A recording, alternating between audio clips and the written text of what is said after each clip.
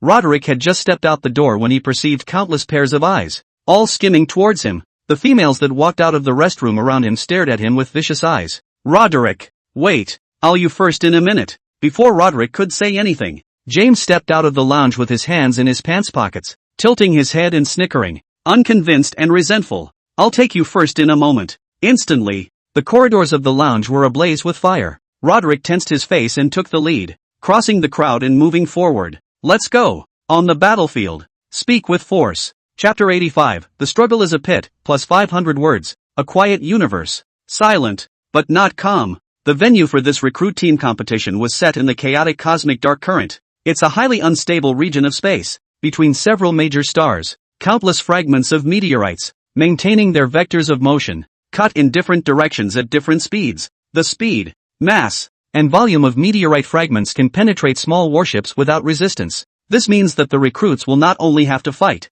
but also be constantly on the lookout for dodging meteorite debris. At this moment, hundreds of transportation ships docked over the cosmic dark current. More than 3 million recruit mechs fish out of the transport ships, quickly surging into the chaotic cosmic dark current. Each mech was 100 meters tall, and its body glowed with a cold white metallic light. Some of the mechs have been personally modified and have been painted with different characters and colors. As all the mechs converged on this spot, a grid of coordinates projected outward from the center of this area. Military drill. Recruit team competition. Starting right now. Counting down to 10 seconds. The recruit contact channel for the million military females opens instantly. 10. The countdown beeped right into everyone's ears. 9. 8. Just then, an abrupt voice, with heavy breathing, came out from the contact channel. Roderick, where are you? 6. V. Roderick, who stood in the cockpit of his mech, linking nerves throughout his body, calmly reported the coordinates. Longitude 4522.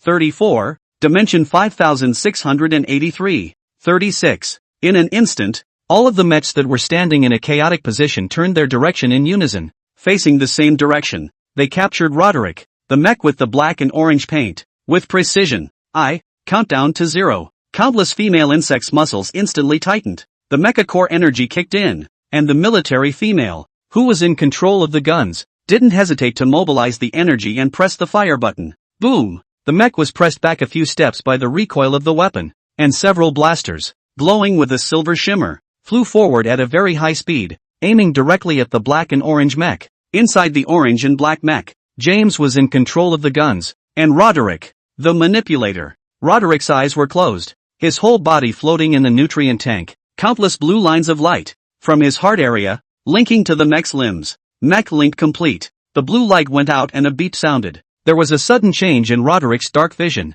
He had the body of 100 meters tall, the vision of a mech, and the surging strength of his limbs. The energy provided by the energy stones was abundant and seemingly endless. Roderick let out a light breath and instantly released the Spade Clan lance in his bones. The huge lance swept across, and with its strong force, it immediately lifted off several military females in the surroundings. An inch long, an inch strong. The females present were the first to see the weapons of the Spade Clan. It was a weapon even longer than a mecha, more than 150 meters long, with 3 ends and 6 sections, as if it were a giant Y-shaped gun. Mechs that were 100 meters tall all looked much thinner around the weapon. When the insect carapace is fused with a mech, their numinous weapons, like the mech, will be gigantic. At the sight of such a large lance, the insectoid with the mantis blade, bee needle, and giant pincer in hand froze. In sharp contrast, their weapons, suddenly turned into toddler Q-tips, were a source of amusement. Many of the insect race's eyes became bloodshot. They stepped through the air, whirled and leapt from space, and rushed explosively toward Roderick. Bam! The silent universe erupted into a loud blasting sound. After Roderick lifted off the female insect, he didn't even pause, immediately throwing his lance, and then stretching out his arms. Countless cannons, bouncing out in unison from the launching pods. Fire suppression. Hundreds of females facing Roderick directly were forced back hundreds of steps hard by the fire. As the gun pods rested and the lances returned from the distance, where the lance passed, it was like being chopped by a sharp blade, and the mechs that could not dodge were cut into 2 sections without any surprise. Just then, an insect race known for its extremely strong defense, snail step armor, suddenly scurried out from behind Roderick, fighting as a team. The snail step armor was followed by 3 or 4 mantis mechs. Roderick didn't blink. Bo didn't stop. He jumped straight up and stomped 3 times in a row with strong power. Bang! The hard shell of the snail step armor suddenly sank in deeply. Even with the fusion of the insect race's nimbus, it only ended up in pieces.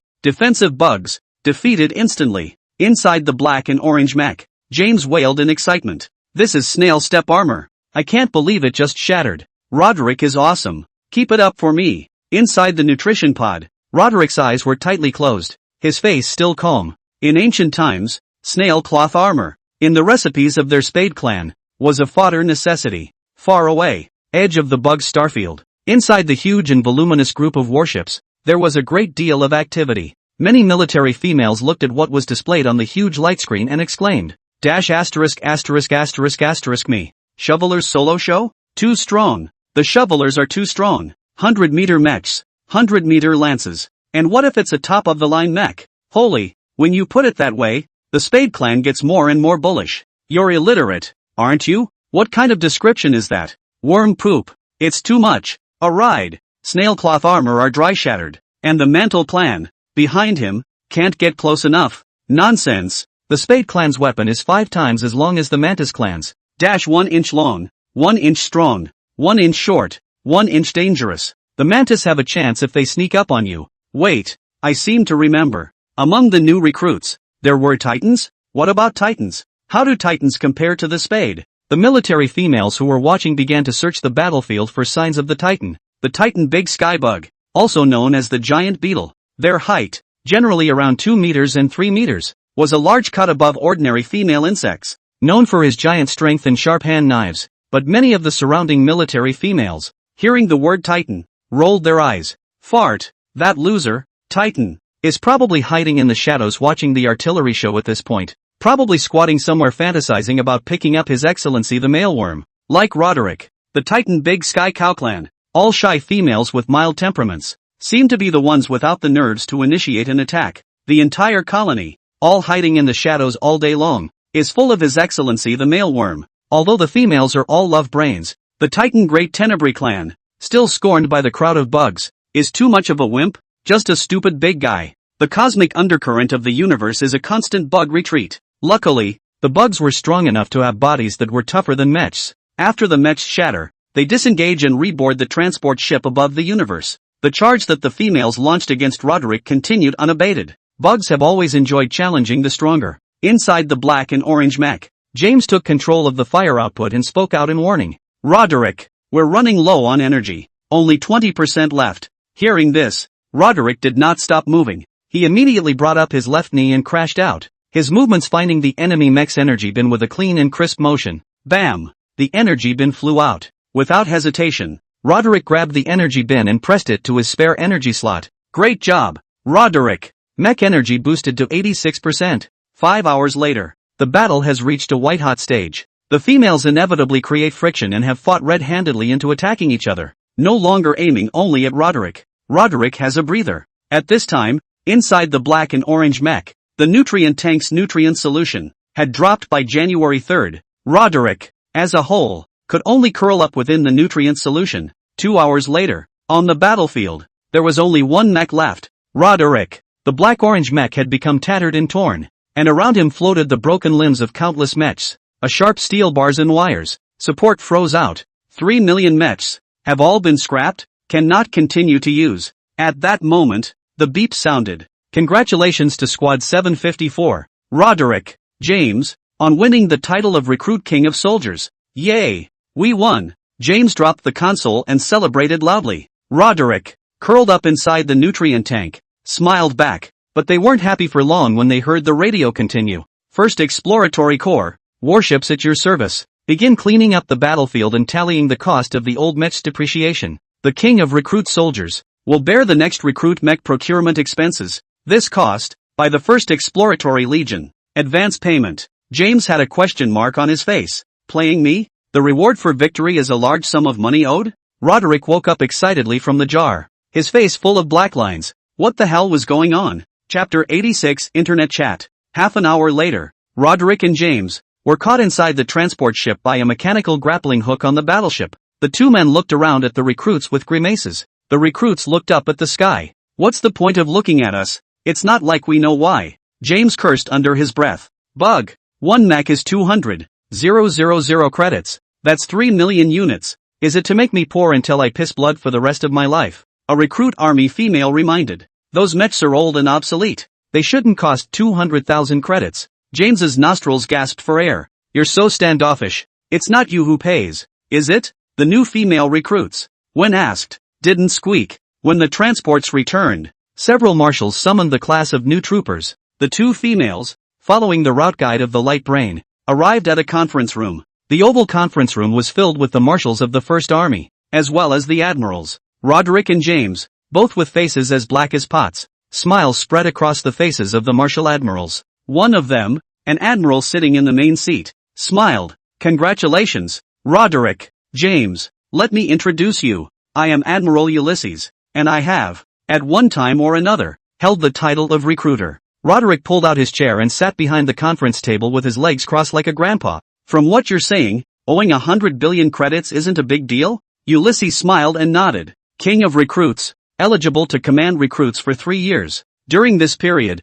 the search for extraterritorial resource planets, 50% of the proceeds are distributed to the military females who contributed. 20% of the proceeds to be used for arms replenishment. The remaining 30% goes to the two of you. Hearing this, Roderick and James looked at each other, and both saw shock in the other's eyes. Ulysses explained, how many contribution points you can harvest will depend on your ability to perform imperiously. Now that the new recruits, each of whom owes you a favor, how to get them to follow orders and lead the new recruits in the search for new energy is your next major task. In 3 years, I hope you'll have managed to turn around and pay off your arrears. Oh, by the way, the old mechs are discounted, and with the recycled scrap materials, you only pay 120,000 credits for a mech. What you owe, in total, is 360 billion credits. The corners of Roderick's mouth twitched. He had originally wanted to take the new Soldier King and show off with His Excellency Han Ling, revealing his strength so that he could prepare for a future date. Now it's a good thing that you're in debt,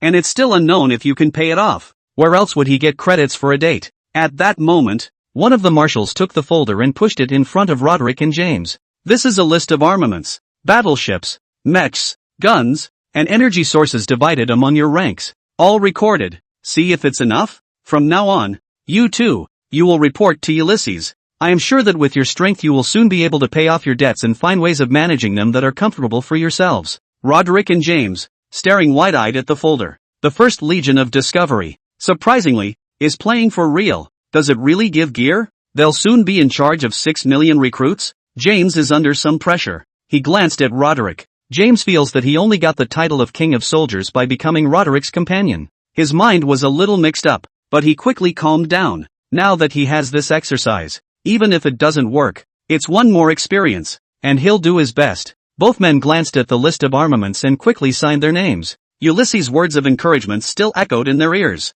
The universe is infinite, full of unknowns and dangers, but if you're strong enough, the whole universe will be your playground. The brave ones will enjoy everything first. When Roderick and James walked out of the conference room, the two of them were 1 foot deep, 1 foot shallow, and floating and whirring their way back to the transport ship as if they were dreaming. The two of them returned to the lounge to gawk against the curious stares of a crowd of recruits. When they returned to the planetary station, they would be able to collect countless warships and artillery from the warehouse. From the warehouse. In time, what awaits them will be a sea of stars. Days for a long time. James came back to his senses. He opened his mouth and was just about to say something to Roderick, who knew that Roderick raised his hand to stop him from speaking. Don't say anything for a while. I need to have a chat with His Excellency Han Ling. The spring breeze is a happy horse. Today Roderick loved career double harvest. At this time he looked back, smiling so much that he could not see his eyes. James heard this and rushed over to him. Let me see.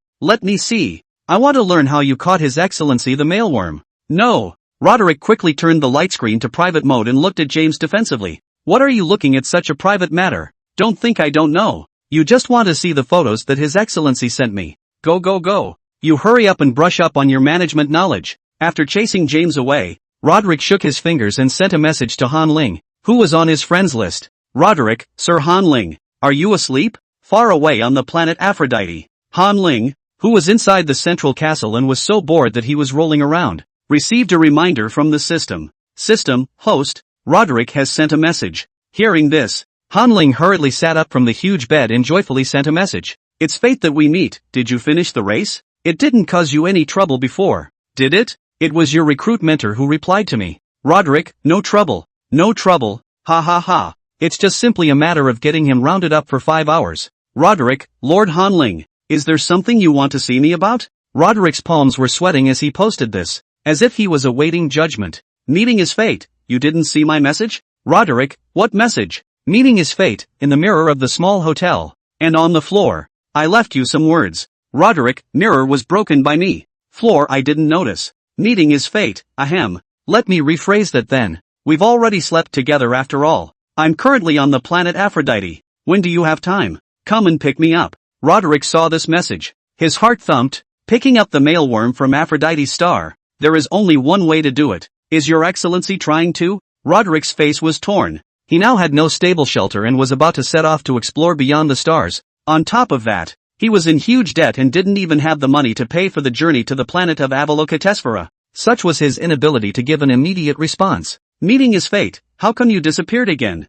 You'd better not turn me down. Chapter 87, Shameless Hanling. At this point, on the planet Aphrodite, Hanling paced the bed anxiously. Roderick's delay in replying had caused him a bit of self-doubt. System, am I not handsome? I'm a gentleman, right? The character isn't bad either. The ability to fry rice is also very strong. And during the last hot period, I felt that Roderick also enjoyed it quite a lot. So what is Roderick still hesitating? Hanling rubbed his face, always feeling that his emotional road was really bumpy. Drip! A message beep suddenly came from the optical brain, and Hanling hurriedly clicked on it to check. Roderick, I'm sorry, Your Honor. I may need a little time. Hanling wrinkled his eyebrows and thought for a long time. Roderick didn't outright refuse or agree, so he should have a hard time. In order to prevent him from running away, Hanling could only use the beauty plan again. Meeting his destiny, pictures. Meeting his fate, full durability, full length, full health. Are you unhappy with it somewhere? Roderick, and star. UN percent at hashtag UN star. And, Hanling's unusual maneuvering startled Roderick. Roderick's light brain didn't even hold it steady, and he mistakenly touched a whole bunch of garbled code and sent it over. Next to him, James was engrossed in his studies and glanced at him quizzically. Roderick, what's wrong with you? Roderick's throat tightened, as if he'd been poisoned. A cough. It's okay, don't mind me. He lowered his head sheepishly, glancing from side to side before gazing down, while a lewd, demented smile appeared on his face. Hanling, who had finished playing the rascal, sent another sentence without any weakness. Meeting his fate, I know you have a hard time, so I'll give you time to think about it. But I'm not going to stand still and wait for you all the time. Unless you send me a picture of your abs every day. Where had Roderick ever seen such a routine? Such thick skin. He just saw that posting a photo would retain his excellency, the male worm, and did so without hesitation. Roderick pretended to change his clothes while lifting up the blue and black uniform of the 1st Legion of Discovery. A strong, lean and powerful waist, with distinctly muscled abs, hidden beneath the belt. Roderick, photo. Roderick, Your Honor, is this okay? Meeting his fate, well, remember to show your face next time. I want to see your hair and eyes. Roderick's face exploded red, and his silver white hair, soaked in nutrient solution, was all brushed back, revealing a handsome brow and forehead, dark gray eyes, hidden under curled lashes. He had a shot under the cover of a fake-out. Roderick, photo. The other side. Hanling held the light brain and began to roll around the bed in excitement as screams continued to emerge from his mouth. Aha! So handsome! Aha! So cute! The system was also speechless when it saw this operation of Hanling's and couldn't help but spit it out. Host, you are overly shameless. Hanling rolled his eyes when he heard this. What do you know? Can't we talk about adult topics yet? Despising the system, Hanling joyfully typed a reply. Meeting his fate, it's great. Meeting his fate, sincerity will be exchanged for sincerity. Abs will be exchanged for abs. Good morning and good night will be exchanged for kisses. Roderick, wanting a picture of me. You know what to do every day. Roderick, aha. Inside the recruits lounge, James watched Roderick's bunch of fakes, clothes off and on, and already had 100,000 curiosities inside about what Roderick and his excellency, the male worm, were talking about. Soon an announcement came from the lounge. The signaling network is ready to be retracted. Please be advised that the signaling network is about to be retracted. They are currently on the edge of the outer realm, with no cell towers or signal transmission centers. It was only earlier, for the military drill for recruits, that the 1st Exploratory Corps had expended energy to lay temporary signal towers here. Now that the scrapped mechs had all been recovered,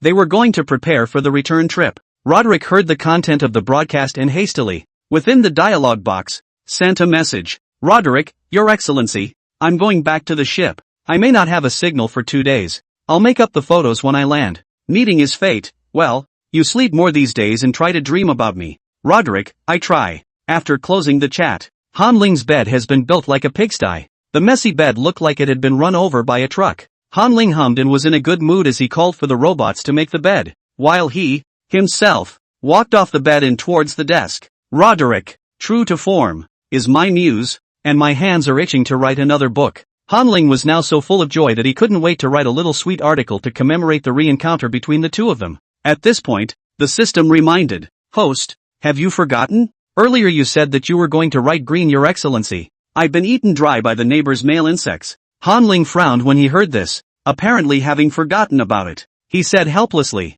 There was some misunderstanding before. I thought Roderick had other male bugs. Now it seems obvious that it was me he liked from the beginning. But since I've already thought of a name before, let's write it and wait for me to conceptualize it. Han Ling leaned on his head with his hand and stared at his desk, giggling every now and then, not knowing what he was thinking. Time flies. 5 days later, Han Ling didn't move a single word and had long since thrown the new novel to the back of his mind. He lay in a rocking chair outside the central castle, soaking up the sun. The breeze was warm, and Han Ling chatted with Roderick while eating the delicacies made by the ordered staghorns. Meeting is fate. Look, here's the lunch I ordered. Meeting is destiny. Pictures. Roderick, these meals are too small. You need to eat more. Han Ling enjoyed picking up a piece of diced beef and stuffing it into his mouth. Meeting is destiny, such a dish. Just for the flavor. After eating I will take some nutritional supplements again. Rest assured. He was on Aphrodite's star, and finally found a normal-sized meal. Within that chat group of more than 400,000 male insects, Han Ling found the chef who specialized in delivering lunches. The food is particularly small and expensive because the mailworm himself is at the helm. However, the flavor is truly superb. When Han Ling was almost done with his meal, the two of them had to say goodbye. Roderick is to lead the fleet and travel to the unknown planet in search of new resource planets. Roderick, good day Your Excellency. I must depart. This is my first trip to the unknown planet. Wish me luck. Meeting is destiny. Good luck. Come back safe and sound, and give you a reward. Roderick, waiting for Roderick's avatar to turn gray. Han Ling put down his light brain, a little disappointed. He had had too much fun these past 5 days. There was food and drink and company, and he and Roderick had sent countless humiliating pictures to each other despite the distance between them. Unfortunately, Roderick was gone for most of the month, during which Bo had no signal. After sitting for an hour, Han Ling stood up disoriented. The system hastily reminded, "Host, 5 days ago, you once said you were going to write a new novel." Han Ling scratched his head. Don't remember at all. Let's talk about it later. Right now I'm not in the mood to write. The system reminded again. Host, you have a lot of things that you haven't dealt with in the past 5 days. Ling Tian Company has sent you dozens of emails asking how the annual meeting will be organized. You haven't read a single one yet.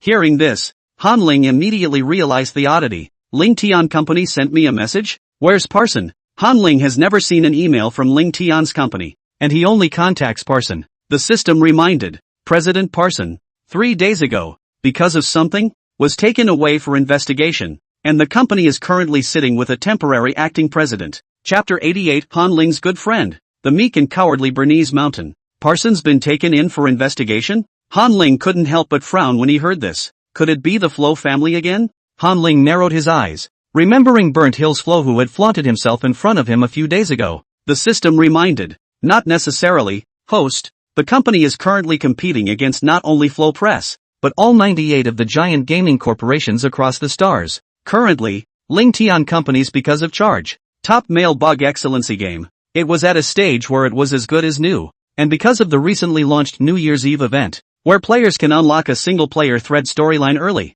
the game is even hotter. It's possible that this time Parson was arrested. The capitals have joined together to manipulate the situation. If you can't handle the chairman of the board, you can't handle the president of the company? Han Ling thought of this and without further delay, he directly opened his mailbox and read the email from beginning to end. The first email from Lintech, from 3 days ago, was a notification from the agency. Inform Han Ling that Parson has been taken away, and the company's operation will be run by the Chamber's agency for the time being. The second email was to inform Han Ling of the meeting, and currently on the Star Network, the negative news of the Ling Tian Company had made it to the top of the hot search list. The third email was that the agency knew about the $60 billion year-end bonus and urged Han Ling to hold a year-end meeting as soon as possible to distribute the year-end bonus. The next dozen or so emails were all centered around year-end awards. It looks like the agency is desperate for a piece of the action. Han Ling snorted coldly. If he said that there was no foul play in this, then his name, written backwards. Host, what are we going to do next?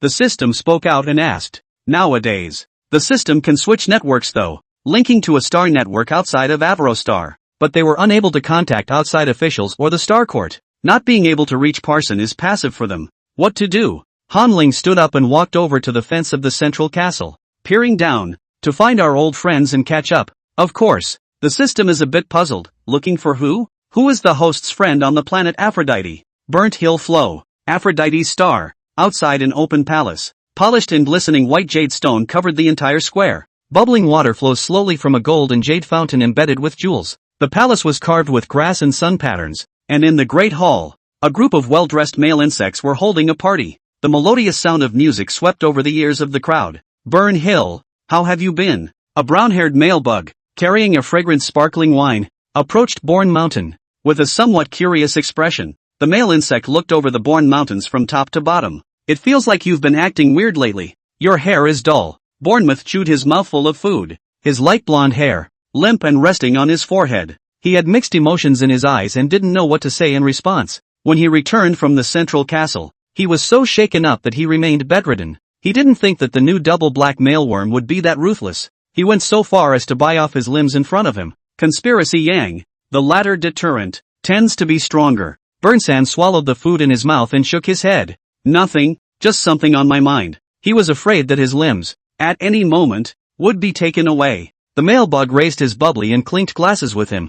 Well, I thought the food wasn't to my liking. I spent 26 million credits customizing this meal. I hope you enjoy the party. Burnsan nodded and took a sip of wine from his glass. Parma, you are still so generous. Thanks for the hospitality. Palma, one of the top wealthy males on the planet Avro. He is the male son of the Parma family and the only child of the Parma family of this generation, directly inheriting the Parma surname. Every now and then, he would host a banquet and gather the members of the other big families for a gathering, enjoying the pride of being surrounded by stars. Laughter emanated from the great hall as all the male insects immersed themselves in the banquet, enjoying the food and the melodious music. Suddenly, an ear-piercing honk sounded. Bell bell bell bell bell bell bell bell bell bell bell bell bell. The continuous and persistent honking caused everyone to look sideways. I saw a male bug, driving a blue tricycle with a canopy, parked in the square in front of the main hall. After taking a look at the male insect's appearance, all the insect clans present breathed a sigh of relief. Double Black,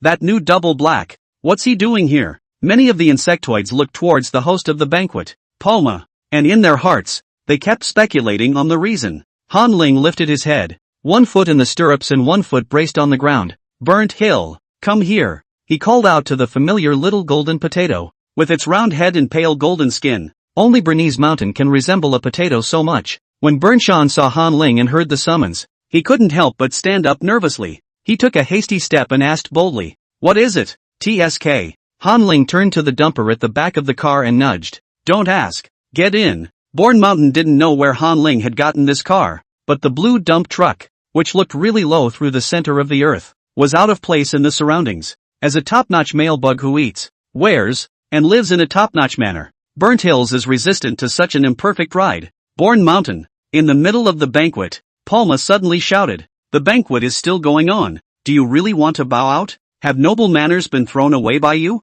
When Burnt Hills heard this, he glanced at Palma with a complicated expression. Thank you for the reminder that he can tell the difference between a limb being important or noble manners. Burnsan stepped out of the great hall and, under Han Ling's guidance, entered the tumbler of the blue tricycle. Sit tight. After Han Ling finished speaking, he twisted the gas and scurried out. Burnt Hill crouched inside the tumbler, too embarrassed to look around, his eyes fixed ahead. Ahead. In his mind, Han Ling laughed at the system. This car is really good. It only costs 3 energy points. Cheap and good to drive. I didn't realize that within the armory, there is this kind of good stuff. System, as you like it. Han Ling drove Bernshan all the way to Bernshan's villa. With the windy ride, Bernsan had been wind-blown silly, his hair flowing back in disarray, and he was a little apprehensive inside at the sight of his familiar surroundings. Han Ling, what do you want in my house? Get out of the car. Open the door and get inside. Under Han Ling's command, the blue tricycle with a canopy drove all the way into the villa. A few moments later, the two sat side by side in the living room couch. Han Ling raised his chin and commanded, now, call the female of your flow family. Bourne Mountain remains a bit dazed. Ha? For which female bug? Call whoever is of high status and find someone who can take care of it. What was the name of the female that had you deal with me earlier? Han Ling's gaze was full of threats as he stretched out 2 fingers and pinched Bernshan's slender wrist. Feeling that his arm was unprotected, Bernsan hastened to dial old Flo's number while he could still move it. The current head of the Flo family is my uncle. I'll call him right now. Chapter 89 Transparent. Worthy of a mastermind. Inside the large, luxurious villa, it was quiet as a pin drop. Bernsan took the optical brain and waited nervously for it to connect. Doh! The urgent electronic voice sounded, and Bernsan sighed in relief and rushed to say, Uncle, it's me. A nonchalant voice came out of the light brain. Junior? What is it? Someone is looking for you. Burnsan scowled, handing his light brain to Han Ling, who was next to him.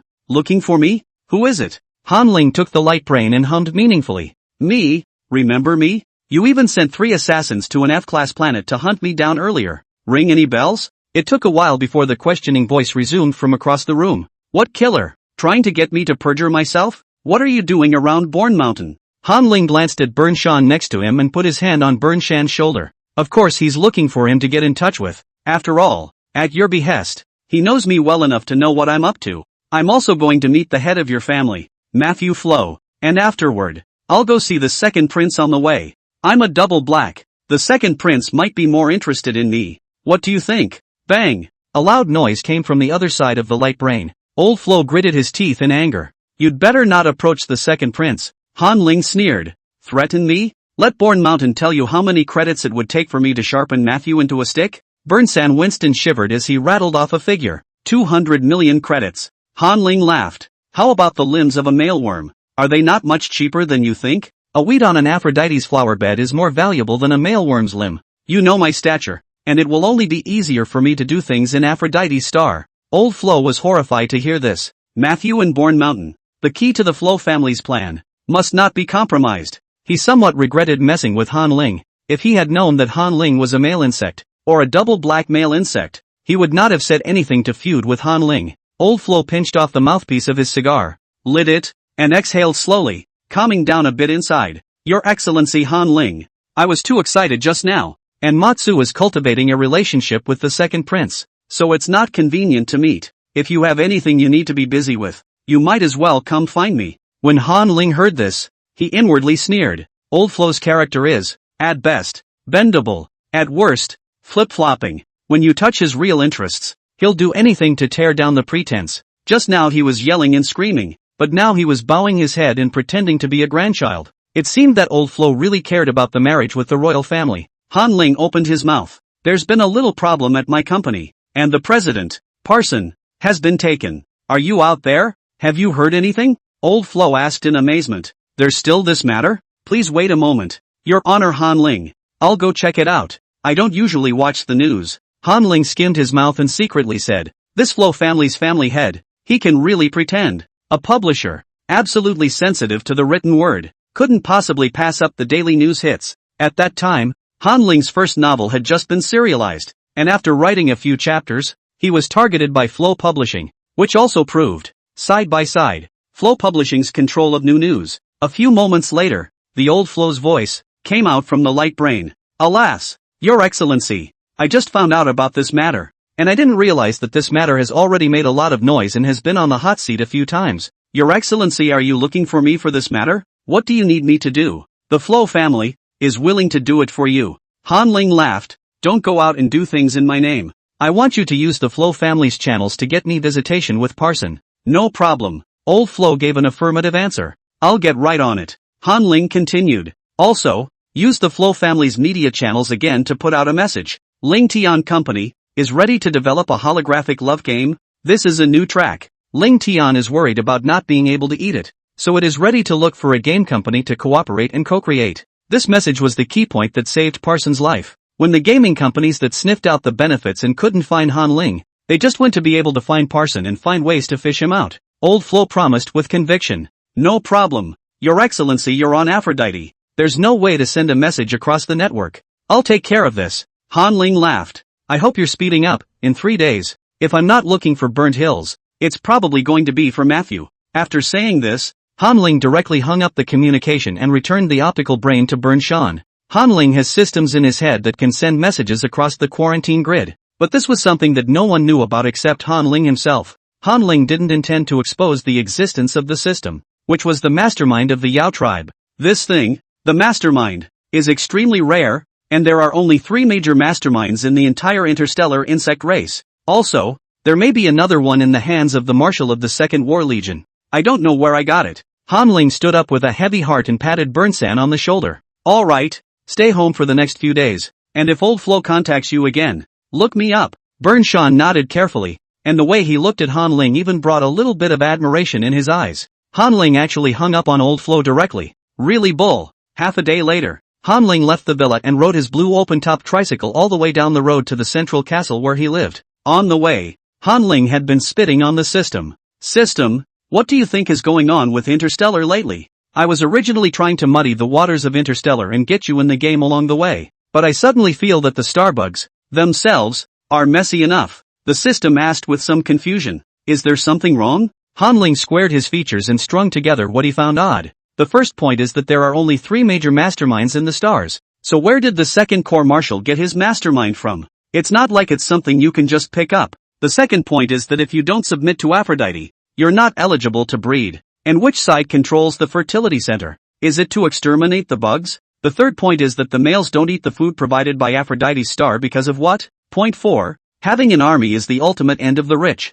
Weapons and strength are what it all comes down to in the end. But the most battle-hardened military females in the stars are also subject to the control of Aphrodite's star. It's so out of character. Neighbors stock up on food. I stock up on guns. The neighbor is my granary. Between forces, fists are hard, but the Star Legion was too weak in the face of Aphrodite. Take the Second Army Corps. For example, if Han Ling was the marshal of the Second Legion, the moment he landed on the planet Avalokiteshvara and exchanged hostages, he would have immediately sent out his troops to take all the male insects captive. Instead of carrying away a few buckets of liquid, the whole clan is dying and the culprits are still not punished? Isn't that hilarious? At this moment, the system's voice suddenly sounded. Analyze several Kenergies based on systematic calculations. There's a 34% chance that it's an alien invasion, that an alien race has manipulated the course of bug history. There's a 33% chance that the bugs and the other outcasts have an exchange of benefits. There's a 33% chance that it's a small number of bugs that want to get back at society before they perish. Put. Han Ling listened with an odd expression on his face and asked, the probability of this is too close. It's totally like it exists at the same time. Chapter 90. Another way to get to the root of the problem. It is said that the wisdom of the world is not enough. The overly clever are bound to be worried and hurt after deducing the brutal end. After listening to the system's analysis, Han Ling realized that the bug race's situation was too dangerous, and also worried about the future of the bug race with a sad face. System, what can we do about this? The system spoke out. Please don't worry about the host. The current conflict in the bugs is mainly based on gender imbalance. When the U came across the universe, the problem was solved. At present, the linking channel of the cosmic plane has been opened, and there are already 236 U races that have produced soul resonance and woken up. Upon hearing this news, Han Ling sucked in a breath and immediately put the question behind him. He asked with some jealousy, there are already 236 females connected to the U? They're progressing too fast. I've only been talking to Roderick for a few days. It's hard to generate soul resonance in the U. They're like stray tangled strands of wool. The only way for the U to start the mental link is to detach themselves from the ball of wool and find another wool of the same color. But once connected, they are true soulmates, fatally attracted to each other. As long as the two wools are the same color, then they are the perfect match. Don't even have to look at any vapid character, personality, upbringing, wealth status, pirates with killers, thieves with crooks. Sometimes your hobbies are just that way. There's no way around it. Even the sins are automatically eliminated for you by the spiritual forces. Like Han Ling, who had no feelings for any females until he met Roderick. After meeting Roderick, the yellow waste automatically fills the mind. Han Ling pedaled his tricycle and cursed with an angry grunt. Roderick didn't even dream about me. How come those old things that sleep over wake up so fast? Hearing this, the system seriously analyzed it. It's no coincidence. The 26 yois who woke up, their female bugmates, are all fans of yours. The host previously posted in his personal column to collect dream stories. There were exactly 26 fans that left long and truthful enough comments. I think it's the novel, or game script, written by the host, that inspired the female bug's desire to court, and that's why the mental link was created. Han Ling forgot to pedal when he heard this, and an idea came to his mind as he rubbed his fingers over the handlebars. Stimulating courtship.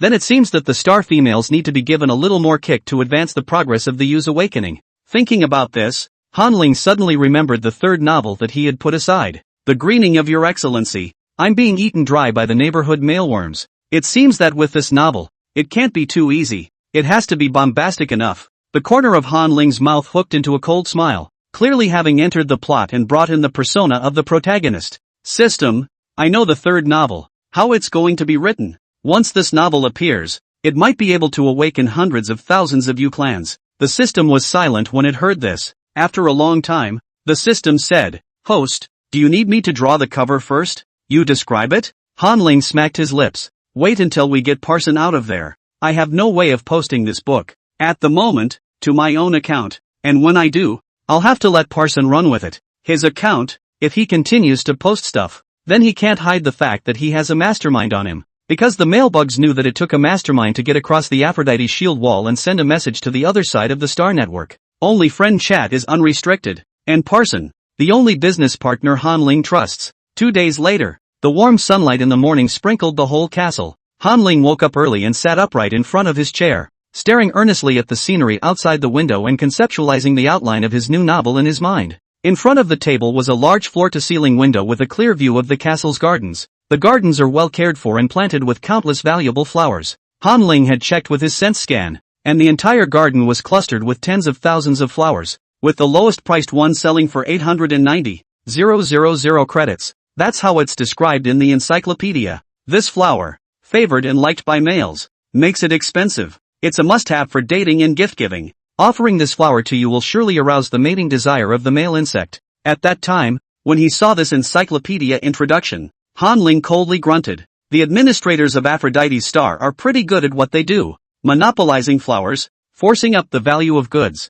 deifying supply and demand, and creating countless luxuries by which to digest and transfer countless credits. Han Ling didn't find these flowers attractive in any way, didn't think the males liked the flowers either. The males of the Aphrodite stars are, for the most part, poor and crazy. They have to cook for people and cut hair for odd jobs while working day and night to earn credits. I'm afraid no one would believe these words. As for the male worms' clothing, food, housing and transportation, although they were all luxuries, how much could they be worth after removing the added value of the luxuries? Broken bottles, 10 credits each, with streets full of flowers. The cost of growing them, plus transportation, is only 6 credits apiece. I'm afraid that 889,994,000 credits worth of flowers were turned into energy, weapons, and transported elsewhere. The people in control of Aphrodite's planet are really bad at what they do. The male bug surrounded by luxury has always been a poor man captive to falsehood. Han Ling stared at the garden, rambling with thoughts.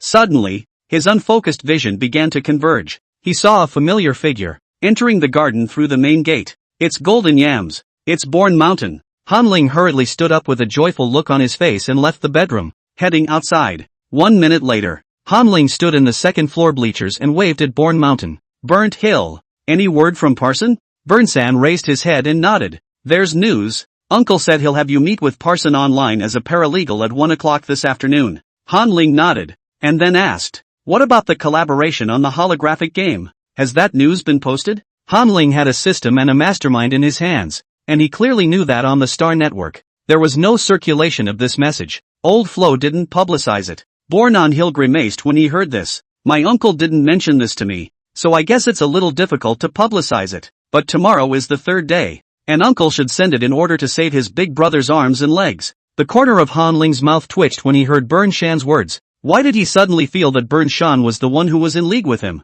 He waved at Burnt Hill. Come on up and you can go back after I meet with Parson. Hearing this, Burnt Hill did not hesitate to step onto the spiral staircase leading to the second floor. Chapter 91, First Little Brother Evolution. Subduing Golden Taro. 10 minutes later. Using Born Mountain's light brain, Han Ling logged into the Star Prison's visiting room and finally saw Parson. Only 4 short days had passed since Parson's arrest, but Parson's entire body was emaciated as if he hadn't slept in an entire year. Dark blue hair was sticking up in 7 twists and turns, his eye sockets were deeply sunken, and his whole body was listless and tired-looking. He was sitting upright in a chair in a light blue cotton prison uniform with shackles on his hands and feet. He looked at the 3 unfamiliar faces that appeared through the light screen and said with an indifferent expression, "Who are you guys? I didn't hire a defense attorney." The lawyer female bug smiled slightly. "I'm just being paid to do a job, and someone wants to see you. It's me, Parson." Han Ling raised his hand and greeted him through the light screen. Parson's dark-colored pupils contracted violently the moment he saw Han Ling. "Boss?" Parson's mouth dropped open in disbelief. Han Ling nodded. "Yeah, it's me. How are you doing? What are they arresting you for?" Parson froze and just stared at Han Ling, forgetting to answer. Before that, Han Ling never showed up at the company, not even a voice. But the first moment Parson saw Han Ling, he was certain that this was the boss. Parson subconsciously thought that only Han Ling would come to his rescue. But how could he not have expected his old man to look like this? Short, black, clean, silky hair, Pale skin, delicate eyebrows and features. Unlike his own strong, fierce look, the boss has a feeling of not looking like a female bug, and looks white and tender. Parson was like a stuck program, watching Han Ling repeatedly, always trying to get the final arithmetic. Is the boss a male bug or not? Parson? Parson? Han Ling frowned. He suspected that his subordinate, who had suffered unreasonable abuse, had become in a trance. Sir Han Ling, what's wrong with this female? Is she stupid? The golden yam, Bernese Mountain, was sitting next to Han Ling at the moment, and he poked his head at the light screen and asked curiously. The words instantly sobered Parson. Han Ling. Parson looked back at Han Ling with wide eyes. Boss, you're a male bug. Han Ling nodded and said, the thing I never told you is that I am the male worm. A look of realization dawned on Parson's face. No wonder. Last time we were all sued by the Male Worm Protection Association. The company and the game managed to survive. It turns out that you, boss, are the male bug. Parson got his answer and his expression became a little excited. He vaguely recalled those game scripts written by Han Ling. Powerful SSR Dex. UR Dex. It's amazing that all this dirt to messy driving was written by His Excellency the Stag Bug himself. Parson? Han Ling's brow furrowed. Why do you have a nosebleed? Got beat up in prison? Parson wiped his nosebleed on his sleeve and started babbling. Boss, I'm fine. I'm fine in prison. It's just that the air on Prison Planet is so dry that I might be a little unaccustomed to it. Plus I didn't sleep well and I'm a little on fire. Han Ling was relieved to hear this. I'm glad it's okay. What were you arrested for? Parson explained, holding his nose. Some people are suing the company for stealing user messages and then selling them illegally. But don't worry, boss, our company is so profitable. Selling information, only a few credits? The company will not do this kind of thing of losing the watermelon and picking up the sesame seed. Now those game companies, they just want to stay up for a while, and while I'm in jail, they're pouring all the dirty water on the company, destroying the company's image and stealing our users. Han Ling was relieved to hear this. Just as long as you know who does it. Parson laughed. Boss, you don't have to worry. I'm the president, and I didn't do it for nothing, so I'll be able to get out when the recent storm passes. Han Ling nodded, then told Parson about his rescue plan, and told him, that's the way things are. Before I wanted to save you out quickly, I let people spread the news that Ling Tian Company is about to cooperate with other game companies to develop a holographic love game. Parson listened to the plan and after a moment of contemplation, nodded. Well, boss, your decision is very correct. Holographic games are the mainstream, and our romance games, paired with holographic technology, will become even better. Han Ling smiled. You've changed a lot. If it was before, you would have resisted if I suggested a holographic game. Parson shrugged his shoulders and gazed at Han Ling. Asses determine heads, and now that I am the leader and have raised a group of gaming tech bulls under me, of course I won't resist holographic gaming. Your Excellency, I've grown and gotten stronger, and so has our company.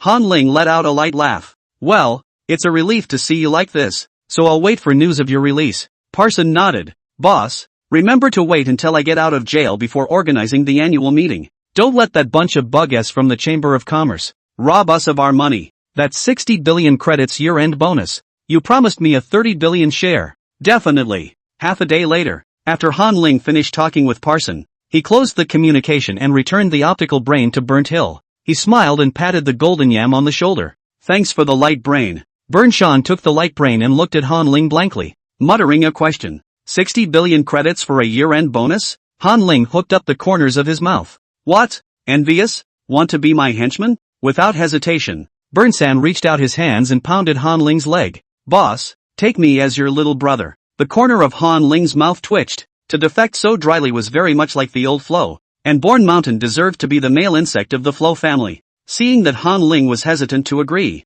Bernshan hurriedly said, Boss, don't you think you're missing a driver for that cool tricycle of yours? I can also always contact my uncle and ask him to do things for you. It's cheap to hire me, and you don't even have to give me a year-end bonus. Han Ling asked with an odd expression. Are you that short of money? Burnt Hill flattened his mouth in painful recollection. Boss, since you blackmailed me for $60 million last time, my wallet is cleaner than my face.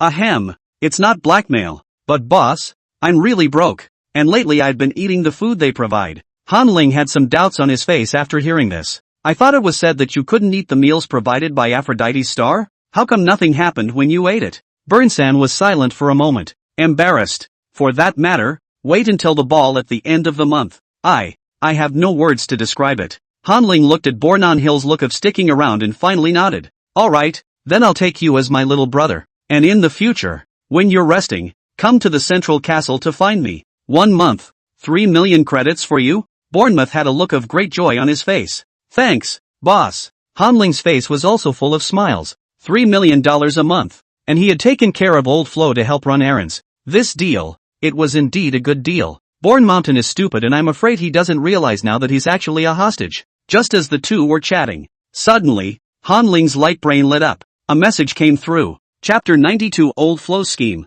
Burnt Hill kindly reminded. Boss, there's a new message from your light brain. Want to take a look? Hanling tapped on the light screen, glanced at it, and skimmed. Don't worry about it. It's a message alert. It reminds me every day. Spam. Hearing this, Burnsan cocked his head curiously and glanced at the light screen. Aphrodite star prompt. Today is January 24th. The end of the month. 7 days away. You will also need to date 10 females. Shared the hot flush period with 2 females. Donate pheromone fluids 8 times. Hanling, please rationalize your time and complete your monthly tasks as early as possible. Warm tip, the last day of the month is a day off. So please don't forget to join the party. Reading the message, Burnt Hill's heart thumped. He asked incredulously, Boss, you didn't accomplish any of the tasks this month? No, not. You are not doing the tasks at all. Burnsan rose to his feet with a flourish and scratched his head frantically. From his face to his head and back to his neck. Aha! Boss, why don't you do the quest? You don't have a date with a single female bug. Bournemouth's action startled Hanling. How did he see the text message and go crazy? Hanling hastily grabbed Burnshan's hand. Wait a minute. Just stop and don't go crazy yet. What's going to happen if I don't finish the job?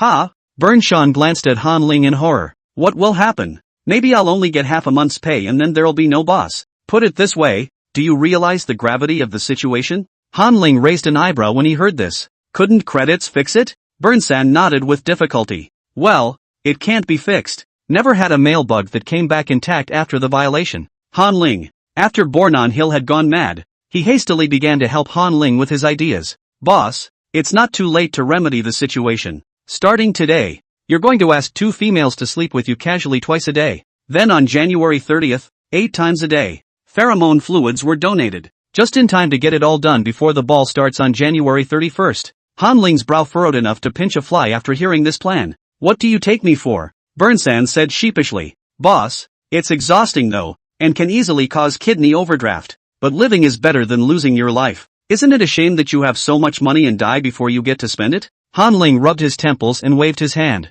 Don't worry about this matter. I have my own measures. Don't go crazy. Go back and rest.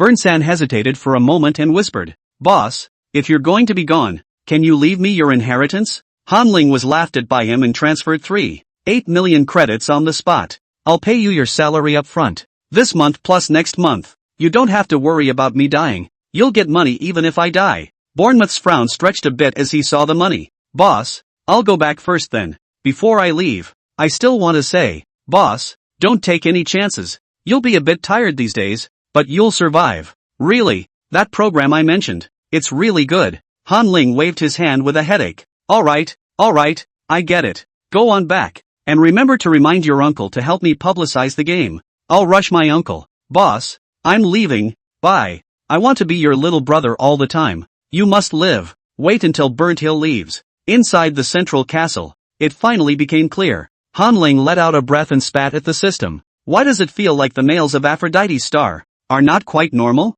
And the male bugs of Aphrodite, the mortality rate is too high. They die even if they don't do a quest. They die even if they have a meal. Is there any law that can regulate this or not? The system said calmly. The host has arranged for the War Legion to come and meet them, and the violation should be no problem. And the male worms of Aphrodite's star are, indeed, abnormal. The host should have also noticed that the male bugs of Aphrodite's star have very low mental power. Hanling nodded. Found out. When I met Martin and Burnsan earlier, I thought the male bugs were low on mental power and were an exception. But then, when I rode my tricycle to find Bourne Mountain, the 86 male worms I saw in that great hall where the feast was held were all very low in spiritual power. Males should be known for their mental prowess and be ready to calm a frenzied female. But the males of Aphrodite seem to only use their bodies. Hanling pondered for half a day and said out of the blue, if, with my novel, I can inspire courtship in female bugs, can it then inspire courtship in male bugs? The system went down for a few seconds and replied, unclear, no examples to cite. Hanling pulled out his light brain and glanced at the chat group with over 400,000 male insects, suddenly wanting to try it out. Practice is the only standard to test the truth. When I have nothing to do next month, I'll write a novel. For this swarm of male insects. Flo Literary Press, Chairman's Office. Old Flo is full of sadness, smoking a cigar and videoing with a female bug. The female bug broke into an agitated fit. Flo, are you crazy? You're going to advertise a game like this? Old Flo, with his cigar in his mouth, said helplessly, it was a choice I was forced to make, and both Born Mountain and Martin, at this time, are on the planet Avaro. Hanling threatened me with both of them. What could I do? Hanling is a double black, and once he contacts the second prince will definitely turn his head and marry Hanling. Our previous preparations are undone. I can't wait until the next one. Can you? Can you wait until the next layout? Old Flo, although his face was not quite old, his body, really, had come to the end of its life. Bugs only have a 2-year aging period. During the aging period, the insectoid's body becomes rapidly stooped. Its hair grays, its teeth loosen, and its skin loses its luster and becomes wrinkled. Old Flo has 20 years left and is going into senility. The female bug across the street was silent when she heard Old Flo's words. Old Flo continued, we can't mess with Hanling's games and novels now anyway, so what can I do if I publicize them? Your 7th Construction Corps? Stop intercepting my manuscript messages. Otherwise, by the time Matthew and Born Mountain die, we won't really have a chance. After a few moments of silence, the female bug left only one sentence before hanging up the communication. If you can't eliminate the female's desire, you can't evolve into an Aurora being, so weigh that for yourself. If you must send it, I won't send anyone to intercept it. The 7th Construction Corps, building everything within the bug starfield, including the construction of the bug star network. Old Flo smiled bitterly, took out his light brain, and sent a message to his men. Flo, manuscripts are ready to be sent out and pushed across all channels. After doing so, Old Flo put down the light brain and let out a long breath. At the very least, Matthew and Born Mountain are safe. When people do things, they do it to themselves. Old Flo was very convinced in his heart that if he didn't listen to Hanling's orders,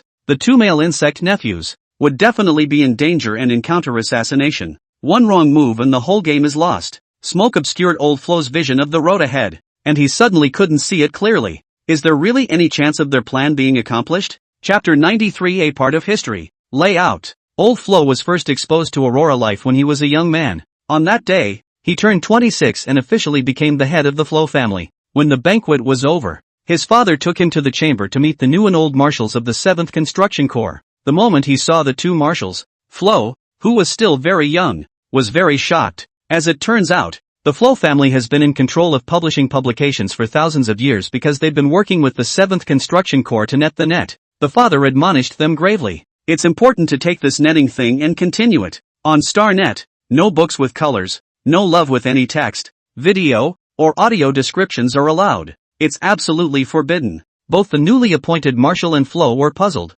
their faces full of incomprehension. Why? Flo asked. The old Marshal opened his light brain, clicked on a video, and slowly told the original reason. 30,000 years ago, the gender ratio of the bugs began to become unbalanced, and according to scholarly projections, we bugs don't have much time left. The bugs will soon be on their way to extinction due to the disappearance of the males. This news appeared and caused panic across the stars. All the bugs are looking for a breakthrough point, hoping to break through the deadlock and move towards a new life. But it's not an easy task. The bugs were nowhere near as powerful then as they are now, and we weren't even out of the galaxy yet. In search of hope, the bugs built spaceships, went all out in research and development of technology, and the entire population was injected with the serum of the Royal Spade clan to strengthen their genes. Later, the Star Bug people, in turn, launched the 8 legions, exploring beyond the universe, and were stepping out of the galaxy and into the universe. The first Legion of Exploration, responsible for outward expansion.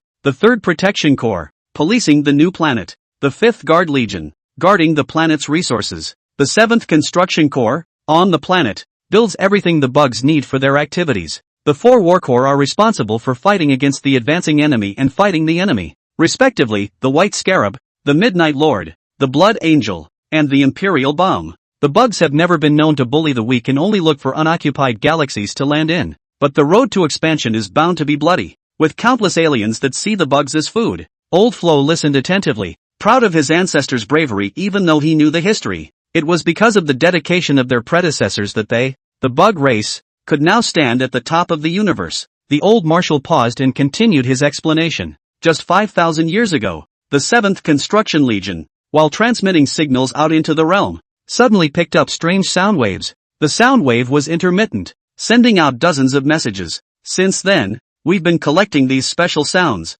When there were enough samples, the cryptographic geniuses of the 7th Construction Corps deciphered the signals. These sounds, they are made by auroral beings. Aurora life? Young old Flo, at once, memorized those 4 words. Yes, Aurora life. The old marshal smiled. Auroral beings are creatures like us, just in a different state. They exist in the form of light aggregates, because they are light. That auroral life, as long as there is a star in the universe, that hasn't gone out, will never go away. In the form of light, a living being? Flo's mind fantasized. Aurora life, which is supposed to be a glowing mass that streams in the sunlight. That newly appointed marshal, somewhat confused, asked in a puzzled voice, "Boss, what does that aurora life and one-color fiction publications have to do with each other? If there is no special theater in the stars to pacify them, then all the females, with their pheromone riots, are mentally drained and out of commission."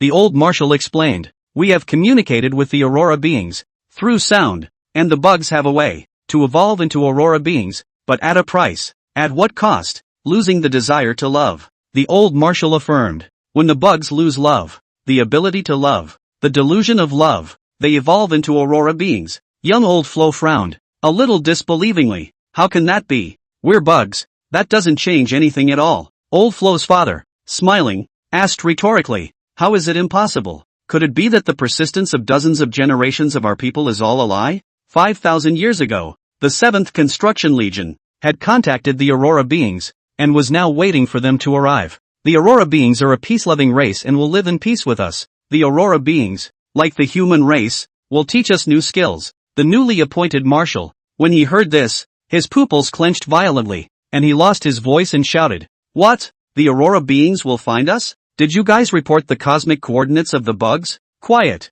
The old marshal slapped his chair. "Like hell. That was our predecessors publishing the coordinates. That was a well-thought-out decision on their part." The new marshal scratched his head. His face twisted. He still couldn't believe why he had to tell such important news as the cosmic coordinates. It's like a house door that clearly has a combination lock, but the homeowner carved the combination into the lock. The old marshal said gravely, "Our coordinates are known to the aurora beings and they are on their way. When they arrive, they will help us and complete the evolution of life. Until then, as long as we eliminate the desires of the bug race, at that time, even if there is not a single male bug anymore, our bug race will not be heading towards extinction." Young Flo, Sr., looked at his father quietly. His father excitedly asked him to swear. "Flo, you must remember that on StarNet, no books, magazines, images, or audio related to love are allowed." The old marshal, too, demanded an oath from the newly appointed marshal of the 7th Construction Corps. "Montague, you must do this.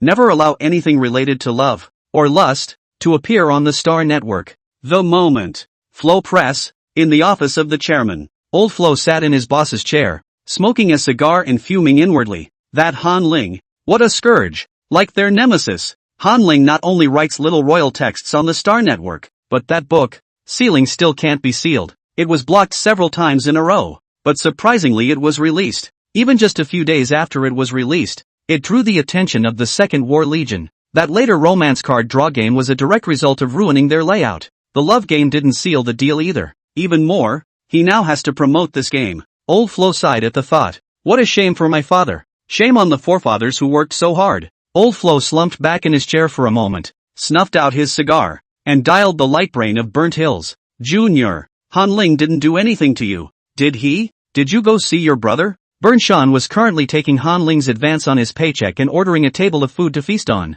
"Nope, don't worry uncle. We're safe now. With my wisdom, I've taken down Han Ling, and he won't make a move against me and Big Brother now. After all, now that he was Han Ling's little brother, how could any of his own people beat up their own people?" The corners of the old Flo's eyes were a little moist. Junior had always been soft and strong, and must have taken it all on himself, not daring to tell him the truth. "Junior, you must stay safe. Contact Uncle often these days." "Okay, Uncle. I'll be sure to keep in touch with you often." Bornan Hila promised, listening to Han Ling. Boss said, "When the time comes, but also have to let Uncle." To help the boss published the third novelet, Chapter 94 Year-End Prize. The sun and moon rotated, and 3 days passed quickly. On New Year's Day, Han Ling was on his light brain and received a message from Parson. Parson, boss. I'm back. Han Ling replied with a smile. Pack up and get ready for the annual meeting tonight. Parson, roger that. 6 p.m. sharp. Bugs have New Year's and holidays though, but for their holiday, they don't take a vacation. The buggy starfield is too vast for a short vacation that won't bring the whole family together and will just make all the time wasted on the road. That's why the bugs have been using the do 5 take 2 break. They don't let the holiday season break their customary routine. If there is an emergency and you need to travel, you can take annual leave. Interstellar law requires that a working bug, each year, shall have no less than 30 days of annual vacation. So when Parson announced in the company group that he was returning and was going to kick off the annual meeting today, all the employees of Ling Tian Company, all of them rang positively in the group. Boss is back. Finally got rid of that gang from the Chamber of Commerce. Woohoo! Boss! I missed you. Boss! You suffered. Wahahaha. It's finally time for a bonus. Rub your hands together. Looking forward to it. Empty the cart. Be sure to empty your cart tonight. Parson watched the group chat with a smile on his face and mixed feelings inside. Nowadays he's no longer a one-trick pony. Now he throws his arms up and a swarm of bugs immediately embraces him. If it had been before, he wouldn't have dared to think that he would have rocked the boat and become the leader of thousands of people in his senior year. Parson sighed for a few minutes before wasting no more time. He took the backbone of the company and gathered them together with the intention of giving them a small meeting first. A few minutes later, inside a conference room, 6 people entered. They are the backbone of Han Ling and the first ones to join the company. They were originally clueless, not yet graduated students. After the experience of the company's startup period, they all became much more composed. Boss, what's the matter with finding us here? Parson smiled. There's not much going on within the company lately, is there? Those people from the Chamber of Commerce, what have they been doing these past few days? Speaking of the Chamber of Commerce, the company's CFO sat back and cursed in exasperation. The guys at the Chamber of Commerce are robbers. They just entered the company and started to move the company's account flow. Our company's finances have been on duty for a week, not daring to take their eyes off the account amounts for a moment. Luckily, we have the chairman's account, and the credits will be transferred directly into the chairman's account after the daily count of the water flow. Otherwise it's really hard to tell. Once the company's accounts don't reconcile, we, the finance department, will go to jail collectively. When the finance department finished, the legal department started spouting off as well. Boss, the people from the Chamber of Commerce, they've been educating the staff and making them nervous. The Chamber of Commerce manages these days, and there is a great deal of grumbling and complaining within the company. Parson listened to the crowd and soothed them. It's all in the past, and the people at the Chamber of Commerce, they're just jealous of our company's benefits package. Don't worry people, just take the Chamber's words as farts and continue to work at the same pace as before. Also, I want to tell you something now. Everyone knows that our company is giving out $60 billion in year-end awards at this annual meeting, right? No. Parson smiled slightly. Now let's discuss this year-end bonus and what form it will actually take. 6 o'clock in the evening. The annual meeting opened on time. Inside the corporate office complex of Ling Tian Company, the atmosphere had reached the top. All employees turned on the video, pointed it at themselves, and stretched the light screen to its maximum. Dense little squares that covered the entire light screen. All the employees of Ling Tian, totaling 680, were present. Each female, at once, was nervous, excited, and a little proud. Most of the company's employees are still in college. They had told their roommates about the 60 billion credits to be given out at the annual meeting. Earlier, the roommates had laughed at them for bragging. How much more money can a broken game make? The boss is not a cutie. He's not a cutie pie. So why should he send you $60 billion? But no matter how hard their roommates' mouths are, the annual meeting was held today, and their roommates, all of them, chose to stay in their dormitories to watch. Be quiet. When Parsons' voice rang out, the venue, which had been noisy just a moment ago, instantly became quiet. Whoever speaks louder in the online meeting room, then his avatar will follow suit. That way everyone could see who was speaking. Many of the staff's college roommates' eyes widened in amazement as Parsons' avatar grew larger. What the hell? Why is the president of Ling Tian Corporation in a college dorm room? The CEO is also a college student? Parson sat in his chambers and smiled and waved. Hello everyone, I'm sure you all know me. I'm the president of Lynx. My name is Parson. The company was established 3 months. This period of time, we pectinate and move forward. Parson's piece, which took half a month to prepare, was completely heartfelt and brought tears to his eyes. He choked. It was Ling Tian Company that changed our destiny. And the person I am most grateful to is the company's chairman. Today, I would like to thank him again, because next, the chairman will announce the amount of everyone's year-end awards at the annual meeting, totaling $60 billion in bonuses, and I would like to invite our chairman to speak. Many of the employees had followed Ling Tian all the way. They applauded with excitement and the same tears in their eyes. Joining Ling Tian is really a chance to change your destiny. Aphrodite's star. Inside the central castle, Han Ling sat at his desk and tapped on the voice. At this time, Han Ling got a list, which was tallied by Parson, the employee reward table. Han Ling is a shirker, completely unaware of the company's specifics. He just has to read from it. It was the first time he had spoken in front of his staff. Although he didn't show his face, Han Ling said with a smile, "Hello everyone, I'm the chairman of the company, and next, I'll be presenting the awards. First of all, I would like to thank the company's manager, Parson, who led everyone all the way and who made this game with his own hands. So I would like to give the president, Parson, a bonus of 30 billion credits."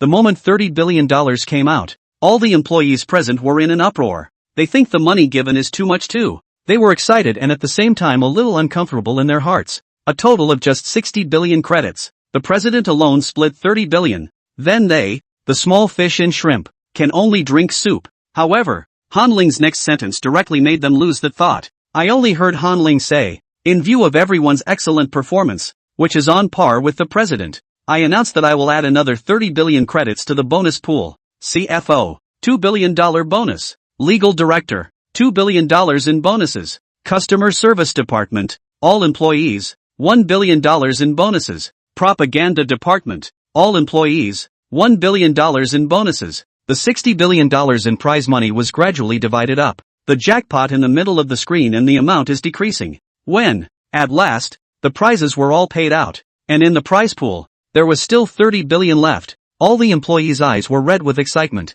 Who gives out bonuses in billions? 3 months of work for them is as much as 100 years of work for the rest of the bugs. As for how the $30 billion will be divided, they are looking forward to it. Just listen, said President Parson. As you all know, our company bought a planet. The remaining 30 billion credits, the chairman decided, would be used to purchase warships. Give every employee of the company a battleship worth $10 million.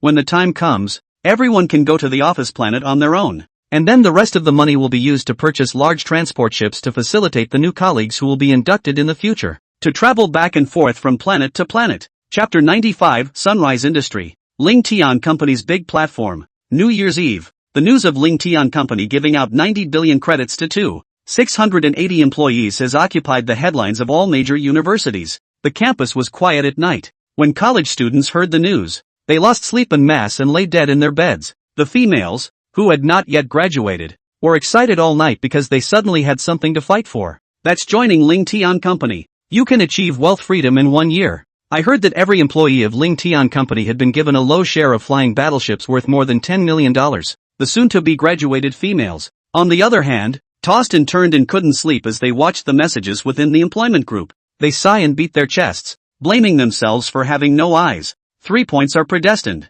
7 points rely on hard work. The remaining 90 points, all multiple-choice questions. Previously, Ling Tian had recruited at the school, and there was a record of recruitment within the employment group. However, because of Ling Tian's small reputation, recruitment requirements are not high. The treatment is average, only a few graduates to interview.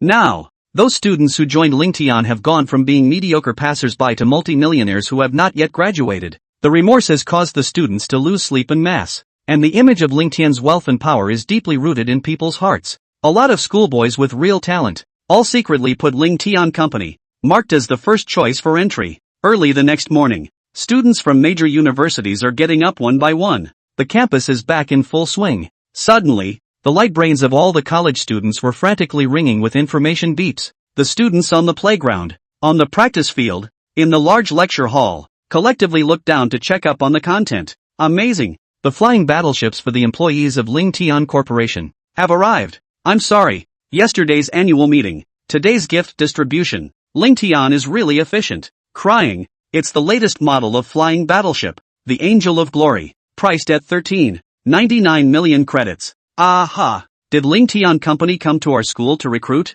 Why are there 6 flying battleships parked in front of the school? Bastard! I'm envious. Can I get an inside job at Ling Tian? Please, recommend me for the job. Within every college group chat, photos of battleships were spreading like crazy. Each photo looks different, with all sorts of angles of the entrances to major colleges and universities. The smooth lines of the silver-gray battleship, shaped like an orca, stood silently on the tarmac in front of the school. The battleship was so fresh. The little tires on the lifting frames, they weren't even dusty yet. At the forefront of the battleship, a three-dimensional golden angel, holding a mantis sword, assumes a battle stance. The Battle Angel logo, which is replaceable. You can follow your owner's race and change your look. The B, for example, can be replaced with angels who use lances. This is a flying battleship worth 13 million credits. If they don't go to the major legions to join the army, most bugs, the highest class of battleship they can use in their lifetime, is just this one. At the entrance of the school, countless college students gathered around,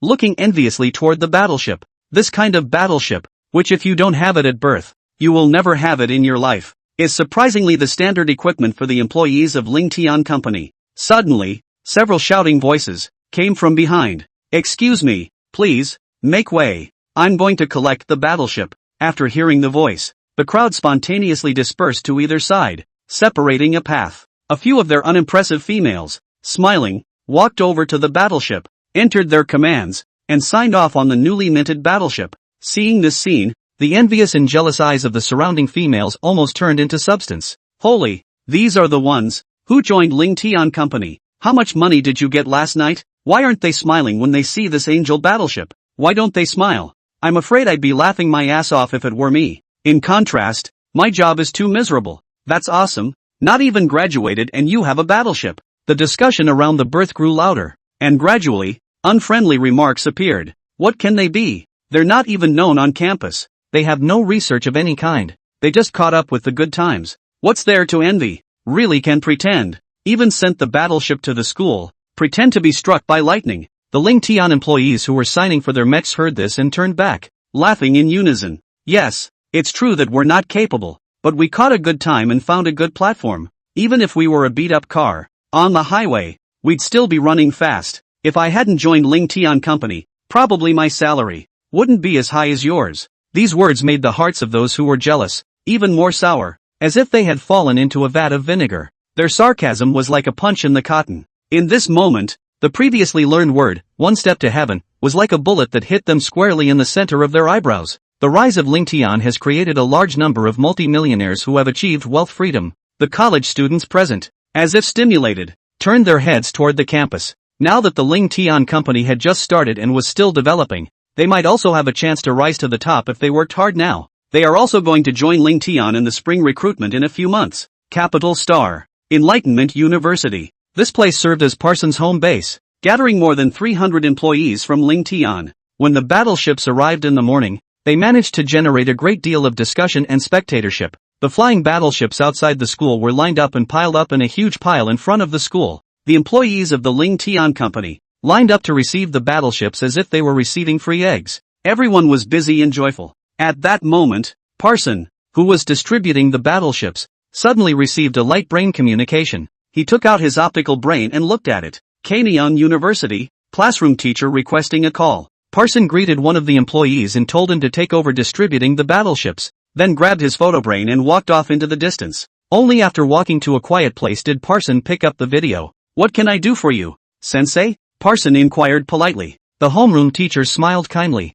Parson, I heard that your company gave out year-end awards last night? There was a big show at the school gate today. I saw it too. Congratulations. Parson laughed. Well, the company did have its annual meeting yesterday, and the employees all got a nice share of the bonuses. The classroom teacher nodded in satisfaction. Here's the thing. I'd like to apply to the school to have you listed as this year's outstanding graduate. On graduation day, the top graduates will be required to give a speech on stage. Would you like to do that? If you get busy and don't have time, I won't apply. Outstanding graduate? Parsons' mind was blown. Teacher, all the best graduates of the past years are masters and doctors with research achievements. Can I do it? Don't get ahead of yourself. You've now achieved success in the worldly sense. I've heard it all. You yourself split $30 billion last night. The homeroom teacher laughed with a look of honor. Parsons' heart was raging, torn between saying yes or no. However, the homeroom teacher was straight up hammering away. Then it's a deal. I'll apply upwards today,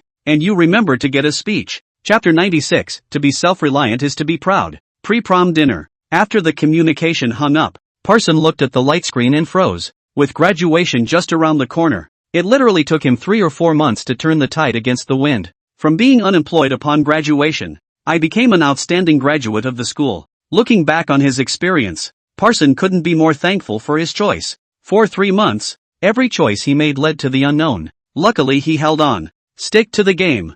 Stick to following Boss Han Ling. Stick to. Parson rubbed his fingers together as he settled down and finally worked up the courage to dial his father's lightbrain call. After 6 months, he could finally give his father an explanation. Parson's female father, a lieutenant general in the 1st Exploratory Corps, Paris, the 1st Legion of Exploration, which spent years exploring outside the domain. Parson wasn't sure, at this point, if his father was in the starfield. Toot toot. Luckily, the communication was quickly picked up. Parson? The familiar voice came out. Well, Parson calmed his excitement. Happy New Year, Father. Father Paris's hearty laugh came. Ha ha, Happy New Year. Another year? I didn't even notice. What's the call for? Could it be that you're reporting to the 1st Legion? Couldn't go down that road in the game. Could you? Of course I have good news for you. Parson smiled as he organized his words and gave a quick rundown of what had happened in the meantime. Now, I'm the president of Ling Tian Company. I just got my $30 billion year-end bonus last night.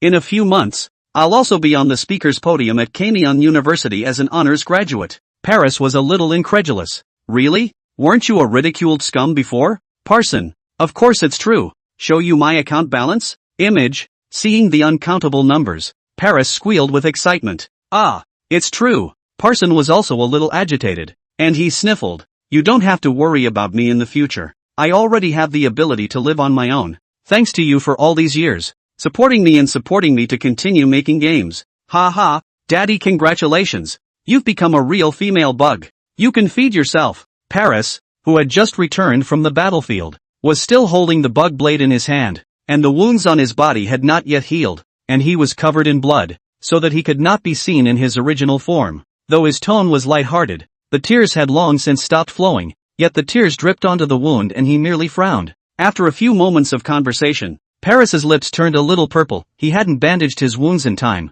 and he was already drenched in blood. Paris laughed. Well, Parson, I'm off to report for work, so I'll talk to you sometime. Whatever you've become, you've been a source of pride to me. Well, goodbye, Father. After hanging up the communication, Paris happily limped off to the military medical base. None of the bugs could laugh under the monstrous gender ratio. The females are desperate to earn credits to have offspring. However, the energy of the female is limited. The female has no way to nurture her pups while shouldering her social responsibility. Paris had been kicking himself that he hadn't been a part of the bug pups' growth. The good thing was, the pain was over, and his bug pups, too, had the ability to stand on their own. Paris smiled in relief. At that moment, a comrade in arms came up to him and asked with a frown, "LT, General Paris, why haven't you gone to get patched up? Do you want me to help you?" Paris waved his hand. "No need. Ha ha, I've calculated the bleeding and can walk there on my own. By the way, do you know the game charge? Do you know the game?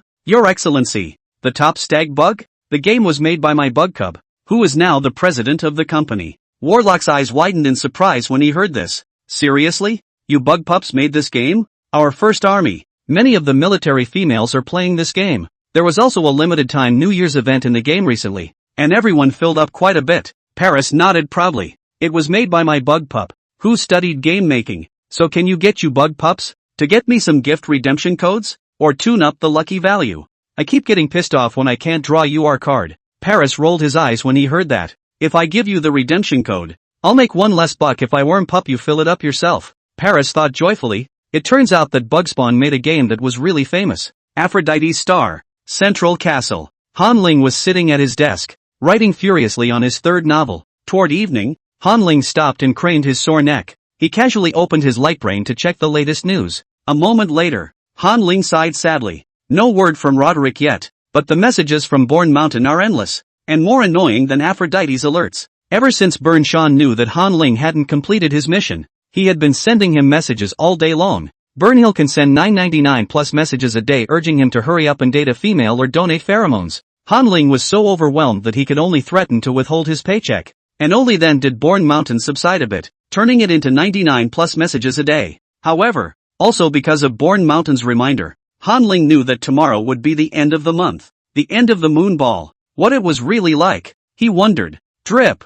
Just then, the message tone of the light brain sounded. Han Ling picked it up and glanced at it. And it was another message sent to him from Burnt Hill. Born Mountain, boss. Want to come to dinner? It's at the last garden hall. Buffet? No money. Someone's treating. Han Ling, no. You eat it yourself. Born Mountain, well, I won't wait for you then. I was going to have a last supper with the boss and say a proper goodbye. Han Ling, bad luck. Dock your pay. Born Mountain, heh. I'm not afraid of deductions at all. Where would I get my paycheck if you were hung up? I've been prepared for no paycheck for a long time. Han Ling, I'm going to remove your arms and legs. Before I die, I'll make sure to kill you too. Born Mountain, boss, I'm wrong. I'll kneel for you. I'll punish myself with 3 plates of buffet. Don't come back. Bye-bye. In just a few short words, Han Ling's lungs ached from being exasperated. Born Mountain was poor-mouthed and slipped his knees even faster, with little backbone at all. And every time he was angry and helpless. At that moment, the system spoke out.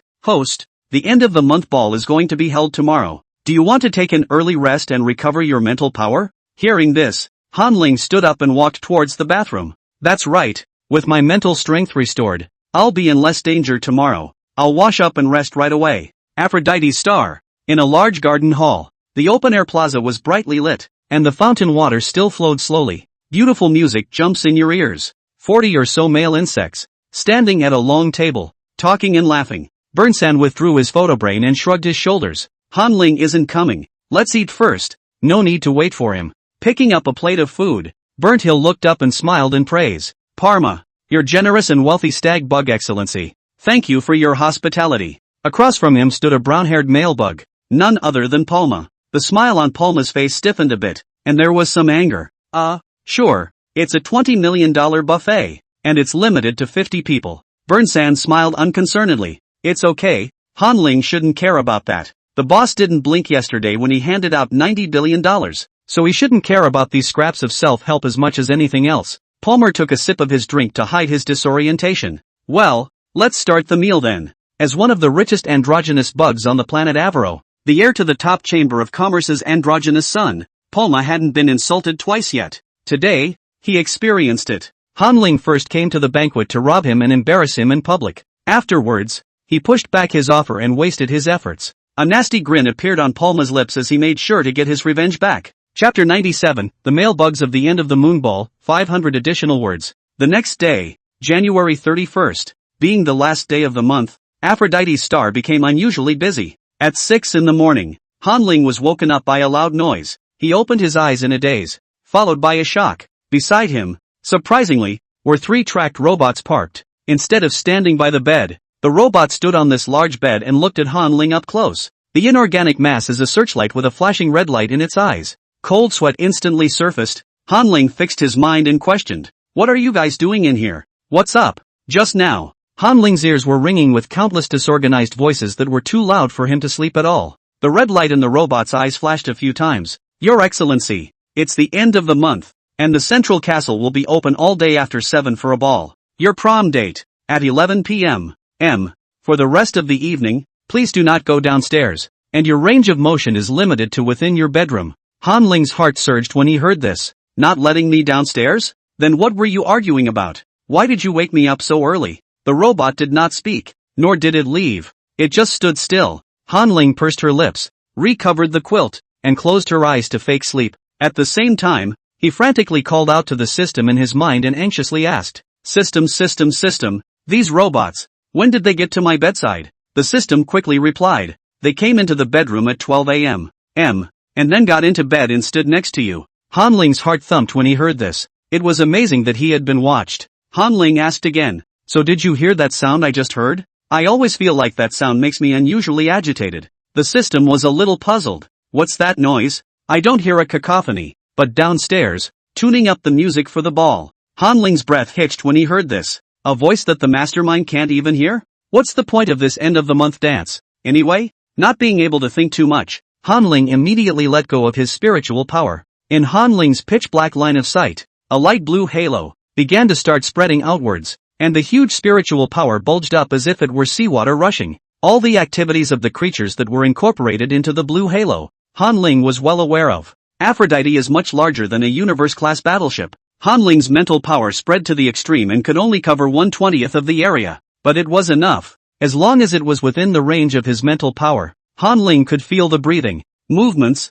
and conversations of every male insect. As he had seen and heard with his own eyes and ears, Han Ling sensed that a large number of male insects were approaching the central castle where he was. There were even quite a few male insects that had already arrived at the entrance of the central castle, standing quietly in place, waiting for the door to open. Seeing this scene, Han Ling sensed that something wasn't right, and his fingers trembled as his mind frantically calculated. The number of male worms on the planet Aphrodite remained steady at over 600,000 year-round. If it starts at 7, each dance lasts an hour. It goes until 12 p.m. and can host a total of 17 dances. The number of male bugs per prom needs to be around 40,000 or so. Calculating this, Han Ling's heart beat wildly. Even if the central castle was bigger, there was no way it could hold 40,000 people at the same time. What is the concept of 40,000 people? It is equivalent to a mega-class A stadium. Han Ling's favorite place to stand before was on the second floor,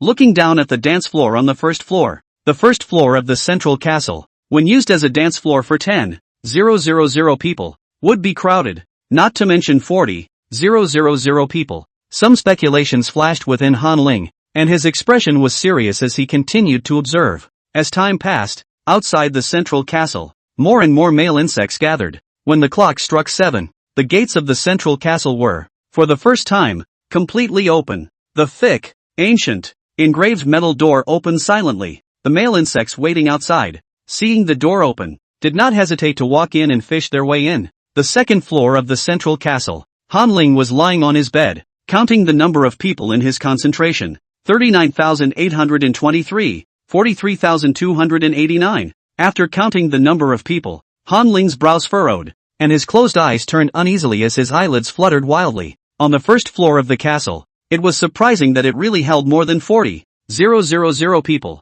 That's not the right number. Even inside the hall on the first floor, the male insects were literally spinning and dancing. The feet staggered without touching anyone around them. Han Ling opened his eyes and looked at the 3-tracked robots with an expressionless face. I need to go to the bathroom. Get out of the way. 3-tracked robots, each weighing 400 or 500 kilograms. They pressed down on the quilts around Han Ling, pressing them to death and not allowing Han Ling the possibility of turning over. With Han Ling's strength, he definitely couldn't shake these 3 machines, so he could only outsmart them. Besides, Han Ling did want to pee. The 3-tracked robots, hearing Han Ling's words, stepped back slightly. With the pressure of the quilt gone, Han Ling stood up and began to measure the bed with his feet. He asked in his head, "System, is there a video recording the usual me getting out of bed? Pull it up." The system is the mastermind, with the memory equivalent of infinity, and it is always collecting information to feed the processor to analyze behavioral movements and become smarter. Upon hearing Han Ling's words, the system took only a second to retrieve 8 videos of Han Ling waking up at different times and started playing them at the same time. 1 step, 2, 36 steps. At that moment, Han Ling's body, imperceptibly, paused for a moment. In past videos, Han Ling, at this moment, has walked off the bed. But now, Han Ling was still a distance away from the bed. The space in the central castle got bigger, at least 8 times bigger. The dance floor on the first floor, which can hold over 40,000 males at once, explains it. The interior of the central castle has become larger, indicating that a spatial distortion has been created here. The system reminded in his head, the host, the star bugs, do not have the ability to warp space. Han Ling nodded gravely. Earlier, you calculated that the probability of an alien invasion was 33%, so it seems that this conjecture is true. There are foreigners that take control of the central castle on the last day of every month. And what is their purpose? Then, Han Ling walked into the restroom as usual and cleaned up his personal hygiene. By the time he was back in his bunk again,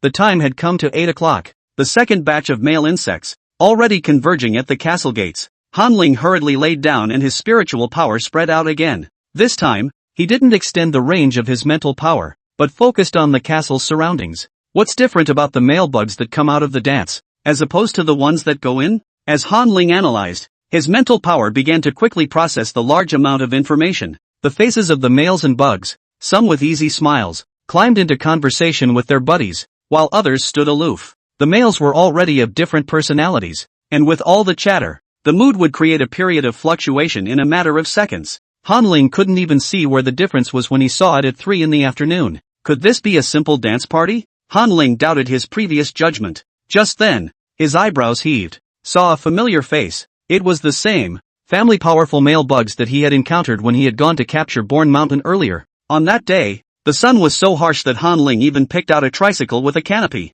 When he arrived at the fountain square, Han Ling parked against the light. He didn't get a good look at the faces of the male insects, but he remembered the fluctuations in their mental power. Han Ling pursed his lips and stared earnestly at the group. The breakthrough was here. 10 minutes, 20 minutes, 1 hour. When the group of male insects left the castle, the strings in Han Ling's mind were instantly taut. It's different. Before and after the male bugs dance, it's really different. The mental power of the male insects, surprisingly, had disappeared by more than 60%. Those familiar spiritual power fluctuations from before were weak as if they were dead at this time. As calm as water, Han Ling heard that the male insects yawned and talked. Ha ha, it's kind of fun to be a little exhausted at the end of every dance. Just go back and catch up on your sleep. Tomorrow is a new January. Well, come on. It's time to go back. By now, the time was 6 o'clock in the evening. Han Ling finally figured out why the end of the month ball was held. There are foreigners that are devouring the male insect's spiritual energy. So, do the intergalactic females know about this? Han Ling's fists gradually clenched, and for the first time, there was anger within him. The male insect's spiritual power was like the female insect's force. It was all their means of self-preservation, their base and capital for survival. Who, exactly, was depriving the male insect of his mental powers? To do so, this is like taking unarmed people and driving them into a battlefield under fire. No different from killing them. Chapter 98, The Last Ball. Just as Han Ling was holding his fire, on his optical brain, a message beep suddenly sounded. Han Ling tapped the light brain on his wrist and a chat light screen popped up. It's a message from Burnt Hill. Burnt Hill, holy, boss, I'm gonna die. Han Ling, what's wrong? Bourne Mountain, I got drunk yesterday and I'm just now waking up. And I woke up to find out that I was actually scheduled for the last dance. Han Ling, how was the last dance? Is it going to be dead? Bourne Mountain, I don't know. But the male bugs at the curtain call ball, they all disappeared and no one knows where they are. Woohoo!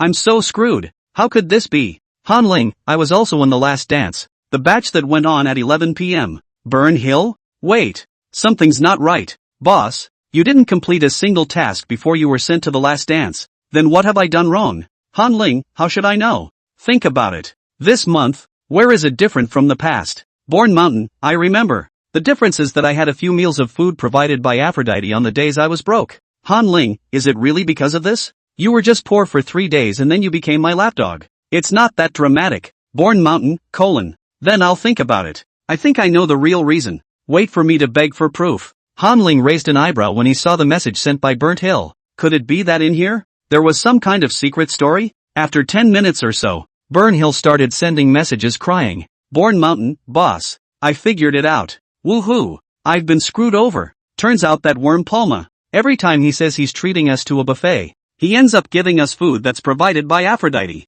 Burnt Hill, ooh. I ate 7 or 8 buffets hard this month because I didn't have any money. Bourne Mountain, what to do? Boss. Han Ling saw Burn Shan's somewhat broken speech and sent a message to pacify him. It's okay, with you as my back. I'm relieved even if I die. Bourne Mountain, ooh. Boss, I'm dying. Why are you still bullying me? Woohoo. For the next couple hours, Han Ling had a conversation, chatting with Burn Shan, his mind constantly thinking of countermeasures. During this time, he let go of his mental power and probed outwards, looking for the Male Worm Management Association. With this exploration, Han Ling's heart became heavier. The administrator of the central castle, Edwards, is a good 30,000 meters away from the central castle. The Male Worm Management Association, surely, knew about this matter of the male worm's spiritual power being stripped away, and had tacitly approved of the existence of the alien race. Han Ling sneered at the thought. He's never been a kind man. Anyone who hurts him, die for me.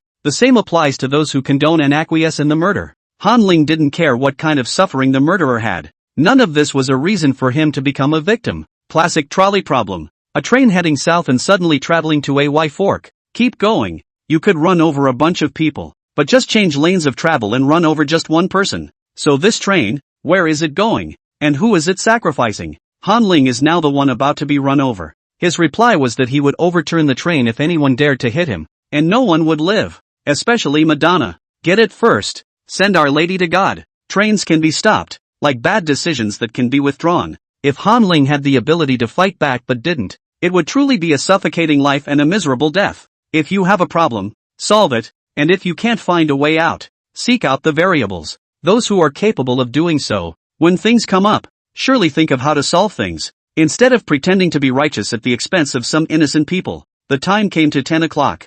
Burnsan put down his light brain and began to wash up, preparing to head to the central castle. Han Ling also sat up and picked out clothes from the closet. Since living in the castle, the closet inside the castle has been stuffed with all kinds of clothes. These were the clothes that Aphrodite Star had prepared for Han Ling, and most of the clothes came with a cloak, so it was obvious that they valued Han Ling as a double black male insect. However, Han Ling had violated the male bug management rules in the very first month of his arrival, and he wondered if the Male Bug Management Association would feel sorry for the quality genes of the double black. Han Ling fastened his cufflinks in the mirror, and a hint of a spring-like smile appeared on his expressionless face. He wanted to see what the alien race that made Aphrodite Star submit of its own accord was. At this moment, the system was in his mind. Encouragingly, host, go for it, let go and do it. Keep you safe system, still keep you safe, even in death. We merely return to the river of time and continue to sleep, waiting for the next revival when the energy builds up. We, the Yu clan,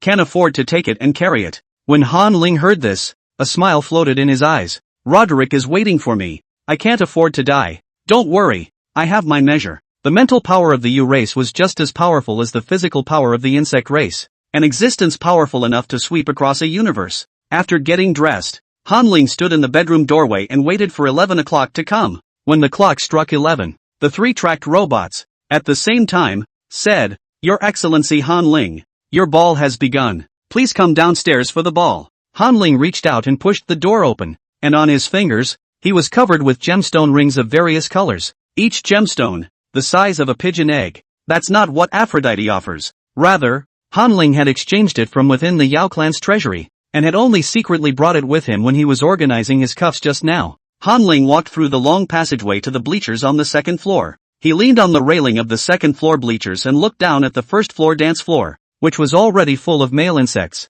There were only 648 seats on the dance floor at the last ball, counting Han Ling himself. The faces of the male insects were covered with fear and anxiety as they stood uneasily in the center of the dance floor. There was also a portion of male worms that seemed to have already known the end of their deaths, standing aside with faces ashen, waiting for the end to be pronounced. Han Ling stood on the second floor, his figure too striking. The male insects looked up, then their eyes widened. The discussion picked up. How come Double Black was at the last dance? What did Double Black do? I don't know. Didn't Double Black just get here? Oh, my god. Double Black just got here and he's going to die? How old is he? That's too bad. Felt this Double Black. Not worried in the slightest. Strange. Maybe it's the fact that Double Blacks don't die. After all, they're so precious. Is that possible? I've never heard of a curtain call ball where a male bug made it out alive. Chapter 99, Strange Creatures at the Ball. Inside the central castle, Han Ling raised his hand in greeting to the west against the gazes of the male insects. Born Mountain, Burnsan, standing in the crowd, immediately shouted and waved his hand with a crying grin. Woo woo, boss, you're here too. I'm waiting for you downstairs. Han Ling nodded and turned to leave the second floor bleachers, taking a step down the stairs. At the stairway, the two managed to meet up. Burnshan slightly raised his head and looked at Han Ling, his mouth poor. Boss, I don't know why, but I feel much more at ease after you came. When the sky collapses, there's a tall man to hold it all together, and you're now the tallest among the male insects. Han Ling pulled up his arm and a wrinkle appeared in his straight suit. He responded as he stood on the edge of the dance floor, calmly looking around. Still poor now? Have you told your uncle about your placement at the curtain call ball? Burnsan scowled. No. Han Ling gave him a surprised look. Why didn't you say anything? That's not like your character, is it? Don't you usually always tattle on your uncle? Burnsan flattened his lips. This matter is not something uncle can change. Distant water cannot put out a fire. But I have informed my elder brother. If I am in a state of disconnection tomorrow, my elder brother will explain my matter to uncle. When the fate of the unknown becomes known, the end of death, Burnthill has been able to accept it with open arms. Despite his fears, Burnthill arrived early at the ball, looking forward to it and to his final end. Burnthill smiled at Han Ling. That's good. Otherwise I'm afraid I'd have been a jerk and lived until the day I died of old age. For a while, Burnt Hills came to Han Ling's side every day, stealing jobs from the robots and doing unnecessary things like serving tea and water. Every time Han Ling focused on coding, Burnt Hill would quietly stand behind him and watch. It was then that he came to the realization that the male worm could be so focused when it came to doing something. Males are not waste products that only provide pheromone fluid, not a captive pet. They can live on their own without the need for Aphrodite's sustenance. They create content that may be enjoyed by many females, thus generating value. Thinking about this, Burnsan suddenly said with pity, "Boss, your credits. No one inherited them. What a shame. I should have known we should have spent them all yesterday." Han Ling's mouth twitched when he heard this. What a time to be thinking about his assets. He really wanted to beat up Burnt Shan. Still, Burnt Hill is oddly pathetic. Han Ling glanced down at the golden swirl of Bourne Mountain's hair. The golden yams have been working hard for a month and are dedicated to the task of seeding. I ended up coming to the last dance anyway because I ate too much food, and a month was wasted. So I think about the creation of the world. Han Ling lowered his arm, straightened his suit, and barked, "Try to lean next to me during this time." Burnsan scratched his head in confusion. "But we're going to have a social dance. During the dance, there will be many swaps of partners. With so many people swapping, it's not in my control where to dance." Han Ling touched his nose in embarrassment when he heard this. He almost forgot that it was a dance. Just then, the music in the venue suddenly switched. The noisy and hoarse music came out, and in the next moment, the sweaty hairs on Han Ling's body stood up violently. It was a more uncomfortable sound than metal scratching glass, and one couldn't help but be mentally agitated. Han Ling forced himself to hold back his annoyance and look toward Burnt Shan. "Just try to lean on my side. Why is this tune so hard to hear?" Burnt Hill's ears twitched. "Is it hard to listen to? I feel okay about it. Classical dance music. It's slow, but it's pleasant to listen to." Hearing these words, alarm bells rang in Han Ling's heart. He hastily contacted the system in his head. "Quickly, the system helps me block this sound. And if that doesn't work, you just play a random song. This is a piece of music that specializes in spiritual power." It felt comfortable because of Burnsan's weak spiritual power they had, and Han Ling was mentally strong, which was why he was extremely resistant to the song. After 3 seconds, in Han Ling's mind, a stirring electronic music rang out. The electro track, the kind of fast-paced that you can't help but shake your leg when you hear it, completely overpowers the sound of the dance music. Han Ling breathed a sigh of relief, stretching his eyebrows and looking around. By now, the male insects in the hall on the first floor had all moved to the music. Together, 2 by 2, they stepped to the beat and did a soothing social dance. Han Ling turned his head, and wanted to dance with Burnt Shan, but found that Burnt Shan had long been pulled into the center of the dance floor by the other male insects, leaving only a distant back. Han Ling couldn't help but sigh. What I said before was kind of a wasted admonition. Just then, an unfamiliar male bug, who happened to walk up to Han Ling, extended his hand to Han Ling and invited him to dance. Han Ling hesitated for a moment before hitching up his hand and following the strange male bug onto the dance floor. However, just 6 seconds into the dance floor, Han Ling apologized 8 times in a row to his male bug dance partner. He danced a classical dance to a bouncy beat, and just as he opened, he stomped on his partner's leather shoes, until they were deformed. Sorry. Excuse me. Han Ling bowed his head in some embarrassment and focused on his foot movements. Luckily his dance partner had a good temper and didn't say anything. Wait a minute, didn't say anything? Han Ling's heart shook as he hastily reached out, pinched the male insect's chin, and lifted its face. One characteristic of the star bugs is the color of their hair and pupils, which are very close to each other. But this purple-haired male bug had grayish-white, foggy eyes, with the eyeballs completely fused to the whites of the eyes. Han Ling's heart sank. After dancing for 8 beats, taking advantage of the gap between partner changes, Han Ling looked into the eyes of several more male insects. No exceptions. The eyes of these male insects, all turned grayish-white. The male insects, all controlled. End of a dance song. The male insects around them stopped. Han Ling also turned off the electric sound in his head and followed the example of the male insects. Expressionless, standing in the center of the dance floor. Snap, snap, snap. A loud footstep came from far and near. Han Ling closed his eyes as he sensed with his spiritual power that the walls of the central castle were flooded with ripples. Countless female insects with a good pace came through the walls with their hands on the walls. They weren't wearing clothes, just a bath towel-like enclosure that covered key areas. Broad-shouldered, narrow-waisted, and strongly muscled. It is a familiar female bug look, but Han Ling's eyelids jumped up violently. These things, they weren't females at all. Underneath the female's exterior hides filthy and disgusting gray creatures. The creatures hunched their backs and squeezed themselves into their narrow skins. A large head, stuck in the chest of a fake skin bag. Gray skin covered with pus-like bumps spread across thin limbs. Countless of these creatures burrowed out of the walls around the central castle, and in a short period of time, there were already more than 30,000 of them, and their numbers were still increasing. The space on the first floor is once again larger. The male insects in the center of the dance floor look like prey on all sides. Chapter 100 Tyrannical Han Ling, one extra chapter tomorrow to compensate. Han Ling relaxed his breathing and inwardly counted the time through 5 long minutes. At this point, the first floor of the central castle had become even larger than before.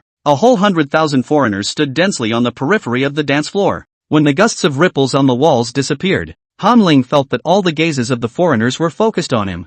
This line of sight was like substance, surveying Han Ling from head to toe. Rough breathing sounds came out, heads were gathering in the periphery, and almost instantly, Han Ling heard hundreds of peculiar sound waves. Double black, belong to me. Strange vocalizations. These alien creatures mimic the females so poorly. Han Ling sneered inwardly. He already knew what these foreign races were going to do. The 648 violating males present were the objects of these foreigners picking and feeding. Many of the alien creatures, ripping off the last of the enclosure, twisted their limbs and made a quick dash for the center of the dance floor. When they saw the male, they directly fished out the male's tail hook and tried to roughly peel off the tail hook scales. Han Ling no longer delayed. He directly opened his eyes, and the 10 rings on his fingers lit up one after another. Using the ring as a medium, Han Ling's spiritual power instantly materialized, raging like waves and spreading rapidly in all directions, sweeping over 100 miles in all directions. Reel, weaken, backtrack, puppet, call for battle, increase, Godspeed, blessing, frenzy, roar. The 10 powers of the U are now available. Countless mutations arose in the area covered by Han Ling's spiritual power. The male insects that were standing like statues just a moment ago all came to their senses in an instant, and the monsters, cloaked in the skin of females, screamed and roared, desperately tearing at their skin. The female's outer skin is shredded, revealing not bright red flesh and blood, but gray skin covered in pus and mucus. Ho ho ho ho ho! The screams of the monsters, paired with the terrified eyes of the male insects, sent the entire central castle into chaos. Real ability. Everything will return to the way it was. Han Ling shouted at the front. Male bugs, get behind me. Roar, ability to shock all creatures and seize temporary command of a creature's brain. The male insects in the field, the ones standing quickly hid behind Han Ling, and the ones that were pushed to the ground rolled and ran, under the increase, divine speed, and blessing. Almost within 5 seconds,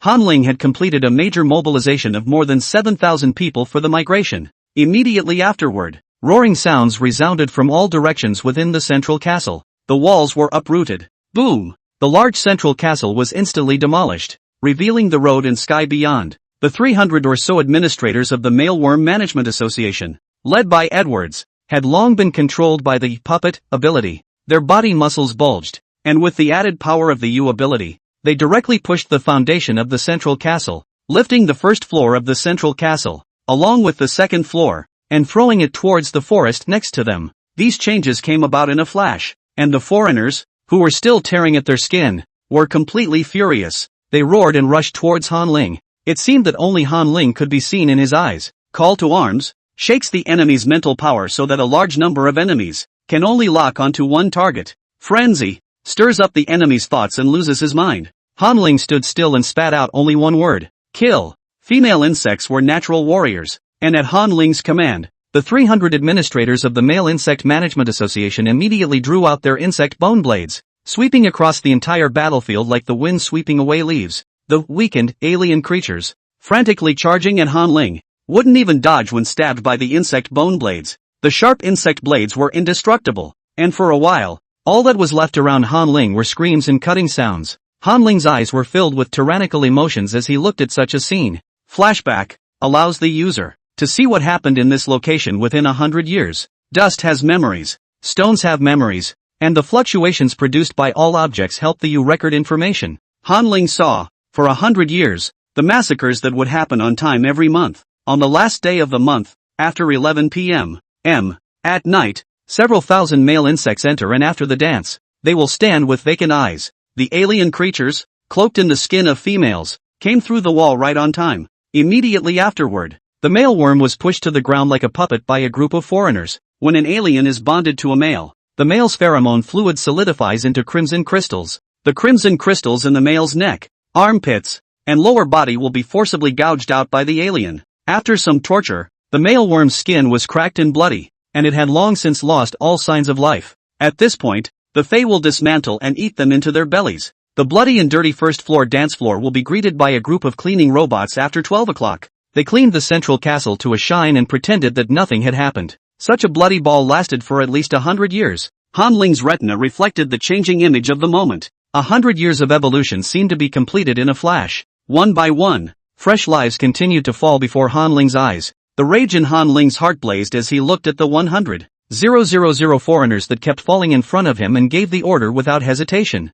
Edwards, take the men to the forest and find 20 Tunwoods. The females, who were fighting, heard the order and withdrew without hesitation. The rings on Han Ling's hands once again lit up with one. Puppet is activated again. A portion of the foreigners, transformed into Han Ling's men, began to kill each other. The alien races were killing each other at a much faster rate, obviously, and the dead alien races were stacked into mountains on the outskirts of the dance floor. When Edwards and the others returned carrying the Tonto wood, there were no more Fae standing in the field. Han Ling looked up and commanded Edwards. The Tong Tian wood stands on the ground. Bind all the foreigners on it. I'd like to see if these foreigners really have their hands in Aphrodite's star. Ding dong. The bell rings at 12 o'clock in the night. The hall on the first floor, which was able to accommodate 100,000 foreigners just a moment ago, instantly became crowded. Han Ling frowned and backed away from the hall. Only, as he was backing up, he suddenly tripped over something. After Han Ling stabilized himself, he turned his head and looked back, only to see more than 7,000 male insects, crowded one by one, standing behind him, their expressions horrified and their eyes filled with fear. Han Ling looked at them and asked calmly, "Afraid? Afraid of me or afraid of the Fae?" The male insects kept their mouths shut and did not speak. Han Ling's mental power spread out once again, and he directly rolled in the mental power of these male insects to rewatch the 100 years of changes in the central castle. Upon opening their eyes again, each male insect had anger in their eyes, as well as the joy of being robbed of their lives. They looked at Han Ling gratefully, nay half a day, and squeezed out a thank you.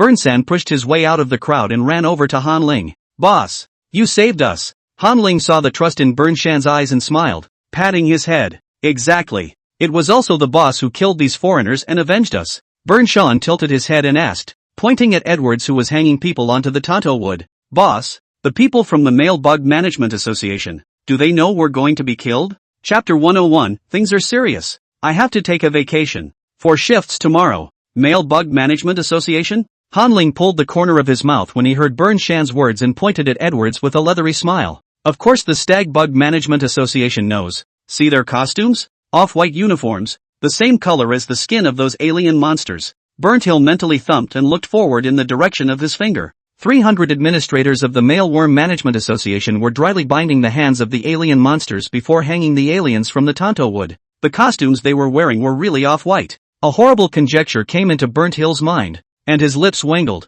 half speechless. Han Ling's gaze was deep, and he said quietly, "You're right in thinking that they're alien monsters, having children with male insects. The Fae dismantle and eat the males into their bellies, and then they use the flesh and blood cells of the males to cultivate this monster. Strange, isn't it, that the administrator, being a female, doesn't have any thoughts about the males? Edwards, come here." The blonde-haired, blue-eyed Edwards, straight away, put down the alien in his hands and quickly leapt to Han Ling's side, kneeling on one knee and waiting for orders with his head hanging down. Han Ling reached out and picked Edwards' chin. Edwards' face was on full display, with blood splattered on his face from the kill. He clearly had blonde hair, but had lake blue eyes. Obviously, this is not a genetic trait of the starbugs. Burnsan lowered his head and locked eyes with Edwards. Both had blonde hair, and Burnsan's eyes, however, were a light brown, which was the color scheme the bugs should have. Burnsan pursed his lips and looked up at Han Ling. "Boss, what are we going to do now? These administrators."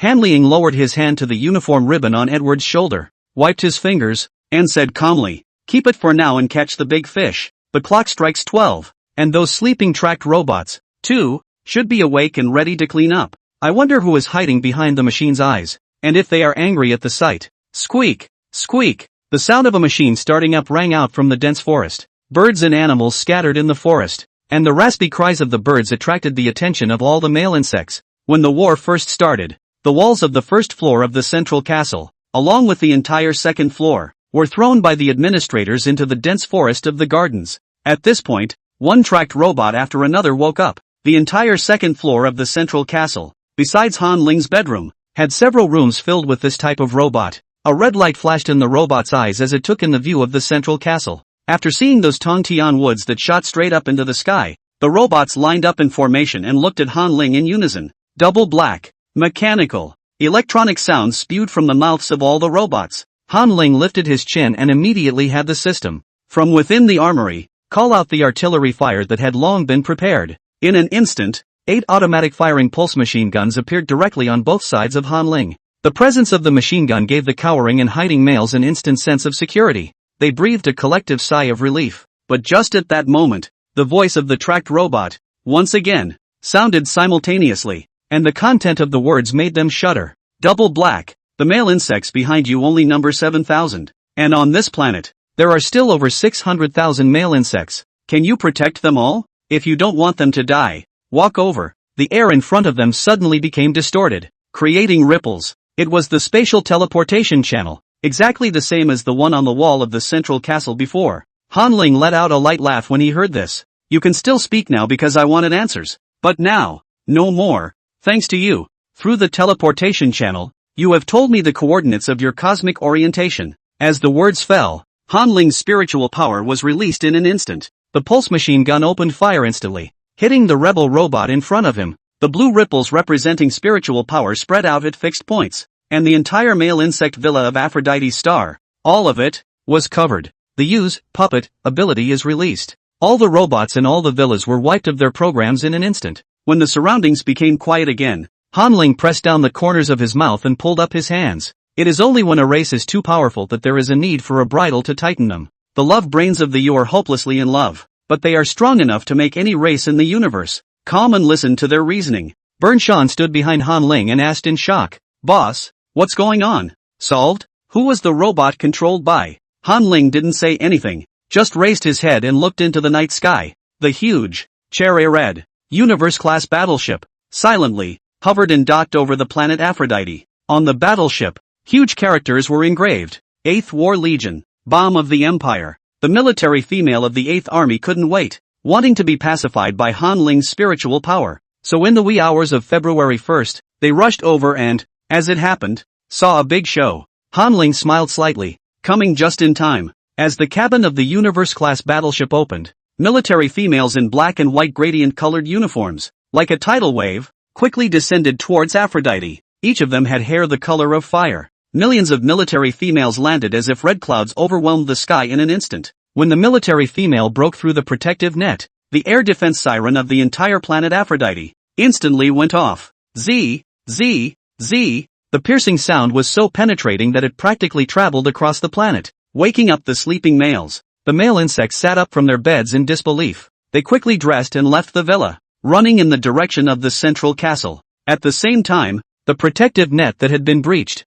instantly shattered into diamond-shaped pieces of the same size. Diamond shards flew everywhere, moving closer to wherever there was a heat source. At this moment, the female insects that were hanging out on the star network uniformly received a pop-up message. Patrol Mastermind Pietro alert, Aphrodite is under attack. Please provide immediate support. After the message pop-up, all the pages of StarNet disappeared and were replaced by countless live streams. These live feeds appeared on the optical brains of all the females in the starfield. The females immediately looked nervous. When they clicked on the live feed, they saw diamond shards all around them. Each fragment, a separate recording shot. The full extent of Aphrodite's star, bit by bit, unfolded in the eyes of the females. When the females saw the millions of army females stalled in the air, they instantly locked onto their target by the color of their hair. The 8th War Legion, who dared to go hard into the planet of Avalokitesphera. Brothers, come with me and him. I'm right next to Avalor on Class A Star 135. Brothers who want to go with me, take your weapons immediately,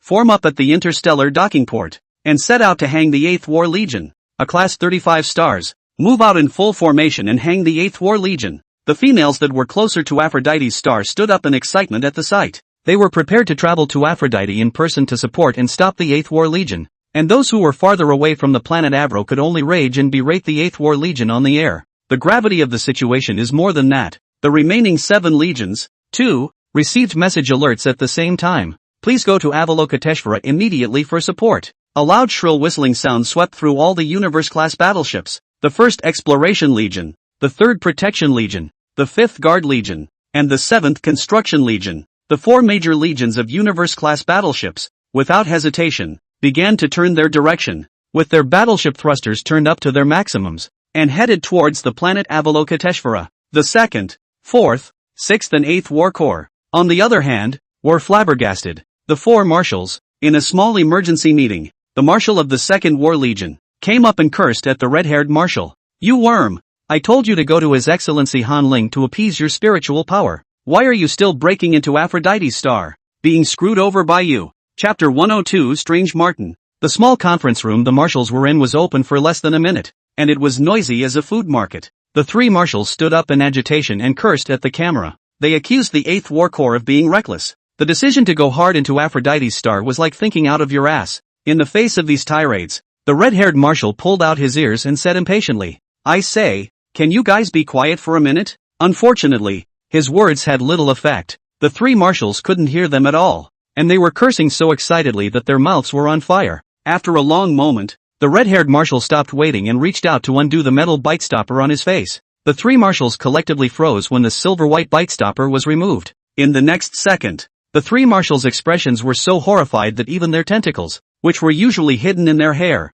stood up. Asterisk asterisk asterisk asterisk. You still dare to unlock the bite stopper? Are you really going to step on Aphrodite? Aha! You put it on quickly. We've been scolding you for half a day. Haven't you thought it through? Don't ever do anything stupid. The 4 major war legions, because they had not been appeased by the male insects for a long time, were all on the verge of collapse at this time. Undoing the bite stopper means that, once the female is in a frenzy, she will go on a killing spree, attacking all living things indiscriminately. Unbiting the bite stopper on Aphrodite would literally get you thwarted by the entire bug population. The red-headed marshal dropped the bite stopper in his hand and shrugged at the 3 of them. "There's no time to explain to you guys. Go to the live feed and watch the monitor yourself." With those words, the red-haired marshal immediately shut down the meeting as he put away his photo brain and turned sharply, heading for the hatch. The 8th War Legion, rather than going hard into Avaro's star, had received orders from the stallion worm. Just a moment ago, at the moment when His Excellency Han Ling raised his head,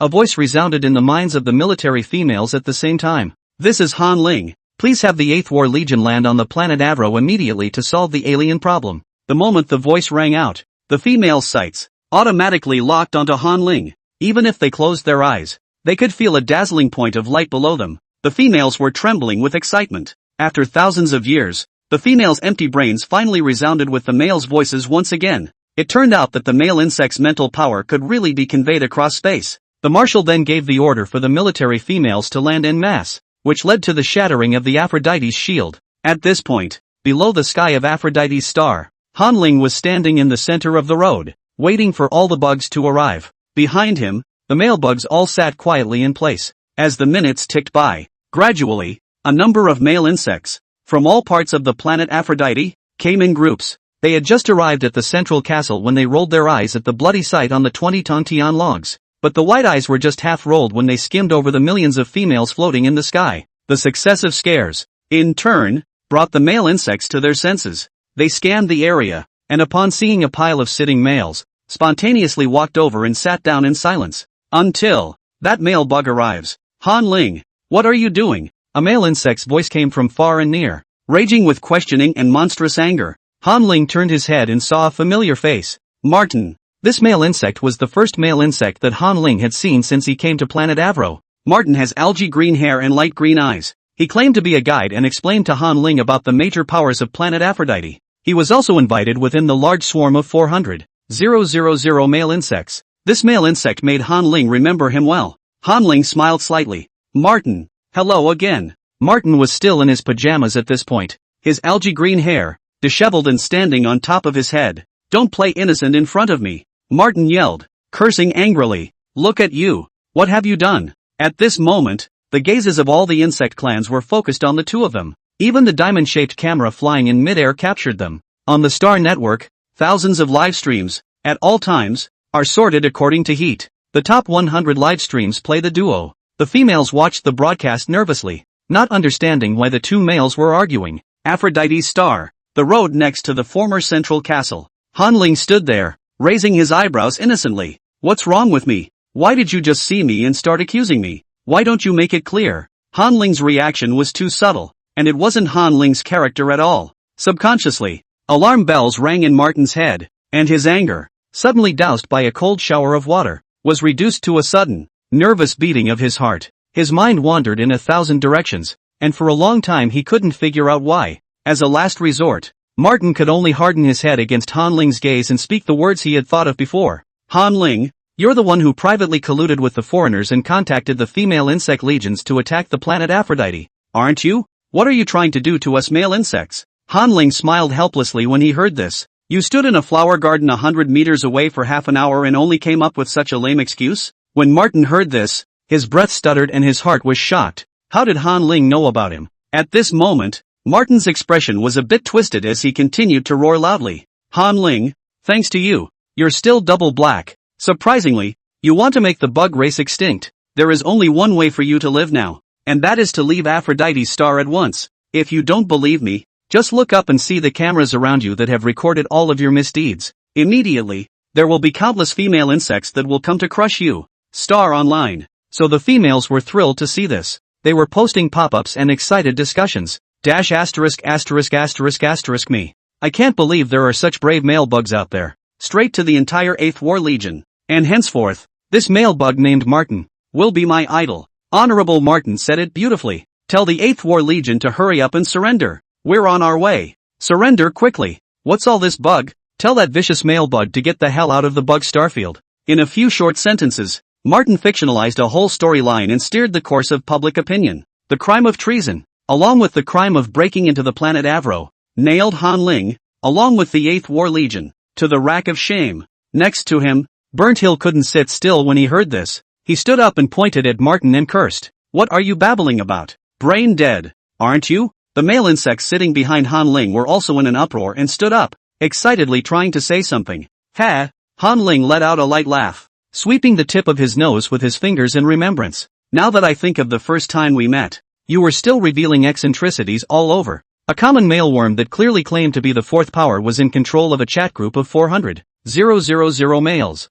obviously interested in double black, but not curious about my experience, showing so much love for money, but not sucking up to Burnt Hill, the rich male bug. You didn't even move your head when you brushed up against Burnt Hill at the door. Chapter 103, The Rage of the Bugs. Han Ling said as he casually walked towards Martin. Let me guess what all this behavior of yours is about. The fact that the chat group is not liberalized for discussion, even though it is established, suggests that the group chat is not for the male bugs. And who are the group members? Excluding those who left after getting married, excluding those with money, and excluding the administrators who run the association. The rest of the aphrodisiac males, all within the group chat. This group, it's to make it easier for you to filter who to send to their death? The reason you're not curious about my experience is because you had my information well in advance. The love of money is also just an illusion you despise, in your heart of hearts, any male insect, and that's why you're ignoring Bourne Mountain. Han Ling walked over to Martin and asked sincerely, why so proud? Why do you think you're special? What are your credentials? Burnsan sought me out because he knew me. You came to me for no reason. To probe me? Afraid of a double black that pops up out of nowhere and threatens your position? And what status do you have? Is it a position with the Fae? Is it these foreigners who back you up? Han Ling said while snapping his fingers. In the distance, the administrators who were bundling the alien corpses onto the Tongtian wood, instantly tore the alien in their hands, into two halves. Martin was proud, and after their first meeting, Han Ling could tell, from Martin's words, to his body movements, he reveals a winning demeanor, as if he is above all and in control of everyone. What makes one proud must be something that creates contrast. For example, ability to work, ability to learn, good health, social status, wealth accumulation, salary, and so on. Previously, Han Ling thought that Martin was proud because of his superior work ability. After all, lead generation is not for everyone. It requires extremely strong social attributes, just like there can only be one by Shao Shang in the jungle. But now, a smile appeared at the corner of Han Ling's mouth. The only thing you rely on is the Fae. Unfortunately, these foreign races are all dead. So what do you want to rely on to turn the tide? Martin took a few steps back. His eyebrows heaved as he saw the administrator tearing the Fae apart with his hands, and he shouted in anger. Administrator, where's the administrator of the Male Bug Management Association? Don't come over yet. What are you doing? Han Ling glanced back playfully, seemingly smiling. These are your bases? Edwards, kill any of them. Put. The blade stabbed into the body, and an administrator slowly collapsed. Martin watched the scene in horror. his lips parting and his face quivering as if he had a cramp. At this moment, the female insects on the Star Network had made a lot of noise when they saw the scene. Holy, this double black male bug must die. What a load of double black. Bugs would never go after their own kind. Pissed off. I know the lives of female bugs are not worth much, but Your Excellency, the male bugs, please don't treat us like this. Honorable worm, he's not worthy. One female insect general falls down, and 1,000 female insect generals rise up. This double black, so arrogant. Is it because of the support of the 8th War Legion? Disband the 8th War Legion. Take the Fire Red Ant clan and remove it from the ant genealogy. Because of a single word from a double black male bug, a female administrator falls and loses her life. This scene stung the eyes of countless bug races. The netizens on the AstroTurf were furious, as if they wanted to go in along with the light brain and cut the double black man in 1,000 pieces. The camcorder is still recording with dedication. Martin looked at Han Ling incredulously when he saw the administrator die. You controlled them. You actually controlled these administrators. Han Ling smiled slightly. What's so hard about that? I've got something even more explosive. Would you like to see it? Han Ling stretched out his ring-covered hand and casually waved it. The diamond-shaped cameras floating in the air were actually slowly spliced together to form a slightly curved, oversized light screen that hovered overhead. I invite you all to join me in seeing what really happens on the last day of every month on Aphrodite's Star. On the Star Network, hundreds of live feeds suddenly merged, startling all the bugs. Immediately afterward, the mellifluous sound of music was heard. The crimes committed by the Fae within the central citadel are completely revealed. There was still discussion on the pop-ups as the Fae burrowed out from within the walls. What? There's a female insect that secretly used a space passage and teleported to Aphrodite's Star? Could it be those powerful people? Don't be ridiculous in front of me. I'm powerful, but I prove that I've never had special treatment. Oh, maybe you're just not rich enough. However, when the Fae pushed the males down and roughly grabbed over the males' tail hooks, the pop-ups were nothing but a screen full of curses. Asterisk asterisk asterisk asterisk asterisk asterisk asterisk asterisk asterisk asterisk asterisk asterisk. Don't treat His Excellency the male worm like that. The scales on the tail hook are bleeding. Bug. These females really are worm poop. As the picture continued to play, the bloody scene, shocking all the bugs, was speechless. When the alien rips through the female's camouflage and begins to feed brutally, the females could no longer remain calm. The tentacles on top of their heads stood up, and fluffy hairs emerged on their foreheads. This was the strongest battle signal. Once the signal appeared, it meant that these bugs were ready to fight to the death. They frantically launched their attacks at the light screen, but the screen was made of light, and the air fluctuated for a few seconds before returning to its normal state. The females wielded their blades while their eyes watered, a sadness and mourning that belonged to the death of a kinsman. Immediately afterward, the screen played faster and faster, batch after batch of male bugs, falling to the music, until they saw a familiar face. The double black Han Ling, who was abused by them, went down the ladder from the second floor to the dance floor on the first floor. The females remembered the 20 bloodstained Tongtian logs they had seen earlier, and the piled-up alien corpses, and couldn't help but begin to anticipate in their minds. The pain that had just been suppressed for 100 years all exploded at this moment. Countless bugs with bruised necks screamed viciously. Kill them all. Things are going as they should. While all the bugs in the universe were glued to the screen, Han Ling was closing his eyes and releasing his spiritual power to pacify the millions of 8th Army females that were stagnating in midair. It takes a long time to pacify the spirituality. The military females of the 8th Army, who were so excited about watching the video, almost went on a collective rampage. Han Ling could only pacify them first. Half an hour later, the light screen gathered by the diamond-shaped camera dispersed, and Han Ling opened his eyes. In front of him, Burnsan was wielding a wooden stick he had found somewhere, waving it around, shielding him. Asterisk asterisk asterisk asterisk off. Martin, stay away from the boss or I'll hit you. Martin held a short dagger and seemed to want to rush over and stab Han Ling to death. The two of them moved strangely, as if they were vegetables and chickens, waving their weapons at each other with no discipline whatsoever. Han Ling tapped Burnsan on the shoulder as he pulled behind him while turning to Martin and asking, "Why did you betray the bugs?"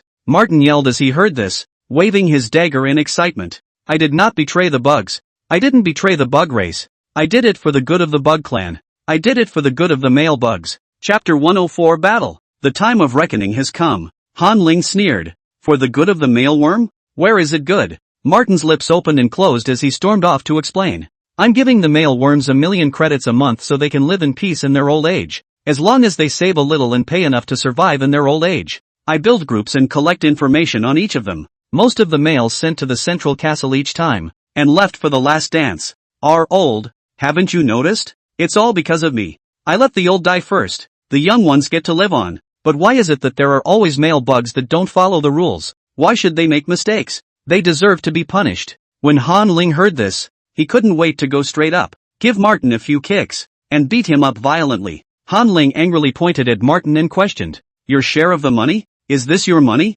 "It's the entire star's money. It's for the male insects, used to secure their lives, instead of letting them struggle in purgatory. Every male insect, there is the day of old age. They live honestly all their lives, but because you set the rules, after a lifetime of labor, ended up in a miserable death. Why do they have to die? Why don't you die? I'm telling you, I now have the coordinates of the alien universe. The 8th Army was summoned down by me, and now I'm going to let them swat the Fae." When Martin heard Han Ling's words, he calmed down instead, and he let out a light laugh. "Fight the Fae? Let me correct that. They're called the Celestials. Are you sure the bugs can beat the Celestials? You don't even know the strength of the Sky Clan? The Celestial Race Cultivation Program has been going on since thousands of years ago, with countless resources feeding them. They were, in numbers, already on par with the insect race, and the strength, far above the bugs." Han Ling pursed his lips and lightly nodded his head in mockery. "Are you sure that those rotten as dash asterisk asterisk asterisk asterisk Fae are strong?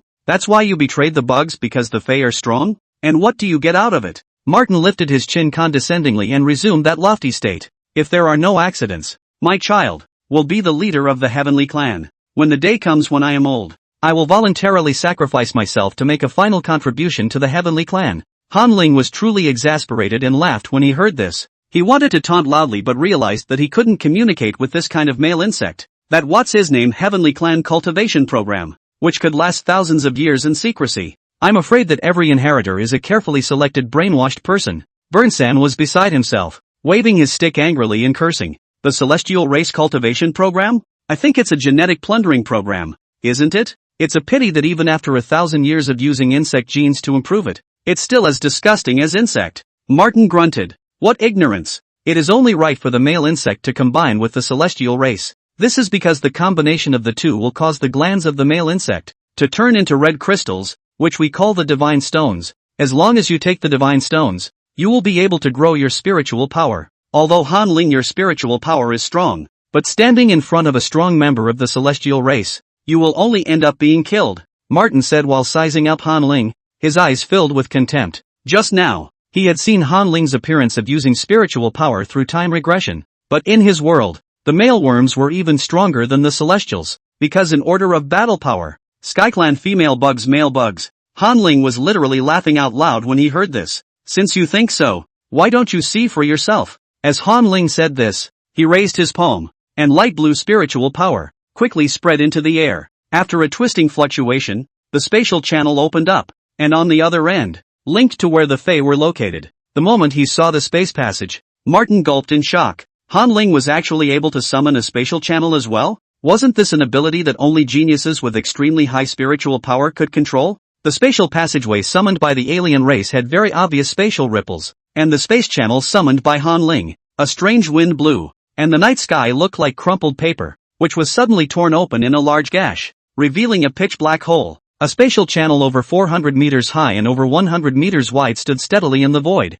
enough for a small warship to pass through with ease. Martin raised his head in shock. This endless spatial passage was actually constructed by Han Ling within a minute. Han Ling snorted at his reaction. There were only a few races that could sleep in the long river of time, and there was no guy called the Celestial Race in there. When the spatial channel was constructed, the cosmic-class warships of the 8th War Legion resounded with a roar. The electronic sounds from the battleships traveled clearly throughout Aphrodite's star. The 8th War Legion is on the march, and this time, the goal is to cleanse all the foreigners. Soldiers follow their generals, and generals follow their orders. With a command, the millions of military females floating in the air flew forward and marched forward, crossing the space channel in an orderly manner. Han Ling raised his head and waved his hand, controlling some of the diamond-shaped cameras in the sky and sending them into the space channel together. When the military females all entered the space channel, the system prompted in his head, "Host, you can now tap on StarNet to view the live feed." Han Ling lowered his head and followed the system's guidance,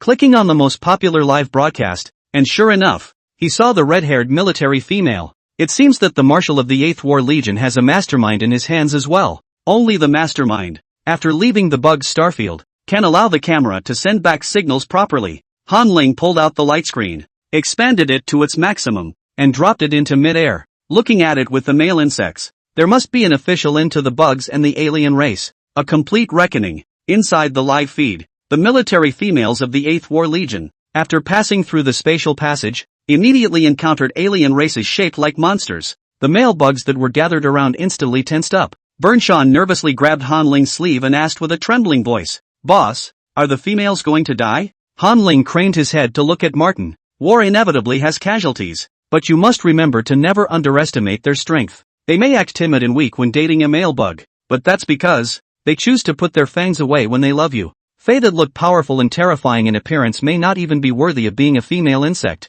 On the alien planet, the emergency sirens have sounded. The alien armies assembled quickly. Battleships, mechs, electromagnetic fire, all the weaponry that the bugs have. The Fae have it all. The battle was on the verge of igniting. The foreigners also seemed to have been waiting for this day for a long time, and the way they looked at the military females was not bewildered, but even tinged with excitement. In 10 short minutes, the number of foreigners, then, gathered to over 1 million, and there were even ground artillery, mechs, battleships, and other equipment. Seeing this scene, the military females were battle-hardened and did not retreat. Kill! Not a single one left. With the marshal's roar, the military females instantly struck out. The 8th War Legion, the bomb of the Empire, is a clan of fire-red ants. Their weapon was a sharp lance like the bees, but on top of their lances, they were highly poisonous. Except for the males, who are immune to their poison. The rest of the race, touching them is either death or injury. The live feed gathered on an unfamiliar female bug.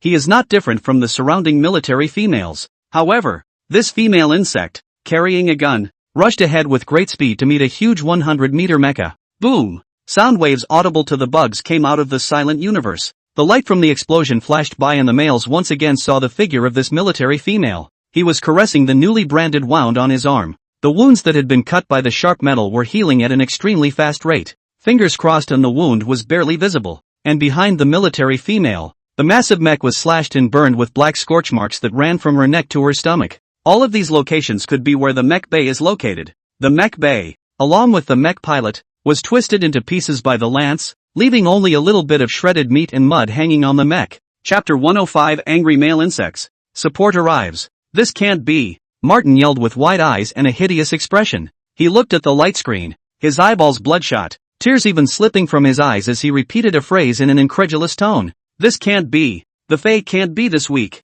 This can't be. Sometimes you can see how it will end as soon as the battle begins. The female bugs had cold faces, without the slightest hint of sympathy or pity in their eyes. It's not like the rushed, timid look that shows up when you're dating. And those hideous and ghastly-looking foreigners were twisted into pieces without even uttering a single cry. Seeing that Martin still had no remorse, Han Ling couldn't hold back any longer. He walked over to Martin and kicked him in the knee. What are you crying for? Why didn't you cry when millions of male insects died tragically? Now what are you crying about? Is it because you are saddened by the death of the Fae? Han Ling tightened his grip on Martin's collar and dragged him hard to the ground. The blood on the ground was not yet dry. It was the blood that flowed out from the death of 100,000 foreigners. Han Ling crouched down, dipped his hand in the blood on the ground, and excitedly shoved it into Martin's mouth. Eat. Why don't you eat? That's what the Fae do. Eat your kind one bite at a time. Why don't you eat? Is it because you can't eat? The Fae have been feeding on male insects for centuries and millennia.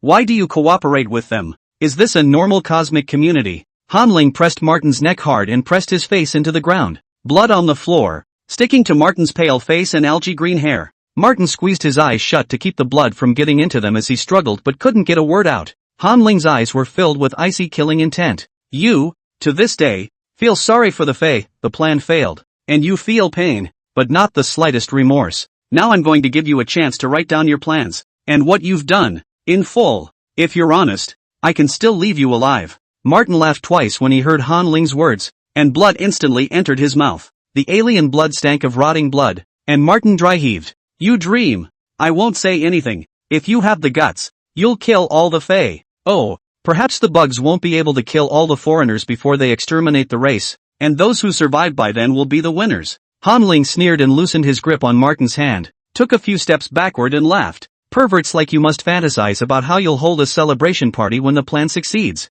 You should be in the habit of keeping records, right? Since you're not willing to talk about it, there's no use. I'll leave the rest to you. and I'll take revenge if I have a grudge. Han Ling raised his head and looked around, making a wink. The male bugs of Aphrodite's star all arrived near the central castle as they watched the centennial ball. Earlier, they saw the male bugs being brutally killed, and the blood faded from their faces in anger. Now that they could see Han Ling giving them a wink, the male insects sitting on the ground stood up. They stepped to the side, picked up the severed arms and limbs of the Fae, and gathered around Martin. A male bug gritted his teeth. A year ago, my friend entered the last ball. Martin, it was you who counseled him then, saying that instead of living like this, he should break the rules and be brave enough to be himself. You also promised that the last dance might not be a dead end, but a path to the outside. Martin asked in a horrified tone as he looked at the male insects surrounding him. What do you want? Shouldn't you all be thanking me now that you're still alive? I didn't leave you all to die. It's not all because of me that you've survived this long.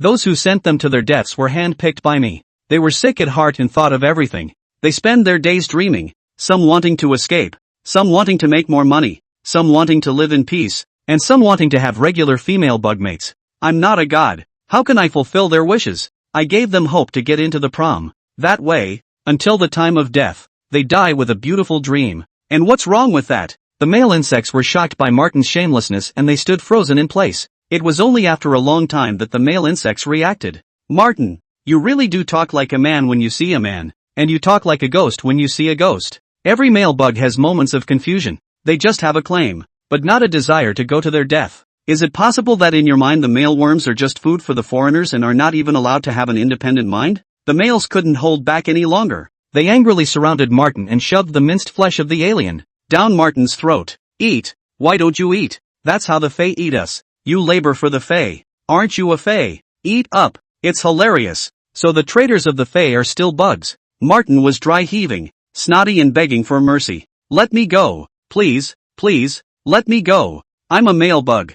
I'm really a male bug, not a Fae. His appearance once again enraged the male insect. No begging for mercy. Those dead male bugs don't even get a chance to beg for mercy. After giving Martin a vicious look, Han Ling turned around and walked off into the distance, with no intention of continuing to stay here. Burnt Hill followed Han Ling's lead, walking in step with him. After walking a few hundred meters, Burnt Hill asked in a small voice, Boss, where are we going now? Han Ling gave him a look. To your house. Of course. I can't live in my house. Didn't you see? Burnsan stared blankly. Boss, how can we rest when things aren't settled? And you were the protagonist in uncovering this conspiracy. You were the leading player in winning the war. How can you leave like this? Han Ling frowned slightly. All forces should be on their way to Aphrodite's star, and there will naturally be people to manage them then. How the alien race would be dealt with, and what would happen to Aphrodite's star in the future. All of these things are things that need to be discussed before they can be decided. And this thing? It's not over. It's not over? Burn Shan looked at Han Ling suspiciously. Boss, isn't this matter already over? The female bugs, they've all fought their way to the alien race. Han Ling looked at him and smiled slightly. Too naive about the Fae. Why do you think it's gone undetected for so long? Burnsan counted them off on his fingers. One by one. No females are allowed to stay on Aphrodite's planet and no females are allowed to be stationed there. Only the aliens of the Male Bug Management Association are females. That's why it went undetected. And then, there's the Aphrodite's network, which is not connected to the outside world. Han Ling lifted her head, smoothed back her hair, looked at the night sky, and explained. More than that, there are hundreds of billions of females in the outside world, and if they want to move around freely, they have to register their identity information. Aphrodite, however, does not even have a basic census of male bug population table. This suggests that the Fae are not the only ones who have infiltrated Aphrodite's planet. Administrators, on all sides, turned a blind eye to Martin's behavior, also because of the loss of heart. They don't dare to check the number of male insects because they are in collusion with the foreigners. 2. Speaking of this, Han Ling looked toward Burnshan and smiled. Your uncle, for example, must have colluded with the outcasts as well. Burnsan broke out in a cold sweat as he rushed to say, Boss, I don't know about my uncle. If I did, I would have told you. Chapter 106, The Coming Forces, double 11 overtime to take a vacation. Stay up late to make up. Han Ling's words scared Burnshan out of his skin. Burnsan stretched his collar, a little furtive inside. He had seen Han Ling strike with a Bodhisattva's heart and a thunderbolt. There is no ambiguity when it comes to striking at the Fae. At that moment, Han Ling smiled faintly. Relax. Your tentacles are up. So scared? Tentacles? Burnsan awkwardly touched the top of his head and manually buried the tentacles in his hair. He took 2 steps forward to keep up with Han Ling and explained, "Boss, I really don't know the situation at home. You know, after the male insects are born, they will be sent to Aphrodite Star, and the male insects have little value for cultivation, and it is only when we reach adulthood that my big brother and I are valued." After speaking, Bernshan couldn't help but lower his head. He had read many books, including economics, culture, and philosophy. He knew full well that male worms automatically hold erotic capital when they reach adulthood. Erotic capital is a natural attribute, it cannot be earned through effort, nor can it be acquired through accumulation. As a scarce capital, the male bugs are bound to be valued by the family when they reach adulthood, but only when the erotic capital is truly operational can the male bugs access the core information of the family. His older brother Matthew, for example, might know some of the family secrets when his older brother actually marries the second prince. Han Ling wasn't surprised at all by Bernson's words. He smiled and patted Bernson's shoulder, wrapping his arm around him as he walked towards the villa and said, "I believe you. Too much has happened today. Let's not talk about that. Let's get a good night's rest and celebrate our release from the dead. If I didn't still have some power, I'm afraid we'd be dead by now at the last dance." After saying that, Han Ling lowered his head and secretly sighed. There's still a hard battle to be fought tomorrow. When all the forces come together for another big fight, the first thing to do is to attack the heart. I only hoped that my own words would be able to impress the various forces by then. When Han Ling's hand rested on Bernshan's shoulder, Bernshan's entire body stiffened. The corners of his mouth quivered while he whimpered, "Boss, thanks for trusting me and for saving me." Han Ling rubbed his blonde hair and just laughed, not making a comment as he continued to walk forward. When the two returned to the villa and saw the cozy lights lit up, they both felt a little bit like they were in a different world. A soft warm white light illuminated the entirety of the villa. Bernsan asked, wiping the tear stains from his face in embarrassment, "Where do you want to sleep, boss? The master bedroom on the second floor is reserved for you." Han Ling waved his hand. "No, get me a futon set. I'll just hit the floor in the living room." Bernsan froze when he heard this. He hadn't realized at all that there was an option to sleep in the living room, because within his villa, there were 7 or 8 rooms of all sizes combined. There was no shortage of guest rooms at all. Han Ling raised an eyebrow. "Why are you frozen? Are you afraid to sleep alone? Then want to bunk with me in the living room?" Hearing this, Bernsan nodded his head in agreement without even thinking about it. "Yeah, I'll hit the floor with the boss." 10 minutes later, the two of them were head to head, lying flat in the living room. Bournemouth lay on the floorboards in an indescribable mood. For the first time he saw, from below, the villa's sparkling chandelier. He watched the brilliant light refracted from the crystal chandelier as his mood ebbed and flowed. This day's experience was too thrilling and too legendary for him. There was something in Bornon Hill's mind that he didn't feel comfortable spitting out, and he asked in a small voice, "Boss, are you asleep?" Han Ling opened his eyes and yawned back. "Didn't sleep. Why?" Bernsan's entire body relaxed and he paralyzed on the floor and said with an open heart, "Boss, I want to talk to you. In fact, I adore you. I really do. Since I met you, I know for the first time that male insects can live a colorful life. You write books, and you started a company, and you can make games. You're doing what you love. And I never thought about what I liked. Bugs have a lifespan of 500 years, and my mission in life is to sleep with enough 12,000 females, dating, picking dates, contributing pheromone fluids. That's what keeps me busy every day. I love time because it passes so slowly, and I dream of a life with an accelerator button and a quick end to a boring lifetime. But today, for the first time, I'm glad that I'm alive,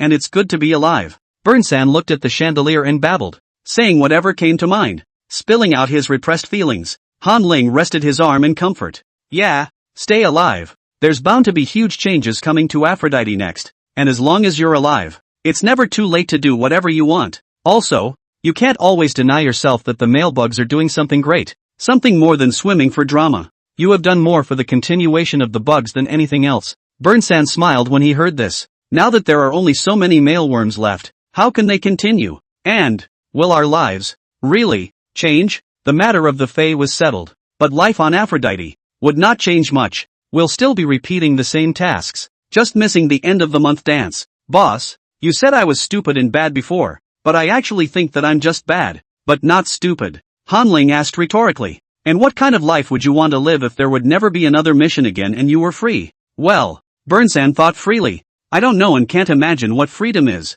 but I think I should have a hobby, a job, sometimes busy, sometimes relaxing. When relaxing, I can get together with friends, or I'll have a steady partner who I can get to know slowly, instead of meeting and hoofing it to bed and then never seeing each other again." Burnsan said, and he laughed. Boss, you know, the Flo family has a large collection of books about love. The romance in the book is about a female bug and a male bug. Within some collections, there are also 3 bugs in love and 4 bugs in love, but there isn't a book about 12,000 bugs in love. When Han Ling heard this, he couldn't help but sweat inside. The male-to-female ratio of the star bugs is just too disparate. This is the biggest dilemma for the bugs. However, this dilemma is one that the U can solve perfectly. But how to reveal the U and still convince all the females is a big problem. After all, the number of people awakened by the U clan is now so small, even negligible, that it's a drop in the bucket for the bugs. Han Ling thought about it and said, go to sleep. Don't think so much. Don't be so pessimistic. Everything will get better. After putting Burn Shan to bed, Han Ling couldn't sleep. And in his mind, he kept harassing the system. System, tomorrow all forces, perhaps, will come to me. What should I do? Chapter 107 Forces at the Conference. Faced with Han Ling's question, the system quickly replied, we need to be proactive and take ownership of the conversation. Now that the alien race has been blown out of proportion, the insect society is in turmoil, and it is a time of life and death. Instead of hiding the identity of the U race, it is better to go public directly. Talk to the bug race openly and honestly, and cooperate with the bug race for a win-win situation. Han Ling nodded. That's what I thought. Just now, when I used Time Rewind, I intentionally exposed the special aspects of my spiritual power. It was to let those people see that I'm not a mealworm. But how are we going to talk about working together? That's the question. Day 2. The sun poured down on Aphrodite's star, and the sun rose as usual. Han Ling discussed with the system until 3 in the middle of the night, and when he woke up again, it was already noon. He blinked and rolled over, just about to fall back asleep, when he saw Burnt Hill sitting next to him, an anxious look on his face. Boss, it's full of females out there. They want you to go out and talk about things. Han Ling immediately sobered up when he heard this. He yawned and stood up, staggering toward the bathroom. So soon? Wait for me to wash up. Burnsan followed him and kept asking, Boss, are you going to be in danger? Are they coming to trouble us? There are really a lot of female insects gathered. Han Ling didn't even turn his head back and barked. You go wash up and change your clothes too. You're coming with me later. Together? Burnsan froze, a little puzzled. Is there something I can do to help? Well, you'll be of great use later. After Han Ling finished speaking, he closed the bathroom door and began to wash up. 10 minutes later, Han Ling and Burn Shan were fully dressed. The two of them walked to the door of the villa and pulled it open. Outside the door, the military females stood so densely packed together that the street became crowded and the crowd could not be seen at a glance. The moment they heard the door open, all the military females looked over. Han Ling smiled slightly. Why have you gathered so many females? Are you still afraid I'll run away? The female insect, dressed in a black uniform, walked over to Han Ling and said respectfully, Your Excellency Han Ling has extraordinary abilities and strong spiritual power, so we don't dare to be negligent. Please, Your Excellency, come with us. The marshals have been waiting in the conference room for a long time. Han Ling nodded. Lead the way. After Han Ling and Burn Shan walked out for some distance, they directly boarded the flying machine and flew toward the sky. In the sky, Universe-class battleships from all the major corps surrounded the planet Avalokitesphera. Han Ling looked out through the porthole and counted the number of battleships. It seemed that not only were all 8 legions here, but even the representatives of the rest of the powers had come in good numbers. A few moments later, the military females flanked Han Ling and boarded the 1st Exploration Legion's battleship. After walking through the long corridor inside the battleship, Han Ling arrived at the door of the conference room. Your Excellency, please come in. When the door to the conference room opened, a powerful pressure hit the room. 8 marshals in military uniforms, along with many females, were sitting in front of a round table, looking at Han Ling in unison. Han Ling walked in with his usual demeanor, took Burn Shan with him, and picked 2 chairs to sit down. Dang! As the door to the conference room reclosed, the atmosphere in the room began to become tense. On the round table, in front of each female insect, stood a seat card with their identity and name, including 2 brand new seat cards standing in front of Han Ling and Burn Shan. Burnsan was a bit surprised to see his seat card, and he bowed his head in a formal manner, waiting for Han Ling's command. Han Ling sat steadily at the conference table, looking from left to right in turn. There were 12 females present, for in addition to the marshals of the 8 legions, they are respectively, Head of the Bug Research Center, Leighton, the Royal King, Cromwell, Head of the Center for Development Planning, Harrison, 3 Masterminds Temporary Talking Heads, Moses. Han Ling focused a glance at the Royal King, who was his future husband-in-law. After recognizing all the people, Han Ling cleared his throat and asked, What is it that you have sought me out alone? If it has anything to do with last night's alien incident, then you need to give an explanation to all the bugs. Sitting in this conference room are the power holders. Ordinary females don't know about the Fae. Those in power surely know. Leiden, the head of the Bug Research Center, pushed the glasses on the bridge of his nose and took the initiative to speak. Your Excellency Han Ling. In yesterday's live broadcast on the Star Network, we saw you use your spiritual power. Your mastery of mental power is very strong. Han Ling looked over at him and smiled perfunctorily. Thank you for the compliments. Did you guys call me here just to take turns complimenting me? Layton's form lurched as he explained. There are 3 major departments in the research center. The Military Weapons Laboratory, the Bug Genetic Planning Institute, and the Crop Breeding Laboratory. We are the largest functional department of the bug race besides the Legion. To tell you the truth, last night we examined your genetic map overnight and found that although you are a male insect, your genes are slightly different from the existing male insect genes. Your identity, it seems, is not a male insect, right? Han Ling was a bit surprised that the original research center was quite impressive. Since he had already been discovered, it would be better to simply take this opportunity to reveal the identity of the Yu clan. Han Ling stood up and solemnly said to the crowd, "Yeah, I'm not a male bug. Please allow me to reintroduce myself. My name is Han Ling. I come from another universe, and I was not a bug before, but a Yu. I came across the universe and was altered by the radiation of the universe's energy before I grew tentacles and tailhooks." After speaking, Han Ling raised his eyes and scanned the surroundings, expecting to appreciate the shocked expressions of the crowd. However, he noticed that the females looked as normal as if they had known it all along. Only Bern Shan was like a little cutie, raised his head, opened his mouth wide, and looked at Han Ling incredulously, as if to say, "Boss, surprisingly, you're not a male bug?" Han Ling raised an eyebrow as he resumed his seat and asked curiously, "Don't you believe what I'm saying?" According to Han Ling's original plan, at this point, the crowd should have questioned his identity and disbelieved in the existence of the Yao clan, and then he used his mental power to use Born Mountain as a comparison to show the crowd the difference between the Yu and the male insects. Ahem. Suddenly, Harrison, the head of the Development Planning Center, coughed twice, attracting Han Ling's attention. Harrison looked to Han Ling and contained his head in greeting. "Lord Han Ling, allow me to introduce myself as well. My name is Harrison, a cicada." The cicadas? Han Ling was a bit puzzled as to why he had to introduce himself as a cicada race alone. Could it be that there was something special about the cicada clan? In a flash of lightning, Han Ling thought of something, and his eyebrows jumped heavily as he looked at Harrison in shock. Harrison laughed. In ancient times, the cicada clan has always served as the great witch of the insect clan. Every cicada was born with a prophecy. On the day the cicadas die, the prophecy will be turned into a song and sung by the cicadas. The cicadas are also called robins. Know that. Knowing the truth leads to life. If you hear the word at dawn, you can die at night. The cicadas have spent a long and secretive life, blessing the entire insect race with prophecy after prophecy. Han Ling couldn't help but gulp as he thought about the cause. The cicadas. What was prophesied? Chapter 108, Man-to-Man Talk. Prophecy. Harrison didn't hide it when he heard Han Ling's question, but said with a smile, "Earlier, the prophecy of the cicada clan was that the chance to change the fate of the bug race's demise lay with the Fae.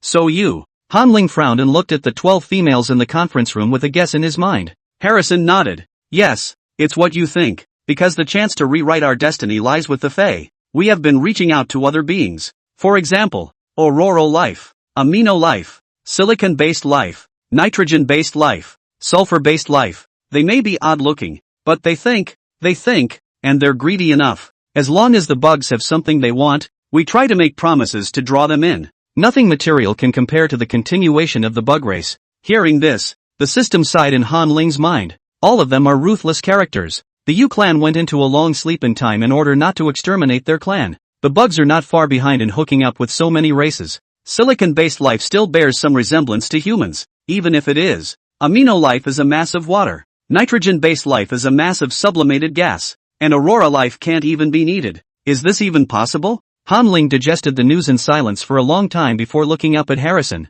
Han Ling asked, "The previous prophecy mentioned the Fae as the hope, but what about now? What does your prophecy, again, say?" "Yesterday, a cicada died, and a new prophecy has just appeared, and I'm singing it to you." Harrison hummed a song softly. "Black gowns roam, immortal souls wander, sleeping bells are rung and a heart can be exchanged for hope. Kiss me and put your hand on my chest, says the shadow in the dream." Han Ling's eyes widened in shock when he heard the song. The cicadas. Really something. The lyrics of the song went so far as to even account for the immortality of the U souls. After humming, Harrison looked at Han Ling and asked sincerely, "What is the claim of your U race? The same as yesterday's monsters, wanting the fresh flesh and blood of the worms? The bugs can use the heart and exchange it for more esoteric genetic technology." Ha! Han Ling pulled out his ears in confusion. "I didn't get it. Can you say it again?" Harrison repeated the question. "What do the U have?" "The bugs can be exchanged for hearts." When Han Ling heard this, he straightened his expression. "I think you misunderstand. The U don't want fresh hearts." Harrison frowned. "Is it going to rot?" The U in the song are described as very dark indeed. When Han Ling heard this, he cried and laughed a bit as he stood up and explained openly to the crowd. "The U need hearts, but not hearts, but true hearts. The U, like the bugs, have an extreme gender imbalance. There are only males left in the U, and what we need is a mate." "Only males left?" Harrison's brow furrowed in a way that could pinch a fly. "There are many males in the universe, but between the races, there is reproductive isolation. You are not male worms, and there is no way for you to make females give birth to worms." Han Ling laughed. "The U clan comes from another universe, and our bodies, which are highly similar to those of the human clan, also share similarities with the bug clan. The bodies of the U, however, can be altered by the environment and radiation. For example, I became what I am now," Han Ling said as he fished out the tail hook behind himself. "The spirit of the U is strong, and only the spirit is immortal and will not be changed. Their bodies, however, can change for love at any time. Wherever they go, they blend in." Han Ling picked up the tail hook and showed it to the crowd. "This tail hook, it's the one that grew after I arrived in the bug planet, to be able to facilitate my relationship with the female bug. When you think about it this way, the U are indeed dark, and our arrival is a genetic invasion." Han Ling's words completely dumbfounded the crowd. Bern Shan sat next to Han Ling as he tilted his head and looked at Han Ling in shock. "Unbelievably," he asked, "Boss, your tail hook, is it post-growth?" Han Ling nodded. Something dawned on Burnt Hill. "No wonder you don't date females and don't donate pheromone fluid. Boss, your tail hook, is it unusable? It can only be used as a decoration?" Harrison's expression, which had just gotten a little excited when he heard this, calmed down. "Han Ling, if your tail hook is just for decoration, perhaps there's no way for the bugs and the U to be together, much less work together." Han Ling waved his hand. "You guys are mistaken. My tail hook is able to function properly." Harrison pursued. "What is your method of proving that your tail hook works? Do you have to find a female insect and demonstrate it with you? And everything depends on the outcome, unless a bug pup is actually born. Otherwise, it would be difficult for the cooperation between the U race and the bug race to begin. You keep calling yourself the U, but where are the U currently? How many are there? Besides, how do you prove that the U are the black gown of prophecy?" Harrison had too many questions, and his eyes were fixed on Han Ling,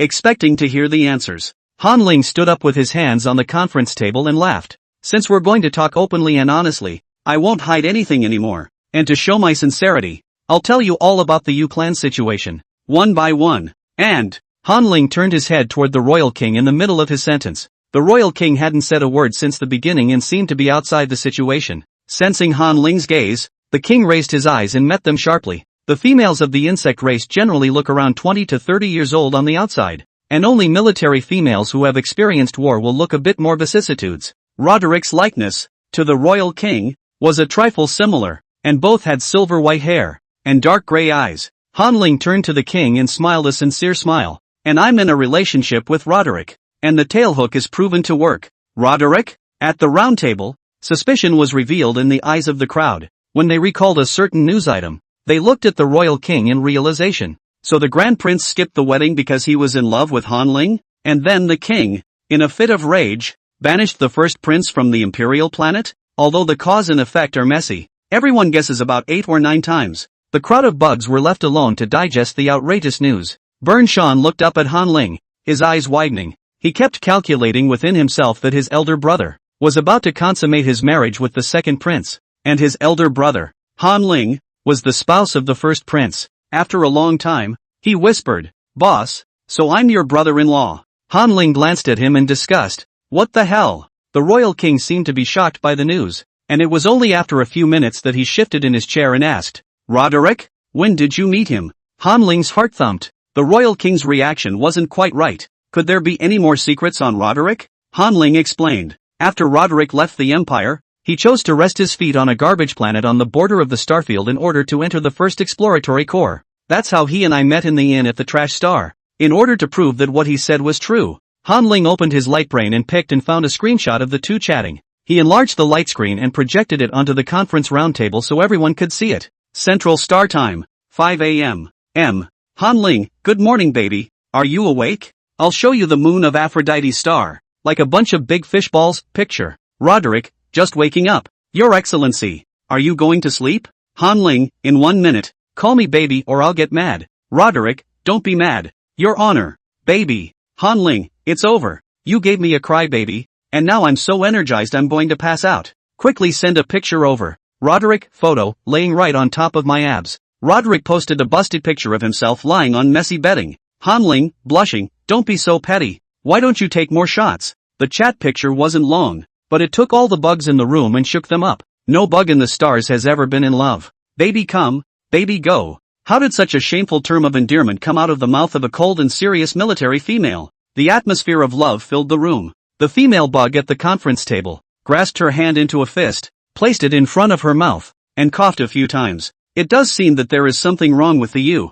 Feeling more in need of a mate than the female, the royal king looked at Roderick's face, and a look of embarrassment filled his three-quarter similar face. Well, cough. This, Cromwell, the royal king, pondered for half a day, and still could not hold a word. In his memory, Roderick was a ruthless character who could tear mechs apart with his hands. How did he type such meaty words with his powerful hands? Han Ling lowered his head and also coughed with an unnatural look. In fact, this screenshot of the chat, he embellished it. After all, this was in front of Roderick's relatives and he couldn't act like a pornographer. The more powerful chats and photos in the middle of their conversations were deliberately deleted by him. After all, he's a writer of small royal texts, not a nice person to say anything nice. As soon as the photo appeared, everyone at the scene was a bit uncomfortable. They all hung their eyes awkwardly, not daring to look around, and even the atmosphere was much more silent. Good thing Han Ling proved himself. After a while, Han Ling put away the chat and said, "Now then, let me introduce you to the specifics of the U clan.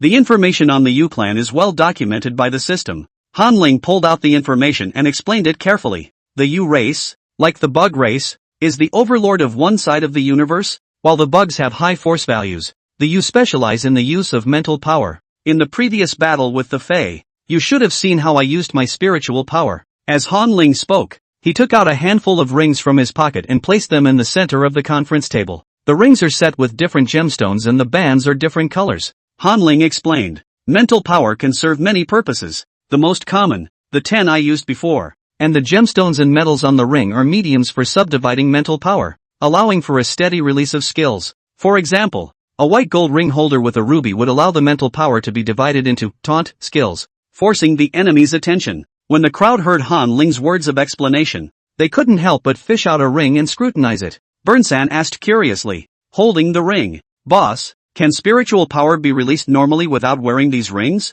The male insect's mental power degraded because he wasn't wearing a ring?" Han Ling shook his head and laughed. The purpose of these rings is to avoid accidental injury. If the mental power of the U, unmediated, is released, it will attack all living things without discrimination. Last night, for example, if I hadn't been wearing the ring last night, once the skill was released, all the creatures in the room died immediately and violently due to brain death, including the 600,000 or so male bugs of Aphrodite's star. Han Ling's words startled Bernshan. It turns out that the gemstone rings are worn for their protection. Bernsan hurriedly pushed the ring into Han Ling's hand. "Stop it, boss. Put the ring on. It's too dangerous." Han Ling smiled. "Don't be nervous, everyone. The Yao clan is powerful, but they don't have any ambitions. The session just now was a demonstration of the muscular strength of the U. The next words were to get the bugs to drop their guard. Han Ling had made a draft last night, and now that he was explaining it, he didn't have the slightest bit of stage fright. He explained with aplomb,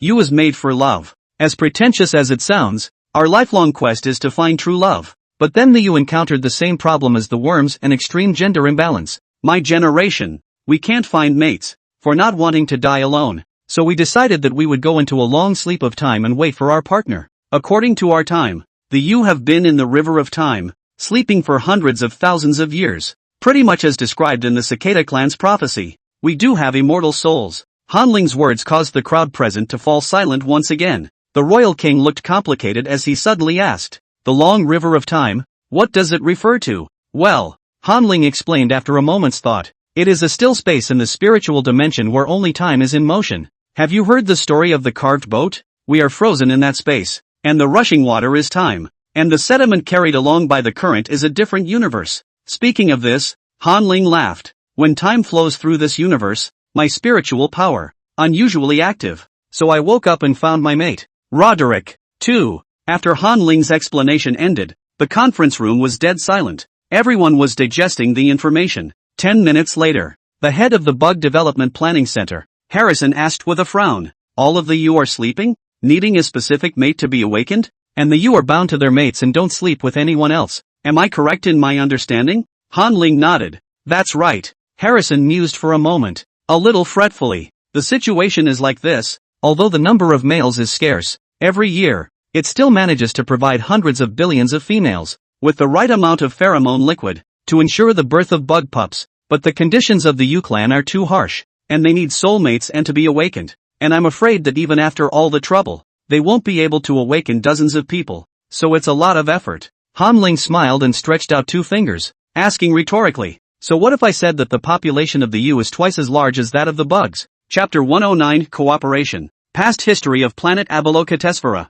Double? The insect race present looked at Hanling with shocked faces. "No way. The U clan that is so strong and can make people into little cuties at will. The population of the Yao clan is surprisingly large." Against the crowd's complicated gazes, Hanling smiled coyly. "I hope you understand that the U really are all love brains. They are full of mates and are very prone to causing accidents and getting a baby out. This has resulted in the population of the U remaining high." When Harrison heard this, his eyes directly glowed and he clapped to make a decision on the spot. "Your Excellency Hanling, you tell us how we have to cooperate. We will definitely follow the instructions and fully cooperate with you to awaken the U clan. Love brain is good." Hanling smiled slightly. He had said so much and was waiting for these words. The way to awaken the U is simple. It's emotional. As soon as they meet their soul mates, the U will awaken from their time. Currently, there are 78 females in the starfield that have awakened the U. Earlier, I posted a solicitation. I don't know if you guys noticed, but it was a solicitation for dreams.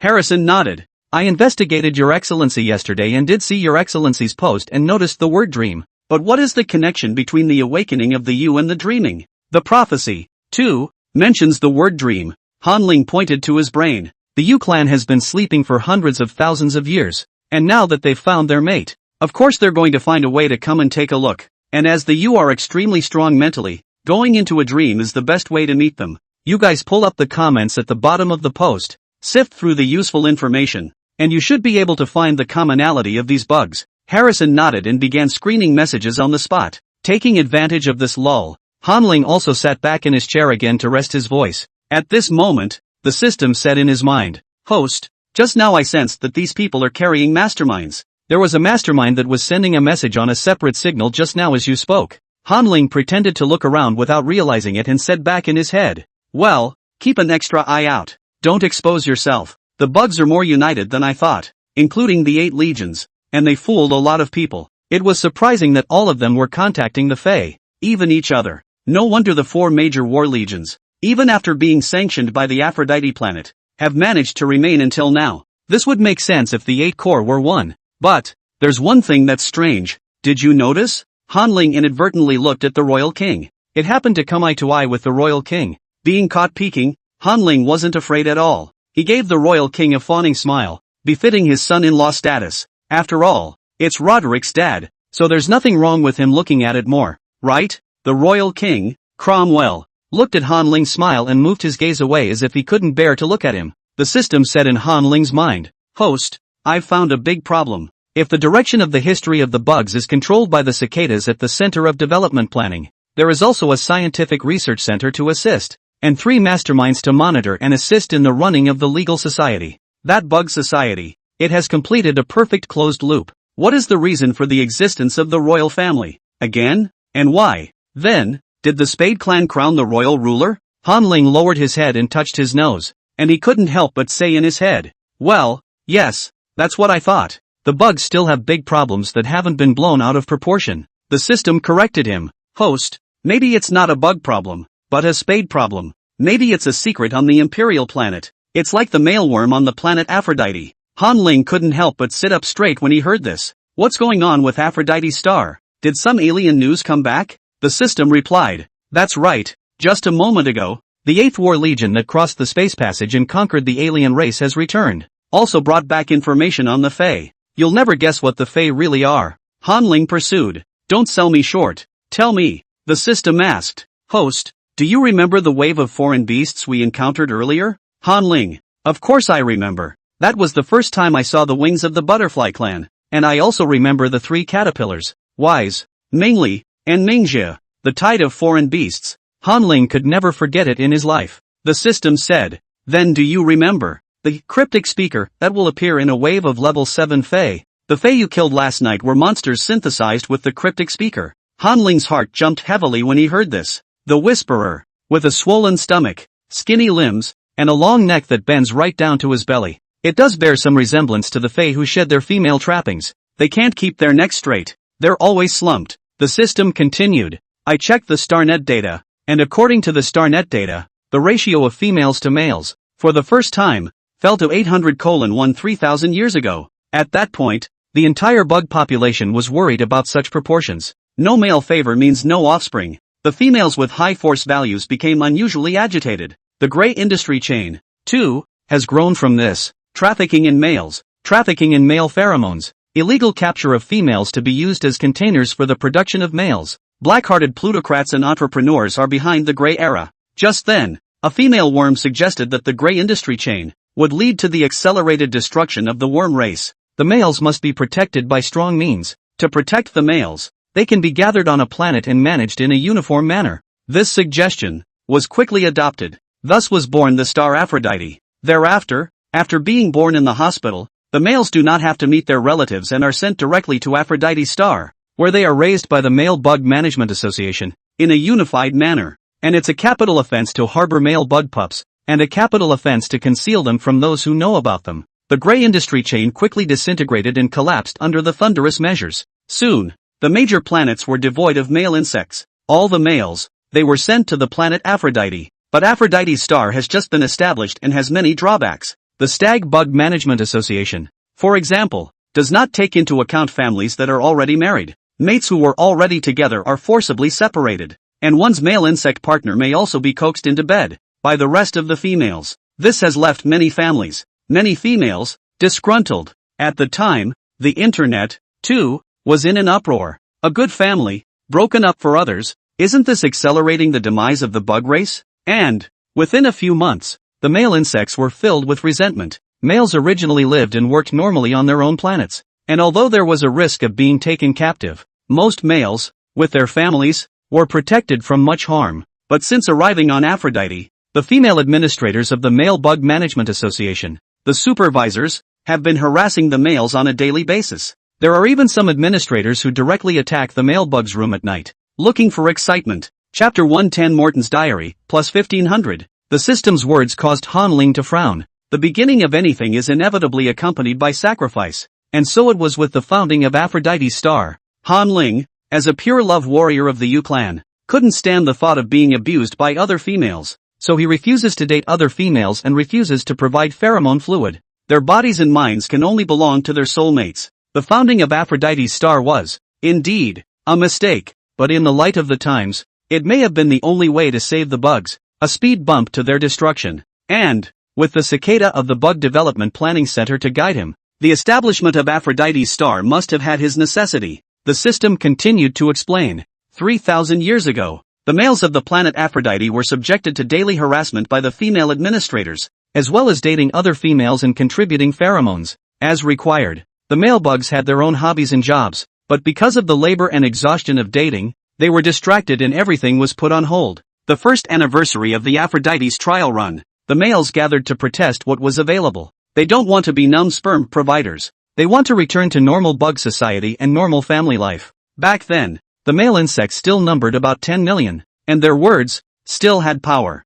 Countless female insects, too, were in solidarity with them. The planet Aphrodite was put on hold. The male insects rejoined their respective families. However, in the third year, when the number of male worms was counted again, everyone realized that the number of male worms was, in fact, 1 million less. This is an extremely unusual number. After inquiring, the bugs found that the dead males, without regularity, died at random times. Most of them died in the mouths of foreign beasts. The roar of a foreign beast specializes in restraining the male insect's mental power. This led to a wave of fate beasts and wormholes, after appearing near the planet. Once the roar of the foreign beast sounded, the male insects could only stand frozen in place. They could not escape, much less resist, and could only regretfully die in the mouth of the foreign beasts. Throughout the bug starfield, wormholes appeared every day, and the male bugs lived too spread out to be able to protect them in time. And so the Aphrodite Star program restarted. The male bugs once again took up residence on Aphrodite Star.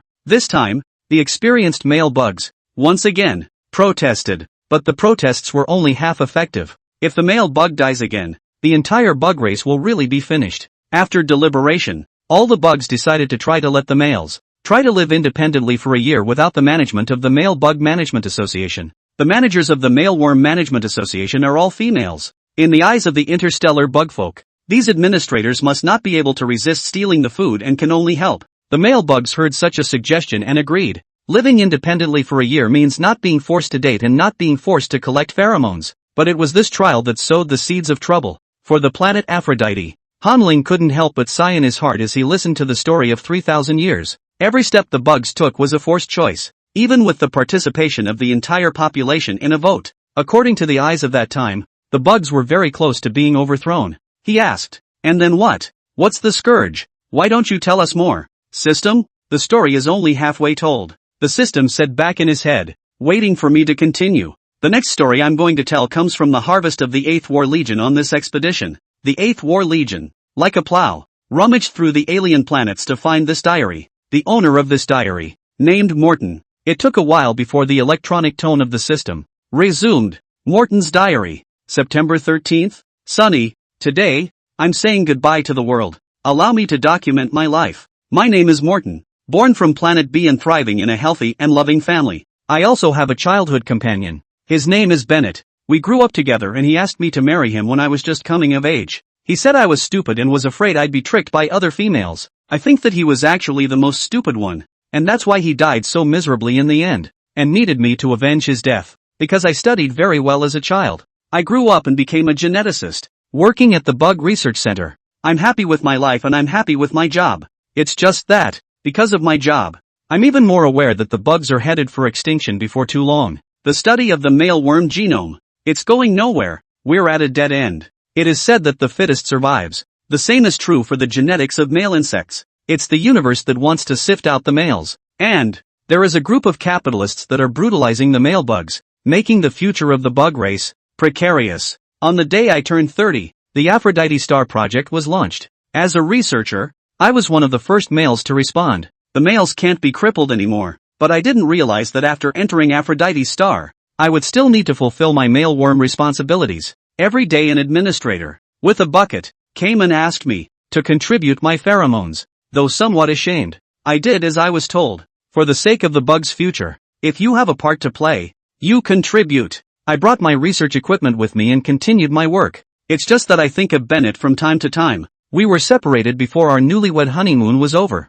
and I miss him. But because of the distance, we can only contact through the light brain. He said he was getting ready for a new job and that he was working close enough to Aphrodite's Star to come over and see me. The next days went by every day as usual, and apart from collecting pheromones, my life was no different than it was before. No different. It's just that the unexpected comes so quickly. That evening I went out for my usual walk to get some air, but on the way back, I suddenly saw a male bug, with a broken foot, sitting chagrined on the side of the road, asking for help. Out of the goodness of my heart, I helped him and drove him home. But I didn't realize that all of this, it was a trap. Hidden in this male bug's home were 3 female bug keepers. By this male insect, was offered to them as protection money. This night was the most obscure day of my life. The pain, the numbness, the vocal pleas for mercy. I hated my lack of power. They're all bugs, so why do some of them take pleasure in torturing other bugs? It was 3 days after leaving that room. My disappearance made Bennett anxious. He approached the Stag Bug Management Association and asked to see my location,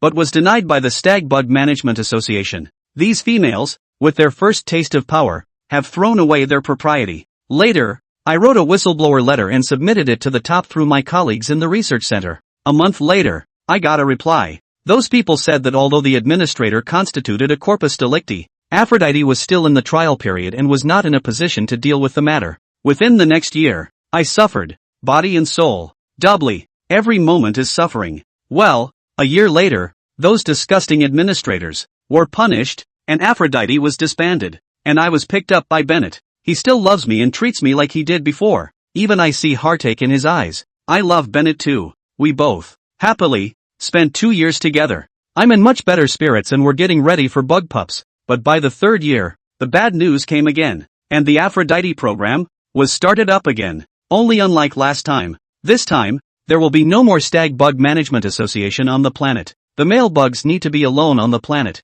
for a full year. Once again, I embarked on a ship to Aphrodite's star. Bennett was worried about me and was in tears when I left. But what he doesn't know is that for the past 2 years, I've been exercising my spiritual power just to deal with today's situation.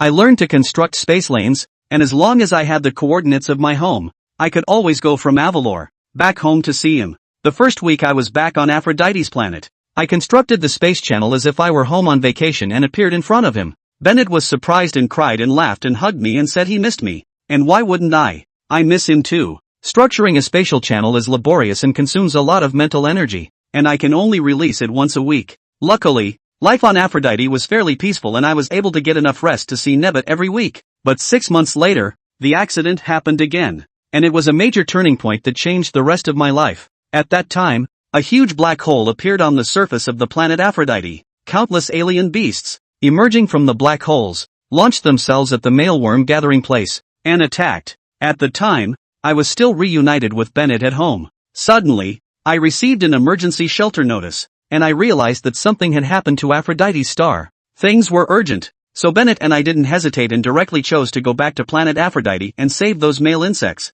Bennett followed me through the space lanes and arrived at the planet Aphrodite. The force value of the females is so excellent that a Bennett can single-handedly take on 3,000 Fae. In one day, under Bennett's leadership, we saved 300,000 male insects and escorted them to an underground shelter. At that point, we were all thankful that we were here. At night, we hid in the bomb shelter, and that was the last night that Bennett and I spent. The next morning, we received an expedited notification that the level of the alien beast tide, after testing, was determined to be level 10. This was an unprecedented tide of grade 10 foreign beasts. It had been several hundred years since the last level 10 alien beast tide. It would take a minimum of 10 days to clear the constant stream of alien beasts. 10 days is too long for anyone to carry around nutritional supplements. No one, either, can eat or drink and hold out until help arrives. The male worms inside the underground refuge were all a bit panicked, and countless male worms broke down and cried. But I didn't panic.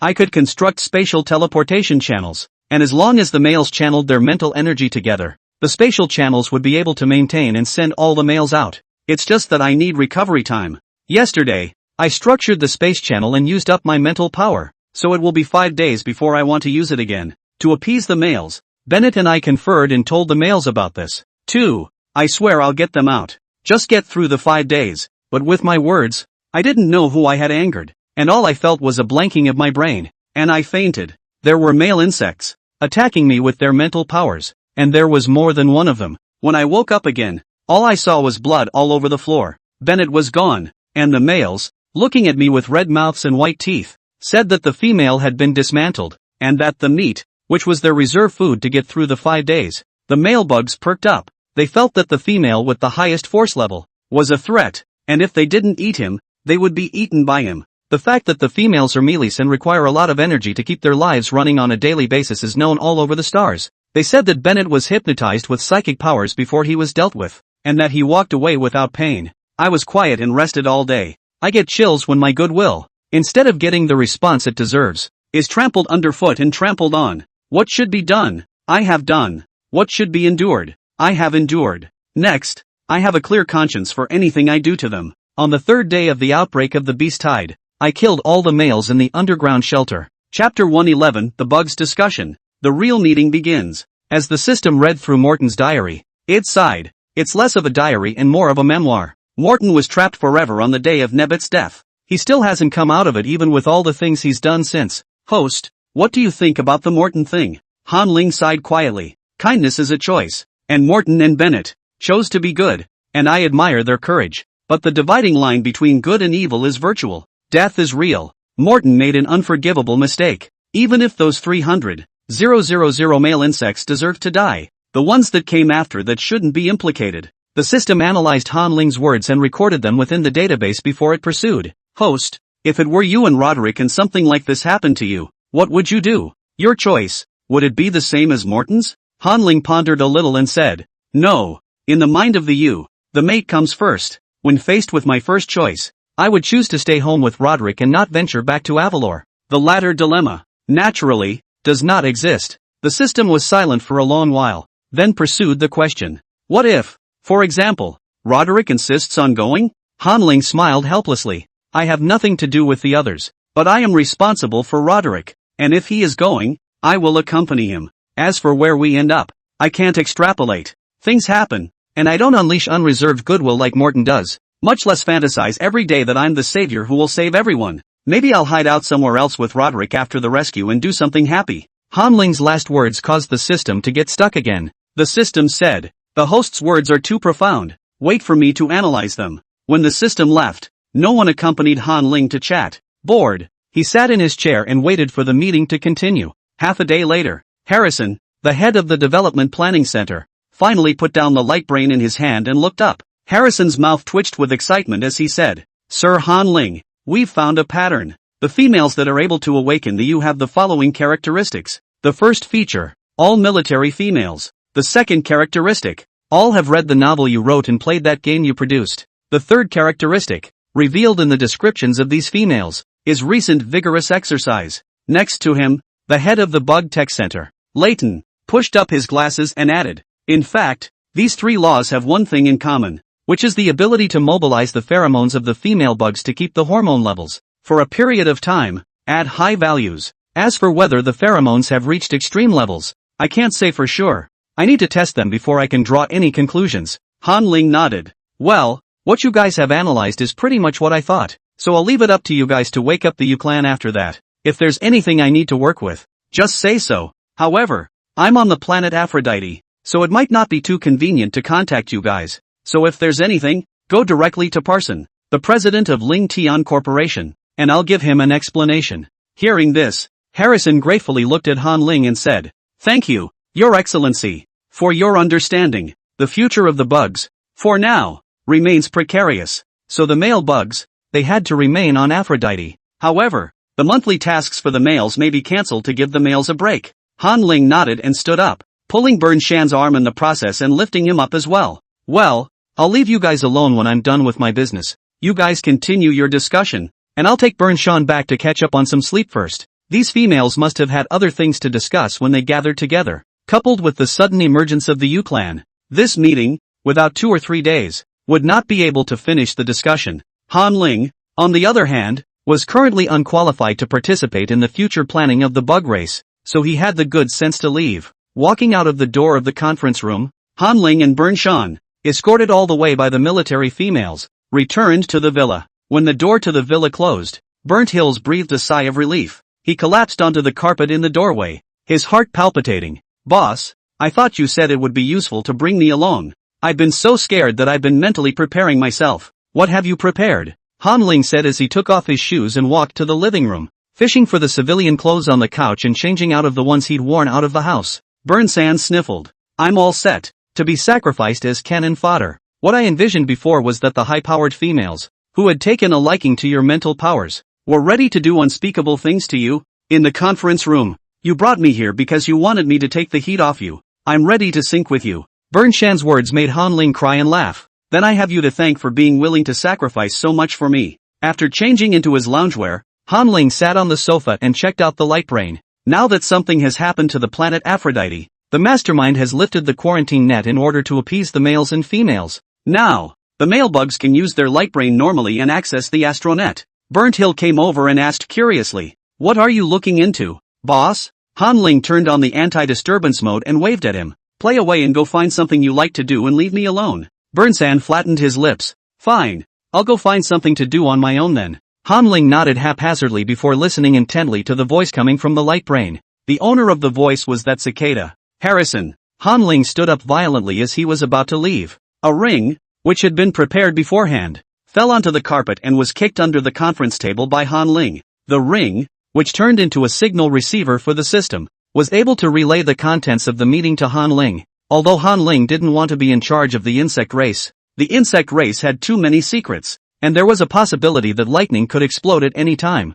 so he needed to be on his guard at all times. Every female bug at the conference table looked preoccupied. The royal king, Cromwell, though he acted calmly, showed his agitation by his legs that shook every now and then. Then there's the alien races that the bugs are involved with. Aurora life, silicon-based life. It makes your head spin just thinking about it. Where do you get all the strange-looking beings? And what favors have the bugs promised these foreigners? Will the bugs be able to walk away from this deal in one piece? Everything is unknown. Han Ling twisted his fingers and listened attentively to the conversation that was taking place. In the conference room, only the head of the Development Planning Center, Cicada Harrison, could be heard saying solemnly, "The emergence of the U race is an opportunity for our bug race. We must grasp this opportunity. Has the mastermind calculated the results?" The unfamiliar voice came. Not yet. The three masterminds suddenly received instructions. Han Ling's eyebrows heaved when he heard the voice. He remembered that in the conference room, there was a rather special female bug with a seat tag that read, "Temporary Speaker of the Three Masterminds, Moses." Han Ling still had a good feeling about intelligences like Mastermind. The light brain of the U clan, after accurate calculations, could find the right moment to awaken the sleeping U clan. The three masterminds of the bugs keep bug society running smoothly. The mastermind can process all the messages on the star network, and what comes back is the will of the people it represents. Han Ling felt that as long as the procedure was correct, the mastermind was the fairest and most righteous being in the world. The same thing, the poor do not dare to do without power and influence. The middle class do not want to do for fear of trouble. Capital for the sake of profit, in the guise of a mad dog desperately do. Only the mastermind will act according to the ordinance of justice. But Moses' next passage directly broke Han Ling's inherent thoughts. It was only heard. Moses' voice was calm, conveying the mastermind's message. The three masterminds have suddenly received instructions that the technology has received a breakthrough, inviting all forces and updating the technical information. The mastermind would like to ask you all if you are attending the Technology Update Conference? Tech Update Conference? Tech City? Han Ling listened with a question mark on his face. He had never heard of any technology city. System, what's Tech City? Have you heard of it? The mastermind has to meet too? Han Ling inquired curiously. The system explained in Han Ling's mind. Techno City is an intelligent city-state that appears after the universe has developed to a certain level. Of course I've heard of it, because the universe where the U race is located also has a technology city. The system's explanation made Han Ling's eyes widen. That universe of the U clan, there's a tech city too? The system's voice, suddenly a little chagrined. But I've never been to this convention because the U are too physically challenged to support long-distance spaceflight. However, I have heard the rest of the mastermind discussion. It is said that within the Technopolis, there are no living things, only machinery. To be more precise, the Technopolis is a vast fortress of computing machines. No creatures? Han Ling's fingers trembled a little when he heard this. So what does Tech City do? Who are you better than them? The system said rather self-deprecatingly. In front of them, masterminds like us are tiny specks of dust. Mechanical creations have long had an infinite life. The bigwigs in Tech City have long since moved on from lowly pursuits. They have ideals and are doing the greatest things. That is to calculate the limit of pi and pursue the source of the universe. After listening to the words of the system, Han Ling was relieved. The original technology city, a group of schoolboys, not a demonic-eyed. However, Han Ling frowned and asked with difficulty in understanding. Isn't pi? I remember this is the content of a math textbook? How come a bunch of advanced masterminds are still calculating pi? The system said helplessly. Host, on the light brain, you first draw a circle, then adjust the light screen to the maximum. Han Ling was confused and did as he was told. He took the light screen and adjusted it to 6 meters x 3 meters. Then asked, and then what? The system explained seriously. Host, what do you see? You see square pixels. The circles you draw, no matter how fine, will see pixel jaggies when you zoom in. The circle, in fact, is not a circle, but just a polygon made up of tiny straight lines. Because the light brain is virtual, with limited memory, it can't hold endless rounds. Ditto 4. Han Ling's eyes stared like copper bells as he gulped and a sentence came out of his mouth. If Tech City counts all the circumferences, that means that our universe is virtual too, the system said with relief. Yes, if the value of pi is calculated, then the universe is false. Explain that all you need to do to turn back time is to enter a program. Copy and paste is no longer a dream. And you can also delete and change character data at will. When he heard the system's words, the expression on Han Ling's face didn't tense up, and he grinned in horror. He hoped that the aspiring masterminds of Tech City would never figure out what pi equaled. At that moment, Harrison's voice came out of the light brain. Harrison asked, "The Tech City conference. When will it be held? If we need to reach the site, I'm afraid we'll have to leave immediately now, and to reach Tech City will take a minimum of 500 years. When Han Ling heard this, he cried and laughed a little in his heart. The wavelengths of energy that are mechanically captured have a very wide range, not a biological comparison. The temporary voice of the three masterminds, Moses, said, "This time there will be a demonstration of new technology at Tech City without the need to arrive at the site. All you need to do is provide 20,000 cubic meters of energy stones, and you can participate in the conference to upgrade the mastermind. For your own force." Harrison sighed. "Then we should definitely participate. Alas, I hope this upgrade includes genetic technology to help perpetuate the bugs. Tech City represents the highest technology in the universe. However, they never publish technical content freely. Only wait until Tech City runs out of energy and needs new energy. They only reluctantly convene a mastermind upgrade conference. At each meeting interval, it was 10,000 years to start with. All forces would vie for participation." Han Ling fretted a little. He felt that it was not wise to continue providing energy to Tech City. But the system counsels, "Host, think outside the box. It's good to have new technology. It's what's in front of you that counts." If the bigwigs at Tech City had, in fact, figured out the value of pi, that ends in nothing more than the destruction of the universe. It's not so scary when everyone goes down together. Han Ling heard the system's words and froze for a long time before nodding. "You're right. I was being paranoid." The system sighed quietly. "Alas, all universes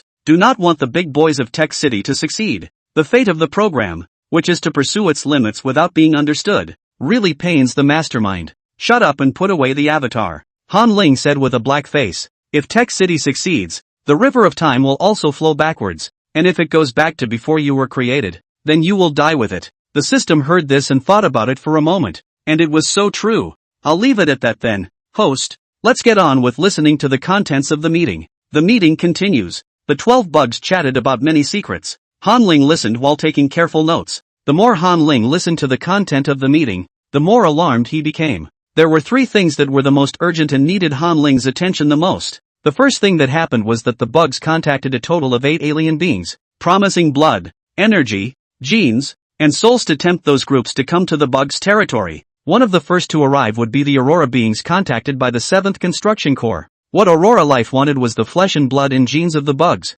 They are especially fond of the Royal Spade clan. According to the Marshal of the 7th Construction Corps, Aurora Life, which was probably a few years away, would reach the bug starfield. Among them, the nobles, led by the Flo family, had clear intent to rebel. They presumed to be the first to gain a foothold after the arrival of the Aurora beings, with the help of the royal genes. When everything was strung together, Han Ling came to a realization. It turns out that these old foxes, they have been colluding for a long time. Stabilize the bugs by using the influence and enforcement of the world family clans. They were too busy helping the bugs to grab territory and compete for resources. But it didn't forget to take the capitalists. There are always people who are natural managers and will manage a bunch of subordinates and make a lot of money. Money gradually corrupts the conscience and needs to be regulated by authority. Han Ling shook his head and smiled bitterly. "I'm afraid that other than the matter of Aphrodite's star, everything else about the situation was under the control of these 12 people. And he, himself, was the variable they hadn't expected,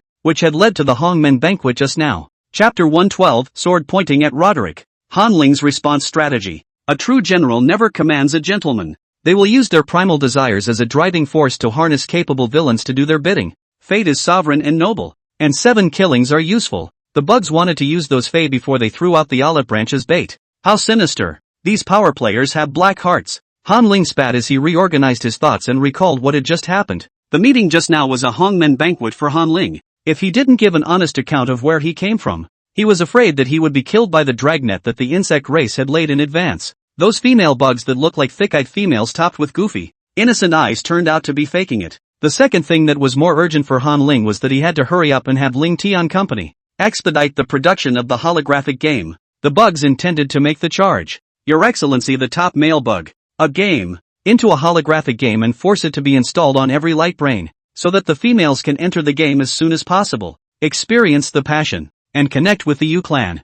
At the meeting, several marshals jointly pressured Han Ling that if within 2 years, no million females awakened the Yu clan and no hybrid babies were born, then you will be downgraded to a second-tier alternative cooperation and driven out of the priority cooperation. Therefore, Han Ling had to make the holographic game. Catch it online. The third and more urgent matter was the test that the insect race had left for Han Ling. The Science and Technology City Conference would be attended by countless foreign races. Those high-level masterminds always have to set up a lot of difficult-level mini-games in the conference to test the strength of various races and keep the experimental data for research use. This was a good opportunity for the bug race to decide to show its full strength and hook up to attract more alien races or steal more alien genes, to increase the possibility of continuation for the bug race. Among them, the Royal Spade clan, as a member of the Strength, was surely the main candidate to participate in the Tech City Conference. Roderick, as the strongest female, would be the captain of the team leading the Tech City Convention. Han Ling had to hurry up and prove himself if he wanted to become Roderick's male bug.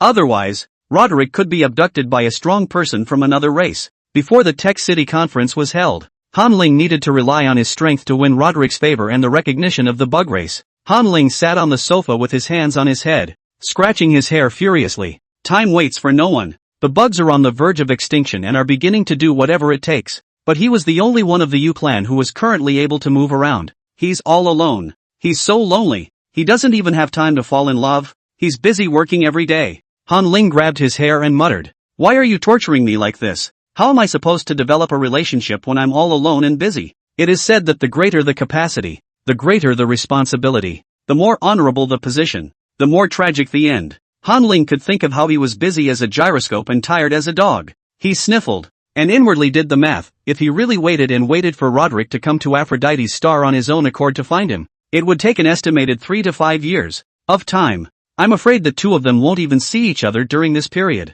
This was too bad to end up like this. He had to be proactive. The system seemed to have seen Han Ling's tragic end and reminded, "Host, according to the calculations, you must make an effort, or you will lose Roderick, and time will wear out love. I have a few suggestions on my side. Would you like to hear them?" Han Ling, tell me about it. The system lays out a list form and explains. Things need to be done one by one. Host, you hold 2 initiatives. The first initiative, you have legs and can just walk around. With an unrestricted office location, you can go to Roderick's side and cultivate a relationship with Roderick while you work. Second initiative, the Yu awakening is controllable. The host can write a lot of color books to make the female bug's emotions fluctuate, awakening more Yu to help you in your office. And you'll have time to cultivate a relationship with Roderick. Han Ling couldn't help but nod his head as he listened. Right, that's literally the only response I could come up with by thinking on my toes. The system couldn't help but ask as it heard that Han Ling was mocking it. Do you have a better idea, host? Han Ling knocked his head. Think about the big picture.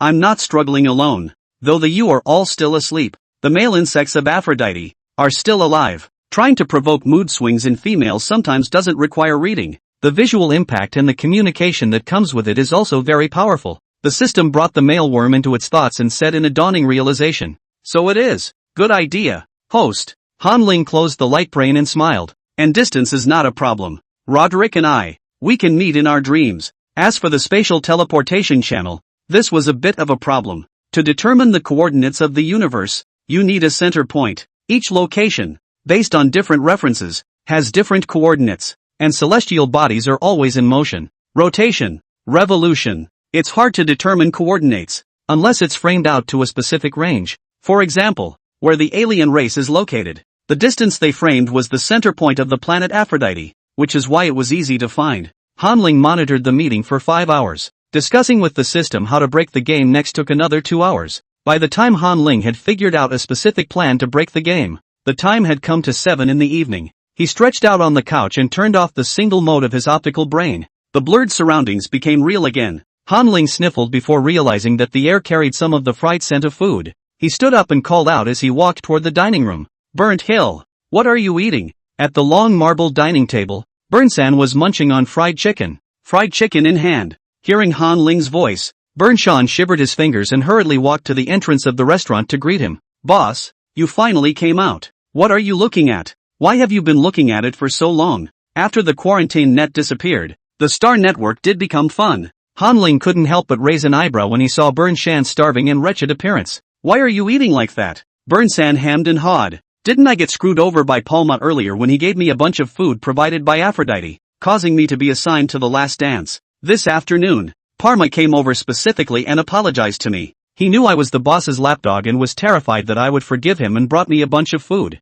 These foods, unlike the previous ones, are premium items that are literally worth millions of credits. The spices used in it are unusual and so delicious. Parma also sent you a separate copy. I left it untouched and saved it for you. With a broken-mouthed chatter, Burnsan pulled Han Ling to the dining table and opened a half-meter-wide thermos box. Inside the insulated box, there was a whole set of beautifully plated meals. Han Ling took his chopsticks and tasted it, and the flavor of the premium goods that he hadn't eaten before was indeed superb. He happened to be hungry as well, so he sat down face-to-face with Burnsan and asked, looking up as he ate, "Parma bought you off with one meal? That's not your character." "Ah, letting him off so easily?" Burnsan sighed and bit into his fried chicken. Vaguely, "This is not what can't be helped. Have already died so many male insects. I don't want to see another tragedy happen. Count this kid lucky. Spare his life." A smile appeared on Han Ling's face. "Just as well I'm going to do something to help you him. Want to come help me?" Burnsan looked up, his big eyes blinking. "What is it?" Han Ling wiped his mouth slowly and methodically. "Help me manage the male bugs. In the last year, the male bugs have not had to do any more tasks, and their time has just been free. So I'm going to recruit them and give them a chance to make money. You just manage them, do you?" Burnsan cocked his head quizzically. "Boss, I manage them. What about you?" Han Ling smiled. "I've got other things to do, of course, and that's out of your hands. If you're going to come and work for me, pay you a salary. Same as Parsons. You remember Parson? The one who helps me run the game company." Burnthill nodded vigorously at this, his head bobbing out of stumps. "I do. I'll do it. Boss, I'll take this job. I remember Parson. Just that $30 billion. I'm so impressed I can't even forget it." Han Ling nodded. "Yes, that's the 30 billion. You do it right. 1 month. I'll give you 3 billion. 12 months a year. That's $36 billion. More than Parson makes." When Burnsan heard this, he didn't even eat his fried chicken. He stood up violently and growled, "Boss, I get it. Just order it. I'll do it now." Han Ling took out the prepared program and sent it to Burnshan with his light brain. Eat first. I sent the program to your optical brain. Just follow it. The faster things get done the better." Where did Burnshan have the heart to eat? He casually wiped his hands, opened his light brain, and looked at it. After a long time, Burnsan looked up in shock. Nay, unable to speak, Han Ling laughed. "The program is complete, and if you want, you can use my name to recruit Parma." I don't think that he would refuse. Hearing this, Burnthills didn't know what came to his mind, and the tentacles on his forehead instantly stood up, branching out and froze on top of his blonde hair. "Ha ha ha, boss, I'm on it. Lend me your tricycle. It's more intimidating. Palma knows your ride." Burnsan ran outside excitedly. Han Ling threw him a key. "Go on, get there early and just take care of the others tomorrow." 10 minutes later, a blue tricycle with a canopy appeared on the streets of Aphrodite's Star. The tricycle came with its own big stereo, and the speakers shouted a phrase over and over again. Ling Tian Company, recruiting male insect anchor. Requirements for a good image, good temperament, the base salary of 3 million a month, good performance, uncapped. The company is extremely responsible and will have people trained before they start. So if you're interested, contact Burnt Hill Flow. The owner of the company is His Excellency Han Ling, guaranteed and reputable. I hope you will apply. The tricycle crossed countless streets, startling the sound-activated lights. But no one has come out and accused Bourne Mountain of being a nuisance. All the male insects heard the shouts of Bernese Mountain and inwardly pondered whether or not to apply for the job. After all, this is His Excellency Han Ling. Han Ling's stature that night shocked all the male insects. Moreover, Han Ling had stood up for Burnsan at that time, had always shielded Burnsan behind him, and had been quite kind to the dog's leg. Someone to cover and run roughshod over. And look at the smug look on Burnsan's face right now. They actually want to hug it out. The main thing is, working for Han Ling, you can still get credits, a minimum of 3 million a month. Quite a few male bugs, biting the bullet, sent a job application message to Bourne Mountain.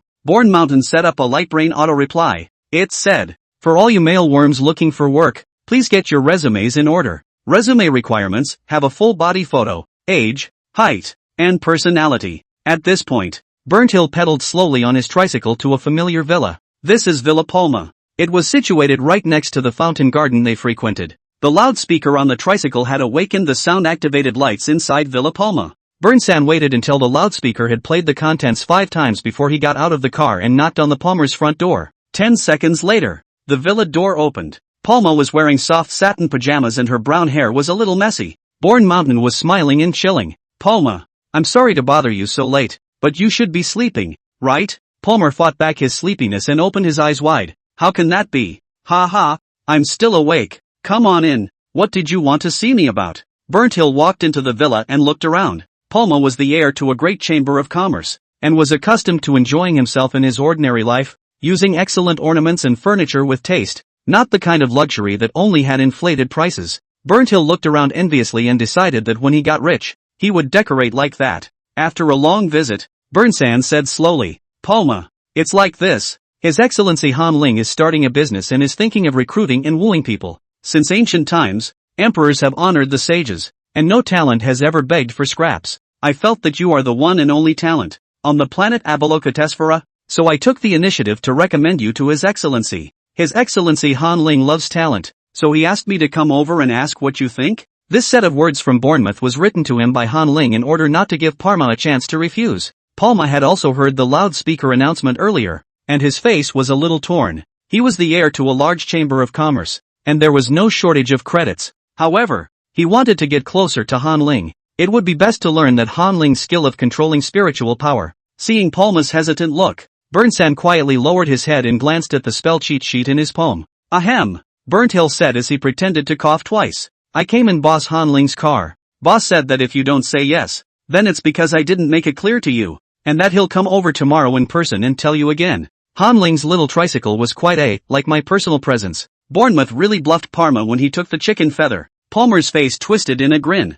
Ha, there's no need to have His Excellency Han Ling come to me. I promise now. I especially admire His Excellency Han Ling, and now that I have the opportunity to contact him, I definitely want to seize it. And many thanks to you for not forgetting me with such a good thing. Where is the workplace? I can go to work tomorrow. Burnsan smiled a toothless grin when he heard this. Are you in such a hurry? It's still in the hiring phase, and you're considered the company's first major general. I'll go ahead and pull you into our work group, and I'll let you know when I'm working. Don't worry, under my leadership, from now on, you'll be the #1 anchor of Ling Tian Company. Palmer's face twitched a little, and he smiled stiffly. Thank you, Your Excellency Han Ling, for giving me this opportunity to make money. Bournemouth was laughing so hard inside that he was pumping past the point that getting Parma to go on air was no different than getting the richest man in the world to set up a stall and sell his wares. Chapter 113 Han Ling, the Great Flip-Flopper. Early the next morning, the villa at Bourne Hill was overcrowded. 30 or so well-dressed, distinctive male bugs sat huddled next to each other on the couch in the living room. Burnsan moved a small table and sat next to them, pen in hand, ready to record something. Han Ling, on the other hand, stood in front of the light screen, ready to have a preaching session to give these male insects a good brainwashing. When everything is ready, with a spring-like smile on his face, Han Ling walked to the very center of the light screen. Hello everyone, welcome to Ling Tian's job fair. Before I officially hire, let me give you, first of all, an overview of what an anchor's job entails. As we all know, in the interstellar, there is a huge disparity between the ratio of males to females. Countless female insects, without a partner for life, can only rely on the pheromones provided by the fertility center to complete their reproduction alone. However, the female bug is also a bug. He will have sad times, and there are also melancholy and loneliness that cannot be resolved. And our next job description is to deliver warmth and care to each and every female bug. I'm sure we're all battle-tested players when it comes to female-male relationships. When you hear me say something, in your mind, it goes straight to the image that needs to be mosaicked. But our company, we don't touch this kind of illegal business. The company is full of decent people. We are only responsible for providing emotional value, not physical handouts. Han Ling's gaze scanned the room, and after seeing a brown-haired male bug, he smiled and extended his hand to him. May I ask what your name is? The corner of the brown-haired Palmer's mouth twitched. How could he so blithely pretend he didn't recognize him when he'd seen him 2 or 3 times before? He stood up and cooperated. My name is Palmer. Palma, let me ask you a question. Do you know how many females die every day due to mental riots in the starfield? I don't know. 10,000. The number of female insects that die from mental power riots every day is 10,000. What kind of concept is that? If you put it on the males, within 60 days, the interstellar males will all be dead. The male insects on the scene had shock on their faces. Han Ling looked at Palma and continued to ask, if now, there is an opportunity, as long as you seize this opportunity, not only will you be able to save the lives of 10,000 females, but you will also be able to make money. and at the same time, you will also be able to reap a great deal of fame and prestige, and become famous within the starfield. Do you want this opportunity? The male insects present bowed their heads in contemplation. They seemed to have no reason to refuse. Palma pursed his lips. He wasn't short of money, but the fame was too much of a temptation for him. Palmer knows full well that he likes the feeling of being held up and surrounded by people. Wanting to be complimented like a star is the real reason he throws parties so often. I want it, Palma replied firmly. Han Ling straightened his collar and laughed. Now, this job, this is such an opportunity. I am Han Ling. You may have only heard of me, but you do not know that I am also a kind-hearted philanthropist. I'll be hiring Your Excellency the Mailbugs at a base salary of 3 million credits for a public service broadcast. Live streaming is all about daily chats, or dancing and singing. You can all be yourselves and show your true character. Inside the live chat room, there will be no gift rewards. However, each user, every day, has 3 hearts that can be gifted to a favorite anchor. At the end of each month, we will rank the males according to the number of hearts they have received. The top 10 will be given the title of Top 10 Most Popular Male Bugs. Titles will be displayed on the air, and at the same time, you will all be rewarded with different credits according to your rankings. Comparisons are the worst thing you can do as a human being, and the same is true for bugs. A flimsy title can put the male bugs in the high chair, coupled with the lure of money. None of the male insects present could resist, and the public service broadcast is Han Ling's well-considered decision. He had made enough money relying on the game to spend, and he didn't want to let the male bugs make money for him anymore. And this whole thing started with the idea of stimulating pheromones in the females, thus awakening more yois. The whole thing works out that the male bug gets money and fame. The female worm mitigated the psychic riot. The U increases the probability of awakening, and Han Ling only had to pay some money. This deal, no matter how you count it, is stable. In business, if you want stability and longevity, you need to be altruistic. Make everyone happy. Last night, Han Ling had notified Parson to expedite the making of a software that could broadcast live. And then on the side of the 3 masterminds, they applied for a live software filing. Because of the no-fee public service nature, the software quickly passed the review of the 3 masterminds. Next, as soon as the staff arrives, the male bugs, they can go straight to work. After this preaching session, under Han Ling's encouragement, the 30 male worms on the spot directly sign employment contracts with Bourne Mountain. When the last male insect had finished signing, Han Ling coughed a few times to attract the attention of the room. Ahem, now that everyone has signed on, let's continue the meeting. Next, let me give you all a little training. Or please, Palma, come on stage and perform with me. Palmer awkwardly walked over to Han Ling. Han Ling laughed. Come on, now let's demonstrate what an anchor has to do while on the air. We're public service anchors. We just need to provide emotional value. So what kind of emotion? What kind of value? Let's simulate it. Han Ling turned the light brain on, set it to self-timer video mode, and began the demonstration. When we first went live, we were all new anchors, without the females getting to know us. We need to be proactive in our content output, not cold, to break the ice on the air. For example, I'm a chat anchor with a lively and lovely personality, and I'm on air every day, at 7 o'clock in the evening. And Parma, you play my audience and feel free to chat with me. After Han Ling finished saying this, his expression changed and suddenly became pretentious. Good evening everyone, I'm the lovely Han Ling. Did you guys see me? Palma blinked and said nothing. Han Ling smiled dementedly. My fans, they're all as shy as I am, but now I'm so embarrassed. Can you save me? You're the first viewer of my live broadcast, so if you say something, I'll grant you a request. With a twinkle in his eye, Palma asked, any request? Han Ling smiled brightly. Don't try to do bad things to me. At most, I can show you the tail hook. Oh, no touching. Yeah, the male insects on the scene, seeing Han Ling's demonstration, trembled 3 times. It's really too contrived. There was also embarrassment mixed with excitement on Palmer's face. Han Ling rubbed his face to get rid of the pretense, and his expression returned to normal. He passes on the tricks of the trade. A word to the wise. Talk about breaking without poison. If the atmosphere in the live room is awkward, then you can use the awkwardness as a stunt and use self-deprecation to diffuse the cold. At the same time, be brave enough to take the first step and draw closer to your audience. Of course, this is just a pre-live tip,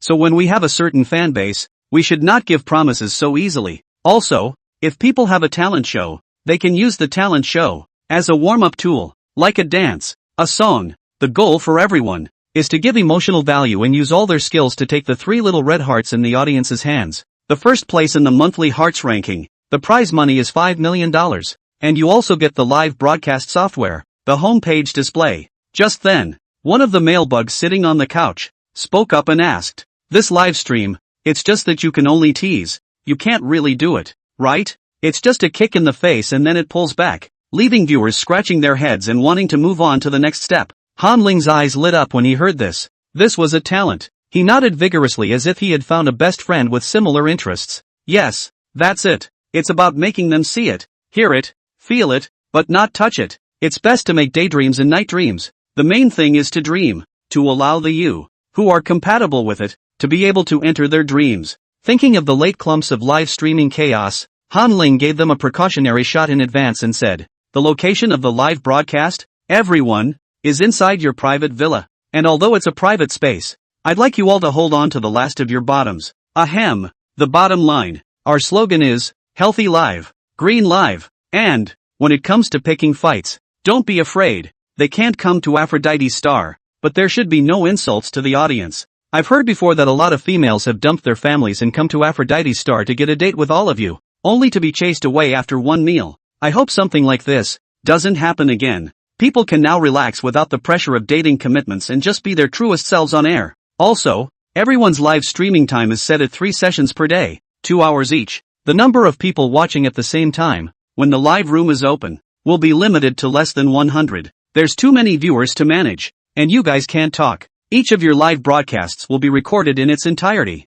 The live broadcast will be made into a video and uploaded to StarNet. This was the strategy Han Ling had set. Wake up the pheromones with live streaming interactions, point by point. Then use live recording to cast a wide net to catch the dreaming youth and stimulate them on a large scale. An hour later, when Han Ling told these male insects about the software for the live broadcast, the meeting was pretty much over. Han Ling waved his hand at the male insects. You can always call customer service if you don't know how to use the software. There will be someone to teach you how to use it. Cheer up everyone. Meeting dismissed. After sending these male insects away, Han Ling breathed a sigh of relief. Burnt Hills admirably stepped forward and doggedly rubbed Han Ling's shoulders and pounded his legs. "Boss, I've memorized everything you said. I'll be the one in charge of future meetings?" Han Ling nodded. "Well, you familiarize yourself with the content and flow of this meeting. When our live broadcast fame is out, there will definitely be more male bugs coming over to apply for the job. You'll be in charge of training when the time comes. With my financial resources, I can recruit up to 120 anchors. Born Mountain, okay boss. Our first live broadcast, when does it start?" Han Ling pondered for a moment and said, "Let's set it for 3 days later, to give the male bugs a cushion. And also on Parsons' side, the software content needs to be refined again. The production time is too rushed. The live broadcast only has a basic framework. It still needs to be upgraded." Burn Shan's eyes filled with admiration as he listened. The power of a team is powerful. "Boss, I'm going to go do something, and I want to lead out an awesome team. I feel that I still need to familiarize myself with the live streaming process." With that, Burnsan ran to his desk, opened his optical brain, and buried his head in it. Time slips away quickly in the busyness. 2 days later, 10 o'clock in the morning, Han Ling was sitting on his desk in front of the window, writing his third novel, when he suddenly received a message. This message, from the Marshal of the 2nd War Legion, was sent. "Second Marshal Walter, Your Excellency Han Ling,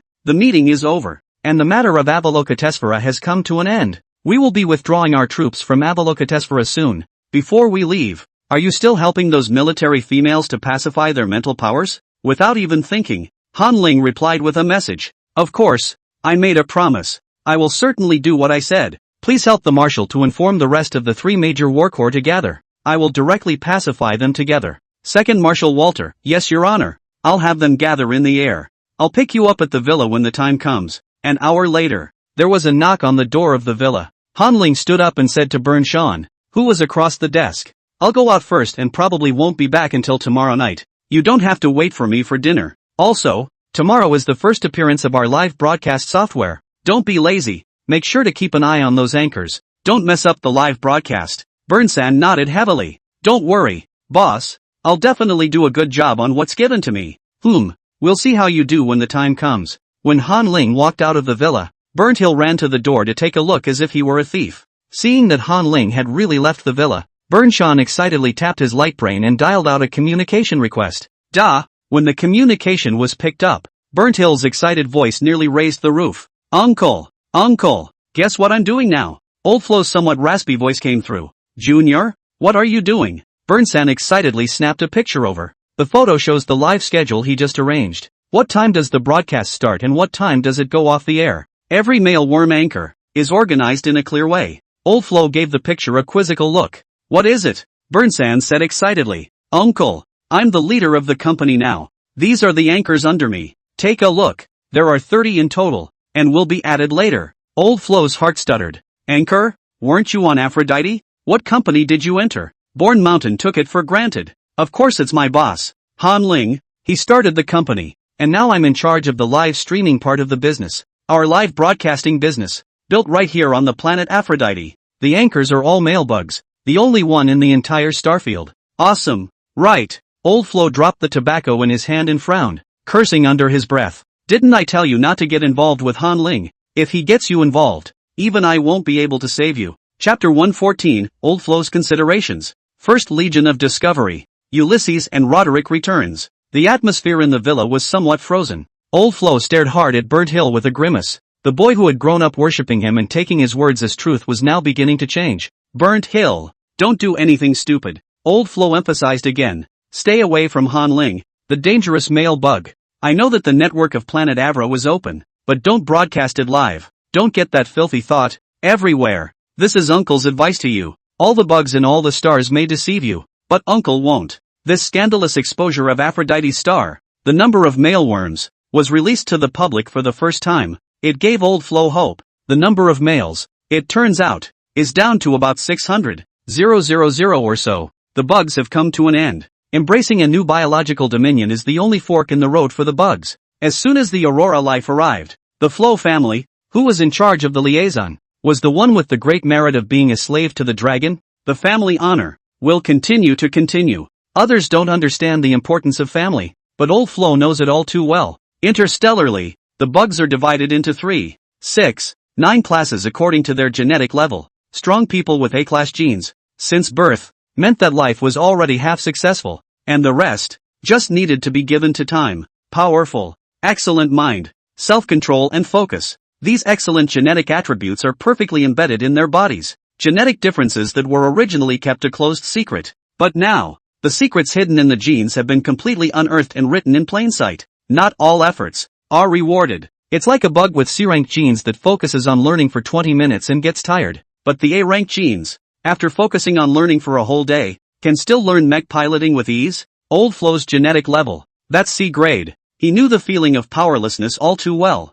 but he's still living the high life with the Flo family behind him. Climbed to the top of the building every day and looked down on the planet's busiest center. Old Flo couldn't get away from such a life of power anymore. He had grown up steeped in such privilege, and that was why he was afraid. Old Flo knew full well that if everything was reversed and started over again, he would never be able to live like this with his abilities. By then, not to mention regaining control of the big consortium, even selling baked sweet potatoes, his cart could be snatched away by B-rank bad bugs. That's why the Flo family laid out their plans in advance to prevent accidents. Old Flo's eyes were full of deep meaning as he stared intently at Bourne Mountain. The corners of Bourne Mountain's cocked mouth fell slightly, and his excitement, too, became calmed. Uncle, bug cubs do change when they grow up. When the identity is different, the position becomes different, and I am against your point of view. As a child, I thought you could do anything, but now I feel that you have gone astray. I know the family is hiding a secret and also has close ties to the 7th Construction Corps. I don't know what the secret is,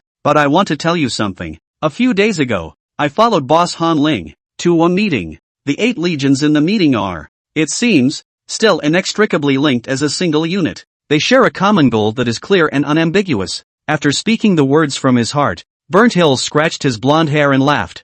I don't know why I'm calling this communication to you, and while the boss is away, sneaky and a bit airy, but maybe it's just a feeling. I feel like following the boss is the only way to have a good future. Uncle, you should stop being an enemy of the boss. If there is only one way forward for the bug race, then Boss Han Ling must be standing in the path of the future. You know, I've had a sixth sense since I was a kid, maybe a bit of a talent for it. Old Flo listened to Burnsan's words with a complicated expression, then hung up the communication in anger. Talent again. The Flo family is strange in that the males born in the family have a strong genetic class. His great-nephew Matthew, for example, is a rare class a male bug, and the junior just now, Bourne Mountain, looked demented, but also had a genetic grade of A-. But the female insects of the Flo family, genetic grade, will always hover between F and C grade. Old Flo dropped the cigar in his hand and slumped into his boss chair. He didn't have to look up to see the beauty on a 10,000-foot building, and he lowered his head in order to see the mundane world below. Old Flo didn't want to listen to Burnt Hill, but his head, he couldn't help but think. The Flo family insisted on contacting Aurora Life because of the family heritage, relying on the bloodline as a bond. And what is the reason for the 7th Construction Corps' persistence? Perhaps the marshal at the beginning, who did want to find a way out for the bugs, contacted Aurora Life. But the legacy of the Legion is force value determined. After dozens of generations, is the current marshal of the 7th Construction Corps really of one mind with the Flo family? After thinking about it for a while, Old Flo's mind started to wander and his brain made a mess. After a long time, Old Flo gave a bitter laugh, picked up his cigar, and again took it into his mouth. This path the Flo family has insisted on for thousands of years, so how could they give it up so easily? However, it's good that Burnt Hill has his own ideas. Do not be the first to be blessed, or the first to be cursed. He, Old Flo, was not a pioneer of the Flo family, nor would he be a sinner of the Flo family. If the family's ploy fails, then Bourne Mountain will be a retreat for the Flo family. Early the next morning, the news of the withdrawal of the 8 legions from the planet Avalokiteshvara then hit the hotspots of all the planets, spreading throughout the entire starfield. All the females on the stars, still talking about the alien race. This was discovered quickly and resolved quickly. That night, the 8th War Legion swept the alien planet. When all 8 legions arrived, they once again trampled the alien race once more, and also confiscated all of its assets. Although things were resolved perfectly, the females were still a little gutted. Not for any other reason. It was because these Fae were the product of the combination of the male worm and the Fae, secret whisperer. It was a monster that had been forcibly bonded by genetic means. After devouring the red crystals produced by the death of a male worm, the cryptic speaker then consumes the male worm's flesh and blood to give birth to a pile of fist-sized chunks of meat. Chunks of flesh will soak up the nutrient solution and grow into hideous monsters. It's the horrible look that makes them what they are. The skin that fades away with aging and turns into a shell is what the females look like. The monsters have the flesh and blood of the male bugs on them, and some of the DNA with memories attached to it gets stuck in their minds. This leads to the fact that the Fae have limited and widely varying IQs. Some are able to communicate with the bugs normally, and some are just the same as the Fae, with only an appetite, no mind, and unable to think. Also, the Fae that can communicate normally with the bugs have lost the ability to reproduce. They don't even have that organ. The only ones that can continue to breed are the monsters that don't think. The entire bug population is talking about these things. They wondered how Morton, thousands of years ago, had worked out such horrible genetic technology. But the bugs know full well that species formation is slow. Thinking and creative races are not born by human intervention. The pressure to continue the bug race, the crisis of extermination, was still like a big mountain, pressing down on each and every one of the bugs. The edge of the bug starfield. The sound of the engine idling appeared as the starlight brightened and blue arcs of flame flickered. A procession of warships, coming from the distance. The first legion of explorers, red-haired, pink-eyed Admiral Ulysses, returns to the worms at last, after a month, with a team of new explorers. After the trials and tribulations of exploration, the recruits have clearly adapted to the exploration life. The military females either sat in the halls and talked and laughed, or stayed in their dormitories and rested. The battleship is where the military females live, with excellent facilities. Shooting ranges, amusement parks, and training tubes were built to kill boredom. Entertainment facilities are also plentiful, with a movie theater, a practice hall, a dance hall, and a holographic game training room. All the entertainment venues that can be found on the market can be found inside the battleship.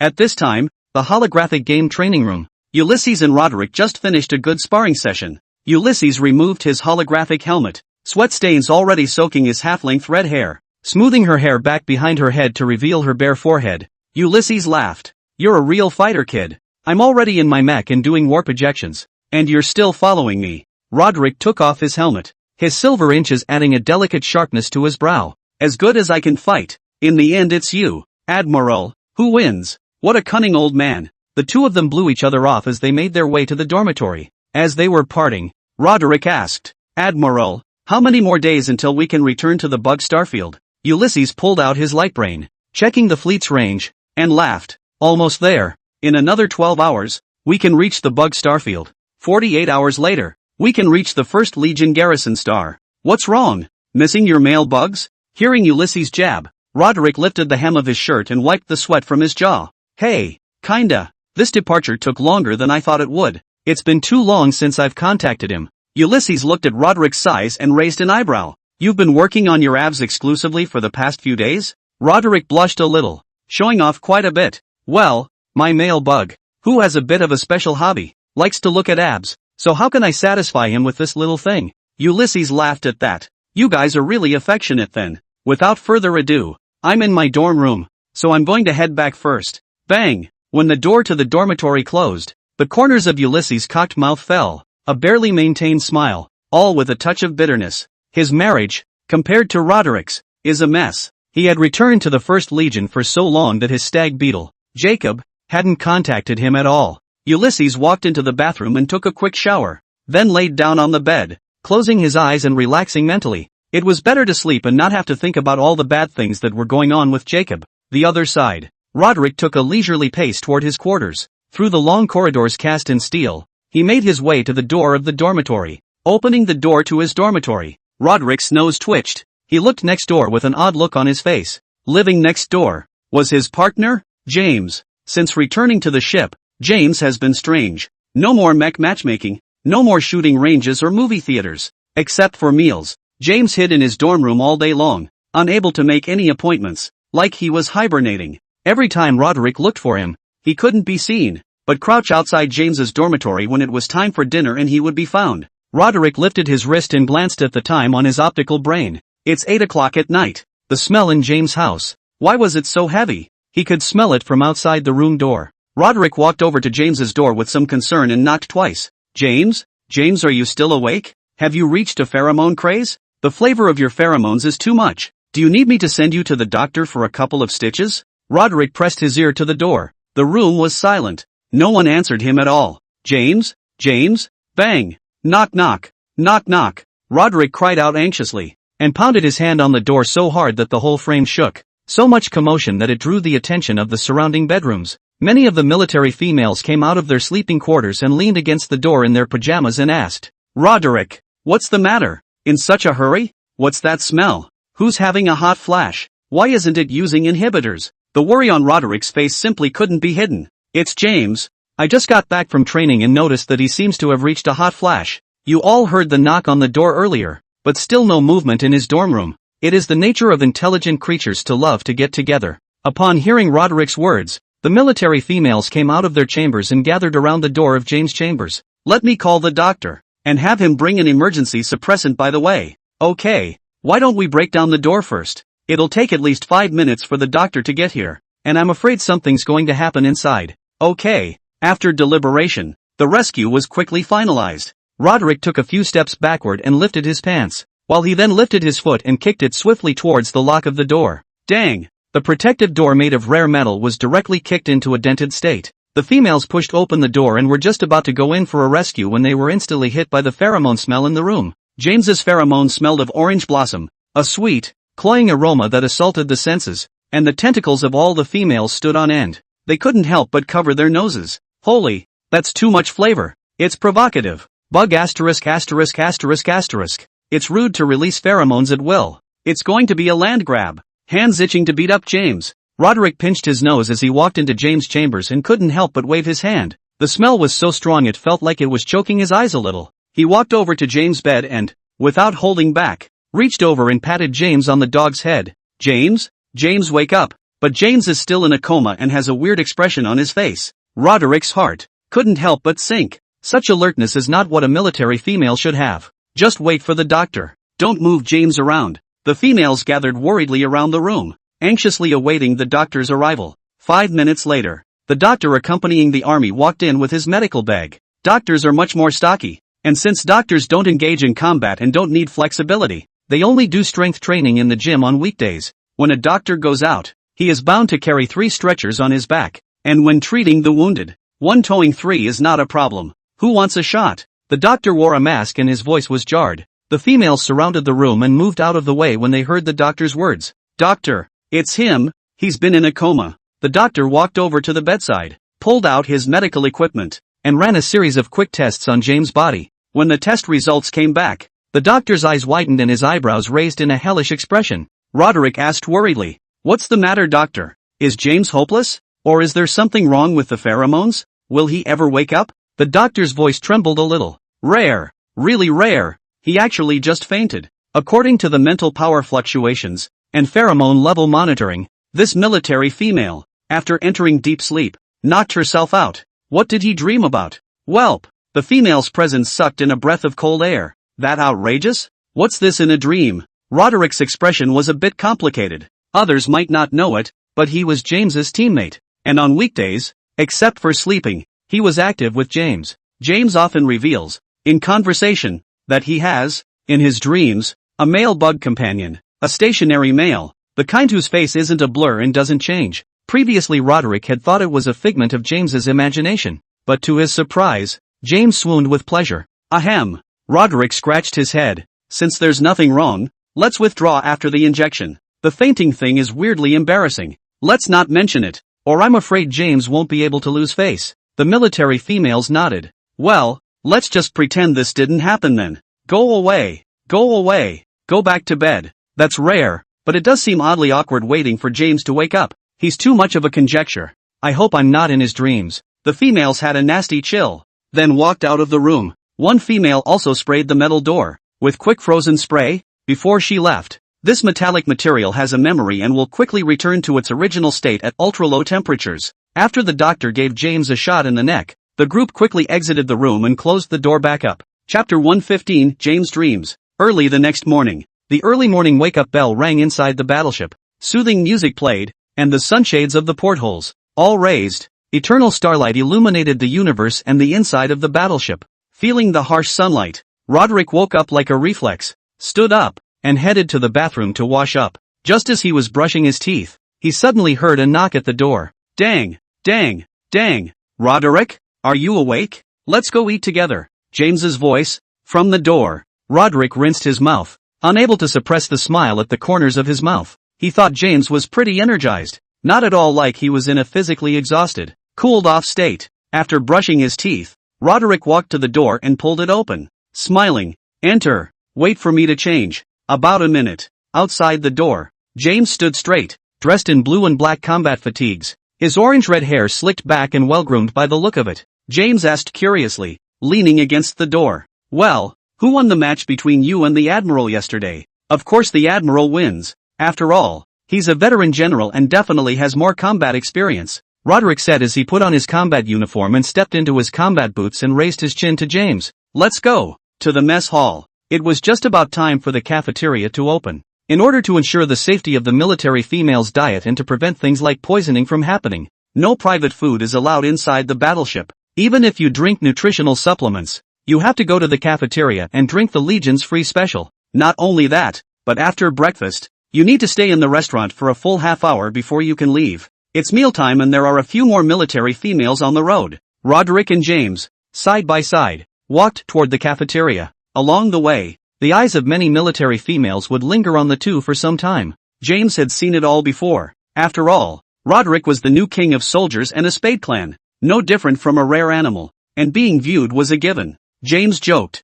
"Man, you're still so popular. It's been over a month and the heat hasn't died down yet." "Huh? Yes?" Roderick raised an eyebrow as he looked up just in time to meet a familiar-looking military female. The two of them had just locked eyes when the military female wiggled her neck, a mysterious smile still on her face. Obviously, this military female knows that James got zapped last night. Most of the military females today are actually looking at James. Roderick clenched his fist against his mouth and covered his laughter with a cough. Ahem, maybe everyone is more curious. 10 minutes later, the two walked into the restaurant and got a bag of nutritional supplements from the self-service pickup, and then he found a random table and sat down. After 3 or 2 gulps of the nutritional supplement, they chatted as they consumed their food. James didn't see yesterday's battle and exclaimed his pity. "If I had known you were going to lose, I would have gone over to take a look. It's a pity I don't have time. I've been a bit busy lately, otherwise James couldn't stop talking. Roderick kept his head down, rubbing his nose in embarrassment. "Brother, don't pretend. Your secret. It's been seen through. Too busy dreaming all day." "Ha!" Just then, a group of military females, suddenly holding nutritional supplements, sat down next to them. The cafeteria was very large, and the seats weren't quite full at this point. Suddenly surrounded by so many military females, even James sensed something was wrong. James asked, looking at the visitor warily, "Dude, why are you still sitting specifically around the two of us? Looking for a one-on-one with Roderick?" But who knows? One of the military females gave James a hard stare. Shoo, don't say a word. Can't you see the master is looking for the best bearing for the day? James was at a loss. Guru? What guru? Another military female explained. See that blonde-haired female insect? He's of the half-cicada bloodline, and can predict your future, your fortune, and your marriage, accurately, but he's only a half-cicada, so he has to pick a good place to utilize his full strength. Hearing this, James's heart stirred slightly. The cicadas.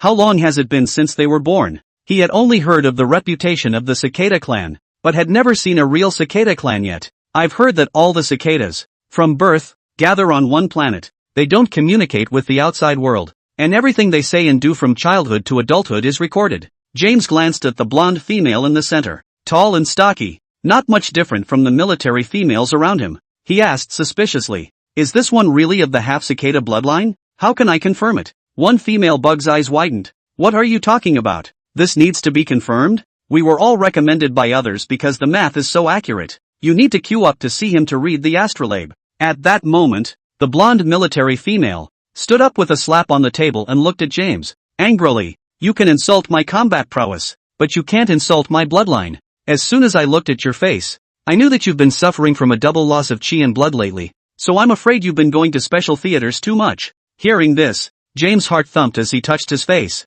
Could he really tell? The blonde military female grunted coldly and continued. You've been close to good things lately, but there's a calamity in your life. It's dream-related.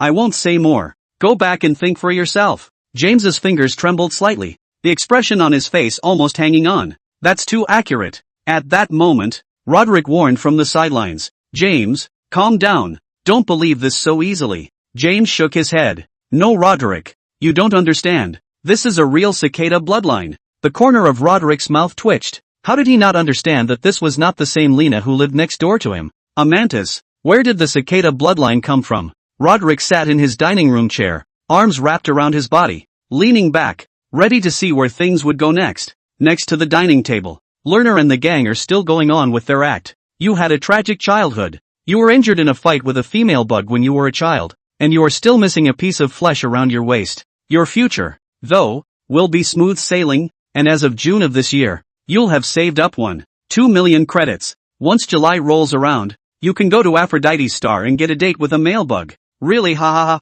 that's great. I'll be able to get a date with His Excellency the Mailworm soon. You're a butterfly, fresh out of prison, and the caterpillar that was your predecessor left you with a huge debt. So accurate, too accurate, worthy of the cicada clan. Reiner sketched and drew on his light brain, and the whole life of the two military females seemed to be figured out by him. 10 minutes later, Reiner yawned. I can't, I'm too tired today. Things don't work out. I can only look at the astrolabe 3 times a day. The last one. Who wants to count? James had already jumped into action, and when he heard that, with a whoosh, he propped his body up on one arm, stepped across the table, and leapt in front of Reiner. Master, you read my astrolabe. I have a calamity and I'm in a hurry. There was a lot of silence around the room as soon as James' words were spoken. All the females gazed at him. Reiner raised his eyelids and glanced at him. Your calamity can't be resolved by divination alone. You'll have to tell me about your recent dreams so that I can help you find a way to cross the tribulation. James froze when he heard this,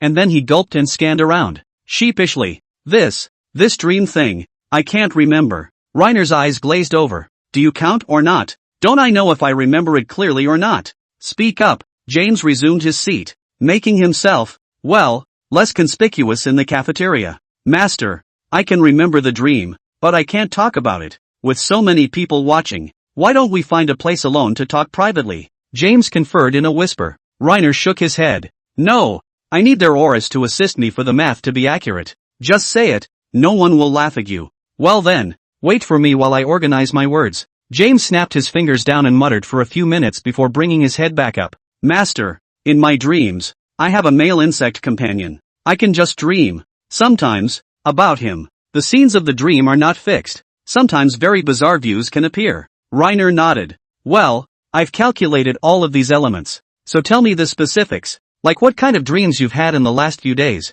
Your havoc, perhaps, will happen to your male insect companion. James' eyes widened when he heard this. Worthy of being a cicada clan, so you had already figured it out. If it's related to him, you must help me dissolve it. Although he is virtual, I don't want him to leave me. Well, as long as you don't hide it, I'll definitely help you defuse it. As soon as James heard this, He didn't hide it anymore. He just said it. For the past few days, I'd been dreaming and feeling foggy in the head, like a hot flash is coming on. The male bug that has been taking care of me in the dream world. The male bug said he could help me through the hot flushes, and then we had that whatever. It wasn't until this morning that I felt like my brain was back to normal. Reiner asked eagerly with an eat-your-heart-out look on his face. Which one of you has? How can I help you if you don't tell me? Ahem. It's just using a tail hook. You know, like in a special movie. So how are you feeling?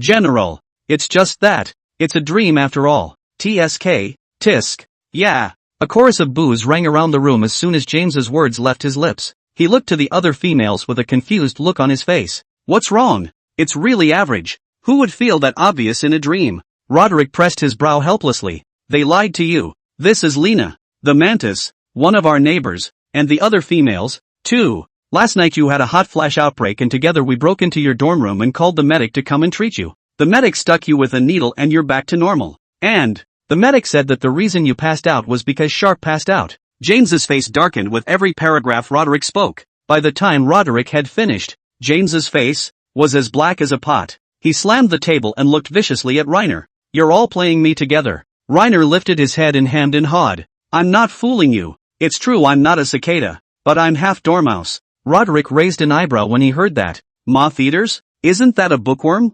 Beetlefish are afraid of light and don't have wings, but they also like hot places and don't like humidity, so they basically live very close to the planet's core. He rubbed his chin and thought about what powers the moth eaters had come to have. Reiner shook his collar and laughed. Don't ponder the abilities of the mothfish. There are tens of thousands of insect classifications. Who can remember them all? Let me show you what a moth-eaten fish can do. When Reiner finished, his voice became eerie, and his voice and timbre, surprisingly, became identical to James. Oh, praise the bugs. His Excellency was truly wonderful today. He took me by the hand and galloped me across a meadow. I sat on my steed for the bumpy ride, hooves clattering rhythmically. He showed me with his finger where his territory was, but only I know that there is no such thing as an endless meadow or a windy steed. It's just His Excellency and I, making noise in the endless starry sky. Reiner's words were barely halfway out of his mouth when James covered his mouth. James asked in exasperation. How did you know? How did you know what I was thinking? Unperturbed.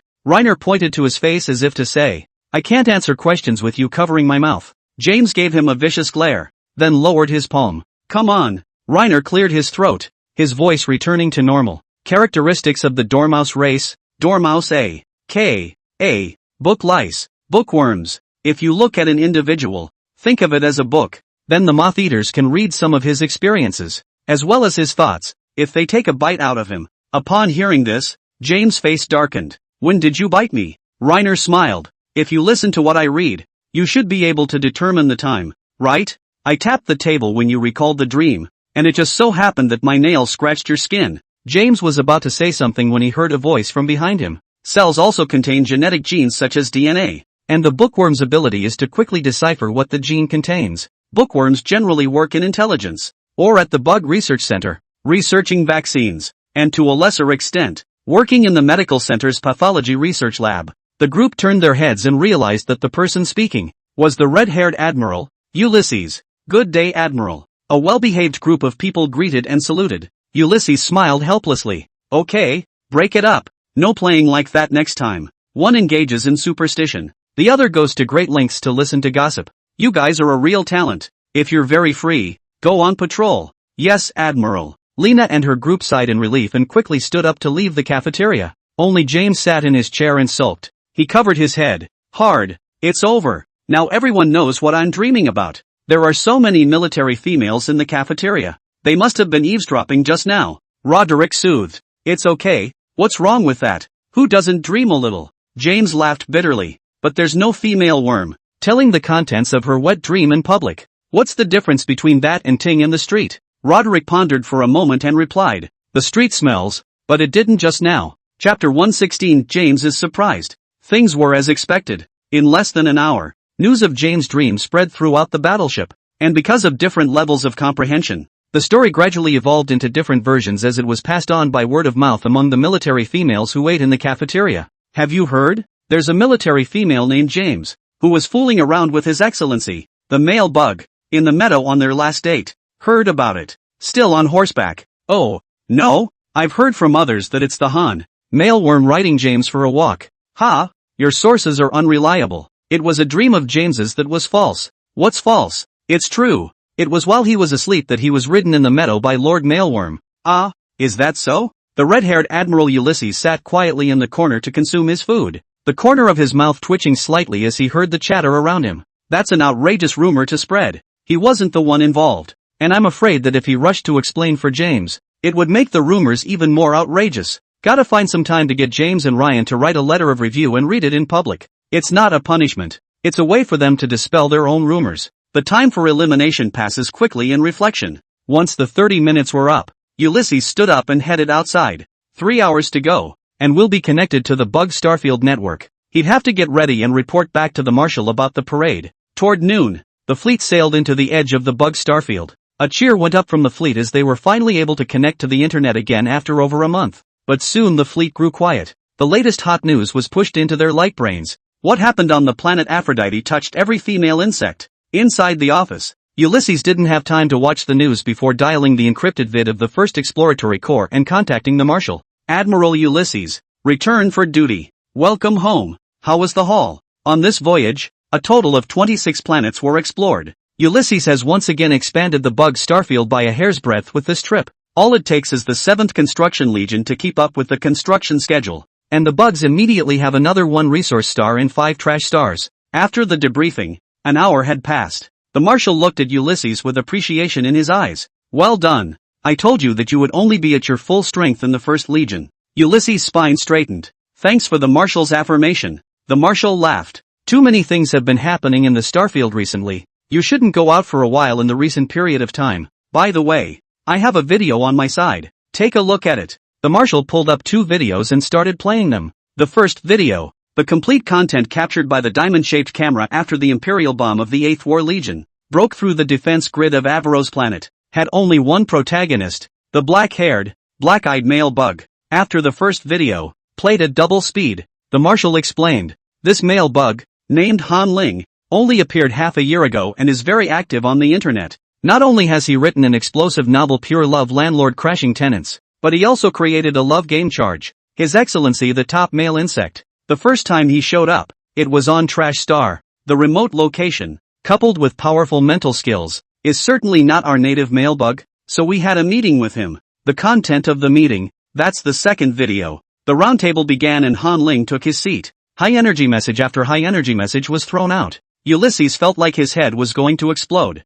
As he looked at Han Ling's face, he had only one thought inside, bug, worthy of being his idol. Surprisingly, it was His Excellency, Han Ling, who had written the classic work of the Little Emperor's text. When he heard the cicada clan's prophecy, his eyelids fluttered twice. The word dreamland made him think of James, whom he had met in the cafeteria this morning. When he heard Han Ling say with certainty that the U would appear from their dreams after being awakened, Ulysses pursed his lips and said, Marshal, among the recruits, there is a military female named James who has been immersed in a dream world lately. According to his description, there is a fixed-faced male bug in the dream world that will always be looking for him. The Marshal blinked in surprise. Really? A new recruit awakened the U so soon? How did something as secretive as a dream get out? Ulysses blushed a little. He was in a dream state, and he induced a hot flash phase because of his emotional turmoil, and he passed out from the high. He was found by his teammates and got a doctor to stick a needle in him before he woke up, and the incident became the laughingstock of the battleship. The Marshal heard this and said after a moment of contemplation, the physiological structure of the U race is different from the insect race. If that military female really fainted, it means that the awakened U race has grown a tail hook. When the video finishes playing, you summon him over and we'll confirm it. Okay, Marshal. Ulysses nodded and continued to watch the video. An hour later, inside the battleship quarters, James was lying in bed, brushing up on the latest news, when suddenly he received a message from the Admiral. Admiral Ulysses, James, you come to my office. What did the Admiral call me to the office for? James, though wondering about the summoning, put on his combat suit and quickly walked out of the dormitory. He made his way through the battleship gallery to the battleship bridge. Knock, knock, knock. Enter. Private James reports. James pushed the door open and saluted before his eyes widened slightly. Why was the Marshal there? On the light screen, the Marshal was looking up and down at James through the video. A few moments later, the Marshal opened his mouth and asked words that slammed James. James, I heard that last night you had a hot flash outbreak, and in your sleep, you dreamed about male bugs and got high? the serious tone, the immodest words. James went numb at the whole thing. He stood there frozen, with only one thought in his mind. Although he had dreamed of the mailworm, his crime was not punishable by death. Why did even the marshal know about this news? Surprisingly, he even came to ask him personally. Fake, right? It was only in a dream now? James pinched his thigh hard. Show no mercy to yourself. Hurry up and wake up. This dream. But alas, the pain made him grit his teeth. James admitted through gritted teeth. Yes, Marshal. Indeed there is such a thing. The marshal's eyes lit up as he pursued the question. What have you done? How long did it last? How many times? James closed his eyes in shame. I was in a dream state, doing nothing else, and had been sleeping with His Excellency, the male worm. The dream would last all night, about 3 to 4 times each time. The marshal, somewhat breathless, rejoined the question. I was the one who didn't make myself clear earlier. What did you do to start dreaming? Did you play Punch, His Excellency the Top Stag Bug? Or did you read the novel Pure Landlord Crashes the Tenant? The Habit of Dreaming. How long has it lasted? About when did it start and how many times did you have the dream in total? The marshal's words made James's face, prancing, redden. Why does he talk about everything like a big leak? To deflect the embarrassment, James rushed to say, Yes, Marshal, I did read the novel and played the game. After your prompting, I thought about it and it was indeed after playing that game that I started dreaming. As for the frequency question, I dreamed somewhat frequently, basically every 2 days. The marshal nodded, suddenly feeling that Han Ling was a really good person. Offbeat doesn't go off the rails and never plays on empty. The promise that reading a novel and playing a game will awaken the you is true. At that moment, Ulysses in the seat laughed. James, the marshal and I have decided to give you a mission. From now on, you're in the fleet, promoting novels and games, the First Legion of Discovery, which has partnered with the Ling Tian Corporation. Next, there will be an in-game GM identity account within the fleet, and I've decided to give it to you to be the in-game administrator. Administrator? James was struck by a great surprise, and he stood upright, roaring with excitement. Yes, Ulysses smiled and continued. As the game GM, you can see the game data and game accounts of all players. Within the fleet LAN, you can also receive 10,648 recharge credits per day. I'm giving you one task, and that's to record the data in a timely manner. Keep track of fleet members who dream as you do, and record membership growth trends. James raised his hand in salute and exclaimed, Promise to finish the job. Being able to get a GM account for the game. James' mind went wild with fireworks. As a recruit army female, James didn't have many credits in his hand. Again, because of what happened with the new Soldier King, he damaged the mech with Roderick and owed the Legion 360 billion credits backwards. Strapped for cash, he had no way to make kryptonite within the game. The only cards he drew, the plots of which he had turned over so badly that he could recall them with his eyes closed. To be honest, James doesn't have much of an imagination. Every time in the dream world, the tricks he played with His Excellency, the male worm, were episodes he had read within the game. If he's getting 10,648 recharge credits every day, he's going to drain the card pool. It wouldn't take long for him to collect all the cards. 10 minutes later, with joy, James re-entered the dormitory. As he passed Roderick's room, James walked over with a smile on his face and knocked on the door. Roderick, are you in there? There's good news for you. Inside the door, Roderick heard a knock on the door and picked up his clothes in a panic. Han Ling, my teammates are looking for me. I'll contact you later. Han Ling's frantic voice came out from the light brain. Aha! Roderick, you're just avoiding this on purpose. You're avoiding me on purpose. What's there to be embarrassed about? Roderick didn't hesitate to close the communication, which was a relief. It was fortunate that James had come to him, or else he wouldn't have known how he was going to refuse His Excellency Han Ling's request. That's a request that's just sick. Once fully dressed, Roderick scratched his hand through his hair before opening the door. James, what's wrong? Outside the door, James leaned against it, propped one hand against the wall and smiled smugly. Roderick, from now on, I'll take care of your play money. What play money? Charge, Your Excellency, the top stag bug points in this game. I'll be responsible for your game spending from now on. Roderick smiled helplessly. Carrying a debt of 360 billion credits and you still want to fill the game? Of course not. Let me explain. James explained the whole thing. While laughing, the Admiral and Marshal are going to be promoting this game heavily within the warships, and by then, you'll have to play it even if you don't want to. Roderick already has male bugs, so is not interested in this love game. Every time James had invited Roderick to play the game with him before, he had been balked at, but this time, with the Admiral and Marshal's request, I'm afraid the entire First Exploratory Corps will have to play the game. Roderick asked suspiciously. Marshal and Admiral, why are you promoting this game? Have the reasons been told to you? James shook his head. No, they didn't say, so I didn't dare ask. I suspect, though, that it has something to do with the recent Aphrodite incident. Roderick's eyes widened. The Aphrodite incident? What happened? Didn't you watch the news after networking? The latest megastory is what's going on with Aphrodite's star. Roderick hastily opened Starnet and shook his head. The first thing I did after networking was to go and give talk to His Excellency, the Stag Bug, and I haven't had a chance to look at it yet. Well, look at it. The entire Interstellar is shocked by this. The 8 legions of universe-class battleships gathered on the planet Avalokiteshvara. Roderick flips through the news uneasily, a little worried about Lord Han Ling's situation now that he's on the planet Avro. However, when the two of them were video chatting just now, His Excellency Han Ling was not different from before. Not really. Half an hour later, after the complete video was watched, Roderick looked up in shock as he immediately turned around and returned to his bedroom, locking the door and dialing Han Ling's video call. The call was connecting when James from outside the house knocked on the door and yelled, "Hey, I've been standing with you for half an hour. At least talk to me about your feelings on the matter. See the color and forget your friends, Roderick. I'm the game GM." James finished his yell and put his ear to the door, noticing that there wasn't the slightest sound coming from inside the door, and bristled. Ugh, it's so hard to become a game GM, but no one understands the gold content of the position. Pity. Inside the door, the call rang for a minute and then reconnected.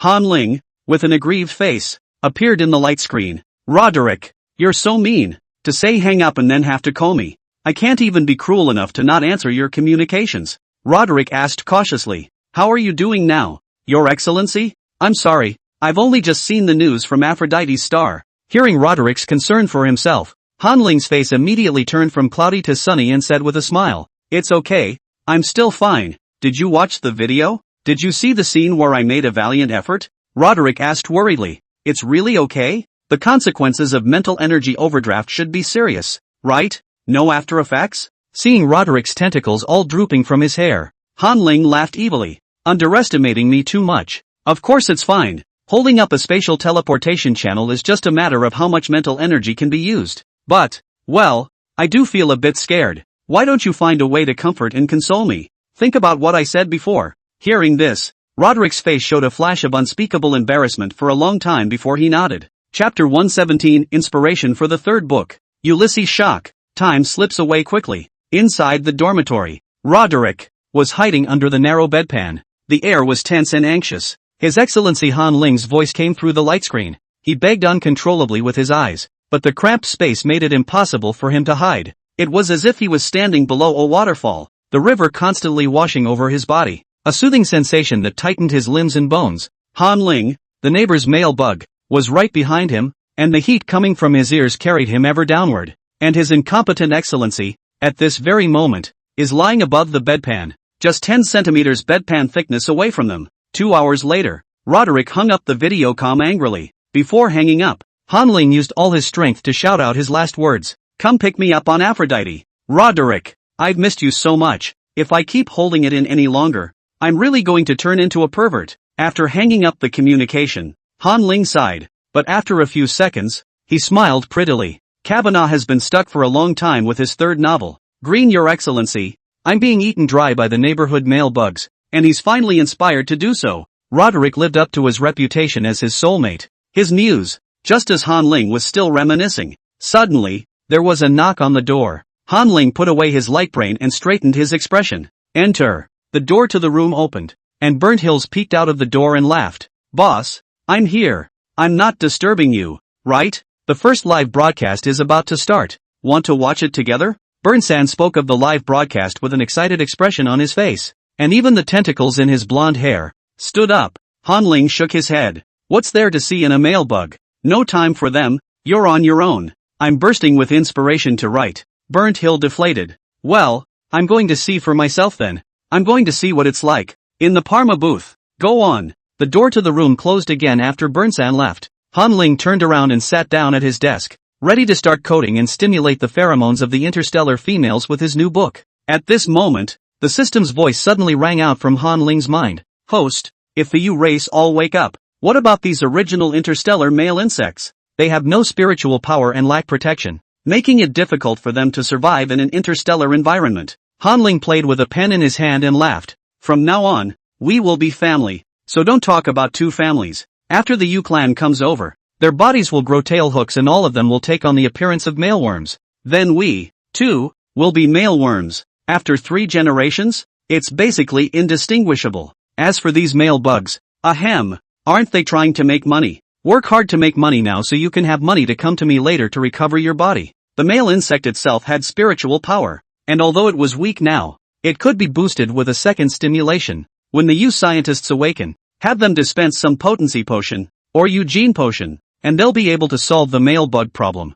Hearing Han Ling's words, the system was silent for a long time before speaking in shock. Host, you also said before that you hate capital. Now how? Does it turn out that the establishment of the live broadcast platform is itself a squeeze? Those money, it will still come back to your pocket. Han Ling coughed twice. Power that comes easily is not cherished by anyone. The deal is for them to pay what they can afford and then have peace of mind and get what they want. That's fair enough, isn't it? As for capitalists, I hate capitalists the most. System. Star's Edge. The void of the universe. The red-haired admiral, Ulysses' fleet, is still moving forward. Inside the combat command room, Ulysses promised seriously, "Okay, Marshal, this time I will stay on the resident star for 6 months, waiting for James' stats." The Marshal nodded. "Well, this matter is classified as top priority, and everything else is on hold for now. Also, there is no way for the generals to get bonuses for not going out to war, so all your gains from this voyage are turned into bonuses to be paid out. As for the share of the $360 billion loan to the new Soldier King, it can be extended for 6 months. The invitation to Tech City is also coming up and Roderick will probably be back on Empire, so if he takes a leave of absence, you just approve it." Ulysses nodded. "I've fought Roderick a few times recently, and I've realized that every time I use my full strength, he'll pretend to be defeated and stop the fight. This kid's true strength is unfathomable." The Marshal nodded. "Well, Roderick is solid in the fighting department, never laying a hand on anyone, but he's too young and lacks experience. It's probably Roderick leading this trip to Tech City." Ulysses' eyes widened. "Roderick leading the way? What do you mean, Marshal?" The Marshal smiled. "The Emperor's planet has always been about success or failure by force, and Roderick has defeated all the females of the Emperor's planet, including the current Royal King. That's why he appeared in front of the Starbugs, because no one can knock him down. When the Emperor travels, the 10,000 races shun him and have nothing to fear." The combat command room was silent, quiet as a pin drop. It took a moment before Ulysses exhaled and smiled to himself. "I see. I told you why the royal family suddenly announced Roderick's existence. I've been a real class act these past few days, to be teaching the strongest man in the stars his combat tips in front of him." The Marshal waved his hand. "Never mind the small stuff. By resume Roderick is now a fledgling little straggler. Wait until he contributes enough to the bug race to deserve the word strongest." Ulysses and the Marshal chatted for another 10 minutes or so before hanging up the communication. Finishing the meeting, Ulysses exhaled and sat down at his desk, quickly getting into his office. 8 hours later, Ulysses did his official business for the day and divided the quota for this harvest. And he also laid out a timeline for the following 6 months. Within the planning table, only 3 items are included: training, duty, and rivalry games. The rest of the time was spent getting the military females to play games. I just don't know if forcing them to play the game will backfire. When the dinner bell rings, Ulysses stood up and moved his muscles. He left the combat lab as usual and headed for the cafeteria. Walking down the road, Ulysses met James and Roderick again. Only, at this point, James was in a completely different state than he was in the morning. In the mornings, James was still a little bashful, and would coyly bow his head and walk avoiding the crowds when he was disemboweled from his dreams. But now, James will proudly puff out his chest when he encounters a female bug that flirts with him, and say, "Brother, I have experience in dreaming. If you don't have a lot of poses, come and ask me and I'll teach you a few tricks." "Ha? What experience are you asking me about?" "Oh, you'll know later. I'm the game GM. Who has more cards than me?" Ulysses chuckled at that. He thought of his own game account. He had made hundreds of thousands of dollars in kryptonite for the game, and the number of cards should be no less than James. He was, in fact, a fan of His Excellency Han Ling, not only a fan of the first novels, but also a fan of the first in-game tests. For some reason, though, he never fell asleep, though he was excited to play the game and read the novels. No Lord Mailworm had ever entered his dreams. "I'm afraid I'm in the unpopular category in the Yu clan." Ulysses shook his head and smiled bitterly. No excellency is on the same wavelength as his spirit. Chapter 118, Introduction to the Third Novel. Ulysses into Dreams. 10 o'clock at night. The fleet became quiet once more. The females all went back to their rooms for some quiet alone time. Ulysses worked out and returned to his dorm room as well, quickly entering the washroom and taking a shower. In the past, he might have made a date with Roderick to give the talented female some experienced guidance at this time, but knowing Roderick's true strength, he didn't make another date and chose to take an early break. 10 minutes later, Ulysses stepped out of the washroom.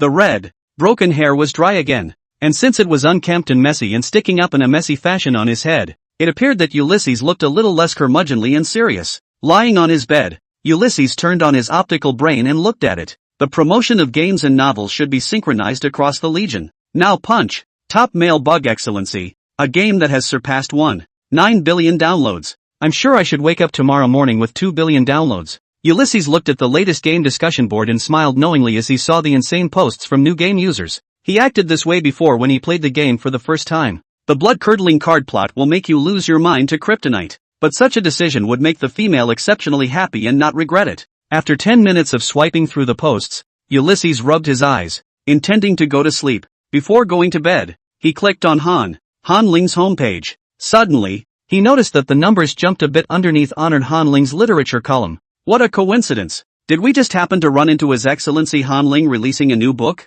Ulysses curiously clicked in. After skimming the title and synopsis of the novel, Ulysses was instantly intrigued. Your Excellency, I'm being eaten by the neighbor's male. Synopsis: the fields on planet Laps are very fertile and so are the females. The females need more pampering during each heat wave. But Barlow had been married for 3 years and had never even touched the hand of his male insect. Every month, he relied on his inhibitors during his hot flushes and struggled to get through them. He had thought that he could use his fiery heart to cover the cold male insects, and even if he couldn't, his whole life would be over. But that very day, he made a move that changed the rest of his life. That day, next door to their house, a new neighbor moved in. There was something odd about this neighbor. Short and not female-like in stature, Barlow looked out the window and saw his neighbor moving a bookcase and seemed to be struggling a bit. He then enthusiastically walked over to help. However, he had just moved the bookcase into his bedroom when he immediately lost consciousness. When he woke up again, it had become dark. An honorable male worm, waving his tail hook,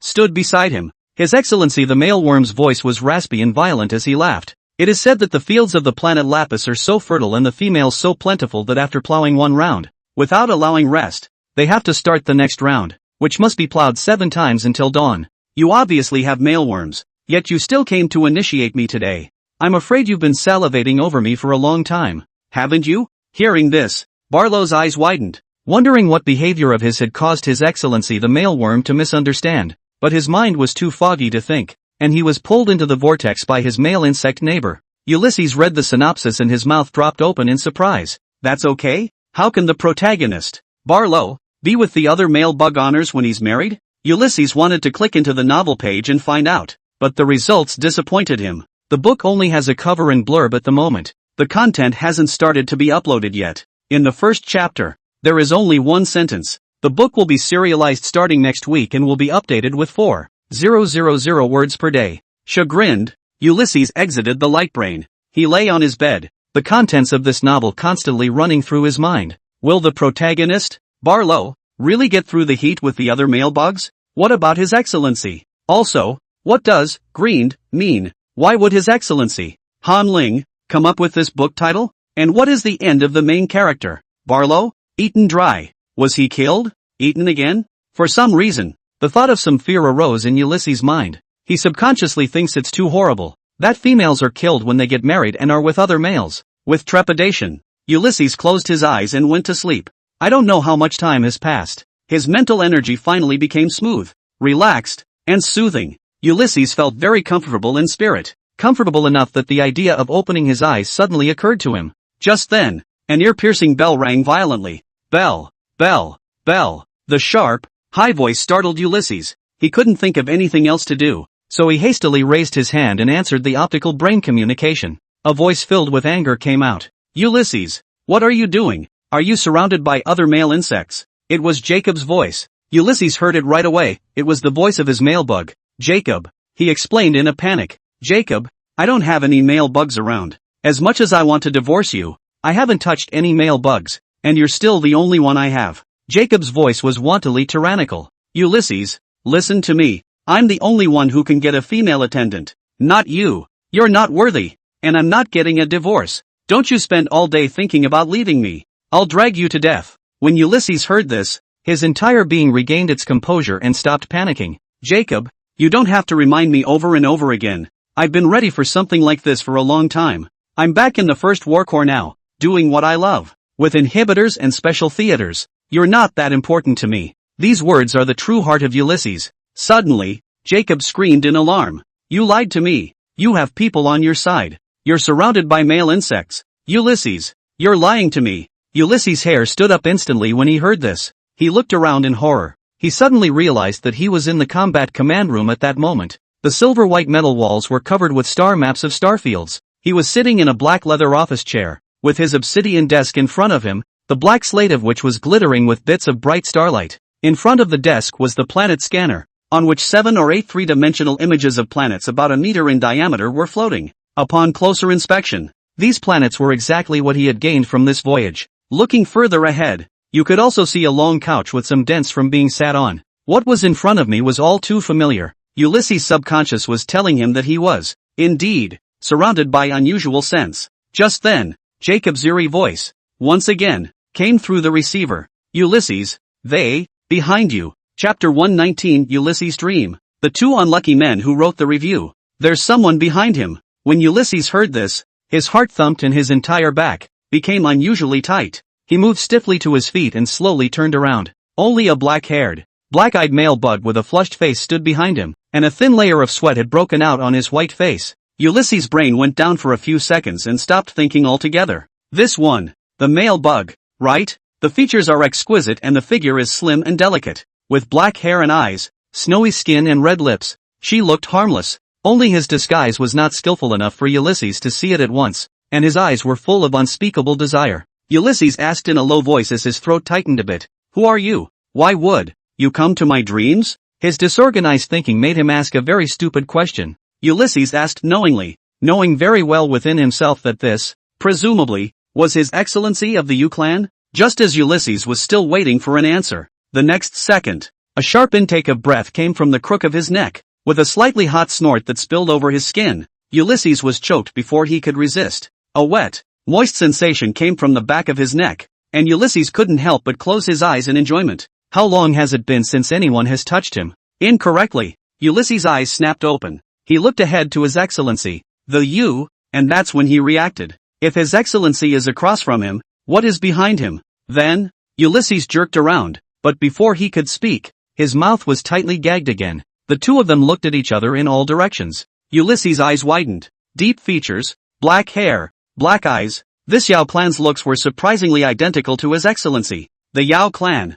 Just now, twins? The possibility suddenly occurred to Ulysses. Well, before he could speak, Ulysses stifled a grunt. His weakness was completely taken, and his whole body's strength vanished. A strange but melodious voice came out. Brother, hurry up. I can't wait that long. Ulysses felt a muffled laugh and a slightly raspy voice ringing in his ear. We've been waiting on tenterhooks for over 40 days. How is one time enough? How about together? Ulysses was pushed back against the desk, a few strands of his neatly combed red hair falling in disarray and resting on his bare forehead. Ulysses asked with difficulty before morality and consciousness fell. What is the meaning of your words? The faces of the two U-clansmen were tinged with a thin red as their blood seemed to boil. We found you over a month ago, but there is a figure that has been preventing us from accessing your spiritual energy. That's an image in your head. Who is he? Your ex-boyfriend? Congratulations on making the right decision and giving him up for the day. From now on, fall in love with us and we'll give you double the happiness. No more thinking about him. Ulysses was giddy and suddenly smelled the refreshing scent coming from the tip of his nose. It's tangy orange, and it looks like a tangerine. Please make up your own mind. Day 2. Ulysses got up late for the first time in his life. Not even the morning cafeteria bell woke him up. Ulysses opened his eyes, pink and still dazed. He tried to sit up, but realized that his arms and legs were as soft as spaghetti, and he had no strength. Suddenly, Ulysses awoke with a start as he recalled the absurd dream. Ulysses clenched his fists and screamed silently. Only his trembling fingers knew how excited he was. How could he half-heartedly agree to something like that? Ulysses was now full of mush. In the back of his mind, two voices were at war in the sky. A put-upon voice said, both of His Excellency the Both have bulging large piles of happiness. The other voice retained some shame. Can't be. I'm a good female with morals, a bottom line, and I follow the law. The voice of the release continued. Ha ha. Your Excellencies, you've served me so well that I'm going to get a nosebleed. Shut up. Ulysses covered his face in disbelief that such thoughts had been hidden in his own thoughts. It's so nasty. It took Ulysses an hour, blindfolded, to digest the news. I can't believe I'm such a wannabe. An hour passed, and Ulysses' strength regained some of it. He stood up and hurried into the washroom, trying to remove the effects of last night's dream. But a few minutes later, Ulysses ran out in a panic. It's horrible. The memories in my head. Why are they still so clear? Is this lucid dreaming something that is not forgotten at all? Ulysses dressed quickly as he prepared to go to his office to work and suppress the evil memory with his busy schedule. Stumbling out of the room, Ulysses walked quickly toward the combat lab, when he met a military female on the road who greeted him. A stiff smile appeared on Ulysses' face. As they came to a fork in the road, two familiar figures suddenly appeared and coldly crashed into Ulysses. Ulysses stumbled and took a step backward. Up ahead, James is wrestling with Lena. James kept cursing. Lena, your mouth. It's looser than a rocket's first stage launcher. Why do you say everything out loud? Reiner shot back. I just love to gossip. But I didn't start any rumors. I didn't spread any rumors. Everything I said was the truth. What's wrong with me? Ulysses narrowed his eyes, some anger in them. James, Reiner, both of you, immediately, right now, write a letter of review, push it on the fleet-wide radio at dinner. James and Reiner, both wide-eyed, dropped their hands resentfully when they saw Ulysses.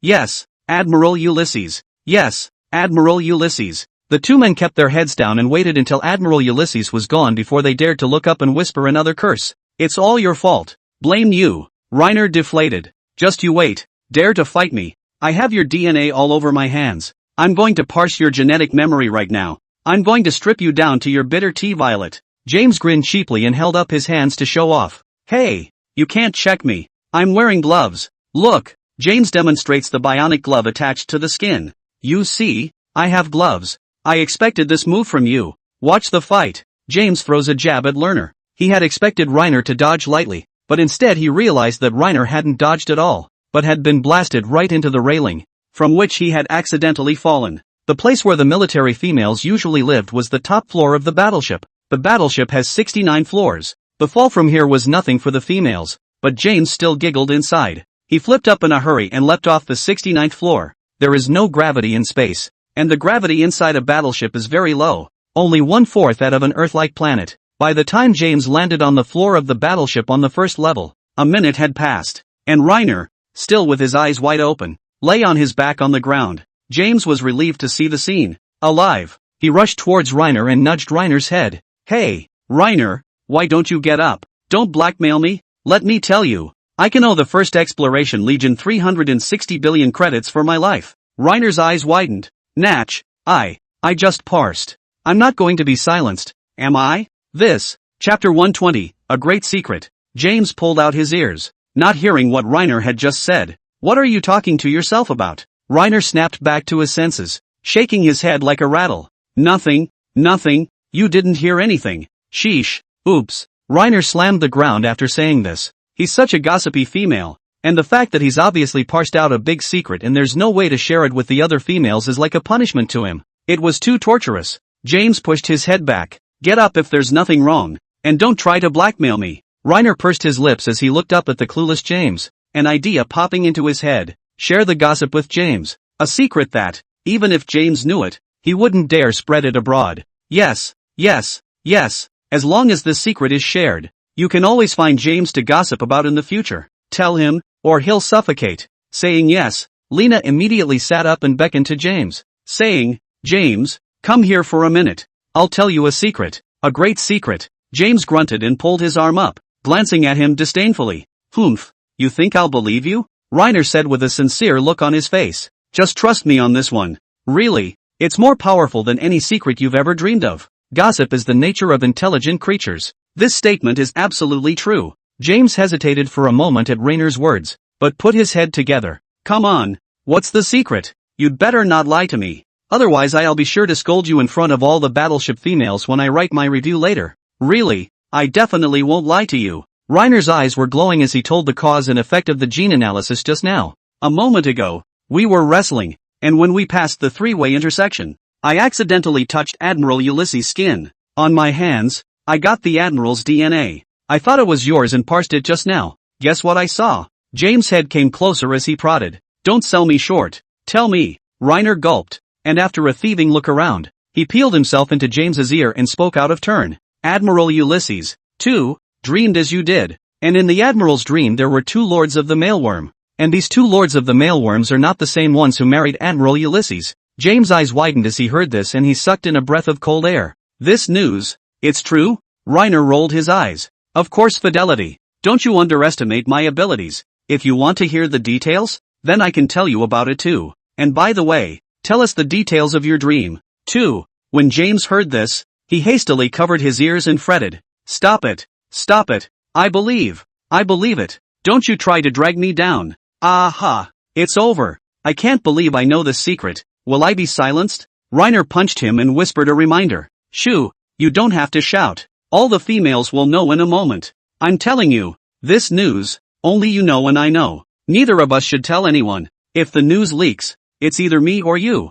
James likewise whispered. I'm not going to leak it, so watch your mouth. If this news leaks out, it's definitely you who said it. Reiner stood up, patted the non-existent dust from his body, and grunted. Humph, I know a lot of secrets. You must have leaked them first. I don't believe it. Can you hold back and not tell Roderick? Hearing this, James' expression became complicated. Roderick was his teammate, his brother. He was, usually, really big and couldn't hide anything. Even the news of his dream was not hidden from Roderick. After Lena's reminder, James did have some concerns. He worried that he had, somehow, gotten the word out about Admiral Ulysses. James usually looks like he's blowing up his own truck and really doesn't talk out of his ass. Reiner snorted at James' self-doubting look. Humph. I'll see if you can hide it. It's your mouth that's the first-class launcher of the rocket. You're the one. You are. The two of them tossed words and grunted in anger all the way from the bottom of the battleship, upwards. Inside the combat lab, Ulysses, the red-haired admiral,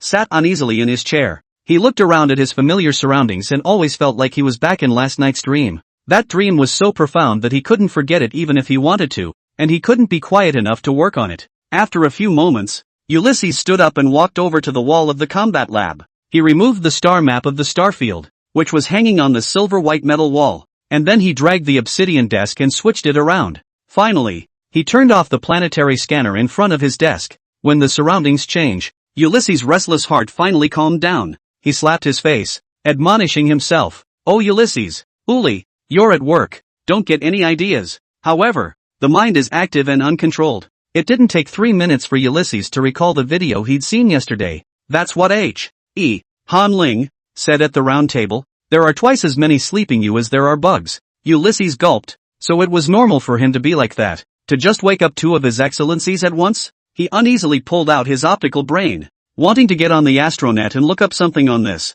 As the light screen lit up, Ulysses was suddenly caught by a news item, which caught his eye. Aphrodite reboot program. His Excellency Stagbug becomes an anchor and officially starts broadcasting on Star Network. Ulysses had just returned yesterday and had seen the video of the lurid killing ball on the planet Aphrodite. He was very concerned about the safety of His Excellency, the male worm, and mental problems. His Excellency, the male insect, is closely tied to the fate of the insect race. So when he saw the message, he didn't hesitate to click on it. Ulysses read the story in one quick glance. The news said that Ling Tian Company launched the Stag Bug Live. Yesterday was the first time the live stream was open. This live room is completely pro bono. The entire time of the live broadcast, there was no reward channel, just to give His Excellency, the male worm, a job. By the way, let the females understand the current status of His Excellency the male. Ulysses smiled when he heard this. It seemed that the Yu clan, which His Excellency Han Ling represented, were indeed all good people. At that thought, Ulysses thought back to last night's dream and thought of the Yu twins. He shook his head helplessly, his face burning a little. The two twins, like a ghost claiming his life, had to surface in his mind from time to time. 10 minutes or so of solo reminiscing. Ulysses regained his normalcy as he picked up his photobrain and tapped on the recorded replay of the mailworm's live feed. He wanted to see how His Excellency, the mailworms, were doing these days. Chapter 121 Parma's Live Room. There are only about 30 replay videos from the mailworm livestream so far, but the airplay was high, and the lowest, 6 million plays. Ulysses picked a half dozen videos and chose the one with the most plays. Male Bug Parma's live room, Stag Bug Live, which takes the form of a holographic live stream. When Ulysses clicked into the live feed, the scenery around him changed drastically. An exquisitely ornate villa decor covered the combat lab he was originally in. Because he was sitting in an office chair, the holographic broadcast booth had automatically adjusted him to the position of the villa's sofa,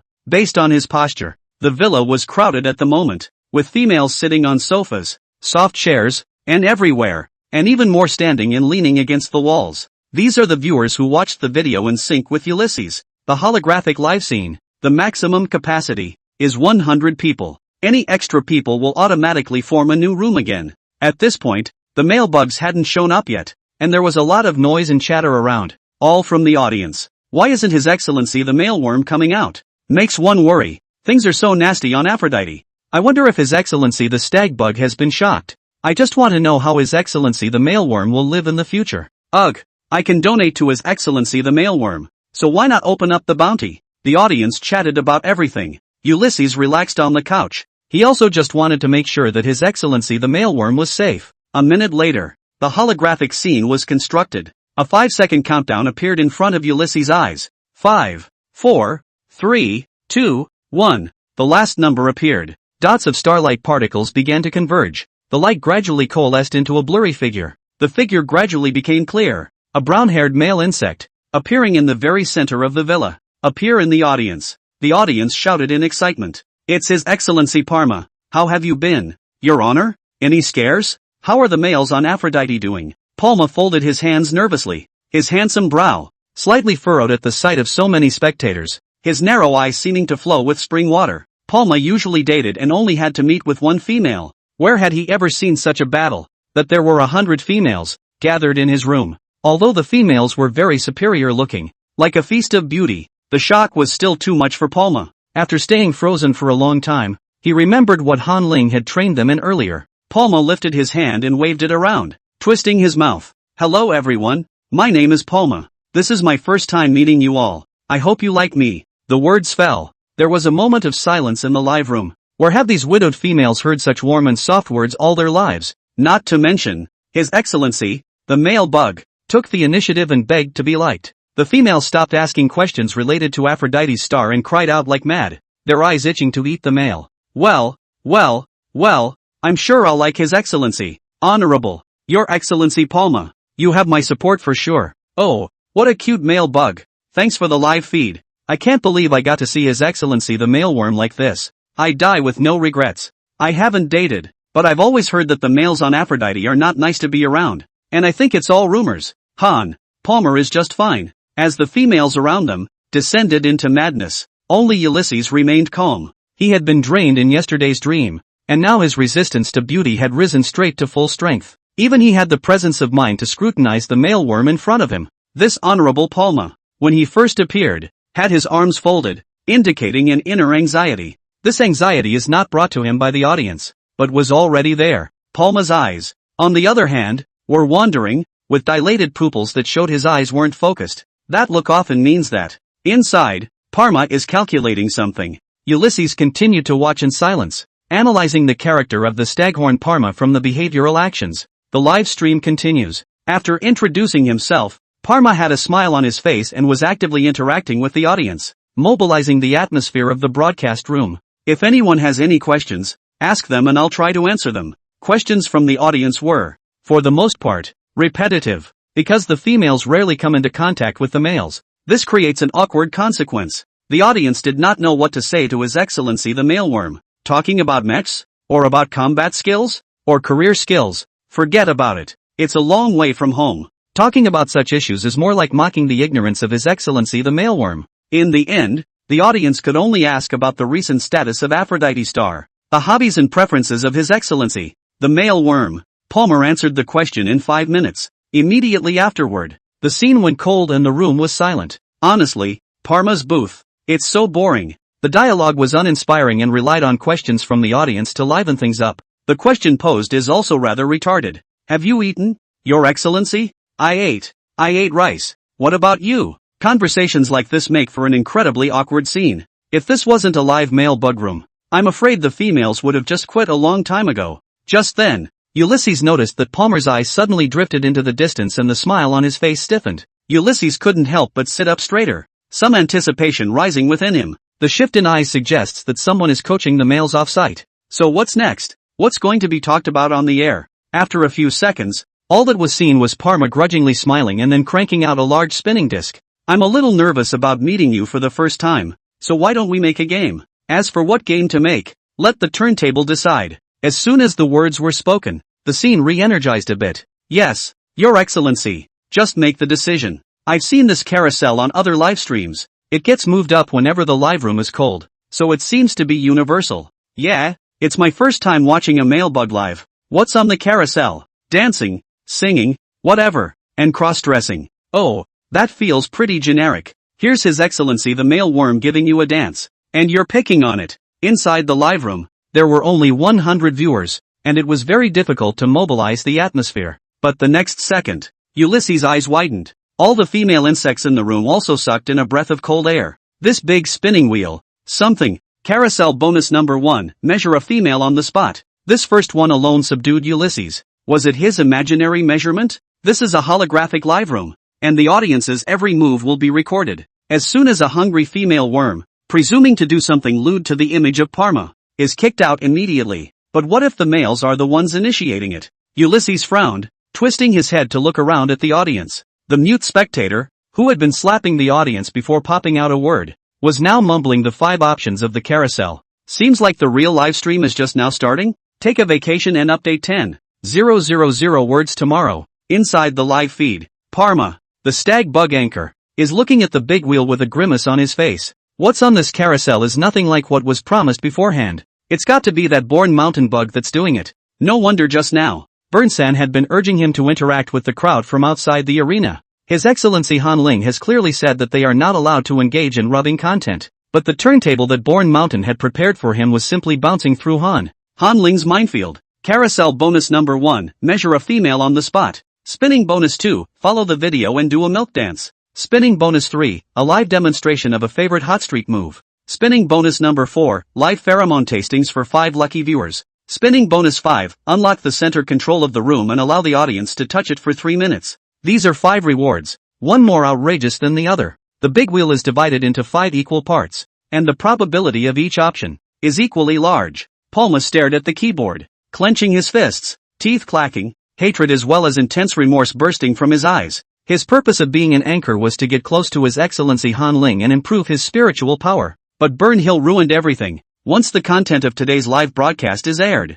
he will be the first male insect to go against the wishes of His Excellency Han Ling. I'm afraid that asking His Excellency Han Ling for advice on spiritual power will also be a waste of time. The crowd around them started to get up in arms. There was a lot of yelling. Honorable Han Palmer, you're raffling. Is it true that whatever you draw is what you show? No way. His Excellency the male worm. Don't be afraid to say or do anything. You haven't even turned the dial for half a day. Come on. The live stream is only an hour long in total. Parma lets out a light breath as the crowd urges him on. He is to blame for everything. The old matter was not properly settled, and he came of his own accord to work under Burnt Hill. It was only a matter of time before he was retaliated against. Being the only son of a large consortium, Palma was brought up with only one thing in mind: do good things, do bad things. Since Bornon Hill wanted to take revenge on him, he would first punish himself with a cup and a thorn in his side. It's easier to work out what's going on behind the scenes, Palma said with a slight smile as he figured it all out. Since today is my live debut,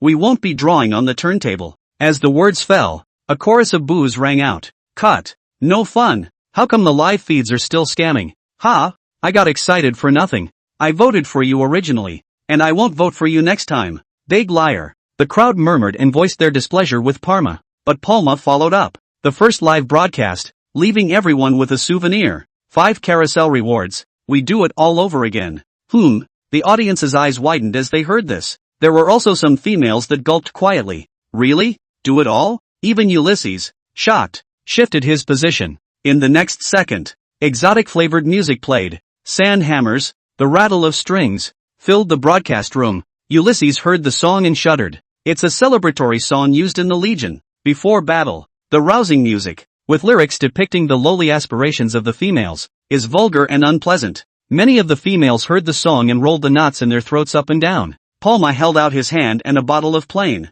pure milk came out of the void. After poking open the packaging tinfoil, he tilted his head back and drank. Only, he drank it so slowly that the pure milk he couldn't get down in time ran down the corners of his mouth. The females in the audience, who had never seen such a show, were sitting up and moving in their chairs. Even the standing females were adjusting their stance. Legs folded. Gulp. Palma finished her drink and twisted her hips slowly. Narrow and cool eyes still full of calculation, but revealing a touch of flavor. The atmosphere of the scene was, all of a sudden, ignited. Parma followed the dance music and walked slowly down from the stage to the couch. Ulysses, who had been sitting on the couch, stood up in a hurry and took a step backward. The aura of this male insect was quite aggressive and made him feel anxious. Subconsciously, Ulysses rejected the male insect, and the figure of the U-twins came to his mind. Although Ulysses stepped back, another female, red-eyed, moved over and took Ulysses' place. When Palmer comes to the couch, the tail hooked behind him, following the music rhythm.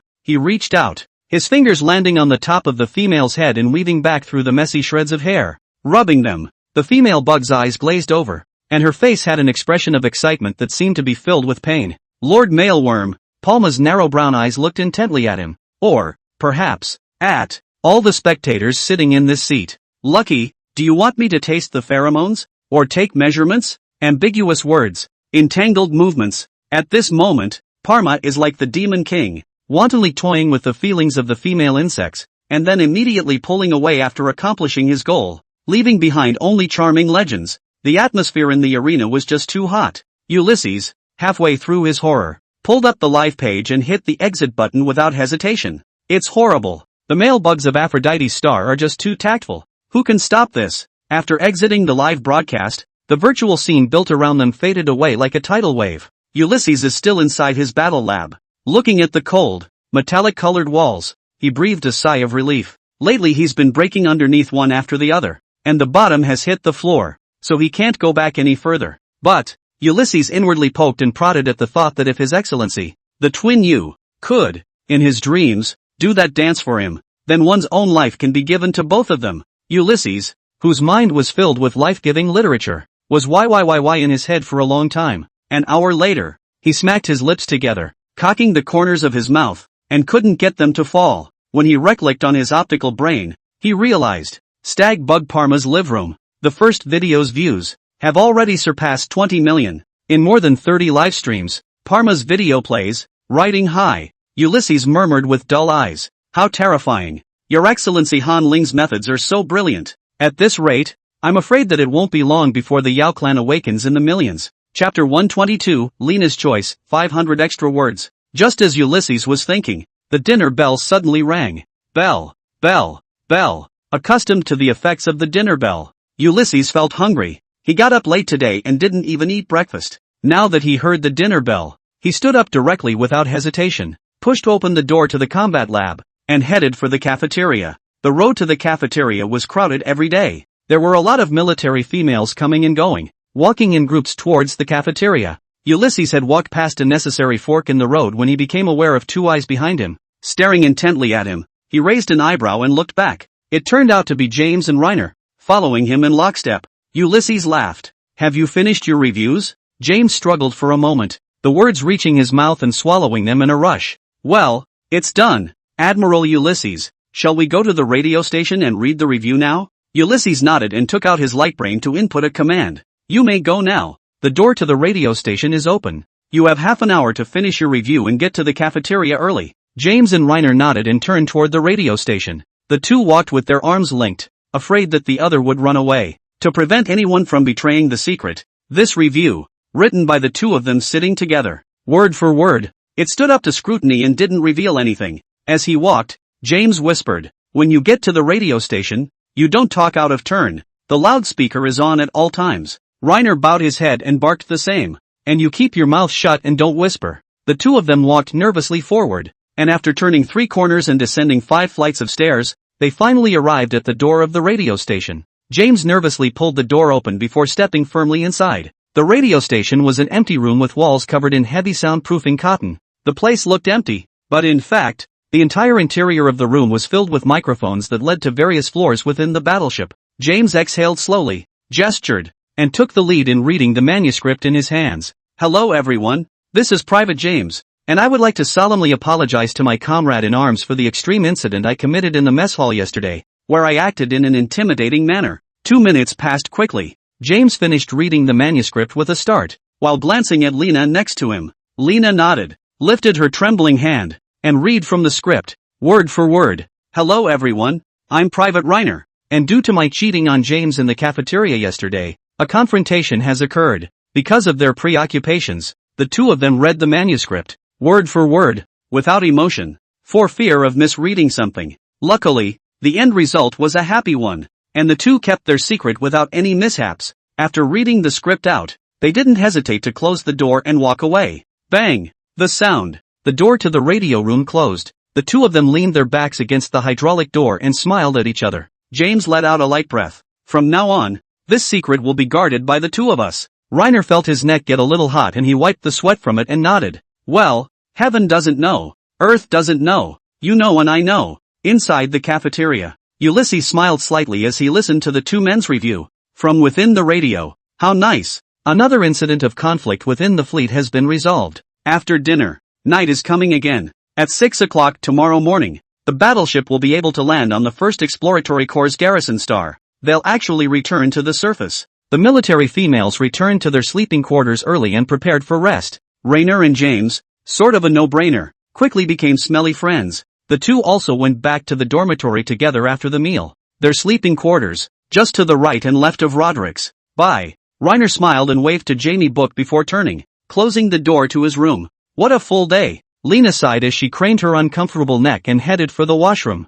I don't know if it was because the day had been so stressful, but he always felt that there was some dryness in his body, especially after parsing out the secrets of Admiral Ulysses. Lena's nerves, for one, never relaxed. 10 minutes later, inside the washroom, Lena felt a little dizzy in her head, even as heat rose to her skin. What's the matter? The more you wash, the more nervous you get? It's still hot. Reiner rubbed his face and spat to himself. Suddenly, Reiner's entire body froze. In his mind, a possibility came to mind. His body is hot. Is it hard to believe that he's having a hot flash? Lena nervously lifted a shaking hand, trying to use her light brain and call a doctor at the drop of a hat. But after opening the help page, he just couldn't press down on the red emergency help button. A wave of jealousy tumbled over the tip of his heart, and his eyes reddened with envy. All the other military females, they get to have beautiful dreams with male insects. He actually wanted to have this kind of dream, but how could he dream when he had never even seen the face of a mealworm? He was,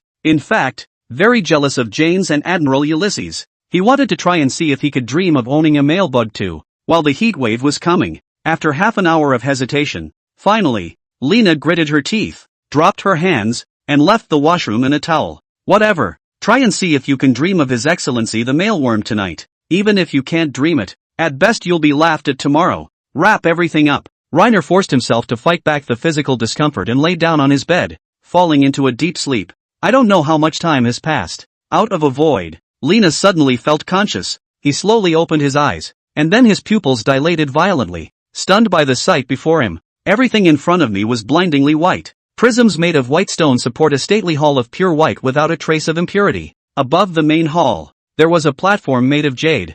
Reiner narrowed his eyes and scrutinized them carefully for a few seconds. Is this the judgment seat? This is a trial court? Before he could think about it, on the judgment stage, a figure dressed in white emerged. Reiner looked seriously at the face of the mealworm and his breath caught in his throat. Black hair and black eyes again. It was hard to believe that this was His Excellency the mealworm. He finally dreamed of His Excellency the mealworm as well. Lena pursed her lips in excitement, her face flushed with excitement. His Excellency the mealworm, it's nice to finally meet you, and I want you to. Reiner's face flushed as he tried to get out all the hidden claims he had inside. He wants His Excellency, the mealworm of the dream, to pounce on him like in other dreams. Don't go easy on him. But who knows? He was suddenly interrupted before he could finish his sentence, only to see a black cage of thorns that descended from the sky, just enveloping him and trapping him in place. Reiner looked around at the black thorny vines and was a bit overwhelmed. On the judgment platform, the black-haired male insect's face was solemn, and he said in a solemn voice, "You're full of sins. What face do you have to make demands?" Reiner blushed and looked up. Full of sin? Was that a reference to him? There was a moment of silence in the great hall. After a long moment, Reiner scratched his head, confused. Am I guilty of anything? But the Star Court didn't even try me. The dark-haired youth's nose twitched. the scent emanating from Reiner severely clouding his judgment. He is very eager to be close to Reiner, but feels that Reiner's behavior goes against his code of conduct. Clan, you said with a frown. You eavesdrop on people's secrets and emotionally blackmail others, and inciting the masses just to achieve your own goals. Even you want to manipulate public opinion, exploit others' weaknesses, and control them. These, are they not sins? Reiner's eyes lit up when he heard this, and he felt that he had met his soulmate. How is it that His Excellency, before him, can describe his behavior so precisely? Your Honor, I did do these things, but Before Reiner could finish his sentence, he saw His Excellency, the stag bug, leave the judgment table and come this way. The dark-haired you spat on his own behavior for the millionth time, but he couldn't control his legs. In 3 strides, he made his way to Reiner's side and touched his fingers to Reiner's cheek. There is a soulful attraction that nothing can stop. They appreciate each other and understand each other. Even if Lena is a bad one. The dark-haired you cupped Lena's chin in shame and anger. Confess to me and be forgiven by me. What wrongs have been done? Tell me. I know what you want, and after confession, I will fulfill you. Chapter 123, Learner the Thief. Lena froze and looked up when her chin was pinched. It was the first time Lena had ever touched a male bug's hand. True to his touch, the male bug's fingertips were cold and cool, not at all like the female's hyperthermic body temperature. The male bug's black eyes, as deep as magical swirls, reflected Lena's figure. A desperate thought came to Reiner's mind. He wanted these beautiful black eyes to gaze only at him. Tell the secret, and Your Excellency will keep looking at me? The you looked at Reiner, the knot in his throat rolling. Tell me everything, and I will satisfy you at once. What is the beginning of sin? Reiner narrowed his eyes, his mind mobilizing memories as he slowly recounted what had happened. Fertility centers with an annual target of 1 male bug descent. Once the number of males born in the first half of the year is insufficient, they will activate the male and female information fluid in the cold storage to create bug pups in bulk. I'm the bug spawn that was created in bulk. The bloodline of the mantis and the dormouse. Batches of bug pups, males, are created and sent to the planet Aphrodite. The females, on the other hand, will be sent to a nurturing center for uniform rearing. Where there is a lack of resources, there is bound to be competition. I have been skillful in committing crimes since I knew how to do it. I'll steal the administrator's genes, parse them, and threaten them with the secret. Secrets can be swapped for food, for nutritional supplements, for energy blocks. Physically fit females are eligible for the Legion. I need resources to make myself strong. The first time I traded secrets for resources, I got a nutritional supplement worth 3,000 credits in exchange for the secret. Dusty memories are awakened, and Lena's hidden sins are spread out unreservedly before the dark-haired male insect. Reiner doesn't glorify his actions, he relies on his ability to steal secrets, and in the beginning it was all about survival. Some habits, once formed, can't be changed for the rest of your life. Like him, forever trying to trade secrets for resources. The Imperial Grand Prince, Roderick, with a top intergalactic background and certainly plenty of resources, was Reiner's preferred target. At the very beginning, he used a secret and switched his sleeping quarters, on purpose, next to Roderick's. He wanted to know Roderick's secret, but never found the opportunity. Until that day, the Jameson boom period erupted. Reiner took advantage of the confusion, and with a casual touch, learned James' secret. The next day, he actively solicited James. The deception of James was meant to provoke Roderick. As long as Roderick punches him, he'll be able to get a fragment of Roderick's genes and use it to parse the secrets. But who knows? Admiral Ulysses suddenly intervened. The Admiral's appearance was unexpected. Reiner could only show his cards and tell where he came from, because he's afraid of punishment, of unfair punishment. James and Roderick, the new kings of the army, are strong and have backgrounds. He's a city boy, an ordinary military female. No match for them. He was holding back his fear and his trembling muscles in order to be able to say, in front of the crowd, as if nothing had happened, I just like to gossip. When he went back that night, he was scared. The delayed judgment was like a hanging sword stuck in his neck that could fall at any moment. Day 2. He pestered James, stopping at the Admiral's mandatory stop to discuss the problem. James thought that he had accidentally touched Admiral Ulysses' skin, but how can it be? He had long ago developed muscle memory and was bound to steal genes whenever he had the chance. He ran into Admiral Ulysses on purpose. He wanted to use the secret to threaten Admiral Ulysses' secrets in exchange for immunity from punishment. He succeeded. The disoriented Admiral, the brain-dead James, everything was just right. He got the Admiral's genes, but before he could parse out the secret, the Admiral, annoyed, announced the punishment. James, Reiner, both of you, immediately, right now, Write a letter of review. Push it on the fleet-wide radio at dinner. The moment the punishment came, Lena was happy. He was treated equally. Admiral Ulysses, be fair. But the Admiral's genes are in his hands. The secret has been parsed out. The secret was so chilling that he had to find a deserted place and pull James into his camp. Together. Dreamland. Pure white on the Great Hall. Reiner accounted for everything, and then he lowered his feathered eyelashes as he uttered his last words. Your Excellency, this is my sin. There was rigid justice in the dark-haired youth's gaze as he cupped Reiner's cheeks in solemn judgment. There is no natural savagery, only a reverence for punishment. Punishment of evil is in place to allow conscience to flourish. This time you'll listen and explain everything, and I'll give you what you want. Reiner's heart thumped when he heard that. His hand, despite the pain, cut through the thorny vines and gripped the corner of Lord Mailworm's coat. Your Excellency, I want you to save me. The dark-haired Jew rubbed a finger over the corner of Reiner's mouth in a serious manner. No, I never save assholes. I only judge you so you don't make another mistake. Reiner nodded in confusion. Then the softness came. Pure white on the Great Hall. The thorn cage disappears. Different voices echoed in the Great Hall. Imagine that. Inside the battleship, Roderick, covered in sweat, is walking out of the gym, with Admiral Ulysses ignoring him lately. Roderick is left to head to the gym every day to train alone. He walked down the empty passageway, adjusting his breathing. Just as he neared the bedchamber, his nose suddenly twitched slightly. Roderick furrowed his brow and sniffed blankly. What's with the females going into heatwave again? Roderick hastily rapped on the door of James's room and shouted,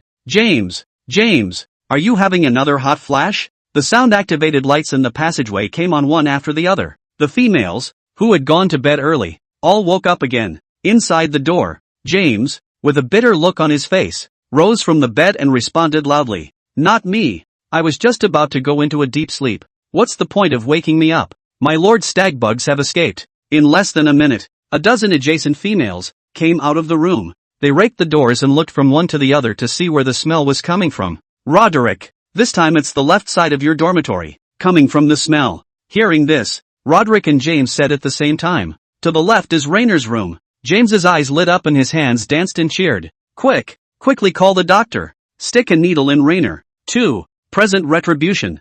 I didn't expect retribution to come so fast. The female's onlookers fist pumped. 3 minutes later, the doctor arrived at the door with a case. Roderick did as he was told and unloaded the door to Reiner's room in 10 seconds. Together, the crowd headed toward the house to see what was going on. Suddenly, they heard Reiner's voice. I discovered the secret of Admiral Ulysses at that time, and the Admiral turned out. Next to him, James' expression gradually changed from excitement to horror. Holy, man, you didn't say that. You love to talk in your sleep. How's that for keeping a secret? Chapter 124, The Scene of Social Death. Inside the dormitory, the females' curiosity was piqued as they heard Reiner's raving dream words, and they stretched their necks and ears, ready to hear the Admiral's secrets. Only James looked horrified. His body reacted faster than his mind, and in an instant James was probing forward, ready to run to the bed and gag Reiner hard. But no sooner had his foot taken a step than he felt a resistance. This resistance was as unshakable as a great mountain. James looked up as the doctor with the army reached out his stout arm and tripped over James' arm.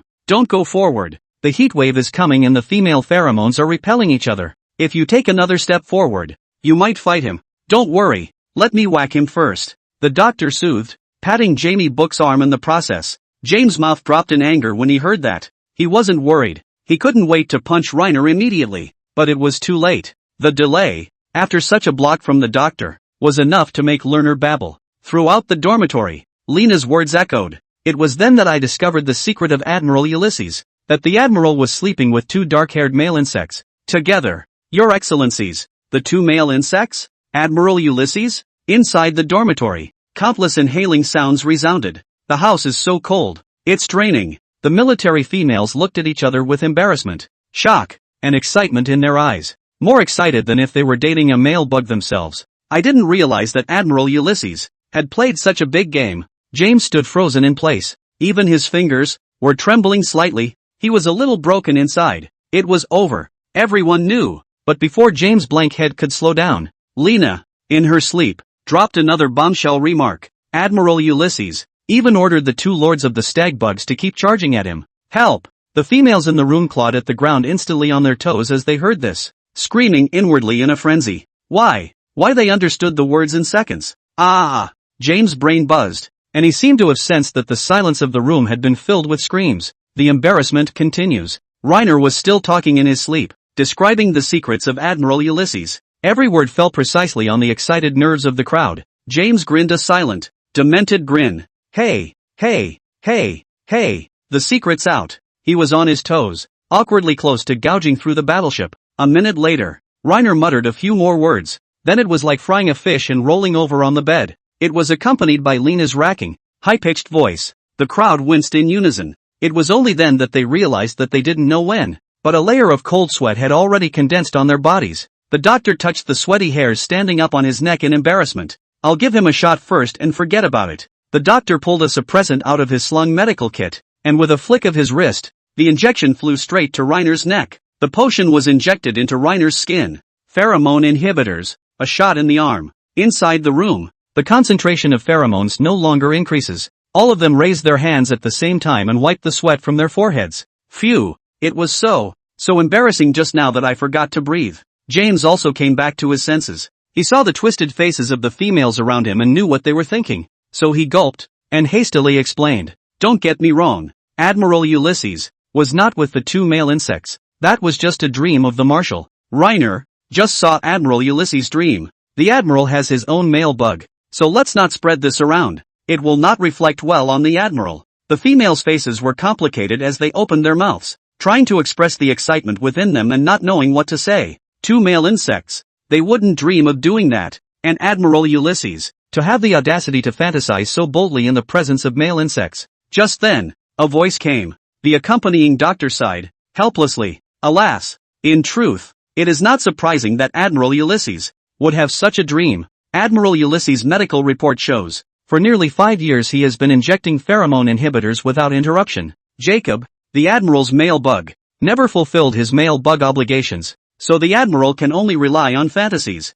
to paralyze himself. The female's eyes widened when they heard this, as if it was the first time they had ever heard such a thing. How is that possible? Admiral Ulysses, isn't he married? If you don't fulfill your obligations, then why are you together? So Admiral Ulysses, surprisingly, the crowd mingled in disgust, their voices growing louder. James looked around and realized that even Roderick was looking at him with a curious expression on his face. James shouted as the corners of his mouth twitched. Everyone stop for a moment and listen to me. At the words, the females shut up and looked at James. The bedchamber became quiet again, with only Lena on the bed screaming. James asked with extravagant hope in his eyes. Everyone will keep it a secret, right? Admiral Ulysses' secret. Can everyone keep it a secret? The females had complex faces and nodded reluctantly. We'll try. After all, there's a lot of people. 10 minutes later, Roderick restored the door to the bedchamber room, and the group left Lena's chambers in silence. Today was destined to be an unforgettable night for them. That night, the secret of Admiral Ulysses turned into gossip and spread around. The next day, 6 a.m. the battleships landed on the first Exploration Corps garrison star. At this point, the entire fleet, with the exception of Admiral Ulysses himself, all the military females, knew about him and the twin males, and it was an event that drove the popularity of dreaming. The females, inwardly, were a little curious as to what kind of dream it was to dream of a black-haired male. Emotions are more easily mobilized when there are expectations within. The breakfast bell rang in the cafeteria. Reiner woke up with a smile on his face, just feeling refreshed. He had never been so relaxed. The burden was lifted from his heart, and he also dreamed of the mealworm that was a perfect match for him. He declared that today was his happiest day. Lena hummed and walked into the washroom. 10 minutes later, Reiner pulled open the door to his dorm room and headed out. But just outside, he was taken aback. Scary. James, what are you doing standing in my doorway? James stared at the two black eyes with a look of sucked dry despondency. Reiner, you're in deep. You took the Admiral's secret and spilled it. Reiner raised an eyebrow, full of disbelief. How could it? There's no way I could have said that. James didn't say anything, just pulled up his optical brain to reveal a surreptitious video. A dozen females, gathered in front of a bed. Reiner is rolling over in bed. You were talking in your sleep last night, and you shook out the Admiral. All of it. Reiner. Chapter 125, Changes in the Direct Broadcasting Room. Inside the bug starfield, Aphrodite's star is ushering in a new day. Han Ling leaned on the couch, her hair messy like a chicken nest. He had a warm smile on his face and was holding up his optical brain, chatting with Roderick. Only, this smile fell in the eyes of the nearby Bernshan. How it looked, how obscene it was. Hanling sent a hugging emoji in the chat box. Meeting is fate. Will you stay at the Resident Star all this time? Can you come and visit me? Pathetic. Begging for a hug. Roderick, well, it'll be 6 months of consolidation at the Resident Star. I've heard that it's within the Legion. There are some special arrangements. The planet Aphrodite has been completely shut down. No females are allowed to enter. Have you forgotten? Hanling pursed his lips as he remembered that Aphrodite had shut down because of the ball. As for the special arrangement Roderick is talking about, it's supposed to promote his novels and games. Let the games and novels rattle the dormant mental faculties of the females and awaken more of the you. At this moment, the system in his head suddenly spoke out, reminding, host, if Roderick, next, manages to enter the dream, he may be able to summon you to the Resident Star. From the dream world, you can meet in the dream. Hearing this, Hanling rubbed his fingers and thought, as long as he could, in his dreams, reach the garrison star of the First War Legion, he could plot the coordinates of the universe, using the garrison star as the origin. With the coordinates, it would be a matter of minutes when he returned to planet Aphrodite and opened the spatial transmission channel. By then, they'll be able to actually meet each other. After figuring everything out, Hanling hurriedly lowered his head to send a message. Meeting is fate. Well, then you must listen to the leadership. Meeting is fate, transferring 131-4520 credits to you. Meeting is fate, remember to think of me. This is love your pocket money. Say I love you. Let me hear it. Roderick. Meeting is fate, what do you mean? So many credits for only 6 of yours? Meeting is fate, it doesn't matter. I didn't really want to hear you say you love me. Meeting is fate, haha, it really doesn't matter. Meeting is fate, I don't care. Meeting is fate, laughed. Met scum. So irresponsible. Roderick, loving you. Being responsible for you. Being full of you. I'm meeting for training on my side and am walking to the meeting point. Meeting is fate, how perfunctory. Roderick, I want to be number 1 in the universe with you and will try to be the most loving person in the universe. Meeting is destiny, you're so sweet. You want to be kissed again? Inside the villa, Burnsand sat in the dining room, nutritional supplement in hand, sucking and sipping, while his eyes kept darting to the couch. His boss, Hanling, was on the couch, laughing and writhing like a maggot. This is something that Burnt Hill has seen before. Hanling's filter of mystery, uptightness, grace, and power has completely shattered. Recently, Hanling's state was like this, hugging his optical brain all day and lying on the sofa, giggling, body flopping, less than a fish stranded, and walking in less than double-digit steps per day. Hanling, the boss, seems to have completely forgotten about live broadcasting in his career. Don't care about the live feeds and forget about it. But now, the boss just doesn't even write novels anymore. Burnsand was disappointed in this, and the large live business was struggling to survive. He ate his breakfast in boredom, his mind filled with the live broadcast. Those anchors, lately, have had a big difference of opinion. Bournemouth was a little uncertain as to which side to support. Just then, Hanling, who was lying on the sofa, suddenly raised his head and looked towards the dining table and asked, "What took you so long to eat breakfast today? You've been sucking on your supplements for a long time. Is there something you want to see me about?" When Burnshan heard this, he immediately returned to his senses and smiled doggedly. "Boss Wise, there is indeed something going on in the live broadcast room, and I was able to cope with handling it before, but this time, I'm a bit indecisive, so I wanted to come and ask you." Han Ling gave him an appreciative look. "You've made progress lately. Not only have you learned to handle things on your own, but you're speaking beautifully." Bourne Mountain smiled broadly. "After all, the boss paid me $30 billion a year. It's not money for nothing. With a paycheck of nearly 100 million credits a day, I have to learn to handle things independently. Otherwise next year, I'll be embarrassed to get paid." "Not bad. There's awareness." Han Ling smiled and got up, taking out 2 bottles of nutritional supplements from his locker. He then walked over to the table and sat down, asking patiently, "Say, what happened on the air? What do you need me to do?" Burnsand raised his eyes sheepishly. "Boss, the day before yesterday, our first day of live, I want to fix that asshole Parma. Just let Parson prepare a special game turntable for Parma." Han Ling asked casually as he sipped his nutritional supplement. "How special is it? The game carousel, isn't it all a little game of dancing and stuff?" Burnsand spoke up. "It's a little different, like the first carousel reward, which is a live measurement of a female insect viewer." Burnsand's words were not finished. Han Ling immediately choked on his nutritional supplements. "Cough cough cough. You said, cough cough. You, cough cough." Burnsand took this moment to go over all the carousel rewards. The second spinner reward is to follow the video and do a milk dance. The third bonus is a live demonstration of a favorite hot streak move. The fourth reward, a live pheromone flavor tasting for 5 lucky viewers. The fifth reward is to unlock the center control of the room and allow the audience to touch it for 3 minutes. After finishing, Bernshon lowered his head, not daring to look at Han Ling's expression. Han Ling was so shocked that he forgot to cough. Only after a long time did Han Ling open his mouth in a naive manner. "You kid, what a genius, stepping on my bottom line and going back and forth." Bernsan scratched his ears in shame.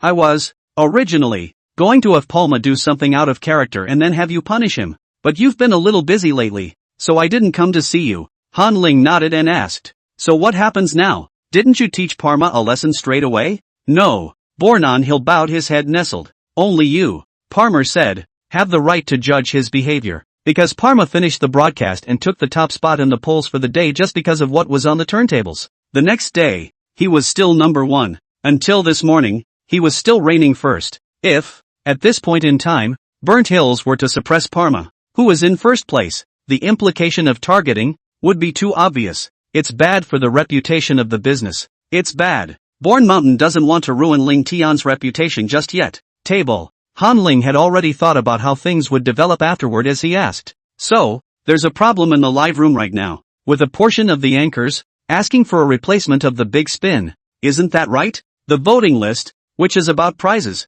that's credits. Most male bugs come to live for the credits and couldn't possibly care less." Bernsan sighed, nodded, and said, "Yes, those male bugs, who feel that Parma made a special deal to take the first place. They demanded that it be replaced with a big spin with strong content as well." Chapter 126, Direct Broadcast PK Match. Han Ling's experience. Han Ling was not surprised by the choice of the male insects. In his own way, when he was broke before, carrying bags and picking up garbage to eat in Transportation Alley, the thought had crossed his mind to sell himself for as high a price as he could get. But at that time, his personal safety was not guaranteed, and he also still had the memory of propriety and righteousness, which is why he did not do the thing of selling his body. Han Ling stood up from the sofa, patted the ash on his body, and said with a smile, "Cheer up, Burnt Hill. I'll go and wash up first, and you get the anchors, all of them, to the villa, and I'll give them a lesson." Bernsan scratched his head. "Shall we call Parma in then?" Han Ling thought for a moment and nodded.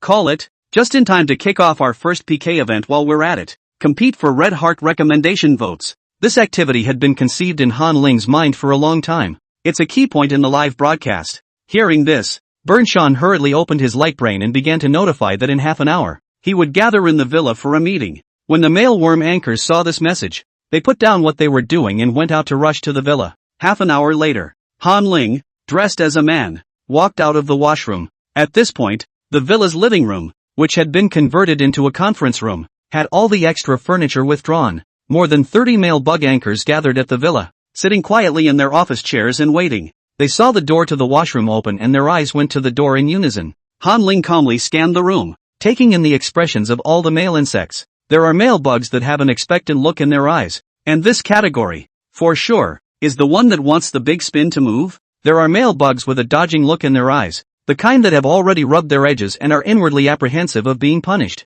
Then there are the male bugs, with a blank look in their eyes, wondering why they are meeting. Han Ling stepped to the conference table with a serious and earnest expression. "I have called you all here today to inform you of an important matter. The live chat room has been open for 3 days now, so I'm sure you're all familiar with the live chat format. So, in 4 days, we'll kick off the first live PK tournament. For the rules of the tournament, I'll briefly go over them, so you can turn on your light brain and listen while you read the corporate group chat messages." Han Ling gave Bernshon a look before speaking. "The PKs, when people sign up, they already know. It's a prize competition, where people rely on live streaming and compete for red-hot referral votes in the hands of users. The ranking of the referrals predicts how lucrative the prize will be. The higher the ranking, the better the prize." The male insects listened intently and nodded. They did know about the PK tournament. Han Ling said with a slight smile, "But today, I'm going to tell you again about the PK tournament, and there's another way to play it. Do you know where the red heart recommendation votes in the user's hands come from?" The male insects looked at each other and said, "It's dependent on signing in. Signing in every day, you get 1 referral, and if you watch the live stream for more than 10 minutes that day, you get 2 more referrals." Han Ling nodded. "You guys are right. This is how viewers get referrals. Audience members have their recommendations in hand and are in no hurry to throw them out. They tend to watch a few videos before giving their recommendations to one of their favorite anchors. The viewer will critique the comparison based on the overall effect of the video. When voting, reason often prevails. But during PK events, everything changes. Your live room will be completely open. The 100 headcount limit was lifted. At the same time, the live broadcast is open for looting PK tournament. Every night at 8 p.m., the two anchors will be randomly matched together. You guys need to get more referrals in a PK match with a 5-minute time limit. Whoever gets the highest number of votes within the time limit is the winner. The winner will take all of the losers' referrals for that day. Hearing this, the male insects present frowned in incomprehension. Your Excellency Han Ling, why did you set up such a PK match? Such a match is too cruel. Once you lose, you have nothing, not even a consolation ticket. The male bug anchor's day's efforts were all for naught, and PK matches are 2x2 against each other. There will definitely be a loser produced, and win or lose are 50% probability. Even the anchor's heart will be raised in the throat. No peace. Han Ling nodded and said, yes, I'm all about setting up brutal matches that stimulate the adrenaline of the audience. Let them lose their minds and rely on impulse voting. If you guys want to win, you have to grow up fast, gain experience in your regular live broadcasts, and know how to mobilize the audience without stimulating the audience. How can we make the female insect's mental power, which is as calm as dead water, fluctuate? And how do you wake up the you? Han Ling's original reason for starting this broadcast was to awaken more you. Thinking of this, Han Ling stood up, supported his hands on the conference table, and leaned in.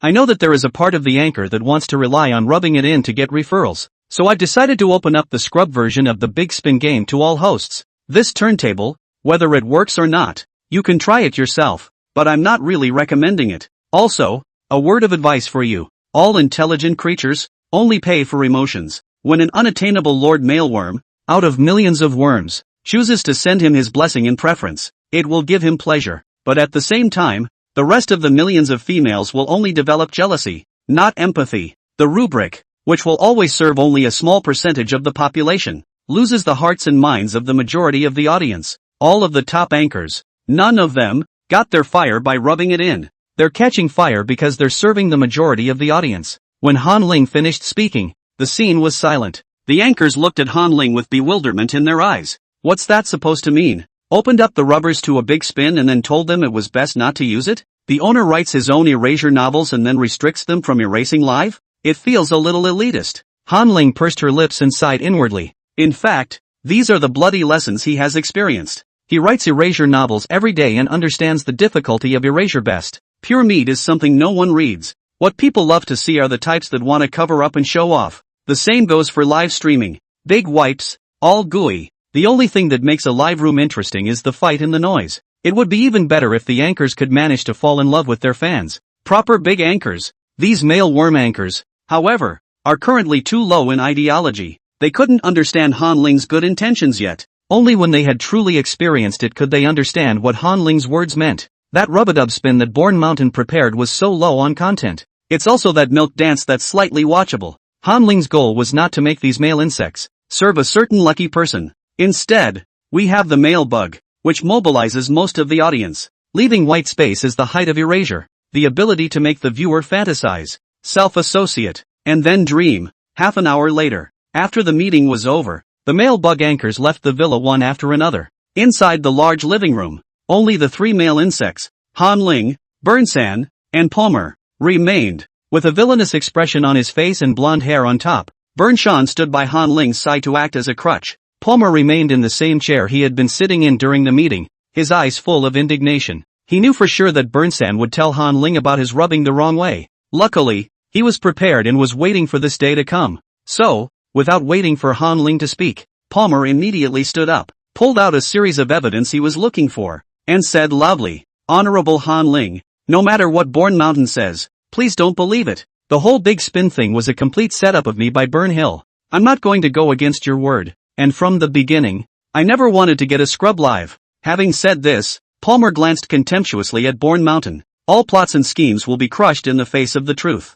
He has found more than enough evidence to prove his innocence. But who knows? When Bernsan heard this, he nodded his head and agreed. He's right, Boss Han Ling. What should I do? I wanted to get back at him, but the ploy didn't work. Palmer's expression was a bit shocked. After doing something bad, he just admitted it so graciously? Han Ling laughed when he saw Palmer's reaction. Don't be too surprised. We're not nice people. You owe Burnhill your life by sending him to the last dance. Earlier I suggested to Bornhill to just kill you, but he didn't agree. Palma's breath hitched when he heard this, and a cold sweat instantly broke out on his forehead. He knew that Han Ling was ruthless, but he didn't expect that Han Ling would dare to lay his hands on the male bugs as well, and had even moved to kill him before. Han Ling continued, "Don't worry, you can't die now. I know your purpose for entering the company. You want to learn how to use your spiritual power, right? But unfortunately, I don't want to teach you that ability at the moment." Palma was surprised and delighted to hear this. Joyfully,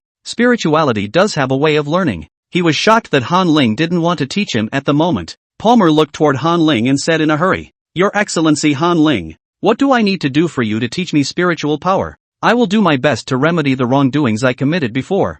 Han Ling scratched his head. "Well, wait until Burnhill forgives you. Lately Burnhill has been running the company for me, and he needs to be in a good mood to do things better. Is it okay for you to be diligent? Serve him tea and put up with his badgering?" Palma nodded vigorously. "No problem, Honorable Han Ling. I'll definitely fight for Bourne Mountain's forgiveness." Burnsan, standing next to him, raised his head in a foxy manner. "Whether or not you learn anything depends on what you do next." "I'll be good," Palma said sincerely. Han Ling waved at him. Okay, you go back. I left you behind because I wanted to tell you that you have to admit your mistakes and stand firm when you get beaten. Don't be disobedient all day long. And, next time, don't mess around in the anchor circle. You're making too many little moves." Palma nodded sheepishly before standing up and quickly heading out the door. He did contribute to this time when the anchors were making noise about wanting to scrub the big spin. Parma walks away. Only 2 people were left in the villa again. Burnsan said with a grin, "Thanks,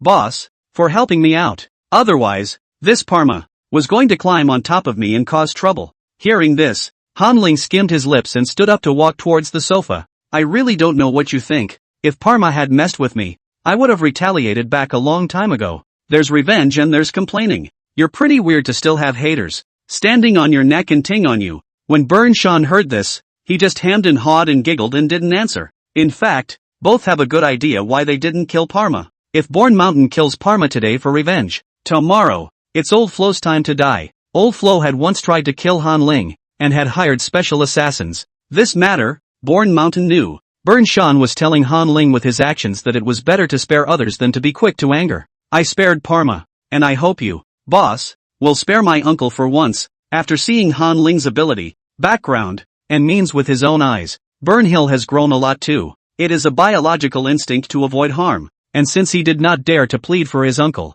he had to demonstrate it himself. Burnsan rubbed his hands together and laughed. "Boss, I'm going to go work and see what the anchors today are doing live," Han Ling said casually as he lowered his head and fiddled with his optical brain. Go. Have a good time with the PK tournament and get the heat up. Wait until the afternoon. I'm going to start working too." Burnsan nodded and turned to leave the villa. Male Bug's live has been on fire lately. There are a lot of His Excellency the male bug and Aphrodite's star that want to be the anchor of Ling Tian's company. In order to facilitate the office, Bourne Mountain then applied for the open-air gardens as the new location for the live streaming company. His villa, on the other hand, had become the home base for Han Ling, the geek. The villa became quiet again after Burnhill left. The system reminded in Han Ling's head. "The host, the male bug Bourne Mountain, has been reminding you lately to leave the owner of Flo Press, Old Flo, alone." Han Ling shrugged and laughed. "I can see that, but the Bourne Mountains don't know the you yet. We are the ones with great love and are very peace-loving.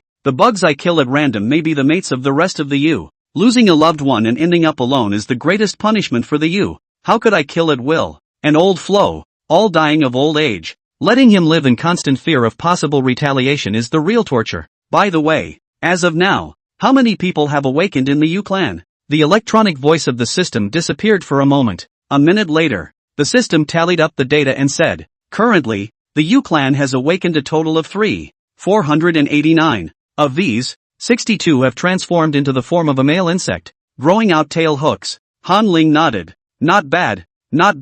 Looks like we're working in the right direction. The number of awakenings is increasing." The system said approvingly. "That's right. As long as I wait until the number of awakenings reaches 1 million, I'll be able to accumulate enough energy to open the cosmic teleportation channel. By then, the awakened you will be able to truly enter the bug universe." Han Ling rolled his eyes when he heard this. "That'll have to wait until the monkey's age. You're drawing a big pie too fast. Chapter 127, All sorts of strange people converge. Ever since Han Ling had announced the PK match, Mailworm had become more energetic when he was live streaming. This is a race with a $5 million prize at stake. 3 days before the PK tournament, the front page of the live streaming software had posters up promoting the PK tournament. Confused viewers went into the live stream to find their favorite anchors and ask about the situation. So did Major General Cologne. His location was the 5th Guard Legion Garrison Star, Freville. At this time on Freville Star, the sun had just set, and the military females had been dismissed for rest. Cologne returned to her dorm room,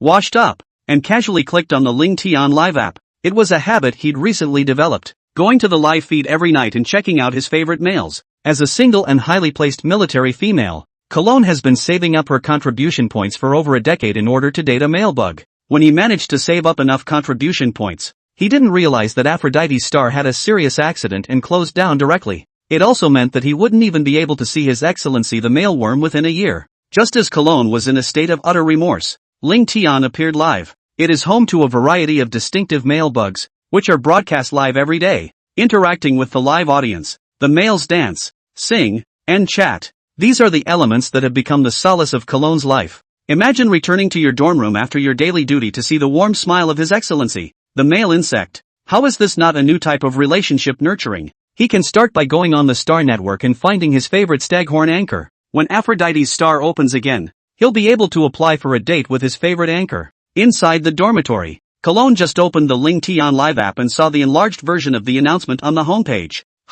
What's a PK match? Cologne, a little puzzled inside, clicked in and perused it carefully. The announcement is about the explanation of the PK tournament. The brutal mechanics of it made Cologne cringe straight away. This PK tournament, it's just nonsense. Each and every His Excellency the male insect is a unique treasure of the insect clan. How can they be compared to each other? With that said, Cologne clicked into a live stream and left a message saying, Your Excellency Cecilia, don't worry about charging.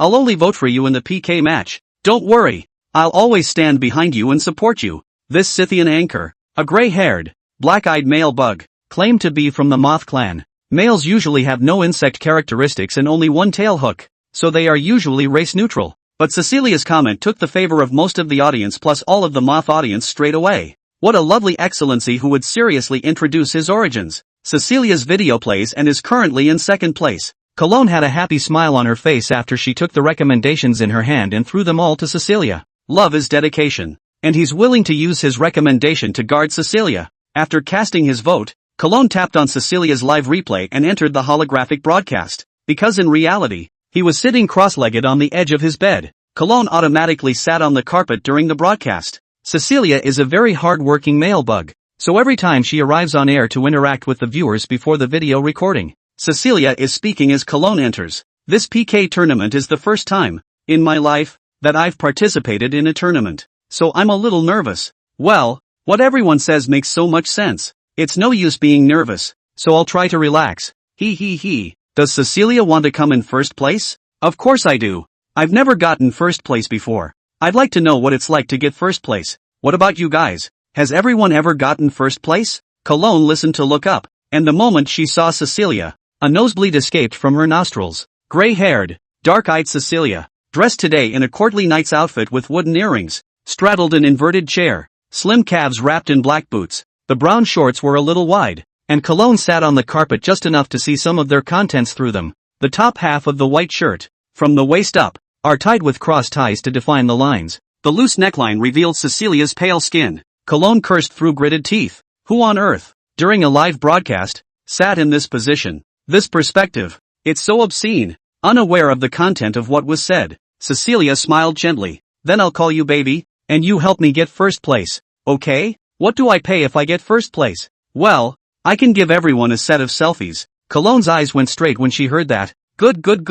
Call a baby and you get all the recommendations. Punch. Cecilia must be number one. After getting off the air, Cologne broke down and messaged a few of the military females under her command. Do you know about Ling Tian Live? Don't know? Then it's just as well. I have a favor to ask you. Do you know about the PK competition? Which anchor do you want to vote for? You don't have a candidate? I'll recommend one for you. Called Cecilia.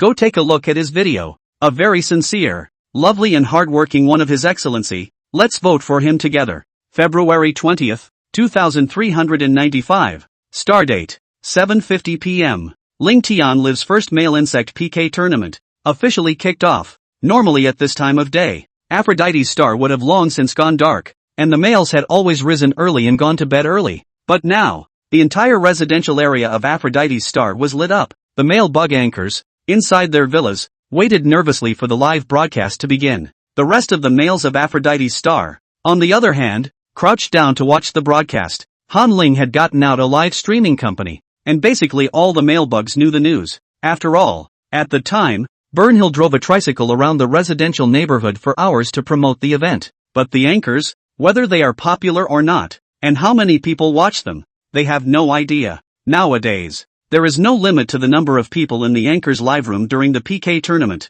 The male insects have also entered the live broadcast and eat melon together. At this time, inside a villa, Han Ling is creating the biggest blackout of the night. He was sitting at his desk, talking to Parson, who was far away on the capital planet. "Are you all set for today's PK match?" Parson's increasingly steady voice came out of the light screen. "Get ready. When the PK match starts, Parma's live room, after displaying a raffle page, will be directly connected to Cecilia's live room." Han Ling laughed. "Good. First live broadcast, make some gimmicks out of it. The battle for first and second place is much more interesting. However, after today, the king will not see the king, and the second matchup between Parma and Cecilia will be placed on the last day of the PKs." Parson nodded. "Boss, don't worry. I've prepared everything. It's all carefully arranged according to your wishes. Who do you favor more in this PK match, boss?" Han Ling said without even thinking. "Although Parma has a large audience of fans at the moment, I'm more optimistic about Cecilia." Parson scratched his head. "Hey, I like Cecilia better too, because Cecilia is more approachable." Moments later, 2000 hours arrived. The anchors entered the broadcast room on time and they just said hello. The audience of millions of fans who had been waiting for a long time, then shouted their names and cast their red heart recommendation votes in front of them. The anchors visualized the number of fans for the first time, and the live broadcast went from the 100th position, breaking through to the millionth position, and were stunned. So many viewers, they simply couldn't thank them enough. Inside the villa, Han Ling was sitting steadily in his chair, and to his left was Burnt Hill, who was monitoring the status of the mailworm's live room from time to time. On the right is the light brain, talking to Parson, who monitors the voting data. Just then, Parson suddenly eeped. "Boss, there's a change in the data. The number of votes in the Cecilia and Parma's live room, although it had a large audience, was crushed by an unknown live room. The number of votes is growing like crazy in the live stream of the male bug named Dawson." Hearing this, the nearby Burnsan instantly switched the monitoring interface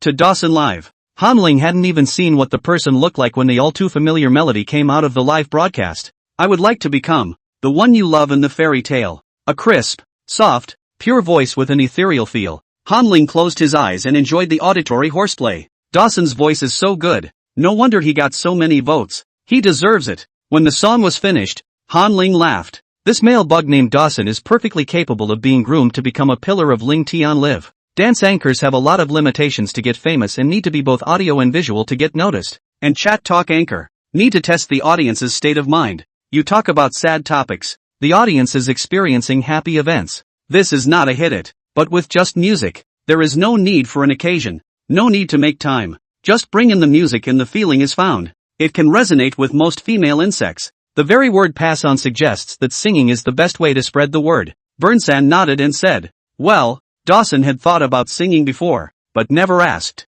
not realizing that he was waiting specifically for today." Parson echoed over the light brain. "Boss, the singing video has been edited and sent to Starnet. The heat will soon go up." Han Ling nodded in satisfaction. "It's good. The more excellent anchors the better, to enhance the live viewing." Within seconds, Parson suddenly yelled again, "Boss, 2 more breakout live streams have appeared. Name is." As the words fell, Burnshaw hurriedly put up the monitoring interface and switched to the 2 live streams. A cacophony of curses came. "Bug asterisk asterisk asterisk asterisk. Let me tell you, I've been watching you for a long time. Every day you come to my garden to steal flowers. Bull asterisk asterisk asterisk asterisk. That's a wildflower. Where are yours? Let go of me. Beat you to death. Today is the first day of my PK. You pretend to be innocent with me again. I'll fight you. You were the one who first." In the live broadcast room, Yin and Yang scolded me before I came to you. 2 male bug anchors, exaggeratedly tearing each other apart. Perhaps it was discussed beforehand, and as intense as their fight was, They didn't punch each other in the face. Han Ling's mouth twitched as he commented. These two anchors, although the hype is a bit low level, but it boosts the audience's enthusiasm for eating. And it's also considered to have the brains to create a new track. On the first day of the PK race, the 8 immortals showed their skills. The anchor is on air and can watch the leaderboard changes in real time. There are just over 30 anchors in total, and it's clear how many people are ranked. Many of the anchors, as they chatted, nervously covered their hearts with their hands. How is it that so many unfamiliar names are running ahead of them? A string of numbers that surprisingly tugged at their heartstrings. The audience was also nervous, and when they saw their favorite anchors with a lost look in their eyes, they couldn't help but reach out to the only connections they had to help vote. Most of the audience, in fact, didn't have a particular favorite stag bug, and they, along with a portion of the newcomers, were scurrying around the various live streams. When you see a weeping male bug, comfort it. Sigh when you see a rubbing male bug. When you see a spoofed male bug, you yell out awesome with gusto. Seeing the writhing male bugs, he was transformed into a Letso man and started directing hooks and kicks, teaching the males how to fight to win. Eventually, all these fun-seeking viewers converged on the Parma and Cecilia broadcasts. The biggest race point of the day remains here. Parma Live, with 3.9 million people online at the same time. Cecilia Live, with 3.6 million people online at the same time. The two are live, 300,000 people apart. The number of votes, however, was very close, only about 1,000 votes apart. Parma's Red Heart recommendation, 874 votes. Cecilia's Red Hot recommendation, 834 votes. Inside the villa, Parsons' voice, coming out of the light brain. Boss, Parma and Cecilia's fans are holding back their big moves, and the background shows that the viewers of both live streams still have 6 million recommended votes in their hands.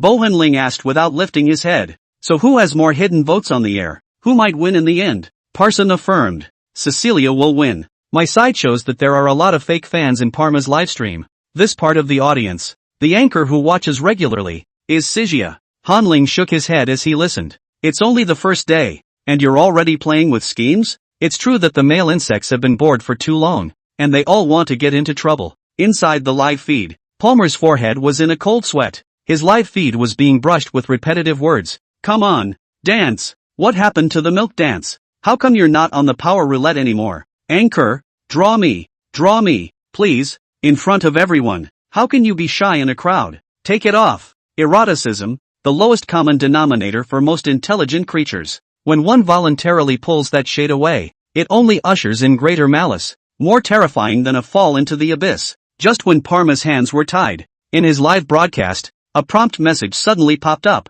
Born Mountain, I forgive you. This broadcast, the final test, is also an opportunity for you. It's up to you how to clarify the carousel matter. As soon as the pop-up message appeared, Parma immediately straightened his spine nervously. He was relieved when he realized that the message, only the anchor could see it. Clarify. What to clarify? Palmer's mind raced. He only used the big spin the first time he went live, when he was set up by Born Mountain. The rest of the days he was honestly on the air and didn't rub it in at all. It's also fortunate that he didn't continue to rub it in and things took a turn for the worse. Chapter 128, Live Streaming PK Match Result. Palma only had a few minutes to think about how he was going to account for the carousel. The group of viewers who were jumping up and down in the broadcast room and commanding him to dance in public in the broadcast room were just looking for a thrill. After all, in the eyes of the females, the males really are a bunch of guys with little sense of decency. Just give enough credits to be able to date and get laid. Palma made a face and flirted in a joking tone. The bug-s that made me do the milk dance. Stop swiping and be careful of scaring the new big baby on our air.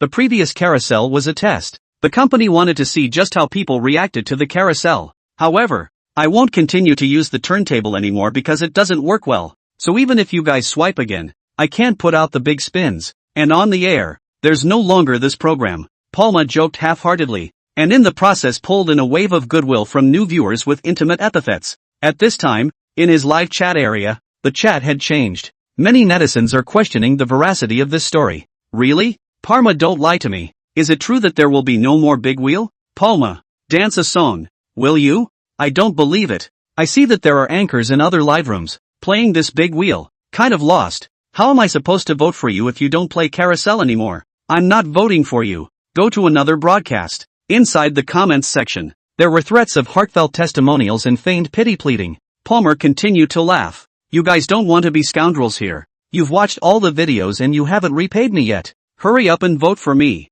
My first video. But it's an out-of-print video. So you guys remember to save my video. Otherwise when I get upset one day and delete the video, you won't even be able to see it if you want to. After a few days of live streaming, Parma has mastered the preliminary skills of live chatting. In a few words, the audience was coaxed. It just so happens that the broadcast, at this point, is nearing its end. At the last minute, Parma had the cheek to use what used to be the big spin video to ask the audience for referral votes. Cecilia, who was on the air next to her, also stared nervously in anticipation of the vote count growing. Last 30 seconds. Parma, who was staring at his live streaming data, suddenly realized that his live room, within 3 seconds, had decreased by more than 260,000 viewers. As for Cecilia's live broadcast, not only was the number of viewers increasing crazily, even the recommendation votes were increasing at a rate of 300,000 per second. Parma's eyes reddened a little with excitement at the sight, and he fanned the flames.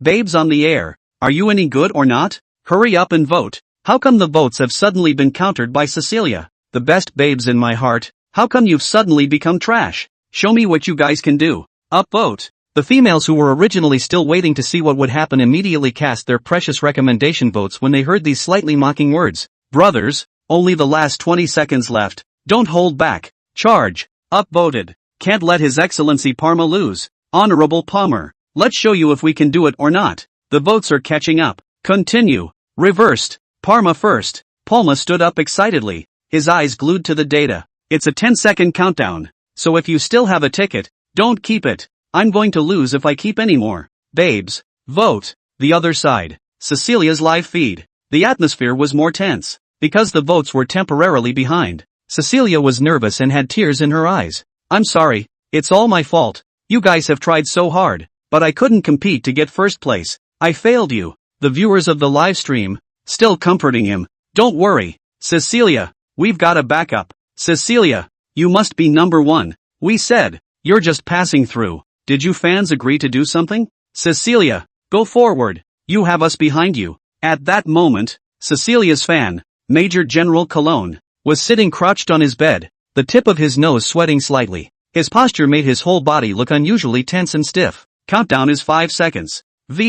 4. Just then, Cologne's finger, like a speeding wind, quickly clicked on the light screen. 3 times. Voting successful. Voting successful. 2 message alerts were followed by a rousing piece of music that came out of the light brain. The name of the song is called The Winner's Song. The rhythm rings out. Cecilia froze on the air, teardrops still hanging from the corners of her eyes. The holographic scene erupted from above with countless celebratory ribbons of color and fine rays of light that fell on Cecilia's body. The comments section of the live stream was going crazy. Winning. Cecilia, you win. Ha ha ha ha. It made Cecilia cry. Isn't this operation of ours a pleasant surprise? Victory belongs to Cecilia. Cheers. Celebrate our efforts. Tonight, Cecilia shines brightest for being personally involved in this broadcast and single-handedly putting a favored male bug on the map. The success of this god-making made the female insects within the Cecilia live room empathize with it, with honor, and with great spiritual satisfaction. It was they,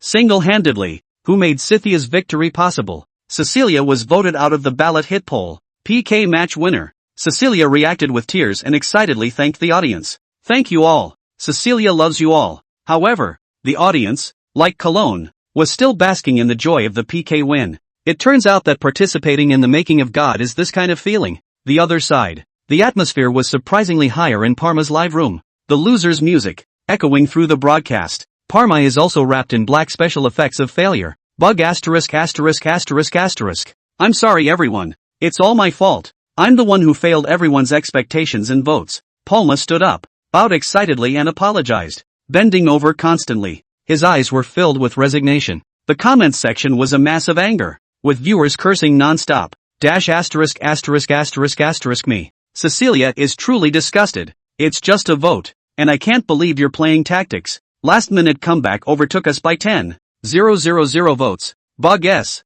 If they hadn't snuck up on us, we'd be number one for sure. Palma, stay strong and keep screwing them. I'll always be behind you. Take first place. You have to be number one. So disgusting. Cecilia's fans, they're all perverts, aren't they? Playing so dirty? Don't sneak up on me if you can help it. Because of Parma's failure, All the red heart recommendations Parma got today went straight to Cecilia. Parma's votes cleared on the day. The audience in the live room could only watch as the votes were divided and began to change. Final vote score. Cecilia's red hot recommendations, 934-5533 votes. Parma's red heart recommendation, 0 votes. At this time, today's leaderboards, 2, were arranged. Cecilia is in first place with more than 9 million recommended votes. Parma and the rest of the losers. The recommendations all hang on 0 eggs. The audience was inwardly indignant, but there was nothing that could be done to change what had happened. All they could do was hug it out in the comments section, comforting Parma and each other. Don't worry, it's only the first day of PKs.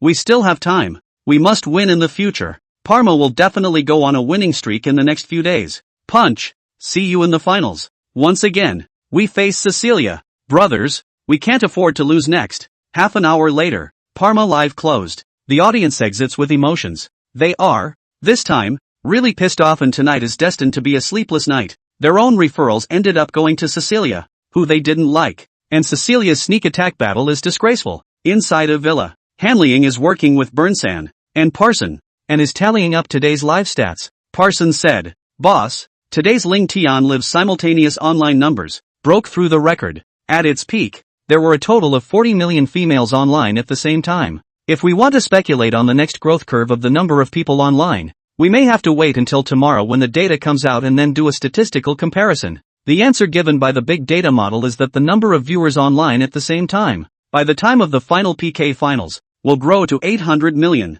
Born Mountain reported immediately afterward, saying, in today's PKs, 37% of viewers, within 5 minutes of watching, will vote for a recommendation.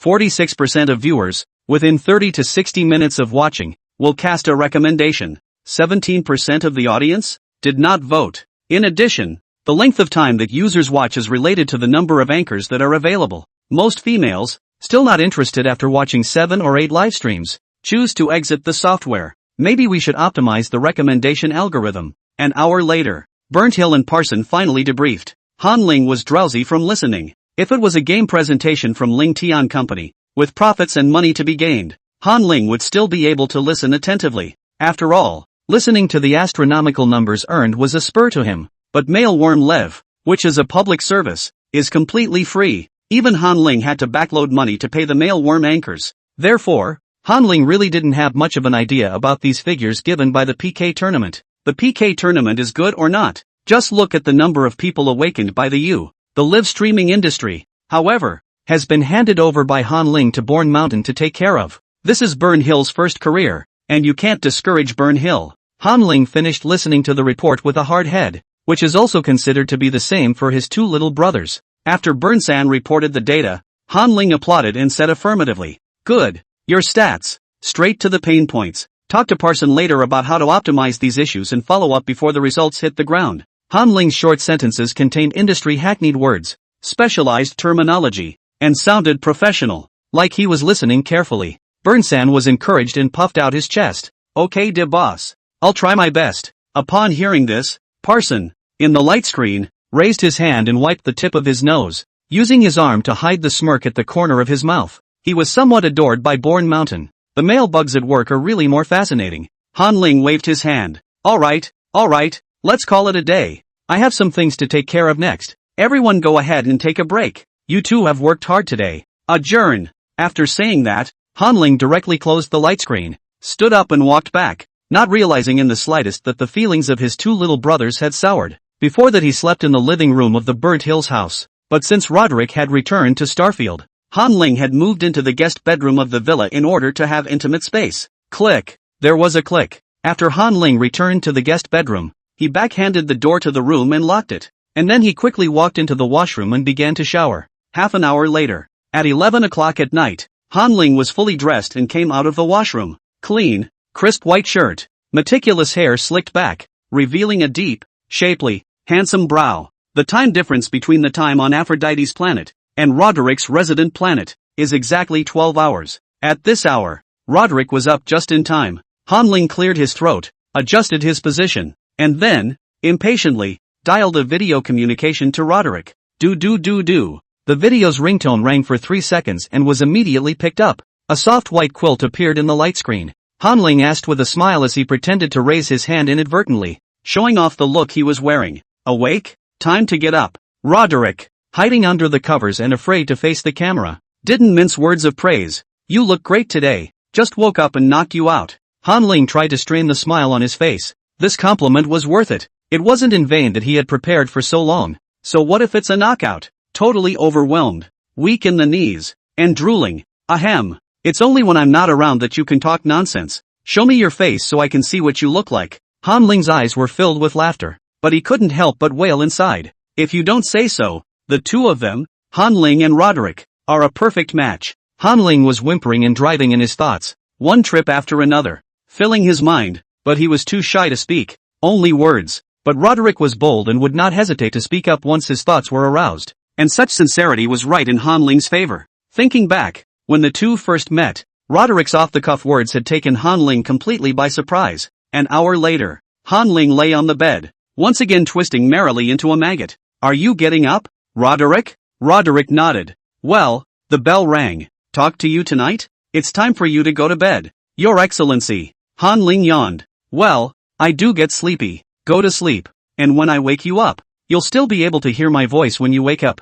First Exploratory Corps resident star. Roderick had just opened the door after stepping out from the washroom when he saw James standing by his door with his orange and red crushed hair on top. Come on, let's go to the cafeteria together and eat. Then work out. Roderick nodded and followed. Roderick asked curiously as the two walked side by side. Has the male bug in your dream world said anything more recently? The male bug in James' dream world talks too much. In the dream world, it is common to speak at will. James once said that the male worms in his dream world seem to have independent minds as if they were really there. Chapter 129, James suddenly truthful. Why do you ask all of a sudden? James scratched his head, recalling carefully, then said, my male bug has been talking a lot lately. I don't remember much, but he said he wanted to see me so badly and then tried to hold me down. He.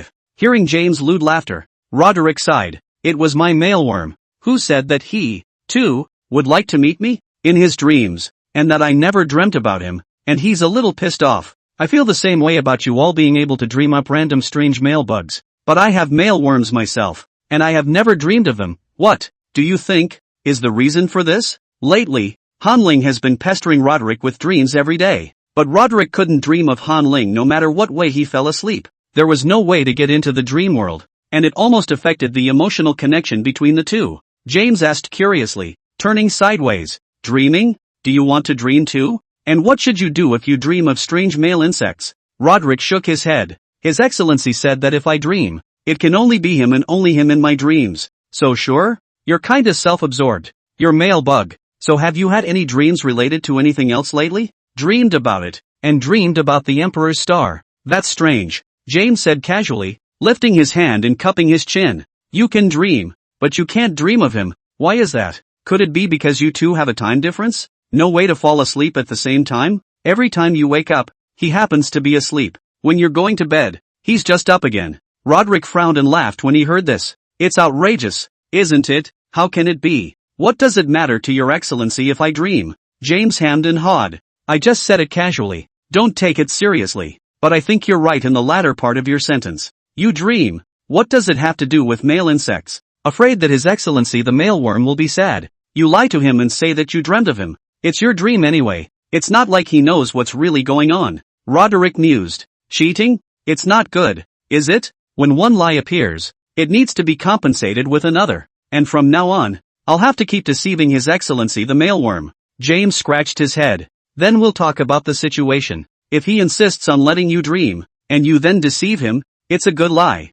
Dreams are all uncontrollable. And just because you can't dream of him doesn't mean you two should be separated. Roderick nodded, thinking James had a point. Just as the two were discussing it, a voice suddenly came from behind him. Roderick, James, let's have dinner together later. Ha! The voice was familiar. It was Admiral Ulysses. The two of them looked at each other, straightened their spines, turned around, and smiled stiffly. Yes, Admiral, Ulysses said casually as he followed the two. What were you guys talking about? Why don't you continue? Is it because I'm here and you guys are too embarrassed to talk? Roderick waved his hand. No, how come? Just happened to be done talking. Ha ha ha, what else can we talk about? Just things related to my male insects. Ulysses heard this and his mind wandered. No one else knows who Roderick's male bug is. But Ulysses had seen a replay of the roundtable. He knew that Roderick's male bug was Han Ling, so Ulysses sidestepped the question. How's your male bug doing now? What happened on Aphrodite didn't affect him, did it? Roderick nodded. Well, there's nothing wrong with him. Ulysses smiled. Have you hardly considered taking a vacation to accompany him? Although we only have 1 day of vacation per year, it is permissible to take time off to visit His Excellency the Mailworm. Having just gone through this, he must be scared and would love to see you. Roderick was a little upset and helpless inside when he heard this. Admiral, I want to see him too, but Aphrodite is completely closed right now. I can't see him even if I take leave. My male bugs are having a tantrum over this very thing lately. He wants me to dream about him. Just now, James and I were discussing this very thing. Before Roderick could finish his sentence, James, who was next to him, poked his head out and grabbed the question. As I recall, the maleworms of Admiral Ulysses have come out of Aphrodite, haven't they? Wasn't Roderick able to pick up the male bugs, too, from Aphrodite's star? I think it's better to pick them up. Aphrodite is too dangerous right now. The words fell. Admiral Ulysses did not answer immediately. Roderick, next to him, tugged at James's sleeve, a slightly horrified expression on his face, his eyes wide. Holy, that's so embarrassing, bro. You forgot about the Admiral dreaming about the twins. You're so forgetful. How can you suddenly bring up His Excellency the Mailworm? James failed to grasp Roderick's meaning and was still looking at the Admiral with a serious face, waiting for an answer. A few moments later, Ulysses couldn't resist the curious look and nodded, explaining, well, my male bug, Jacob, is indeed living on planet B, but I haven't seen him in a long time. If Roderick wants to pick up the male bugs and take them home, it's going to be an effort. It is only after relying on interstellar military service and being promoted to Major General that you can spend credits to take the male insect back home and provide His Excellency the male insect with a stable living environment. James nodded and was about to say something when he suddenly froze, not even regularizing his steps. Oh, my God. What the hell is he blah blah blah blah blah blah blah blah blah blah blah blah blah blah blah blah? At this point, James finally woke up and realized what a load of he had just said. The doctor had said that the Admiral hadn't had a hot flash with a male bug in 5 years. The matter of the mailworm, I'm afraid, was a scar in the Admiral's heart, and he had, surprisingly, uncovered it so easily. James opened his mouth and was just about to say, I'm sorry, Admiral. I accidentally mentioned your male bug and uncovered your scar. Before the words were out of his mouth, Roderick reached out his arm and wrapped it around James' head, covering his mouth in the process. Roderick, why are you covering my mouth? Roderick said with a black face. Admiral Ulysses, I have a sudden urge to use the restroom. I'll take James to the bathroom first. Ulysses didn't look at the two, just nodded in disbelief. Go on, get there early. Roderick turned around and dragged James all the way to the restroom. Finally, after 3 or 4 turns, bang! Immediately after opening the restroom door, Roderick closed it behind him and lowered his arms. Blah blah blah. James wiped his mouth in aggravation. What are you covering my mouth for? I haven't apologized to the Admiral yet. Roderick was all but laughed at that. You apologize, and then what? Then the Admiral learns that all the females in our entire fleet have heard his secret. Not only were they separated from the males, but they had dreams of such and such with their twins. James heard this with a pang of fear. Holy, bro, it's a good thing you pulled me back. Otherwise I'd be the sinner of the whole fleet. 10 minutes later, the first exploratory corps, in the cafeteria at Resident Star. Ulysses drank his nutritional supplements without tasting them. It took him 10 minutes to drink what was clearly a drink he could finish in one gulp. Ulysses didn't breathe a sigh of relief until Roderick and James came to him. Admiral, sorry we're a little late getting back. I blame Roderick for the delay. Admiral, let's eat together, haha. Hearing the duo's words, Ulysses laughed. Eat? In fact, I'm eating with you today, mainly because I want to say that I already know what's going on, so you don't have to hide it from me anymore. As soon as those words came out of his mouth, the nutritional supplement in James's hand didn't hold steady and fell straight onto the table. James bowed his head sheepishly, picking up the nutritional supplements on the table in a panic, as if the bagged drink, in its incarnation, had become a slippery fish that he couldn't hold on to. Roderick's throat tightened for a long moment. Admiral, don't scare us? What's going on inside the fleet? How come I don't know? Ulysses doesn't say anything, just looks at the two, his eyes darting over them as if to ask, which of you two will speak first? At that moment, James suddenly looked up and said, Admiral, this matter, it seems that there is no way to hide it from you. In fact, the reason why the atmosphere within the fleet is odd, is because 1/20th of the military females have started to dream, and each of them has a different male insect look-alike in their dreams. Now we're all suspecting that what happened in the dream world may not have been virtual. Ulysses looked at James with searching eyes. Is that really what this is about? James giggled and scratched his head. Is there anything else? What other things could we be keeping from you? Roderick nodded in agreement. Well, actually, I don't think I can keep the dream thing from you for long. Now that more and more females are dreaming, people are very confused and want to know what the dreams mean. The military females all came to ask James what the dream was for. Or was it a human test? But James doesn't know it either. And the atmosphere within the fleet is only getting weirder and weirder. Ulysses scrutinized the pair for a moment, realizing there was no way to swindle out anything else, before smiling anew. Roderick's right. There's no way to hide the truth for long after the dreaming females become more numerous. It's a matter of poor consideration on my part. So next, I'll tell you the truth about what happened. If another military female comes and asks you, you'll be able to answer. James heard this and stared wide-eyed. So the dream really had an inside story? He just made it up in a hocus-pocus. Ulysses held the nutritional supplement in his hand, not rushing to drink it, and narrated it slowly. In dreams, the male bugs that appear are actually real. Hiss, hiss. James and Roderick sucked in a breath of air and stared at the Admiral in wide-eyed disbelief. What? Male bugs are real? Ulysses didn't get angry when his words were interrupted, but reorganized his language and said, these male insects live in another universe. They have the same gender imbalance as we do. They only have the males left to survive. And dreams are the bridge between them and us. Male insects from another universe are physically very weak, but mentally powerful, which is why they were able to travel through the universe and find us. I think you've all seen what happened on Aphrodite before, right? That male insect that stepped in to open the spatial transmission channel, His Excellency Han Ling, came from another universe. Roderick's eyes widened when he heard this. Han Ling came from another universe? Han Ling didn't tell him that. However, the thought that he was also hiding something from Han Ling made Roderick relax. There are some things you don't say that are a protection for each other,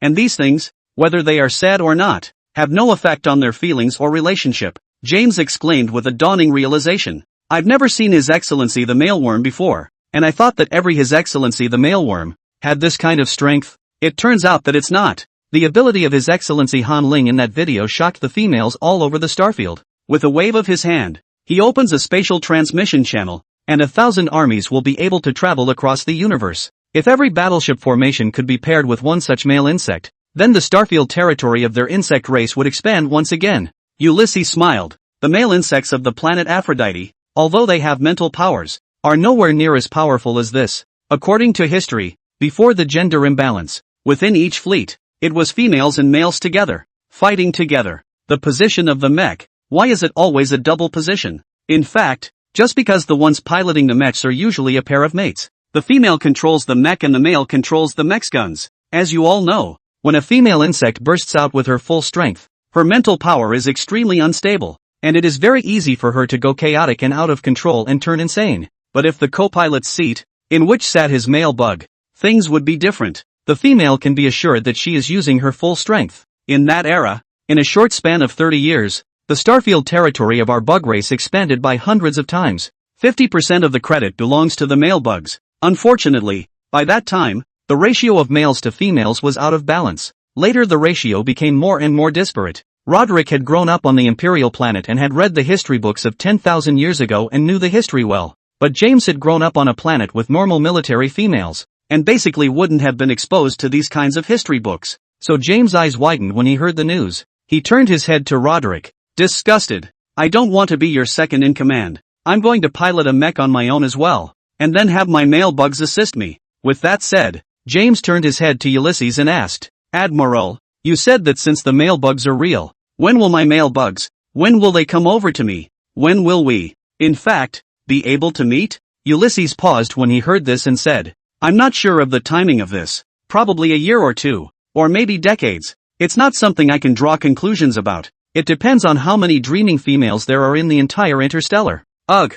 James shook his head. Looks like there's still a wait. Ulysses laughed. The awakening test of the dream realm. The experimental site set up in all 8 legions. The top is taking this matter very seriously. If done correctly, you may be able to meet the males in 5 years. You can tell the military females in the fleet what I've said, but it's best to keep it to yourself, lest you cause a panic. When the experimental data comes down, the marshals, themselves, will step in and announce it. Chapter 130, Jacob's Ambition. Half an hour later, The three of them consumed their food in the cafeteria and then returned to their dorm rooms and office areas. Ulysses smiled slightly as he walked on his way to the combat lab, noticing the glances behind him. In the last few days, he had often noticed that the females around him were looking at him. Earlier he had thought he was wearing his clothes backwards, or that his hair was disheveled, but when he got everything in order, he realized that the gazes of the females still coalesced on him. Ulysses suspected that he was the one who had accidentally exposed what was going on. However, after chatting with James and Roderick, he realized that it was he who was overthinking things. When they reached the combat lab, Ulysses turned and smiled at the females around them before closing the door without hesitation, cutting off those in sight. Alone, Ulysses' entire being relaxed. He sat down on the couch by the door inside. Ever since the twin males had appeared in his dreams, Ulysses had taken it upon himself, leaving his own male, Jacob, behind. Otherwise he always had a guilty conscience. Today, Jacob is brought back up, and Ulysses feels that it's time to make a break with Jacob, not only for himself, but for the twins that would be coming to him in a few years. Ulysses sat on the couch and, without hesitation, dialed Jacob. The endless ringing of the bell consumed Ulysses' patience little by little. It was the same every time. His video calls, and Jacob always had little patience to answer them, much less want to. 3 minutes later, Ulysses hung up while redialing. Based on the location of their home, if Jacob is at home at this time, there is no time difference. They're in the same place at 2 p.m. Half an hour later, Ulysses' video was finally connected. Jacob's impatient voice came out. "What's the matter with you? Hurry up and say it. Don't disturb my sleep." Ulysses frowned at the light screen. On the screen, Jacob was hugging left and right. The two female attendants were lying by Jacob's side, and the light emanating from the screen illuminated the tired wounds that crisscrossed the female attendants' bodies in a shocking manner. Ulysses asked, holding back his anger, "Jacob, where are you now? If we were on planet B, our home, it would be 3 o'clock in the afternoon. It's not that late. The last time I saw you, you didn't have these two among the female attendants around you." Jacob turned the light screen indifferently. "Well, I'm not home. Can't I just come out and play? Are you going to lock me up by making me stay on a B-class planet every day? As for these female attendants, as long as I hook my finger, I can still recruit as many as I want. It's been a few months since we last spoke. The last batch are dead. These two are new recruits. What else do you want to ask? I report everything to you. Oh, you've taken a wide berth after sitting on the throne of the 1st Exploratory Legion's Admiral." Ulysses' fingers shook when he heard that. "Jacob, females are not objects for you to toy with. You can't and shouldn't treat them like that." Jacob smoked a cigarette, and when he heard this, he took a drag and exhaled smoke rings, and as the smoke enveloped him, he laughed out loud. "In what capacity are you talking to them? Victims, or survivors? Please get this straight. It's these females that are begging to sleep with me. That's no reason for you to kill them at will." The veins in Ulysses' neck showed as he yelled, anger welling up in him. The males are scarce and are still all in Aphrodite. Therefore, once a male insect appeared in the central city of the planet, it was as dazzling as a star. To be accepted by His Excellency, the male insect, as a female servant is even more remarkable. The females, all of them, are awesome guys who have broken through a lot of barriers before being filtered out. Ulysses pressed his brow, realizing that there was no way for him to communicate with Jacob. Jacob, not at all the character he was when they first met. "Jacob, let's get a divorce and file with the fertility center today." Ulysses' words, very affirmative. Jacob frowned. "I told you not to even think about this. I'm not going to agree to it." Ulysses didn't say anything, but took out a badge. "I, Admiral Ulysses, 1st class of the Battle of Reapes, will exercise my prerogative once and for all to force the dissolution of the marriage contract with Jacob, the male insect." Jacob waved his hand excitedly at the words, stirring the smoke in front of him. His eyes widened as he stared at the badge in front of him, questioning it aloud in disbelief. "How can it be? How can you have a 1st-class merit? Merit badges are very difficult to obtain. If you want to get a 2nd-class merit, you are already going into battle with the determination to die, knowing that you can't do it. It is even more difficult to get a 1st-class merit, to fight with the determination to die until the last moment, and to be brave enough to swing your sword at the enemy even when you are riding in 1,000. The point is, Ulysses came back alive. Jacob looked nervous as he thought about it and bit down on his cigarette. On the couch, Ulysses carefully put away his badge and smiled. "Why can't I have 1st-class honors? You just never pay attention to me. This badge, I got it 2 years ago. At that time, the 5th Guard Legion, the Freville Star Residency, suffered a nighttime raid by the Fae. The black hole of the wave of Class 8 Xenos opened right next to the planet Freville. Countless foreign beasts spurted out. The planet Freville, containing a large amount of rare metal ores used to make battleship cores, was an important resource star for the bug race and must not be lost. However, the 5th Guard Legion, which had not been at war for years, the military females, despite their ability, still lacked the experience of fighting against foreign beasts. They fought back and barely held a line of defense. As a last resort, the military females began to pilot their battleships and divert the resources they already had. Only Ulysses, leading his team, rushed into space and fought the fate to the bitter end, holding out until reinforcements arrived. The Freville star was preserved, and Ulysses and his crew were promoted.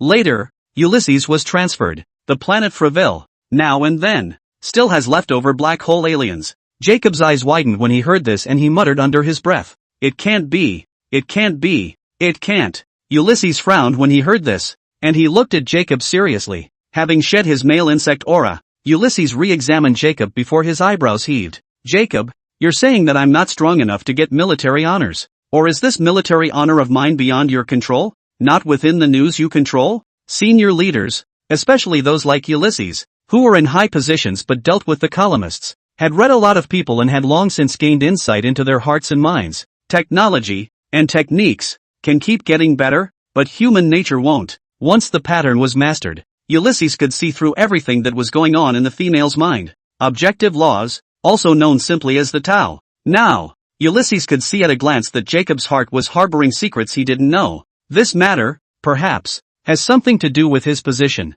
because Jacob subconsciously emphasized his position and the legion he was in every time he met with him. The telltale signs of the time they once spent together were discovered and wrapped Jacob in layers like a cocoon. Ulysses' eyes locked on Jacob. "Jacob, you've been using your mate's powers to probe my location and search to intercept all the messages I receive. Yes or no?" Looking at the corners of Jacob's mouth that twitched ever so slightly, and the eyes that kept skimming downward, Ulysses knew he'd guessed right. "Jacob, would you rather I be in the 1st Exploratory Legion, or the 5th Guard? Jacob, are you prying into me in order to sell my information to other females? Or is it for some other purpose? Jacob, what does my information do? To make your life better? Or in exchange for something you need? Glory and riches? Luxury? Power? Who did you sell my information to? Are you close to him? Spying on me is your day job? During the years of your marriage to me, you were in constant contact with him? Did you know me first? Or did you know him first? The first time we met, you deliberately seduced me?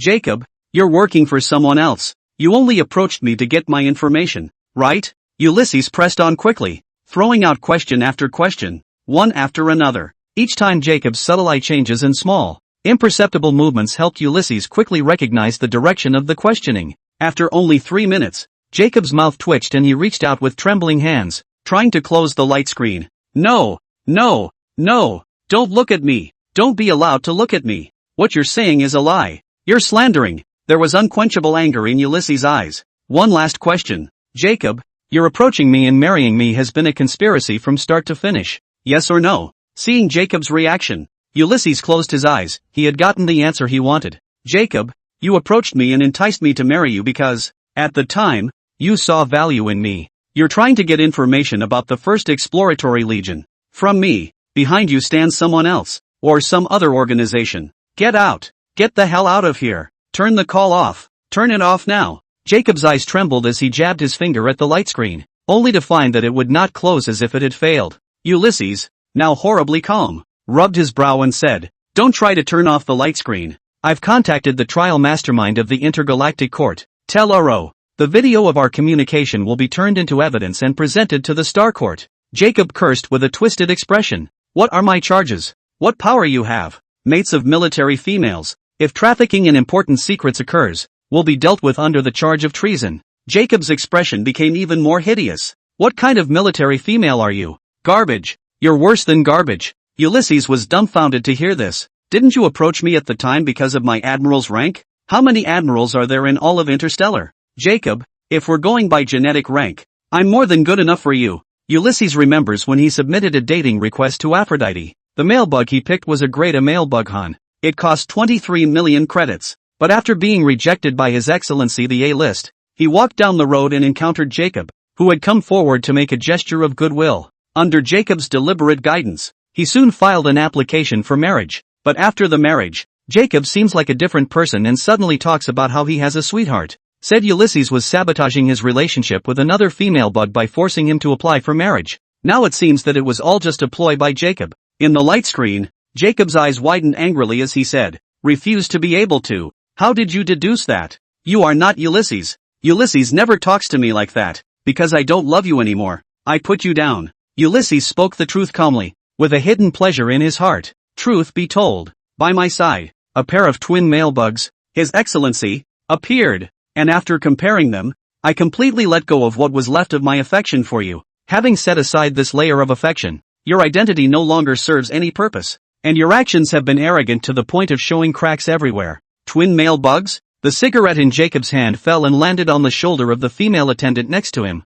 White smoke rose, and the female attendant's form, in no way, moved. Ulysses narrowed his eyes before they snapped up in anger. "Jacob, I can't believe you killed them." As it turns out, the two females lying next to Jacob are long dead. Jacob shoved all of the remaining smoke into his mouth, chewed it, and spit it out. "That's right, they both died a long time ago. Their bodies are stiff. Do you want to see their faces? C-Class Planet. Reserve Army Female O. Ha ha ha ha ha." Jacob smiled arrogantly. "Ulysses, do you really think that you can arrest and convict me? You should know better. What position the male worm is currently in the starfield? Interstellar law doesn't work against male insects." Ulysses said in annoyance at hearing this. "My purpose is only to divorce you. After the divorce, you naturally have no power to intercept my messages. As for these dead females, I believe that the trial mastermind, Tetralo, will give an accurate sentencing judgment. The video recording is over, and I will take this video and submit it to the Star Court. You will be in this room, awaiting the call of the court." Ulysses hadn't expected a simple video of a call to end up the way it did. He closed the call, and when all was said and done, he packed up the video and sent it to the Star Court. Ulysses also sent a separate copy of the video to the Marshal, just in case the forces behind Jacob were too big. "Ulysses, Marshal, this is a video chat I had with Jacob the Stagbug, and I suspect that there is a force behind him that is turning back the Stagbug mates of high-ranking generals to intercept our military messages." It was 4 o'clock in the afternoon. The Star Court was quick to accept the case, but if you want to wait for an arrest, you probably won't be able to do it until tomorrow. And the Marshal of the 1st Legion of Discovery was quick to reply. "Marshal, wait for me to meet and discuss with others whether the inquiry is an isolated case or a generalized incident. When senior generals get married, it is common for them to pick up the males from Aphrodite's star and arrange for them to be with them because they are on good terms. If there really was a force behind these females, it would be really tricky. They, like Ulysses before them, ignore the dynamic nature of the male worm. How much information can a male bug intercept in a day? How much can it do? I'm afraid that force has gotten hold of all the secrets of the bugs, with all the technology." Chapter 131 Big Brother is coming. Overdrive. In the blink of an eye, a week passed. People are happy when they are happy. Bornonhill hummed and walked leisurely through the Fountain Plaza with a smile on his face that he couldn't stop. This week, Ling Tian Live has added 1.5 billion new users because of the PK tournament, and the number of people online at the same time peaked at 500 million. And there are 7 or 8 male bug anchors that have gone viral and have a large following in the Star Network. Among such anchors are the rubbers, the funny ones, the dancers, the singers, and the dating ones. The 2 males on the date have even created the initial prototype of a male boxing ring. These anchors, whenever they appeared in the Star Network now, wherever they went, they were in a state of front and center. On the planet Aphrodite, many male insects exuded envy when they saw this scene. Being the center and focus of the crowd is the same as having a portion of power and will always receive extra attention and care. Male bug anchors, who now fart, are asked why by those around them, and there is a percentage of females who think the fart smells good. So, by the time Bourne Mountain stopped hiring anchors, a lot of male bugs were already introducing themselves to him. Some are even willing to take a pay cut to go live for free, even for a month of experience. On the planet Aphrodite, there are 600,000 male bug anchors. Soon, the male bug anchor's paycheck was rolled up. There are thousands of male bugs that are willing to live stream for free. However, something like a pay cut was something Han Ling was not willing to do. He hated capitalists very much, so Han Ling strongly disagreed to give the male bug a pay cut. After a discussion among the top management of Ling Tian, Han Ling gave a solution. The stag bug anchor's salary remains the same, and the broadcast remains a public service broadcast. However, Ling Tian Live is open to a collaborative model. If there is a company that is willing to ask His Excellency the Mailworm to endorse a certain item, such as a certain electrical appliance, furniture, food, or apparel, that business, then, can work with Ling Tian. The company, Ling Tian, will create an exclusive live broadcasting room. The male bug in the live room endorses your company's entire merchandise. Endorsement price is not expensive. Each live room, a month of 10 million endorsement fee. Live room monthly traffic, not less than 1 billion female insects. After this news spread out, countless companies, who couldn't wait to hold their credits that day, sent them directly to Ling Tian Company. Compared to the astronomical advertising fee of 30 seconds, the male bugs in Ling Tian's live broadcast, each time the live broadcast is 2 hours, there are a bunch of female bugs to watch the live replay. This deal is simply earning a lot of money. Some companies, such as nutritional supplements companies, directly waved their hands and first chartered 100 live rooms, all of which publicized their company's new nutritional supplements, taking people's money and taking their lives. If you're paid to do something, you have to do it. In the last few days, Burnt Hills has expanded directly to 300 male bug anchors. The monthly salary for a new male bug anchor is 1 million credits, inside and out. Each male worm could earn 9 million credits for Han Lingyu. 300 male bugs, that's 7 billion, 324 billion credits a year. Though the money, compared to the proceeds of the game, is like a pittance. But the fact that Ling Tian Live, being a public service broadcast, can already be self-sufficient is a good sign. That's how adoptions make money in lieu of purchases. Humming and dangling, Burnt Hill walked over to the fountain and reached out to ruffle the water, feeling nothing but relief. Follow the boss and you won't have to worry about food or drink. In a few simple words, they got the bulk of the proceeds and even solved the problem of the male bugs wanting to go live. Just then, a familiar voice sounded behind him. Junior, why are you here? Burnt Hill couldn't help but turn to look when he heard the familiar address. It was a face 7 times similar to his, with the same blonde hair and the same light brown eyes. Burnt Hill couldn't help but exclaim, Big brother, what are you doing back on Aphrodite? His older brother, Matthew Flo, was a little taller than he was, with eyes that were not as round as his, narrow and long looking. At this point, Matthew Flo was wearing a casual outfit with baggy beige pants that trailed down to his shoes. The light gray turtleneck sweater looks fuzzy and has a casual vibe. Matthew lifted the collar of his shirt to cover his neck and laughed. I recently got tired of being on a Class A planet, so I came back to see how you've been doing. Hearing this, Burnsan ran to Matthew with a raised eyebrow, wanting to tell his big brother all about the great things he had done recently. But after walking up to his big brother, Burnsan realized something was wrong. Big brother, are you cold? Why do you keep holding onto your sweater? Matthew nodded. It is a little. I've been a little afraid of the cold lately. Burnsan scratched his head. Afraid of the cold? Don't wear more? Don't stand here. You come back to the villa with me. When he finished speaking, Burnsan took Matthew by the arm and was about to head for home. But just 2 steps in, Burnsan stopped dead in his tracks. I almost forgot.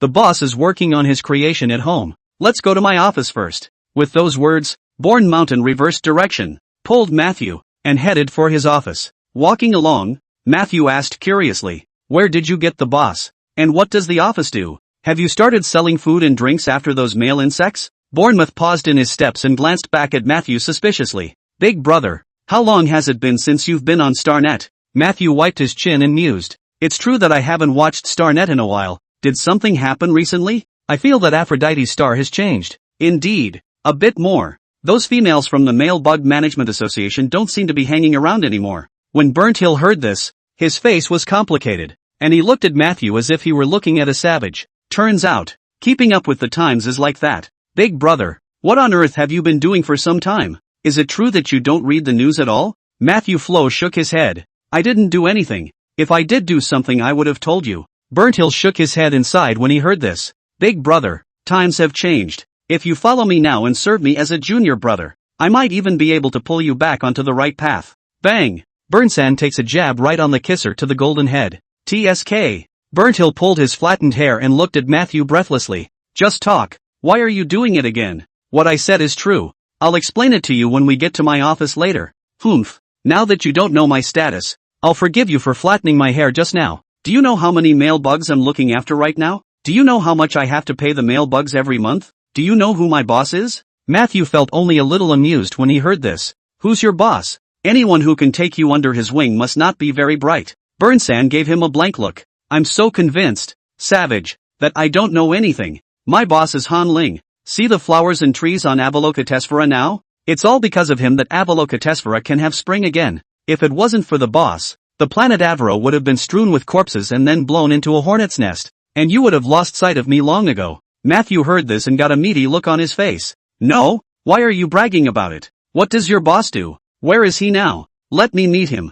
Burnsan raised his head, condescendingly. My boss isn't available just to see me. He's at my villa right now, working on his third novel. Today is the day the boss's new book is released. Aphrodite's Star, lining the roads and adding a verdant green color because March is just around the corner. Willow branches are twitching and green buds are spitting. This green color is just like the new novel opened by Han Ling Green, Your Excellency. I was eaten dry by the neighbor's male insects. Inside a villa, Han Ling crossed his legs, lying on the sofa, and was looking at the reader's messages. His new book, which has been out for an hour. Many readers are ginseng rooster him to keep updating after reading the latest chapter. Author, you come back after a months-long hiatus, only to have your new book squeezed like toothpaste and only updated by 4,000 words? How can I continue to love you? Update it soon. I'm nutritionally deficient and in desperate need of supplementation. Don't like to play games. Don't like to watch live streams. I just like to read Cersei's novels. And the author updates a little more. Too short.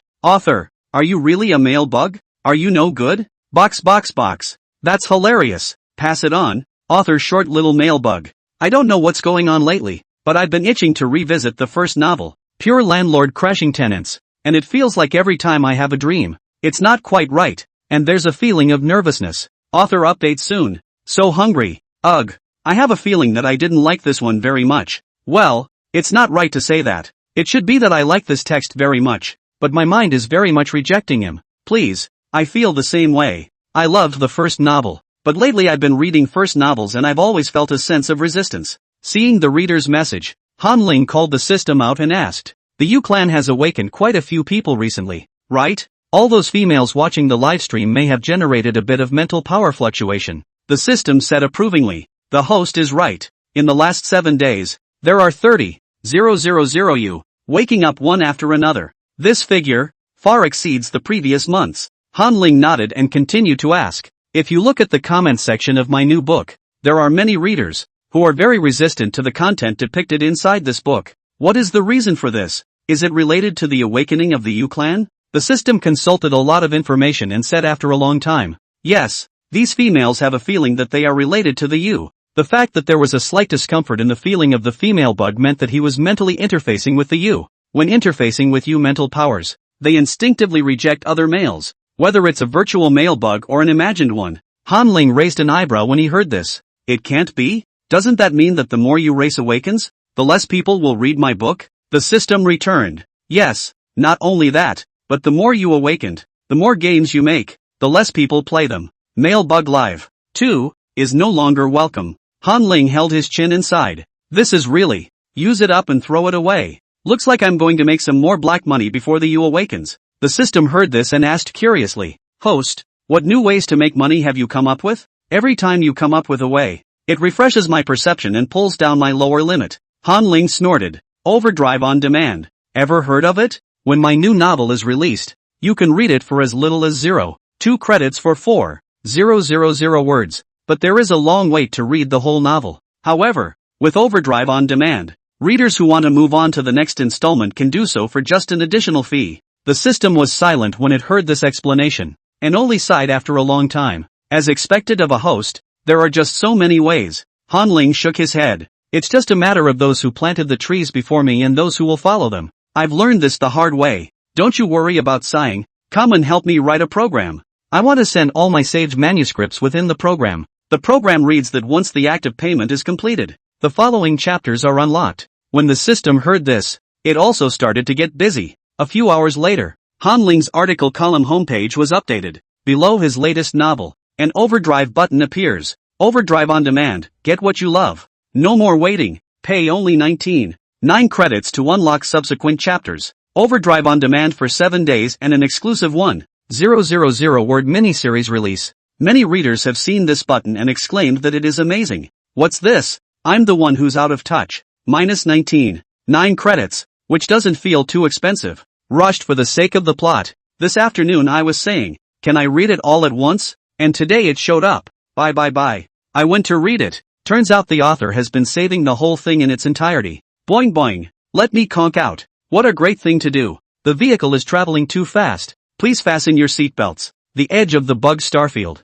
First quest Legion post. Ulysses, the red-headed admiral, had just stepped out of the shower. He wiped the water stains from his head and looked down to check up on the optical brain. A smile played at the corner of his mouth as he saw that Overdrive on Demand button. It's a novel that fits his state of mind and experience all too well. He has the same male bugs as the protagonist, but the male bugs don't care about them. And then, again, there was the same stormy, sudden onslaught of a night of madness. Ulysses was a million times more curious about the story. What will the protagonist go through? What changes of heart will occur? And mostly, will the protagonist stay with the neighbor who brings him joy? Though he hadn't had a chance to read the first 2 chapters yet, just reading a synopsis, he was hooked. So, without hesitation, Ulysses clicked the Overdrive button, paid 9 credits straight away for the full text. Once the purchase was complete, Ulysses blow-dried his hair and quickly walked over to the bed to lie down. He picked up his light brain and clicked on the novel, using it as a bedtime read. Chapter 132 Green Your Excellency. Novel update. Ulysses tapped on the light screen and quickly became immersed in the plot. Your Excellency, I'm being eaten by the neighbor's male. Synopsis. Barlow has been married for 3 years but has never even touched the hand of his male bug. But that very day, their family moved in with a new neighbor. Chapter 1. Early morning. The sunlight fell gently on Barlow's face. He frowned slightly and tried to roll over to get out of the sunlight and sleep some more. But who knew that the next moment he would receive a slap on his face? Pop. The slap was so powerful that Barlow was unprepared, and the right side of his face, which had taken the beating, swelled up almost instantly. The abuser's voice, like a snarling fae. Barlow, don't go get the nutritional supplements yet. The laziest female bug on the planet Lapis. That's you. This voice is the 6th female servant. Barlow opened his eyes slowly, as if he was used to being treated like this. He silently picked up the shirt next to the pillow and pulled it over his body. Got it. I'm on it. The slightly raspy voice gave Barlow's voice a different flavor. Bulging muscles and a powerfully lean waist gave Barlow an explosive and seductive figure. But what's the point? His male bug, Bruce, didn't like him. Barlow has been married to Bruce for 3 years, but has never even been in bed. The funny thing is that in those 3 years, Bruce got 6 female attendants, obviously in his own home, but Barlow is living like a slave of an old dynasty. Even his bed was kept in the small attic of the house, which was originally a utility room. He dressed, pushed open the narrow attic door, and stepped into the living room. Inside the living room, Bruce was browsing the latest entertainment news left and right. The sound of entertainment news, drifting and whistling, drilled into Barlow's ears. According to the latest news, we have learned that the Special Features Department, recently, is about to introduce a new male bug actor named Zhuang Zixin. So please let's look forward to his first work. A feature film, as it is known, is a film that is shown in a special theater to supply the females with a hot flash to watch and let off steam. And male bugs that star in feature films are very rare,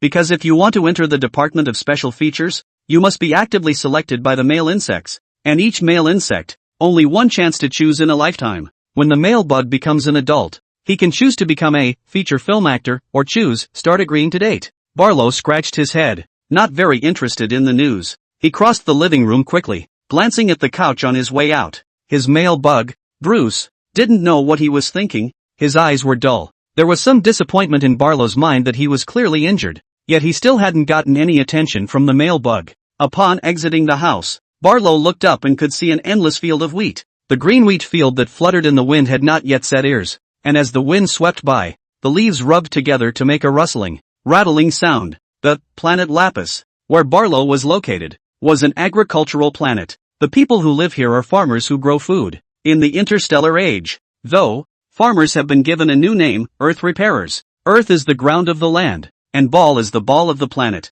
Earth Repairmen, their daily job, is to repair the land to ensure that it produces food. It's a very complex discipline, with simultaneous proficiency in biology, soil science, genetic science, weather activity track detection, and more. At the same time, it's a very lucrative career. Otherwise Barlow couldn't afford to keep Bruce, much less Bruce's 6 female attendants. The F6 zone farmland on this planet, 10,000 miles square, is tended by Barlow. Barlow walked to the left side of the farmhouse, which was a huge garage with all kinds of farm machinery parked. Next to the door of the garage was parked a motorboat glider motorcycle, Barlow's most common mode of transportation. With one long stride, he rose into the air on his motorboat gliding motorcycle. Instead of rushing to the residential supermarket, Barlow went to the F6 section first. He circled his field, flying around, and after noticing anything out of the ordinary, Barlow then retraced his steps back to the side of the farmhouse. Planet Lapis. There is only one settlement,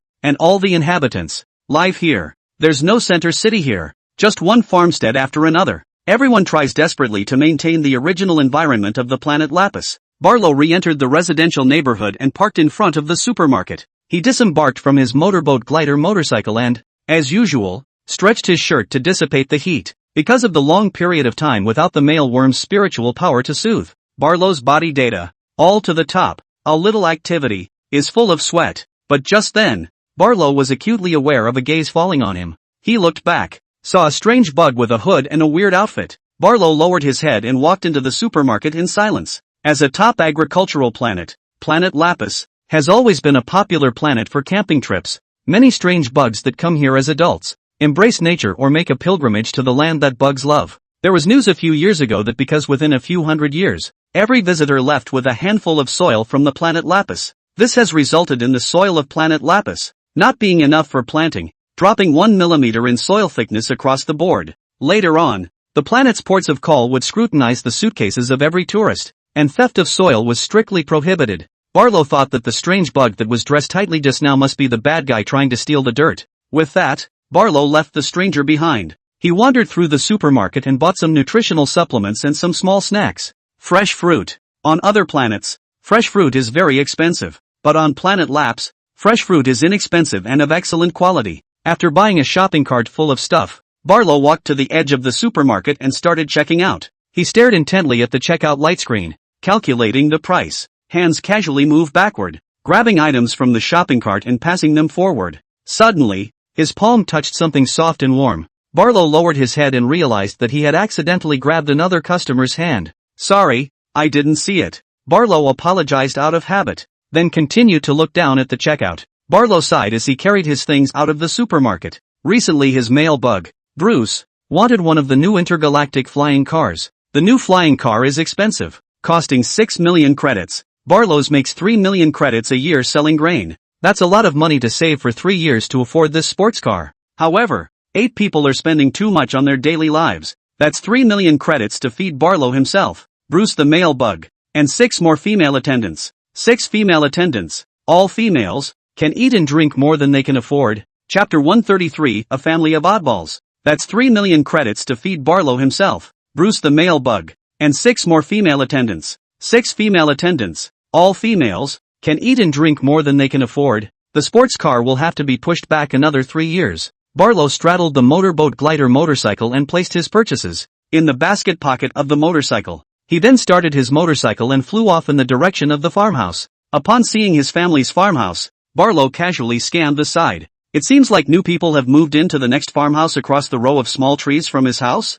3 trucks, parked in the yard, looked like they were loaded with stuff and were getting ready to move. It's been a long time since anyone came to Lapis. Could it be that there have been recent changes in the farmland? Pay a visit to your new neighbor sometime and ask him what section of farmland he tends, Barlow thought as he parked his motorcycle inside the warehouse, carrying his pickups, and knocked on the door. It's me, and you know to come back. We're starving, the arrogant voice came. Barlow sighed slightly. Bruce's new 6th female attendant really looks like a thing pussy. Day after day, they look for pain. Their voices are as loud as a broken gong. It's too noisy. He sometimes didn't even want to fix Earth anymore. Just this 6th female attendant. Drag him out of the farmhouse and beat him violently. Squeak! The door to the farmhouse opened and the old screws made a tiny sound. Barlow had just walked through the door carrying his things, and dodged nimbly to one side. Bang! Bang! The heavy object flew from the living room, slammed into the side of the door, and landed on the carpet with a heavy, muffled thud.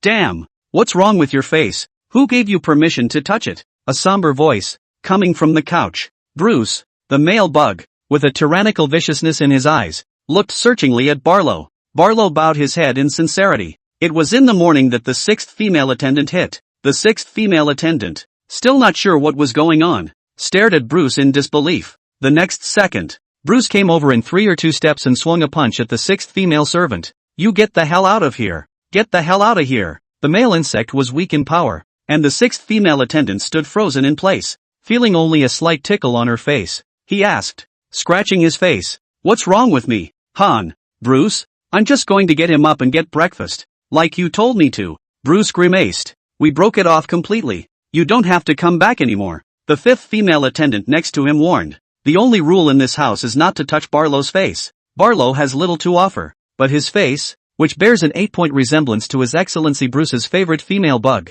The sixth female attendant asked dully. Favorite female bug? The fifth female attendant shook her head inside. I have seen the white moonlight in the heart of Lord Bruce, and your nose, which looks very similar to the white moonlight. That's why you're lucky enough to be, well, Lord Bruce's female attendant. The sixth female attendant broke down a bit and yelled something. Barlow just kept his head down and didn't say a word. Inside he was a little happy. This thing pussy was finally gone, and the house would be a little quieter again. After 3 years of torture, Barlow has been able to face a family of oddballs normally. It also plays well as a stand-in for this white moonlight. Only, there was something he couldn't figure out. Is Bruce devoted? Or is he promiscuous? There's a white moonlight in your heart that never shifts your love. But then again, they are constantly collecting stamps and looking for female servants that closely resemble white moonlight. It's even married to him. Isn't that hilarious? By the time the early morning cock-up was over, the sixth female attendant had left. Barlow was relieved. Family members -1. Another big savings.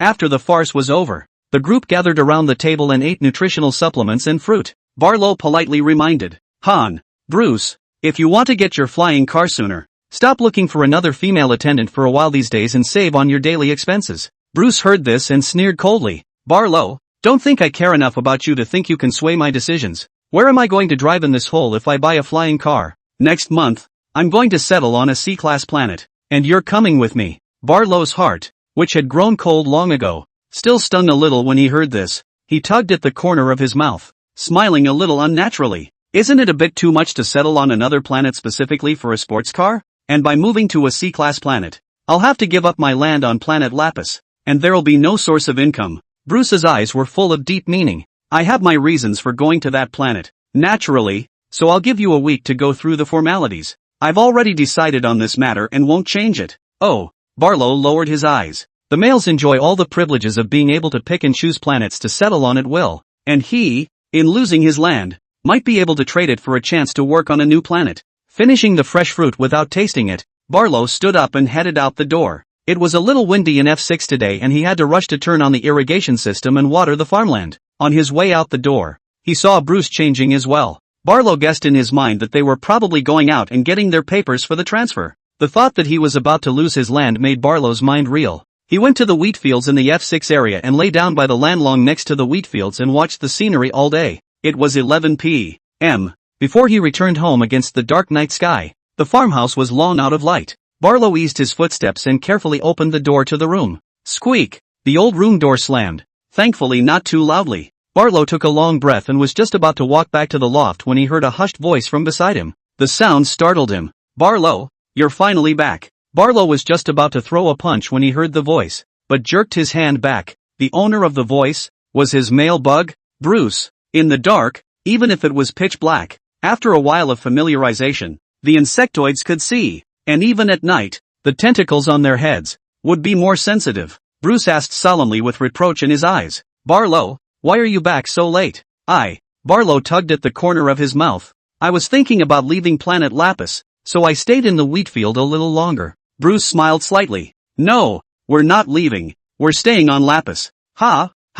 Halfway through the question, Barlow closed his mouth. Even if he asked, he wouldn't get an answer. He was used to speaking little. At this point, Bruce's tone was tinged with a bit of excitement. Barlow, why don't you keep asking? Do you know why I moved away from planet Lapis and why I don't anymore? Barlow shook his head. I don't know. Bruce sighed. I went to planet C to find an androgynous bug. A newly adult feature film actor androgynous bug. Chuan Tzu Shin. The news said he lives there. You know, he looks so much like me. It's like a carbon copy of me. And now, I stayed on planet Lapis. Also for Zhuang Zixin. This afternoon, I found out that we have a new neighbor next door. He moved. And he moved right next door to us. He's in that farmhouse right next door to us. Barlow sensed that something was wrong with Bruce's state. And as he spoke, Bruce went into a seizure. Only Bruce reached out and took Barlow's arm for the first time, pleading, Barlow, will you promise me something? This thing, it's very important to me, please. Seeing Bruce like this for the first time, Barlow asked cautiously, what is it? Bruce's mouth quivered with excitement as he answered, you go and cheat with Zhuang Zixin. Next door. Go finish what I didn't finish with him. With him, he, naturally, refers to Bruce's white moonlight. Barlow's eyes went wide. Are you crazy? Bruce, chapter 134. I'm not crazy. You'll agree to this, right? Barlow. Inside the dimly lit room, Bruce wore black silk pajamas that set off his increasingly pale skin. Bruce has algae green hair and light green eyes. At that moment, he was waiting, with eyes full of anticipation, for Barlow's answer. Barlow looked down at Bruce, who, he felt, was slowly becoming a stranger. Before, when the two had just gotten together and were not separated, every time Bruce was asleep, Barlow would be so excited that he couldn't sleep, and he would quietly watch Bruce all night. When Bruce closed his eyes, faintly green veins would show through his delicate eyelids, looking fragile but tugging at his entire heart. Looking at Bruce beside him, all the dissatisfaction and aggravation in Barlow's heart would dissipate. There are hundreds of billions of females in the stars. Fewer are as lucky as he is to have the opportunity to care for the males. But then Bruce catches him snooping and kicks him out to the loft. Immediately afterward, one new female attendant after another kept moving into both of their houses. Without exception, all of these new faces bear a passing resemblance to Barlow. Too many coincidences can raise suspicion. When the third female attendant arrives, Bruce gets drunk and says something. In his heart, there is a white moonlight that he can't forget. All the female attendants, who look a little like white moonlight, and Barlow, who resembles white moonlight by 9 points. What's a white moonlight? It's someone who is unattainable. It is a given that every night the moon rises and sheds its light on the earth. Bruce loves white moonlight, too. Even, he didn't dare to desecrate the white moonlight in his heart, and he didn't even touch Barlow, who was 9 points similar. Bruce once told the female attendants, Barlow is an imitation, and you are only fakes. I dare not face Barlow's face that resembles his, it would make me feel guilty, so I'll have to settle for sleeping with you guys.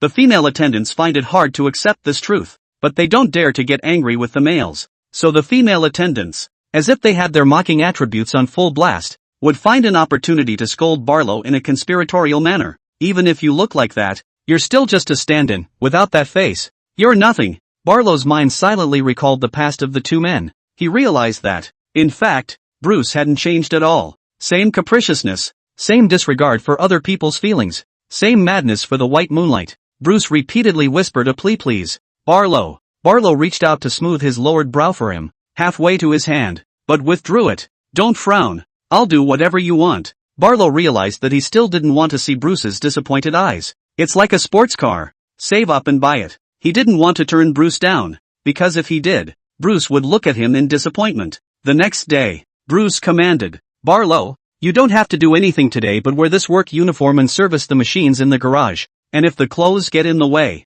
you might as well take them off. Barlow put on a dark blue denim workman's jumpsuit, as Bruce had requested. In the early morning hours, he starts by watering and sowing pesticides around his F6 farmland, and then he went back to his house and drove the large agricultural equipment out of storage. Barlow stood in front of the farm truck and stood with his arms crossed for a while before deciding to change the tires on the truck. The tire, 2 meters in diameter, was lifted with one hand and dragged to the front of the farm truck. The bulging muscles in his arms held up his work shirt to reveal the shape of his lines. Barlow concentrated on changing the tires and oiling the bearings until sundown. When the evening sun appears in the sky, the top of the jumpsuit had been removed and hung down at the waist. Hanging behind her, honey-colored skin was covered in a hazy shadow by the evening sun. Barlow wore a pair of white flannel gloves on his hands, which, as well as his body, were scuffed with motor oil. He dragged the replacement tire and walked inside the warehouse. The power of the waist and abdomen is slim when you are firing. Inside another farmstead across a few small trees,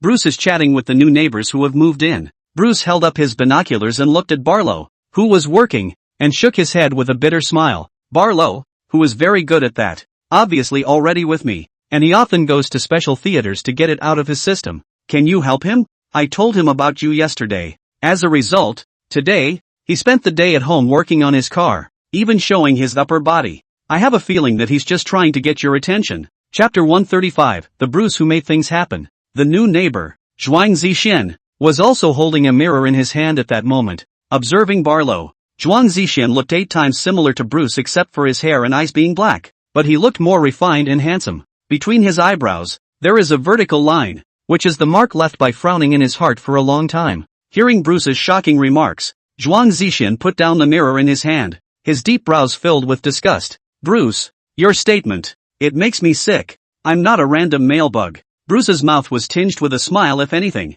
You've chosen to make a feature film, to reveal yourself to the hundreds of billions of females across the astral plane. Is there even a psychological burden to sleeping with a female bug? Zhuang Zixian snorted coldly when he heard this. You seem more disgraceful than I am. You're obviously married and out of the fate of having to sleep with different females, yet you still degrade yourself and find a bunch of female servants. Your female bug, I think, probably already thinks you're dirty. Is it true that tail hooks that have tasted different flavors of pheromones don't gross out females? Females are sensitive to the pheromones of their own kind and will fight any encounter during the heat wave. In everyday life, females are more likely to need single-person housing, including in the Legion. If not, the female will become more and more anxious and gradually become irritable. Bruce froze slightly when he heard Zhuang Zixian's dark sarcasm. Emotions were churning in his heart, and his fingers were gripping the barrel of the mirror so hard that his fingertips had turned white.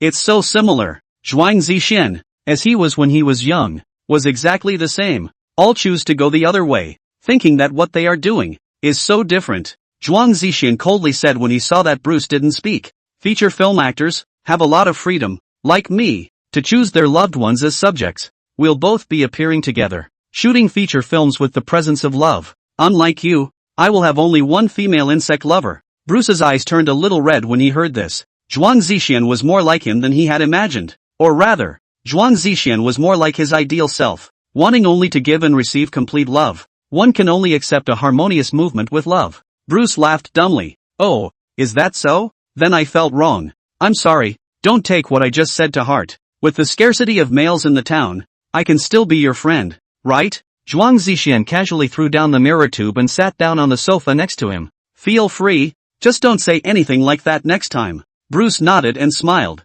Then I'll enjoy our next meeting. That night, the planet Lapis is covered in darkness. Bruce returned home and pushed open the gate to the farmhouse. In the yard, Barlow, still shirtless, focused on polishing the farm cart. The honey-colored skin stood out in the moonlight. Bruce smiled slightly and approached him, appreciatively. Well done today, Barlow. The male bug next door, Zhuang Zixian, has agreed to ride out the hot flushes with you. Barlow paused in his movements for a moment when he heard this. He turned his head and looked at Bruce with such incredulity. Bruce repeated it in case he didn't understand. Barlow, Zhuang Zixian has agreed to sleep with you. However, he needs to examine you before your hot period. Next, it's up to you to be diligent and help out more next door. With that said, Bruce made a special extra comment for fear that Barlow would backtrack. Barlow, you promised me before. Don't suddenly go back on your word. That would make it hard for me.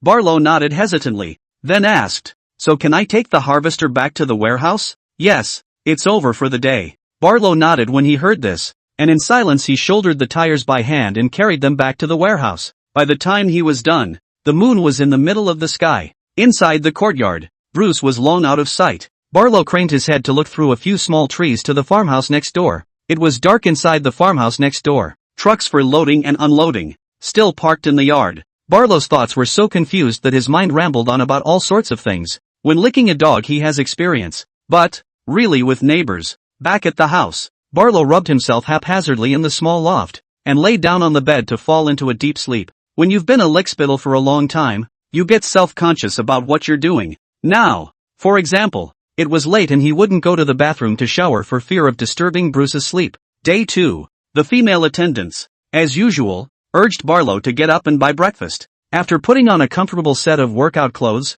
Barlow walked straight out of his room and, as usual, drove his motorcycle and flew around the farmland before heading to the grocery store to purchase a day's worth of nutritional supplements and fruit snacks. Only, after paying, Barlow realized that he had overbought things. The 6th female attendant has been kicked out of the farmhouse. But Barlow he still bought 8 breakfasts. Walking to the front of the house, Barlow looked up at the next door, gritted his teeth, and walked toward it. The farmhouse next door does not have a gate to the compound installed. Barlow then went straight to the door of the house and knocked. He knocked twice before standing quietly and waiting. Inside the house, there are smart home butlers connected to a light brain that will report to the owner what's going on at the entrance of the house. After 10 minutes of waiting for Barlow, the door to the house opened. A low, magnetic voice rang out. Do you get up this early every day? What are you looking for me for? Barlow lifted his head and looked to the source of the sound, blinking at the sight of the male insect. While he doesn't play the stand-in bit, this male bug does bear some resemblance to Bruce. But it was only a resemblance. Even without the color difference between hair and eyes,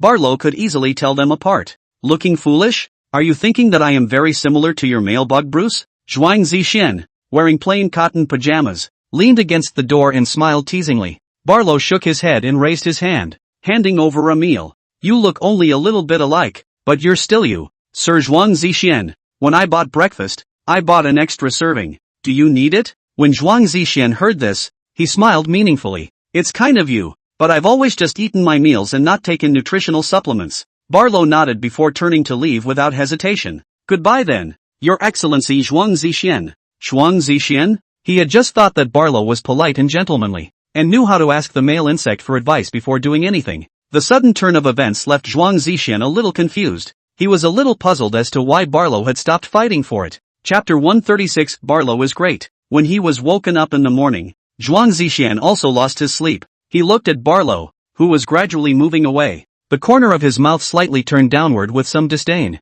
Bruce was right. You really are hungry. The new androgynous neighbor who moved in, and whom I obviously haven't met a few times yet, comes forward to offer his services. This Barlow, at first glance, is not an honest bug. Barlow, who was going away, moved the tentacles of his head. Because he was a bit far away, he only heard the first half of the sentence. What did Bruce say about him? Was it something about how to test him? Barlow glanced back at Zhuang Zixin and sighed slightly in his heart. Male bugs, and really nasty, and capricious guys. It was so easy to agree to outrageous demands. And himself? Barlow asked himself if he, too, was a worm scum, with no bottom line of principle. Indulging Bruce. Breakfast was bought and returned to the farmhouse. Barlow and Bruce sat at the table with the 5 female attendants, eating their breakfast nutritional supplements and after-dinner fruit. As usual, right after the last strawberry was eaten, Bruce asked suddenly, Barlow, if you have nothing else to do today, you should know what to do next door,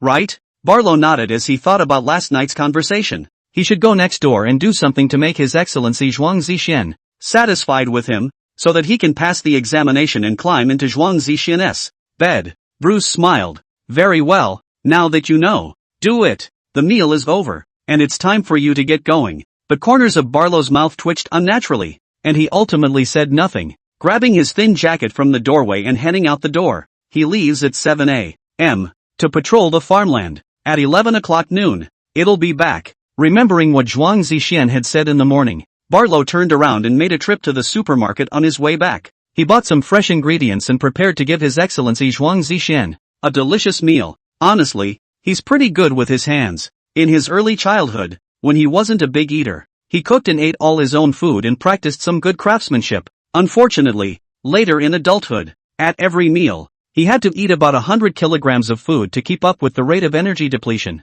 And in that condition, he couldn't afford to keep cooking. After purchasing a dozen or so ingredients, Barlow returned to the property and crossed a few small trees to the next door. He knocked on the door again. This time, in less than 5 minutes, Zhuang Zixin came out. Zhuang Zixin, still wearing that housecoat, frowned and asked, What are you doing here again? Barlow lifted his hand to reveal the ingredients he was carrying in it. You said this morning that you don't like nutritional supplements. I'm here specifically to cook for you. Zhuang Zixin was a bit stunned as he looked at Barlow searchingly. The look in Barlow's eyes was pure and honest, and he didn't seem to think that there was anything wrong with, well, doing this. Zhuang Zixin asked suspiciously. I'm just your neighbor. You're not doing this too much. Zhuang Zixin had wanted to say, we are all strangers, you do not take the initiative to come to me, and do not I do so much. There is no way that I will agree to you and sleep with you. But only halfway through the words, Zhuang Zixin remembered that Bruce said that Barlow was very powerful in that area. It was only from the planet Aphrodite that Zhuang Zixin chose to become a feature film actor immediately after reaching adulthood. To be honest, he'd never had sex with a female before. He also couldn't imagine how much more powerful that aspect of the female bud could be. Zhuang Zixin's head spun for a moment. As a male insect, the initiative to sleep or not to sleep was up to him. Curiosity conquers all. Zhuang Zixin slightly sidestepped to make way. Come on in then, Barlow asked casually as he nonchalantly, and rightfully so, walked in. Do you eat spicy food, sir? Or do you prefer sweet and sour flavors? Zhuang Zixin stood behind Barlow, looking slightly mesmerized at Barlow's twisting figure as he walked. It was a long time before he answered. Anything, but I usually cook on Aphrodite and eat sweet and spicy flavors. Barlow asked curiously. Do you guys still have to cook for yourselves on Aphrodite? With Barlow's figure obscured by the cooking table, there was nothing to see, and Zhuang Zixin withdrew his gaze. Well, usually I cook and eat by myself. The two chatted casually in an eerily harmonious atmosphere. Before, in their minds, they all thought the other was a lousy person. After a bit of talking about it, it came back to me that the other guy probably didn't suck that much, or at least had a very easygoing personality. It is said that first impressions are important and determine how others perceive you. But there is another scenario called bottoming out. When I was first contacted, I was so terribly impressed that I literally hit rock bottom. But after the trough, there is only one way up. As we come into contact with each other, the little bit of good that comes out of it is magnified infinitely. It even creates the illusion of digging for treasure when you find a sparkle in the other person. The two chatted from pleasantries to cooking, to favorite dishes, and from dishes, to childhood. The moment the smell of the meal appeared, it was only then that Zhuang Zixian realized that he had said a little too much. Chapter 137, the third novel. Finished. Barlow didn't notice Zhuang Zixian's silence. Still smiling. I didn't realize you loved WoW. I happen to raise a lot of them on my farm, so I'll bring them to you when you want them after you. In fact, when I went to school, what I studied, I leaned towards theoretical research. I was studying birds, and when I was in college, I often ate harvest finches, which tasted great and had tender meat. Zhuang Zixian touched his nose awkwardly and casually returned. Oh, still focused on the frying pan in his hands, Barlow explained. Let's see. My main area of research. What was it again? By the way, have you ever seen a starling? There are up to 750,000 of those birds that fly in flocks in the sky. The birds flew recklessly. Huge flocks, shapeless and irregular. They are different from geese, which migrate with the leader with the strongest wings, leading the flight. But these starlings, each and every one of them, could be the center of the flock in the next second. And isn't it amazing that they never collide? The whole body is affected by one hair, and no sophisticated computer can predict the trajectory of the movement. It was these birds that I studied before. Although it is a theoretical study, when the high degree of coordination of the creatures is used in war, it creates an invincible team. You know, there are a lot of bugs like ants, and we grew up on the ground and don't have a lot of experience with aerial combat. That's why flora and fauna scholars, in general, prefer to study birds. After finishing in high spirits, Barlow scratched his head and laughed when he realized he wasn't getting a response, and hastily changed the subject. Am I showing off with some of my words? Then I'll pay you back for a lovely wow. He lifted the lid of the pot and wet his fingers again. Then he squeezed a ball of white rice in his hand, and between the squeezes of his fingers, a big fat bird with a lifelike shape appeared in his palm. Barlow asked with a smile. Well, not bad, huh? Zhuang Zixian had long been impressed by Barlow's wealth of learned experience. It's that filtered worship of the schoolboy by the schoolboy. Now that he saw this harvest sparrow, he even brought a smile to the corner of his mouth. Pinched like that, Barlow held the fat white harvest bird rice ball in the palm of his hand and set it on a dinner plate. While using a pot spoon, he scooped up a ladleful of stewed harvest bird broth and poured it around the rice. Your Excellency Zhuang Zixian, your favorite gaijin. Taste how it tastes. Zhuang Zixian laughed as he sat next to the cooking table, looking at the dinner plate and pinching his spoon without moving it. Some of it is not to be eaten. So attentive, cooking a meal just for him.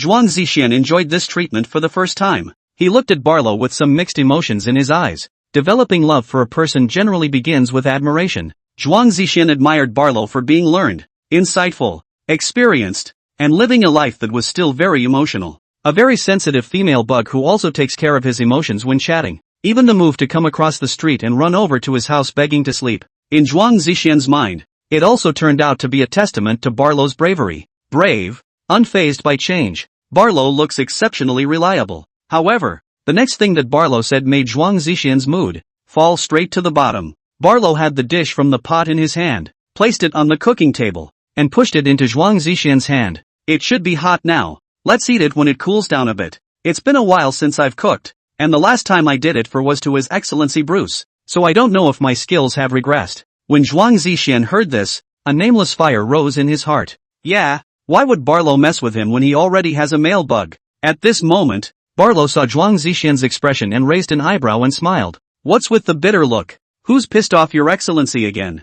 I haven't been this relaxed in a long time. Would you like to join us for a drink? As if by magic, Barlow pulled 3 or 2 types of wine out of a shopping bag, and a metal shaker cup. In 3 or 2 minutes, an orange mixed cocktail was shaken up. From the cupboard, Barlow retrieved 2 cups and poured one for himself before looking at Zhuang Zixian. Would Your Excellency like a drink? Zhuang Zixian watched Barlow's skillful movements and was somewhat concerned about what Barlow had just said. You said you haven't been this relaxed in a long time? Did you and Bruce not have a good time? Barlow pushed his glass into Zhuang Zixian's hand, clinked the 2 glasses, and laughed. Let's not talk about that today. Cheers. Zhuang Zishan had no choice but to pick up the wine cup and take a sip. The lime flavor and alcohol filled the inside of his mouth as if he were in the mood of Zhuang Zishan. He was pretty sure inwardly that he was attracted to Barlow. As if he were a seasoned hunter, Barlow gradually approached his prey, using himself as bait, moving in and out. It seemed that capturing a fledgling puppy was a matter of ease and handiness for Barlow. Even he was now fantasizing about how much fun it would be to live with Barlow in the future. Zhuang Zishan's eyes reddened as he took a sip of wine. He didn't even dare to look up at Barlow, but could only question in a low voice. What the hell do you want to do? Is it to make him a third party? The latter sentence, Zhuang Zishan did not ask. He clutched his glass and waited for Barlow's answer. The next moment, ambiguous sniffles, ringing in the ears. The tingling sensation caused Zhuang Zishan's fingers that were clutching the wineglass to turn slightly white. The aroma of oranges, coming from the side, was accompanied by Barlow's humming laughter. Your Excellency, have I passed your test? A sudden approach between strangers is hooliganism and disrespectful. But in the midst of ambiguous objects, sudden proximity only makes the heart beat faster. Zhuang Zishan's heartbeat was like thunder as he stumbled and asked, Test? Test? What? What test? Zhuang Zishan didn't dare to twist his head around, but could only look up. His unfocused eyes suddenly looked through the window, and through a few more small trees, to the window of the next farmhouse. Hidden among the branches of the small trees, figures could be seen walking back and forth in the farmhouse next door. Humph. Your Excellency hasn't finished your meal yet and you're denying it? The heat that belonged to Barlow passed through the air. Zhuang Zishan felt his right ear, which was slightly hot. He really didn't know what the test was, though, but in this atmosphere, he'd be a cutie if he didn't get it. Passing the test means you can? But he really wasn't ready. Zhuang Zishan twisted his head around and looked at Barlow, who was close by, with his eyes slightly glazed over. Still, not through yet. Barlow smiled slightly and backed up to a safe distance. Then I'll come back tonight and help you unload the boxcar. After saying this, Barlow raised his neck and downed his wine in one gulp. While standing he rose, undid the leather apron at his waist, and without hesitation headed out the door. Zhuang Zishan looked at the distant Barlow in consternation, his heart furious. If you don't get what you want, you pull out in time? What a sophisticated worm scum. I'm afraid I've already entrapped countless male insects with this tactic. Zhuang Zishan held the spoon in his hand, gritted his teeth, and with one spatula, he shoveled the dinner plate, the fat white harvest finch, into 2 halves. It's just afternoon. Zhuang Zishan looked next door again, and his state of mind was already very different. He cared very much for Barlow's words. What Barlow said, I haven't been this relaxed in a long time. Did Barlow not have a good time at home? Come to think of it, after all, Bruce has 5 female attendants. Zhuang Zishan finished his meal and stood by the window, peeking through a couple of small trees, looking next door, searching for Barlow among the figures at the window. Inside the farmhouse next door at this time, Barlow had just pushed the door open when he collected the smile on his face, because Bruce doesn't like him to laugh casually, much less casually at home. Hearing the creak of the door opening, Bruce raised his algae green head from the couch and scanned Barlow for a few moments before asking, How's the progress going? Have you been drinking? Barlow pursed his lips and nodded, getting along better. With those words, Barlow was silent, heading for the loft. Bruce came to the point where he got up from the couch and walked behind Barlow and kept asking questions. What did you all do? Talked about anything? Had a drink together? When Barlow opened the door to the small loft, Bruce had asked a dozen questions in a row. Barlow stepped into the small loft and turned, expressionless, to Bruce. I haven't changed, Han. Bruce, I was talking to him like the day I met you. I also cooked for him. He likes woofers and you like flower-tailed hazel grouse. He likes sweet and spicy flavors while you like sour and salty flavors. Your Excellency, you are not like him. The smile at the corner of Bruce's mouth froze a little. What do you mean by that? Barlow, I need you to remind me? Barlow looked Bruce in the eye and asked seriously. Your Excellency, did you mean what you said before? If I really talked to His Excellency Zhuang Zishan, before the words were out of his mouth, Bruce cursed with a grimace. Stop, Barlow. I want you to be with Zhang Jiahyun. That's all I'm saying. What gave you the wrong impression? I don't like you at all. Nor do I dislike you. Barlow wanted to laugh very much at this, not knowing whether to laugh at his own stupidity or at Bruce's clarification. He clearly only said half a sentence. After a long time, Barlow closed the wooden door of the small loft. I see, Han. Bruce, inside the small, airtight attic, there wasn't even a window. The tears in the corners of Barlow's eyes quickly evaporated in the dry air. He lay on his narrow bed, resting on his arms, wondering why he was living his life, why he was living it so badly. However, The time he spent with His Excellency Zhuang Zixian did make him pleasant and find his once vivid self. However, a relationship that begins with lies and deception is not destined to last. Barlow stopped thinking about this and set his alarm clock before lying down on his bed and starting his lunch break. 2 p.m. is the highest temperature of the day. The little attic. Barlow was awakened by the dry heat of the attic. Sweat drenched the lapels and back of his shirt. Annoyed, he stood up, opened the attic door and walked down. After taking a shower in the bathroom, Barlow's mood was a little better. He stepped out of the shower with a watery mess and frowned as he looked out the window at the hot sun. Summer is almost here, and with little rain and fast evaporation of water, farmland has to be watered 3 times a day. Yesterday he was supposed to be laying sprinkler pipe in a farm field, but got caught up in Bruce's business and spent the day wiping down cars in the yard. Barlow immediately threw on a random set of clothes and ran out the door without even bothering to wipe his hair. He glanced next door, where the cars with their cargo boxes were still parked in the next yard. Since the truck is still there is no rush to unload it. Instead, it's the farmland that's looming. A day's lack of water on a farmland can lead to a reduction in crop yields and cause too much damage. Thinking clearly, Barlow twisted his head and ran to the garage, mounted his motorboat glider motorcycle, lifted into the air, and flew toward the farmland. At the farmhouse next door, Zhuang Zixian hid by the window, his eyes filled with anger. You said you'd come to unload the car this afternoon, and then you look at it and turn your head? Even just got out of the shower. Zhuang Zixian thought about what Bruce had told him. Barlow, the female bug, is in high demand and frequents special theaters. Zhuang Zixian lowered his eyes, his feathered eyelashes falling and casting a shadow. After a long time, he took out his light brain and sent a message to Bruce. Zhuang Zixian, I agree with what you said before. From now on, Barlow will be the main character in my special features. Over there, Bruce returned the message in seconds. Bruce, really? That would be great. Zhuang Zixian, I have one request. You take the initiative to divorce Barlow. Since you can't satisfy him, it's best to disappear from his life. You don't like him either, do you? After all, you have 5 female servants. Zhuang Zixian lowered his eyes and waited for an answer. It took half an hour before Bruce gave a reply. Bruce, well, then okay, I promise. Zhuang Zixian, you'd better be true to your word. Tonight, Barlow won't go back. After sending this, Zhuang Zixian did not wait for Bruce's reply.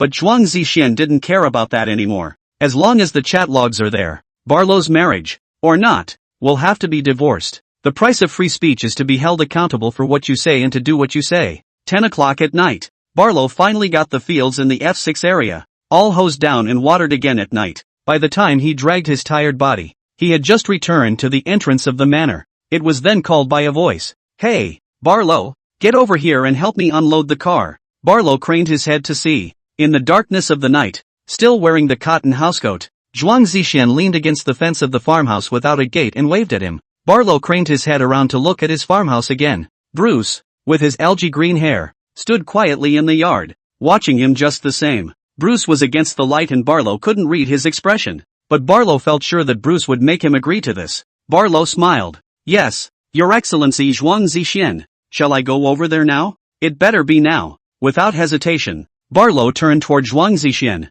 The two walked side by side, chatting casually. Your Excellency, which truck will be unloaded first? This one, I think, is filled with the cabinets and beds I used when I was on Aphrodite. Barlow walked over to the red cargo box and opened its catch. Dang! The sound of heavy crates falling rang out, and the cargo box was opened, revealing the goods inside. Barlow moved his wrists and lifted a plain wooden cabinet weighing several hundred pounds and slung it over his shoulder, holding it against his neck. Your Excellency, why don't you go ahead and tell me where to put the stuff? Zhuang Zixian smiled and walked ahead to lead the way. This cabinet, put it in the bedroom. The two of them made their way into the farmhouse gate and then into Zhuang Zixian's bedroom. As Barlow set the locker down properly and was just about to move his neck, he heard the crisp locking of the door behind him. Barlow looked back warily, his pupils contracting violently. On the floor, the clothes that had fallen to the floor. Barlow's body stiffened instantly, his mind so tense that he had forgotten to even breathe. He was locked by the mailworm with his mental power.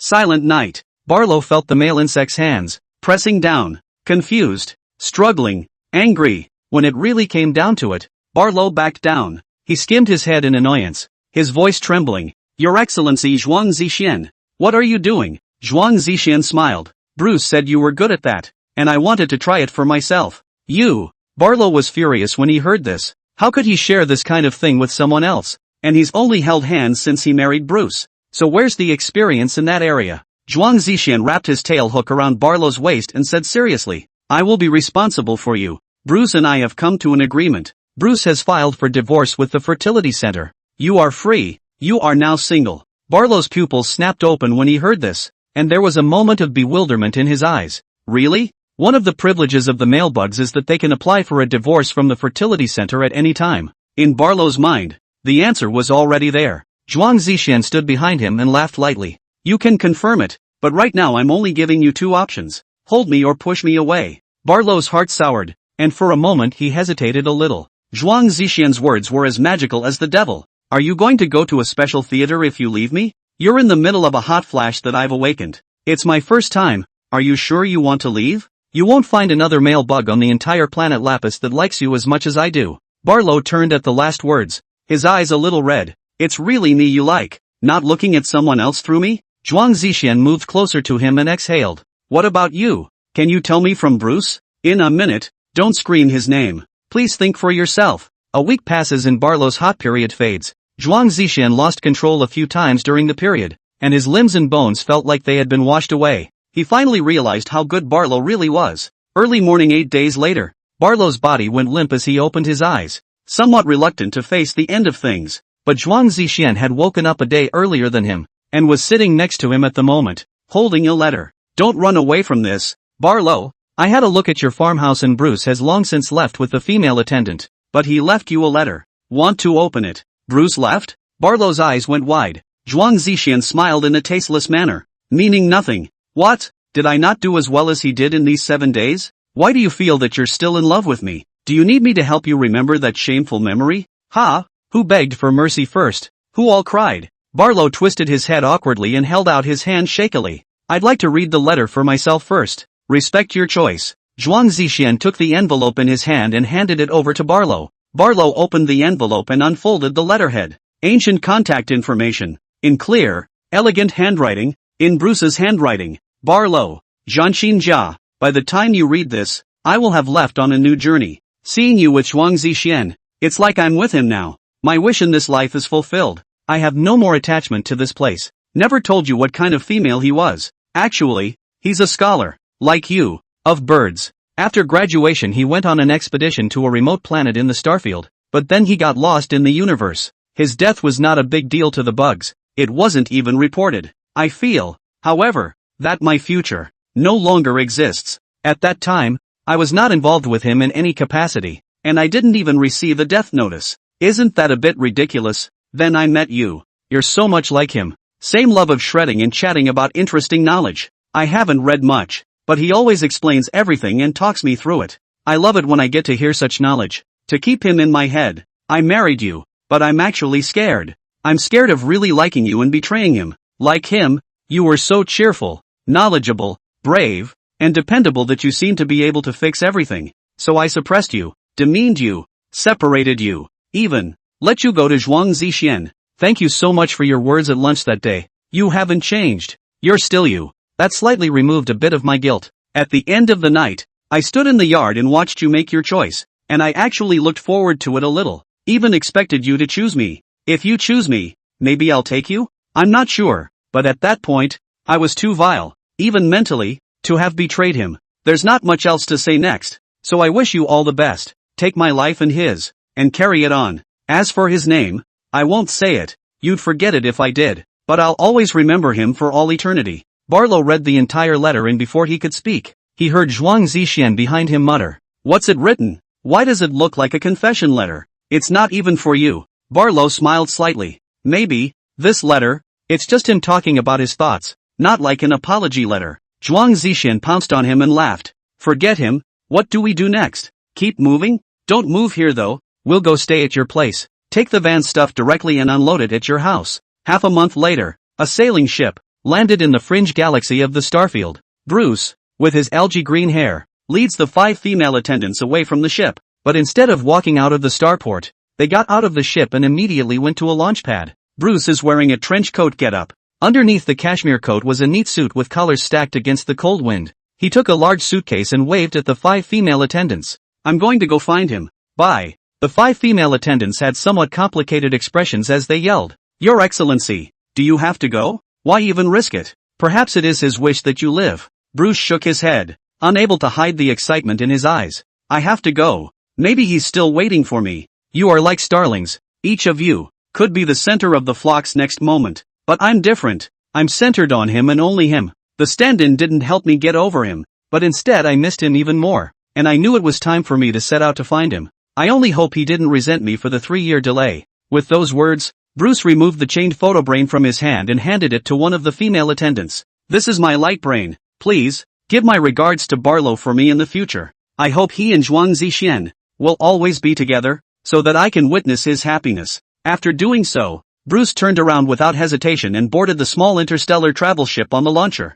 Bruce is going to wander off on an interstellar adventure alone, just like he did when the countdown to launch begins. The flames burned into a sizzling white. The starship began to lift off into the cosmos. The female attendants stayed where they were, knowing that this was a trip that would never return. When the nutritional supplements run out, or the Starfleet ship runs out of energy, Bruce will follow the Starfleet ship, wandering and dying in the universe with it. But that's what Bruce wants. A female attendant cursed as her eyes reddened and tears welled up in her eyes. Bug, too angry. We didn't sleep with the male bugs any more than that asshole Barlow did. But why is Barlow the only one who's found a good downer? It is worm poop. It's not fair that even when we leave, Bruce only gets good male worms for Barlow. What about us? It's not like we have anything. Damn. I should have known to scold that Barlow more. Barlow that. Just thinking about it makes me angry. Shouldn't have let him sleep in the attic. Should have let him sleep on the roof. The female attendants cursed with righteous indignation, but they couldn't stop the tears from welling up.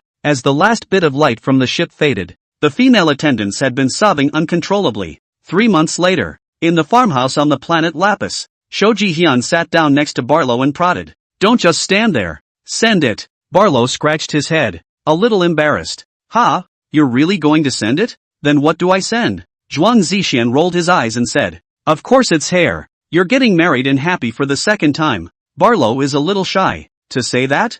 Zhuang Zixian glared and grabbed the light brain. It's more than that. It's going to be sent. The second spring is very powerful. Stronger than the previous one. It's just sent to Bruce. That worm. To read. Zhuang Zixian edited the message and sent it to Barlow's star network. After the message was sent out, those who saw it said congratulations in the comments below. One in particular stood out. Bruce, Barlow you worm, good luck. When Zhuang Zixian saw the news, he rolled up his sleeves and was about to argue with Bruce. Barlow, Bruce called you bug. I'm going to kick his ass. End. Read the whole story. The red-haired Admiral Ulysses put down his optical brain, his emotions rising and falling. The story written by Han Ling is still so good, especially the little train woo plot, which was 100,000 words long and so enjoyable. The novella, titled Green Your Excellency, I'm being eaten dry by the neighbor's male bugs, is making all the females who overdosed on it lose sleep. The females were all thinking one thing in their heads. I'm also brave. I can cook.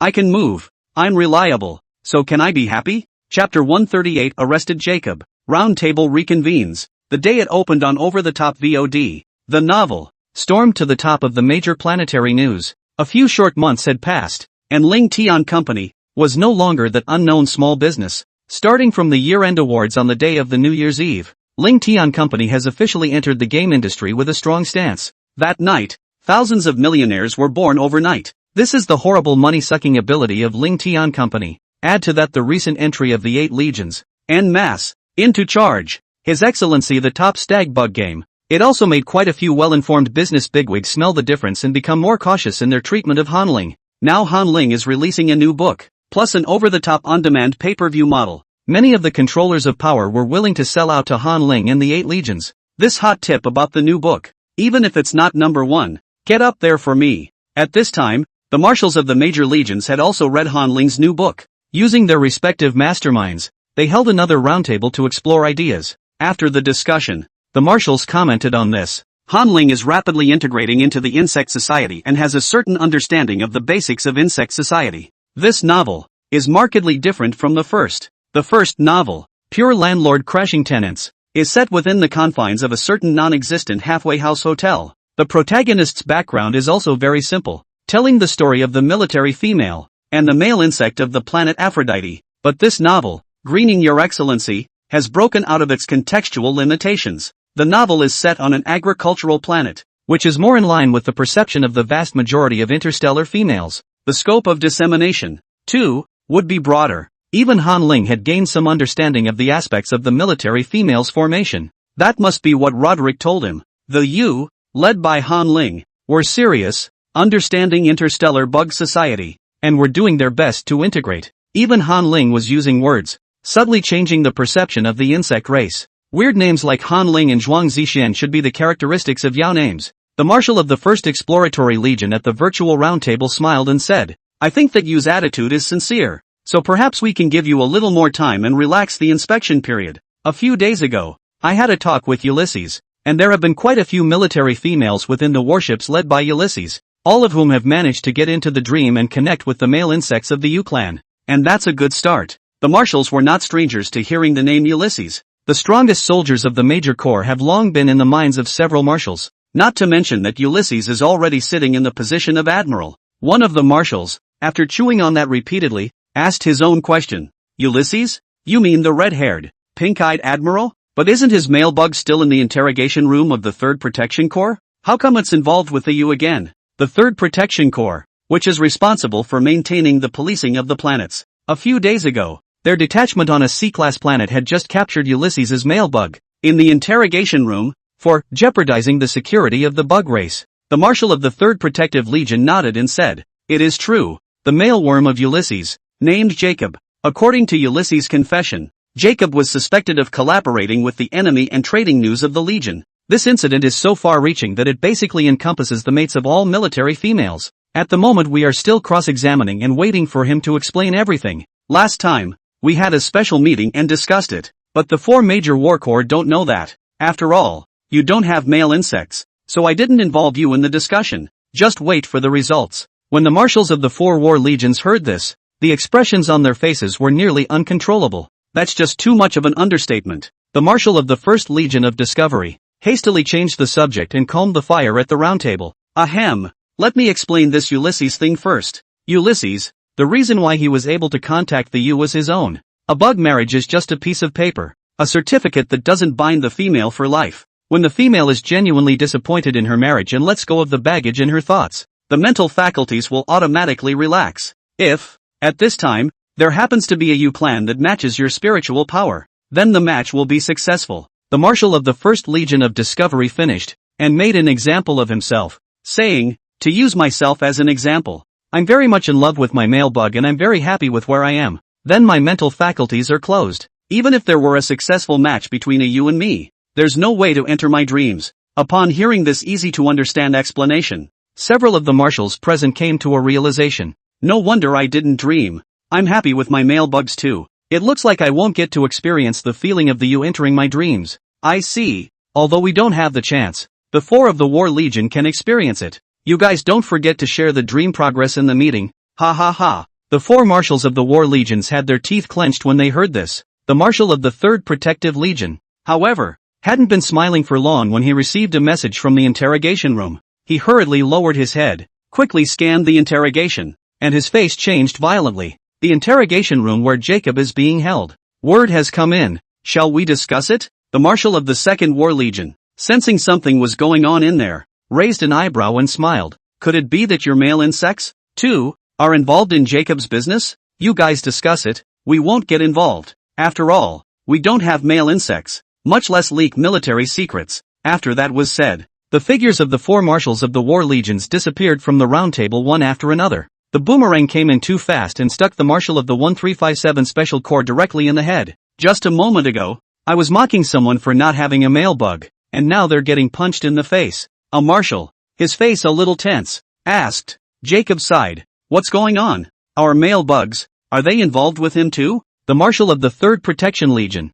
with a serious face, cast that interrogation record onto the light screen. You'll see for yourselves. A screen of light, unfolding in the center of the roundtable. Planet C-342, 0321-2394, 112 OAI report file. Interrogator, Sherlock Holmes. Recorded by, Watson. Place of questioning, Star C-342. Interrogation Service 1. Interrogation Room 12. Subject matter, theft of information on trafficking in Legionnaires. Name of interrogated person, Jacob. Sex, male. Age, 47. Residence, Planet A3. Villa 157. Center City. Chapter 139, The Interrogation Begins. Trial of Mastermind Tellero. Transcript of First Interrogation. Holmes, we are inspectors of the Interrogation Service of the 3rd Protective Corps, and we are hereby questioning you in accordance with the law. You should answer our questions truthfully. You don't have the right to refuse to answer, much less make false statements. Are you clear on the above information?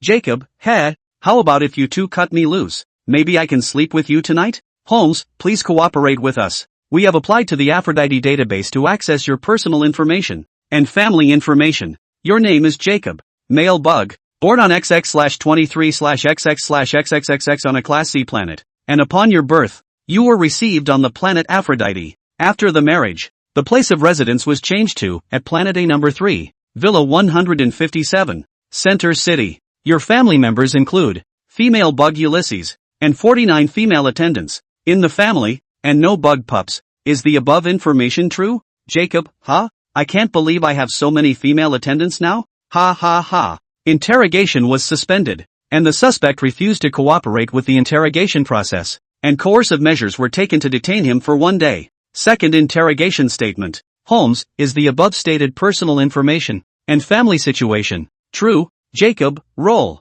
Bug ********. You, %% and. UN %. And. Interrogation was suspended and coercive measures were taken due to the suspect's refusal to cooperate with the interrogation process, with strong light exposure for 24 hours. Third interrogation statement. Holmes, is the above stated personal information and family situation true? Jacob, true. Holmes, based on the evidence provided by the female insect Ulysses that you have intercepted military communications. Have you done so? Jacob, yes, but it's just trivia in the family, and I'm used to checking his location and messages, and I'm insecure. Holmes, by what means did you intercept the message? Please tell us in detail what happened. Jacob, to intercept Ulysses' messages, I use software provided by the bug law mastermind guessers called Made Information Sharing End. The details of what happened is that I logged into the software every day to look at Ulysses' light brain. Let's see what new messages he receives. It's my legal right. Foreman, did you ever consider disseminating or trafficking in military communications after you saw them? Jacob, no. Who could I sell it to? I have never disseminated and sold military communications. Holmes, after data retrieval from the 7th Construction Corps, Network Construction Department, we have checked all communication records within the StarNet since your marriage and found that you are in the habit of contacting the rest of your military male mates and hosting frequent parties. So you'll be at the party, exchanging military information? Jacob, what gives you the right to access my light brain information? I'm not a criminal yet. I'm just the suspect. Holmes, due to the seriousness of the offense, we are authorized to access information in advance to assist in the case investigation. Jacob, bug, IU, % and $%, hashtag and. Interrogation was suspended. Because the suspect refused to cooperate with the interrogation work, coercive measures were taken. Hypnosis plus psychological induction was carried out. Transcript of the 4th interrogation. Foreman, did you share exchange of military information at gatherings of military male companions? Jacob, has it. Holmes,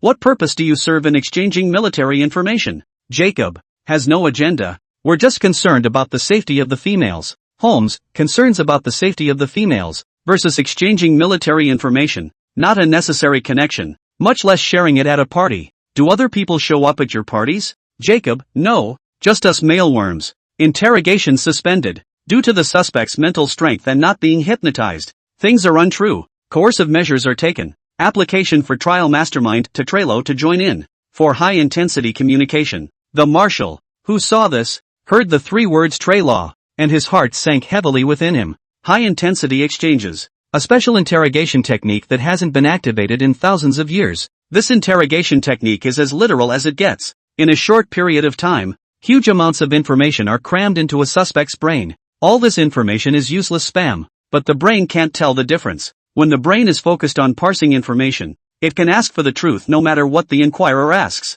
At this point, even if the suspect is handed a glass of water filled with scalding hot water, the suspect's hand, subconsciously, will take it. When the brain thinks, the consumption of energy is immense and the body is left with instinct and subconsciousness. What comes out at this point must be the truth. Moreover, this interrogation technique will not leave any after effects. Once the needed information has been gathered, the suspect can be fed a large amount of food. When the stomach digests food, the energy required surges, at which point the brain actively stops thinking, curtails energy consumption. creates a sense of sleepiness, and allows the entire body's energy to be focused on the stomach's digestion of food and the intake of nutrients and energy. Biological bodily functions. As already decided, give absolute priority to the absorption of energy. When the suspect's brain stops thinking, the spam, being devoid of content, disappears completely. This interrogation technique can be said to be specifically for male insects, because simple mental hypnosis can already suppress the mental power of all female insects.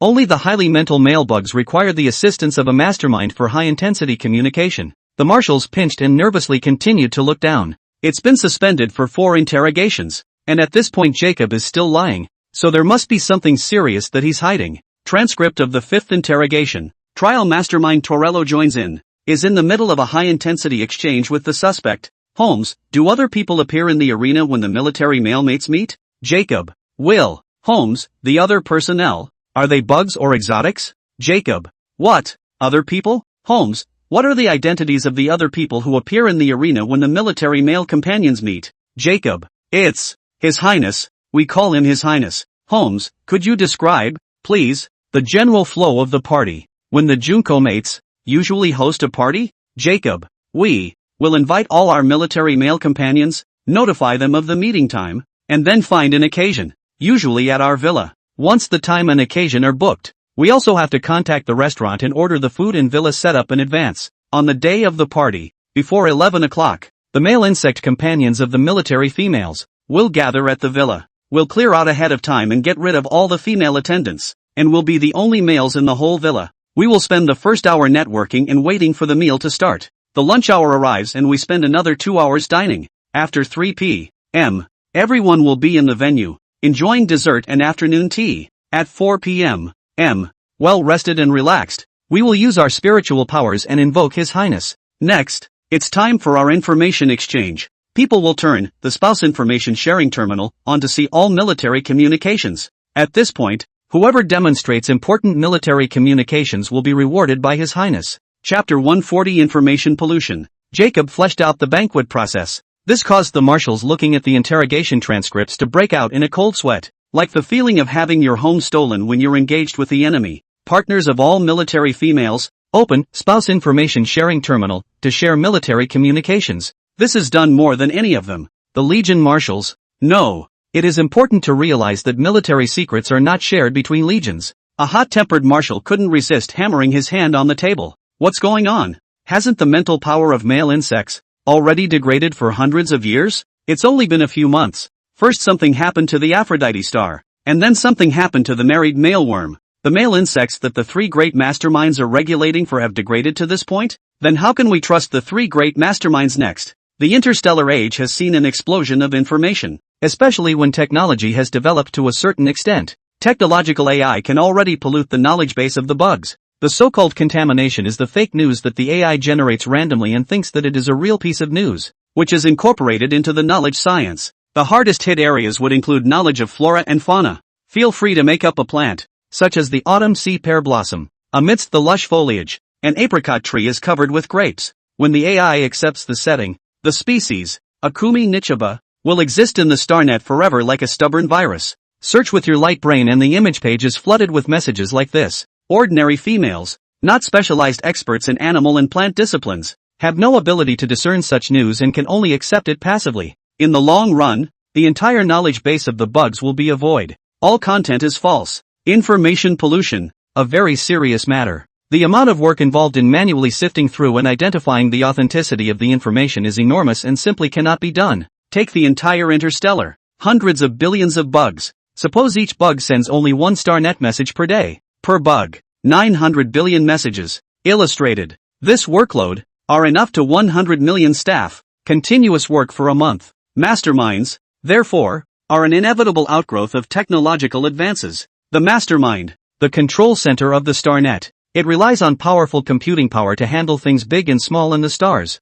The tainted information generated by the tech AI is instantly recognized by the mastermind and counterfeited. When a falsehood is told 1,000 times, it naturally becomes true. Is a saying that does not apply when it comes to masterminds dealing with problems. Even if it's fake news, there are 40 billion views, 5 billion retweets, and 10 billion likes. The mastermind will also step in, block, and push the result of the fake news decision. to the users who have viewed it. The mastermind has always been the foundation for the stable functioning of bug society. The marshal of the First Exploratory Legion rubbed his brow helplessly. The StarNet has been running smoothly for thousands of years, and it's not unusual for the mastermind to have a few glitches. And it's normal that we didn't find out about the mailbug's network information, which has been protected by the mastermind because of the historical legacy. However, it's time for the mastermind to iterate and upgrade. Recently, over at Tech City, haven't we already been invited to go there? It's much harder to iterate and upgrade the mastermind. Learning knowledge, like climbing a mountain, takes time to accumulate. The existing body of knowledge of the bugs is like a giant. Allow a female insect with normal intelligence to learn, and perhaps that female will only be able to crawl to the toes of the giant after a lifetime. Extreme geniuses may be able to stand in the hair of giants, advance technology a little bit, and go down in history before they die. Luckily, there is a Tech City in the universe. There's a bunch of lunatic masterminds over in Tech City. The madmen, who despise the short life of living creatures and their empty brains, seek only the limits of the universe. It's the universe, the friendly neighbor by word of mouth. Because they will provide the mastermind's upgraded technology to help the bio-societies of the major planets run smoothly. At this point, another marshal asked. Moving on, who is that Highness Jacob spoke of? Is it a foreigner? Chapter 141 Continuation of the Trial 2. Luckily, there is a Tech City in the universe. There's a bunch of lunatic masterminds over in Tech City. The madmen, with their prodigious computing power,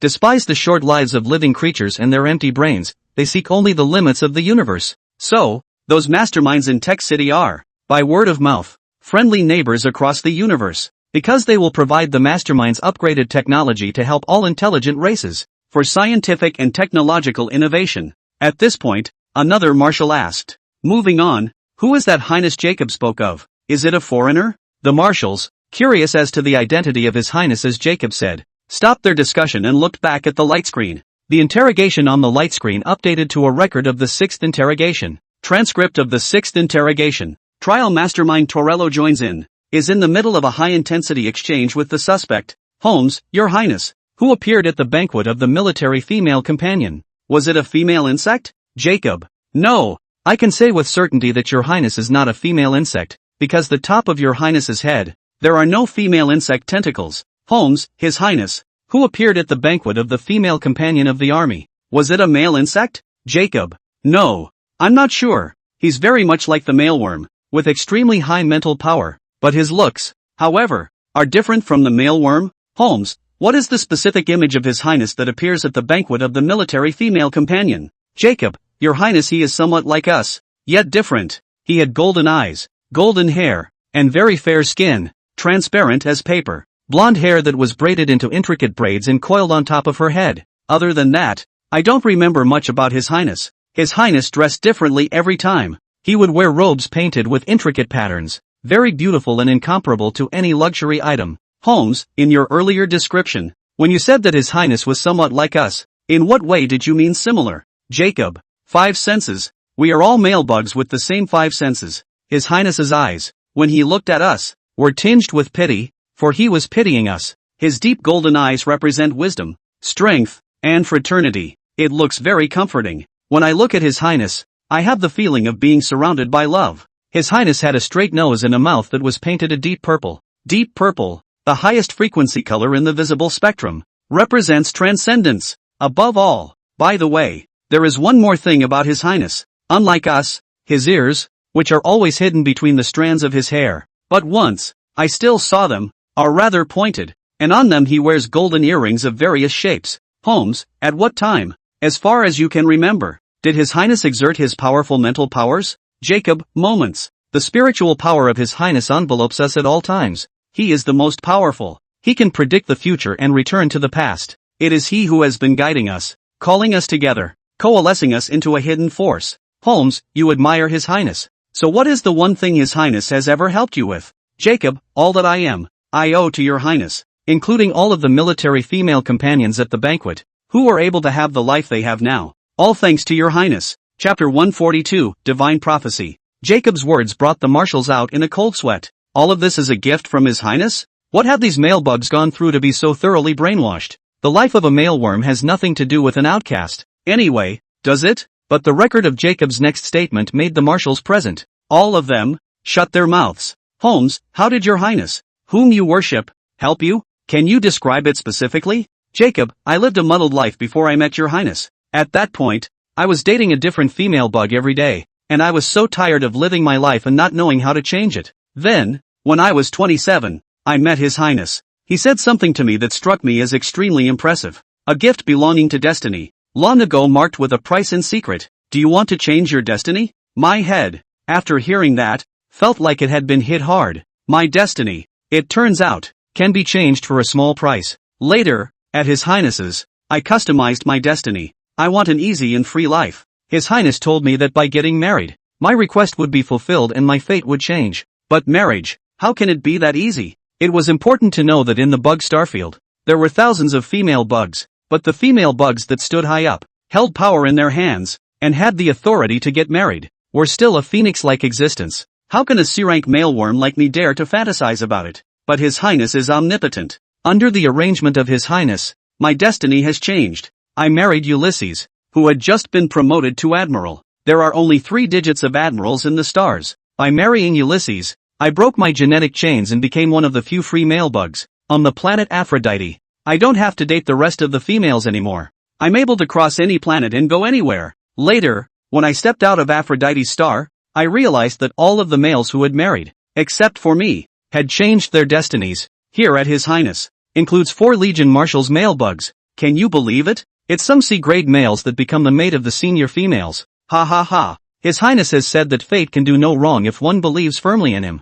Holmes, do you know, then, at what time your Highness, whom you adore, first appeared? Jacob, I'm not sure. All I know is that His Highness existed a long time ago. He's here to save us maleworms. If you trust your Highness, you will get everything you want. Fame, status, love, money, whatever you want. His Highness can help you customize the destiny you want. Just be a believer in him. Holmes, what would it take to become a devotee of His Highness? Jacob, give your soul, obey your Highness, and take your Highness's word as the will of God. Holmes, if I become a follower of your Highness and get the information your Highness wants to know, what reward do I get? And what is the reward that you spoke of before? Jacob, of course it's power. Female bugs have enviable power. And in fact, males do too. But power, a gift from fate to the maleworm, needs to be purchased by paying a price that matches it. To fulfill His Highness's mandate is to redeem the power. Holmes, I'd like to reach out to His Highness. Do you have a method? Jacob, no. His Highness is everywhere, watching us all the time, but we can't reach him. But at every party, His Highness showed up on time. The interrogation record turned to the last page. The trial is over. Jacob confessed to trafficking in military secrets. And because the mastermind was involved, they asked for everything they wanted to know. It's just that the seriousness of the matter has skyrocketed. Those involved in the trafficking of information and the defection of the clan include all married male insects. The trial mastermind, Tellero, also included a picture on the last page of the trial transcript. That's all the registered married males that are still alive, with detailed activity trails. The trajectories of all the males cross at specific times. They've all been to parties, without exception. Chapter 143, Infighting. When the light screen went out, at the round table, there was dead silence. The 4 marshals sat in their chairs with forced composure, their minds having long since traveled around the starfield. They were reminiscing the little moments they had spent with their partner. Are those warm memories of a partner's face laced with falsehood? Was it laced with intrigue? They couldn't remember, or rather, couldn't tell at all. Later, it was the Marshal of the 3rd Legion of Discovery who was the first to come back to his senses. He straightened his cuffs and asked hesitantly, are arrests to be made immediately? Capture all the married male bugs and conduct another interrogation? Those male bugs that were married the earliest may know a little more information. As soon as this news was asked, the 3 marshals united back to their senses. The Marshal of the 7th Construction Legion frowned in disapproval. Are you crazy? How is it possible to capture that many male insects? The partners of 1/2 the males in the group of married males are the senior generals of the 8 legions. The remaining 1/2 males, their mates, are wealthy families that control most of the wealth in the starfield. If these male insects, all of them, were captured and returned, it would cause turmoil in the existing stable situation of the insect race. You must realize that the Starfae are still coveting our resources and territory, and they are not appearing less frequently. If the bugs fall back into infighting, how long will we last with the current fertility rate?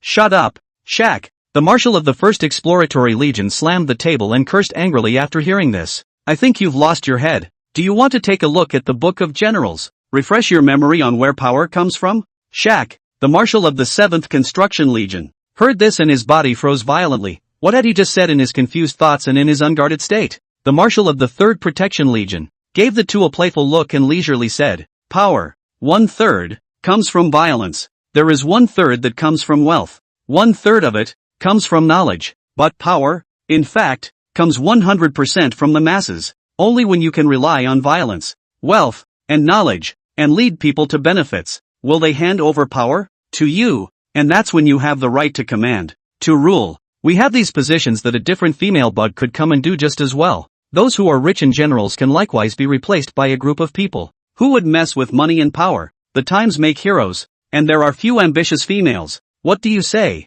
Shaq, to giving them a chance? The Marshal of the 7th Construction Legion, hearing this, turned red in the face and was a bit hungover. First he was called out by name by an old friend. Then he was threatened by an old friend. His majesty was all gone. At this point, the Marshal of the 5th Guards Legion stood up and rounded off. I don't think that's what Shaq actually meant. Shaq does make some good points. Our current situation in the bugs is just not suitable for infighting anymore. If we arrest all the male insects at this time, we really can't explain to the outside world. After all, the females, they are all struggling in their respective positions, and a hasty capture of the male insect would easily frighten the snakes, and that His Highness might escape. We are in the light. The enemy is in the dark. What that Highness and the race behind him want is still unclear to us. We must capture that Highness to put an end to it. Why don't we just wait until the next gathering of maleworms? Capture His Highness first, and then capture and interrogate the maleworms according to the follow-up situation. After hearing this, the remaining 3 marshals all put out their fires and narrowed their eyes in contemplation. Half a day later, the Marshal of the 3rd Protective Legion took the lead. Let's do as you say. No matter how things go, there's still the Emperor's star to give us a leg up anyway. Catching that Highness first is what we need to do as soon as possible. Chapter 144, Transfer of Power. Mate, seeking out the Emperor's star to underwrite is a decision to be made only in the worst-case scenario, because until then, all the bug races wanted to prove to the Empyrean that their own race, compared to the Spade race, wasn't so bad. After hearing the words of the Marshal of the 3rd Protection Legion, the remaining 3 marshals were silent. With their silence, they expressed their approval of the plan. The most important thing now is to find that Highness. The Marshal of the 3rd Protective Legion smiled. Since you all agree with this approach, I'm going to go ahead and lay it out. Hopefully, we'll have something new at the next meeting. It would be better to arrest that Highness directly. Humph, I'll leave this one to you. Remember to send a message if you need us. Gone. Several marshals exited the meeting, and the online virtual conference room soon closed. The serial code of the StarNet encrypted channel changes all the time, shattered the content of their conversations and shattered the record. At this point, on the Capital Star, inside a circular building, the Marshal of the 3rd Protection Corps, shutting down his optical brain, rose from his office chair. This is a beige and white minimalist office. A set of brown desks and chairs were set up near the window. Near the door, a floor-to-ceiling coat rack of faux tree branches stood. The Marshal of the 3rd Protective Legion, having risen to his feet, paced to the window and looked out into the distance. Here, the offices of the 3rd Protection Corps on the capital planet were built on the outskirts. In order to facilitate the people's business, the circular building covers a wide area but is not very high, only 10 floors. As a result, when you look out of your office window, you can see the outline of the city of Capital Star. It's not a top-down perspective or a top-down perspective. Just as the Marshal froze, the optical brain at his wrist,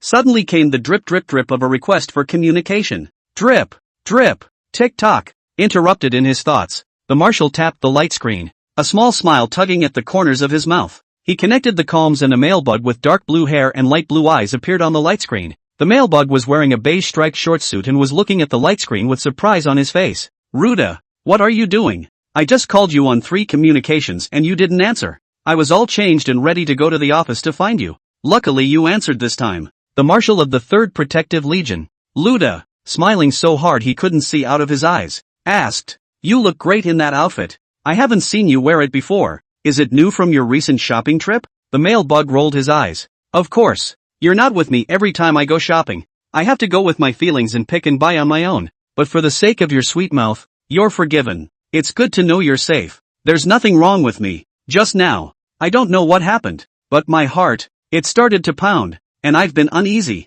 The male bug covered his heart and pounded his chest, muttering to himself, "I always felt that something big was going to happen. But I've been at home all this time. What could be going on? That's why I thought of you. I was afraid something had happened to you and that's why I called the newsletter. Luckily, nothing happened. The Marshal of the 3rd Protective Legion. His smile unchanged. He dragged the light screen back to his desk chair and laughed. Ha ha, that means our hearts are in the right place. Something big did just happen. It's that I made a decision. I want to retire. Ha, retirement? The mailworm cocked his head with a puzzled expression. Right, oh. When you do the math carefully, in terms of your age, you can indeed retire. However, why did you make such a decision all of a sudden? The Marshal of the 3rd Protective Legion pointed to his face. Look at me. I'm getting creases in the corners of my eyes from all the work I put in every day at my job. What's more, I'm over 400 years old. A handful of decades of good times? I'd like to go enjoy time with you now. I thought you said you had no one to go shopping with. But when I retire, we'll be able to get bored together every day. When the male insect heard this, a pleasant smile appeared on his face and said, Really? That would be great. When are you going to retire? We can still travel together. I've done all the strategy. I didn't think this day would come so soon. The Marshal of the 3rd Protective Legion rubbed his chin. Well, just recently, I guess half a month, or a month from now. I'll have to finish the job at hand before I hand it over. Chapter 145, A New Plan is Born. When the male insect heard this, joy surfaced in his light blue eyes. Transparent tile blue eyes, like the clear sky. In that case, get to work. Quick office. I'll leave you alone. I've got to get ready too. I have to prepare my next travel strategy. Which planet to go to first? The male bug closed the communication as he spoke. The Marshal of the 3rd Protection Legion. Seeing this scene, his smile turned a little bitter. It was because of his long absences that his partner had gotten into the habit of talking to himself. Fortunately, the partner's personality is very cheerful, which has prevented the development of psychological problems. However, the next step would be good. When he retired, he would be able to spend time with his partner. Speaking of retirement, the Marshal relaxed his body, leaned back in his chair, and let out a deep breath. The decision to retire was not one he made out of the blue. Rather, it was the result of his deep thought. As he said in the meeting, power, 1/3 of it, comes from violence. There is 1/3 that comes from wealth. 1/3 of it, comes from knowledge. And it just so happens that the 1st Legion of Discovery, holding the largest legion, holds the strongest battle force and represents violence. The 5th Guard Legion, which holds all the resource stars within the bug starfield, represents wealth. The 7th Construction Legion, which holds the network of the entire starfield, a channel of communication, which can be said to be the only way of communication between planets, represents knowledge. In the meeting just now, because it involved their male bug mates, all 4 of them were a bit out of sorts, and ambition, without realizing it, is exposed. These 3 marshals, all of them, are old friends of theirs. If these 3 really made any mess, he would make a wrong judgment because of his old friendship and his intolerance. Therefore, a new Marshal of the 3rd Protective Corps must emerge. When the time comes, you can take on those 3 old nobodies. The 3rd Protection Corps, which keeps the insect population safe at all times. And, Luda looked toward a picture frame on the table. That's a picture of his male bug partner. When a man reaches the point of death, his desire for power becomes lower. If he keeps hogging the position and neglects to enjoy life, what is the point of struggling all his life? Now it was time for him to enjoy himself. Once when he was an admiral, his wish was simple, to rely on his military achievements, accumulate enough wealth, and then be able to be with his favorite male bug, all the time. This wish, soon to be realized, finish the business at hand, and by the way, that of His Highness, and it will be time for him to retire. The Marshal of the 3rd Protective Legion, touching the male bug on his finger, said to himself, You were happy when I said I was retiring just now. What was it because of? Is it because I'm not going to be a marshal anymore and you can get rid of that highness and that party? What is it that you seek? The ability to wear endless clothes? Or the freedom to travel everywhere? Whatever it is you're asking for, I don't blame you. I will capture His Highness who compelled you and find out the racial conspiracy behind His Highness. When this is cleared up, I'll be able to be by your side all the time. Hundreds of years of companionship had made Marshal Ruda, of the 3rd Protective Legion, very confident that his mate loved him as much as he felt it. Thinking of love, Luda suddenly remembered Han Ling's latest novel on the internet. Green Your Excellency, I was eaten dry by the neighborhood mailworm. This novel, about 2 outrageous relationships. Such things as life and death are myths in Rudra's eyes. Even if the female lover dies, the male will have to continue to contribute, as long as he is alive, to the insect race. Luda muttered, What would you do if I died in battle and left you alone in this world? Would it start a new love affair? Or find a double of me? Or go after me? I'm afraid you'll be back on Aphrodite, dating females. Alas, there is always something thought-provoking about the novels written by Han Ling. Female bugs without mates read this novel for fun, but females with mates are constantly assuming within themselves what their partner will do when they leave. The bugs, mind you, don't have the kind of emotionally focused genes that the you have. Like Jacob, the companion of the red-haired Admiral Ulysses, there are more than 40 female attendants, and the females will specialize in picking out different excellencies when they are dating and want to try more. When he thought of Han Ling, and the Yao clan that Han Ling represented, a flash of light came to Luda's mind. After a few moments of contemplation, Luda's brow relaxed. He had a new plan for the capture of His Highness. Chapter 146, Finding Han Ling to Help. Aphrodite's Star, 12 a.m.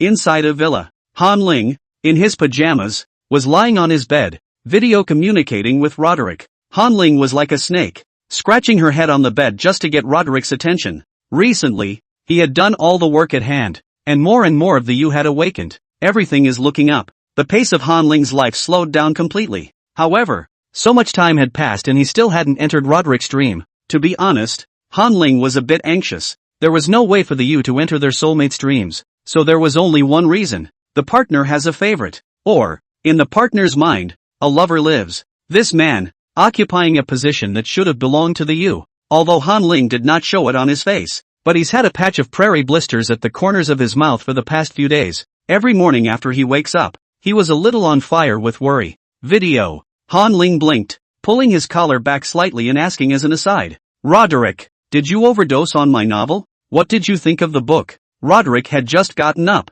and the first exploratory corps was stationed on the star at the exact opposite time of day from when it was Avalor. Roderick scratched his head, his brain, fresh out of bed, still a bit muddled. He nodded. Of course I'm on demand, and I will support you unconditionally in what you do. The story was great. And it turns out that greening up His Excellency, that's what it means, and I didn't realize it until I read it. Han Ling smiled and implored. In this story, containing two relationships, the intention is that the strong twisted melon is not sweet. If you love the wrong person, timely stop ocarina, timely turn back, still can find their own happiness. What's really going on inside Han Ling's mind is, Roderick, give up the one you have in mind. I'm the one that suits you best. Hurry up and dream about me. Roderick didn't have as many thoughts as Han Ling, and he smiled nervously. So, I just thought it was so well written that love could still be associated with starlings. Every bug, in love, is the center of each other. The corners of Han Ling's mouth twitched as he listened. This was no longer a competition between liberal arts students and science students.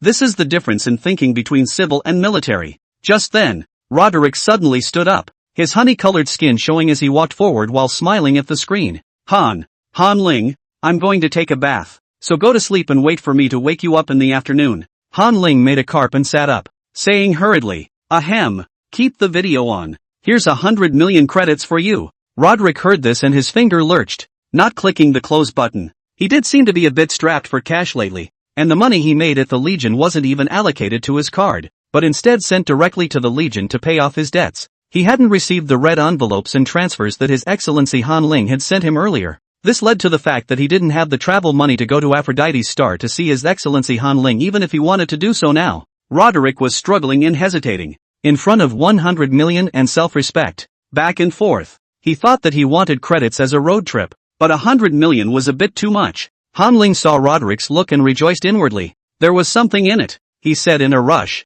$100 million is too much, isn't it? How about 10 million? Is 10 million okay? $5 million? How about 5 million? $2 million? $2 million just like that? Chapter 147, Luda's Request. The credits went as far as Roderick wanted them to go. Roderick nodded hesitantly and said, $2 million then. After saying this, Roderick didn't turn off the light screen, but just dragged it with him, into the bathroom. The room's bathroom was not spacious, with separate shower heads for wet and dry, separated by clear glass. Han Ling wiped the drool from the corners of his mouth, his mind fantasizing about the glass walls of the bathroom, covered in a steaming mist of water before being drenched by the spray of bath water. If it's hidden, it's visible. He opened his mouth, and was just about to say something roguish, when he suddenly realized that the perspective of the light screen had changed. Han Ling looked at the light screen with a dull gaze. In the light screen, there was only the ceiling of the washroom. What water spray, water droplets, he wants to see are not there. Wait for the patter of water. Han Ling's head is full of questions. Where is he? What is he doing? When did Roderick learn to scam? Now he can really only rely on his imagination. 10 minutes later, the sound of water disappears. After the light screen shook for a moment, the scene changed and Roderick's face appeared in the light screen. His cheeks, at that moment, bore the characteristic tender pink color of a man out of the bath. This is a natural blush that occurs when the high temperature of the bathroom dilates the capillaries in the cheeks. Han Ling couldn't help but pinch his thighs when he saw such a Roderick. It was worth it to see the beautiful man out of the bath picture. Roderick ruffled his wet hair and laughed. Han Ling, you need to go to bed. It's beyond your bedtime. I'll turn off the video. I'll wake you up in the afternoon. When Han Ling heard this, she was so sweet inside that she forgot all the words. Han Ling yawned and barked. I'm going to bed then. Say goodnight to me and I'll forgive you for this fraud. Good night. Hearing those two words, Han Ling closed the communication with peace of mind, covered the quilt, and prepared to fall asleep. The dream was like layers and layers of silk netting, wrapping Han Ling tightly. When the mind is completely relaxed, the wire mesh forms a thick cocoon, and the creature feels safe and goes into a deep sleep. Because the mental power of the Yao tribe was extremely high, when Han Ling fell asleep, he could clearly sense the depth of his dreams. It was as if he had his eyes open and saw for himself the process of silk screen cocooning. Just as the mental power silk net, which completely wrapped Han Ling, was about to enter deep sleep, an ear-piercing ringtone, like thunder, rang in Han Ling's ears. Han Ling's eyes snapped open when he heard the voice. The ornately decorated ceiling came into his view. A very rhythmic ringtone appeared in the quiet room. Han Ling's right hand subconsciously opened the light brain on his wrist and clicked to connect. The call was answered and an unfamiliar voice came out. Hello, Sir Han Ling. I'm very sorry to trouble you during your time off, but I have something very important to ask for your help. In the video, an unfamiliar female bug appears. Han Ling pressed his temples, his mind retrieving quickly. It was like opening a drawer of memories. In the mind, finding the names and scenes that corresponded to when this face appeared. You are the Marshal of the 3rd Protection Corps, Luda. We've met before in the roundtable meeting on Aphrodite's star. Luda smiled. Thank you, Your Excellency, for remembering my name and saving me the time of an introduction. Then I'll get right to the point. I came to Your Excellency to ask for your help. Chapter 148 Mastermind Reminder. Hearing that the Marshal of the 3rd Protective Legion had asked for a favor, Han Ling had already delineated the scope of what could be helped, and the odds were that it was related to spiritual power. He said with a sleepy face, first things first, don't ask for too much when you come to me for help, and I can't guarantee that things will go the way you expect. Luda nodded and smiled. I know, Han Ling, so I'll go ahead and tell the story in full. Actually, things still have to do with the male bugs on Aphrodite. Those male bugs that have married seem to be under the compulsion of the foreigners, and have been helping the foreigners, stealing information from our bug race. We have ample evidence that the message is true. When Han Ling heard this, his eyes widened and his sleepiness was gone. He asked, frowning as he sat up from the bed, any details on what happened? I need to know exactly what happened. Luda nodded and dialed the light screen in front of him, sending a copy of the backup interrogation record to Han Ling. Seriously, he said, Han Ling, this is the record of the interrogation in which we learned of this news. The beginning of the matter, which I still have to dictate, originated with an admiral named Ulysses. Ulysses? Han Ling frowned as he remembered the name. When he and Roderick talked, Roderick often mentioned the name to him. Right now Roderick was serving in the 1st Exploratory Corps, and the head of the battleship he was on was named Ulysses, a red-haired admiral. Han Ling nodded and said, go on. When Luda heard this, he narrated the story, which was 5 minutes long. After telling the beginning of the matter, Han Ling opened the new file received on the optical brain again and began to browse through the interrogation records. After getting all the information, Han Ling raised his hand and pinched his brow. His brain raced, quickly integrating the information he received. By the way, he used his spiritual power, relying on written descriptions, to sketch the portrait of His Highness. Just at the moment the portrait was completed, the system suddenly said in his mind, Host, this molded creature seems to ring a bell with me. Ha! Han Ling was a bit shocked. You have an impression? What race is it? Where is it from? The electronic voice of the system sounded in his head. I just have an impression of it. What race is unclear and where it comes from. I need to retrieve the pool of information I gathered earlier, before I can make up my mind. But humanoid creatures, they must be an intelligent race, because only such a body structure can adapt to the gravity environment of all kinds of planets. The reason why monsters with huge bodies like the Starfae are wandering around the universe, it's because they don't have the means to live on a planet for a long time. Otherwise their own gravity would have crushed their massive bodies. Humanoid races and with high mental powers are by no means an ordinary pack. Unlike the pseudo-fae that were strung up earlier, Han Ling said in his head.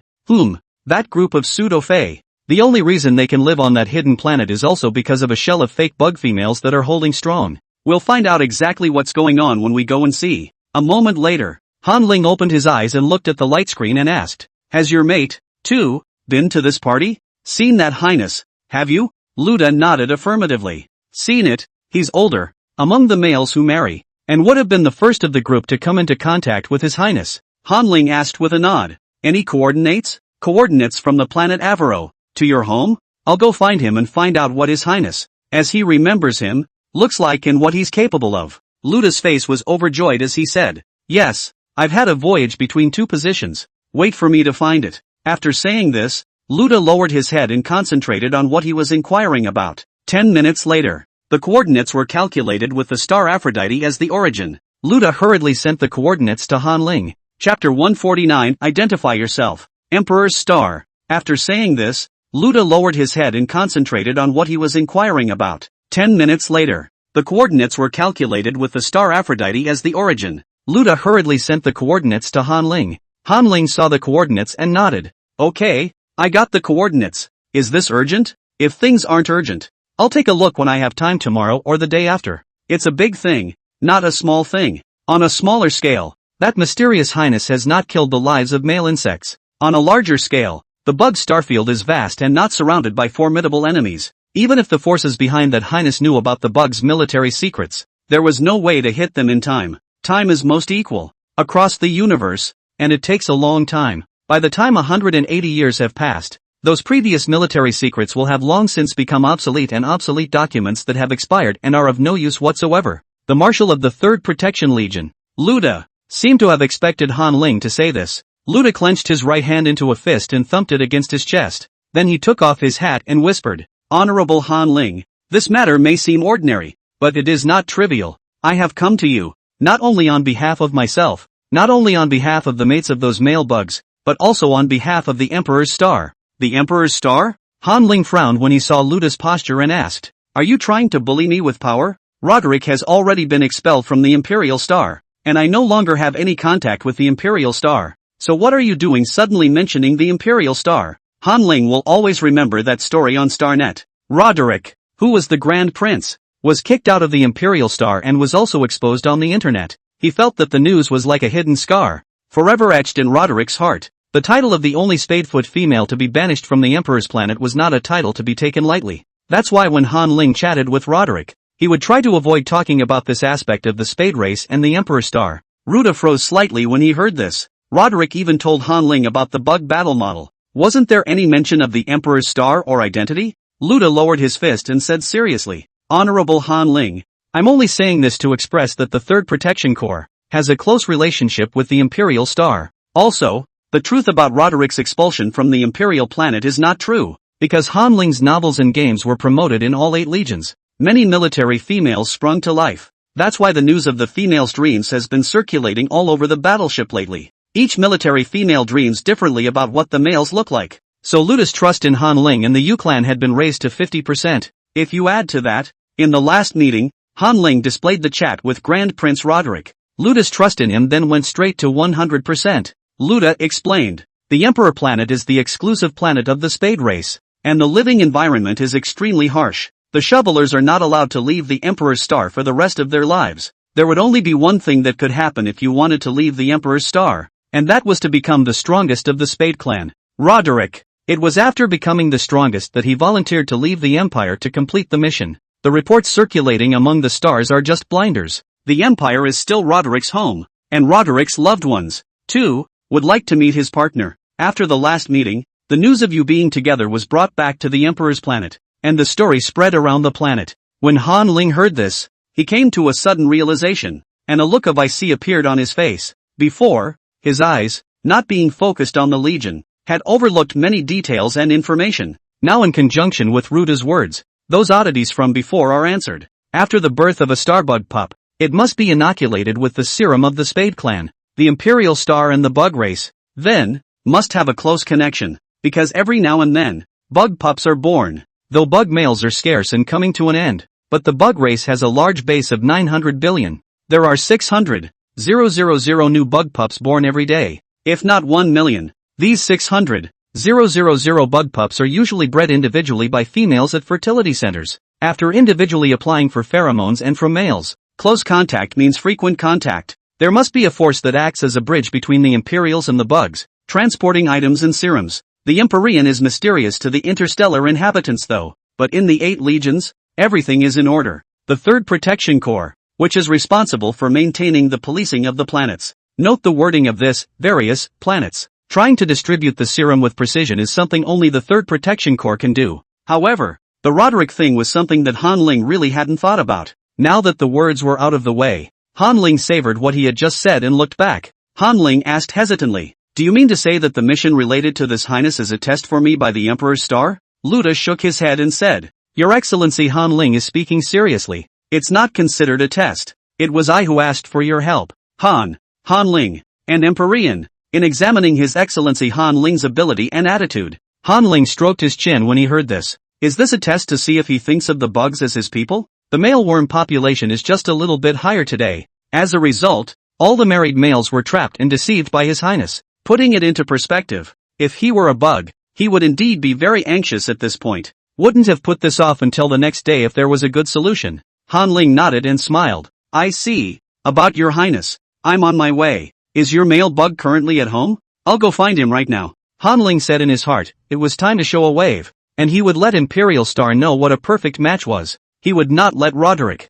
suffer any emotional and moral indignities. Thinking about it, Han Ling had a glimmer of clarity within his heart. Roderick took on the responsibility of the bugs on his shoulders when he accepted the bugs training. When Han Ling accepted the cultivation of the Yu clan, he carried the responsibility of the Yu clan on his shoulders. The moment Han Ling decided to be with Roderick, decided to be together, the responsibility between them was interchanged. The so-called having commitment is to see if the other person has your business and your family at heart. Loving the house is what it's all about. His own mate was not a ruined and pathetic prince, but the strongest of the bugs' interstellar race, and Han Ling felt the need to carry the bugs' burdens as well. Han Ling guessed that the last round table, that Hongmen banquet, where he was able to exit with all his whiskers intact, I'm afraid that he had Roderick's credit. At that time, he was the one who shamelessly showed the sweet chats between the two in the meeting. Hearing Han Ling's promise, the Marshal of the 3rd Protection Legion smiled. Lord Han Ling, my partner, who is currently at home,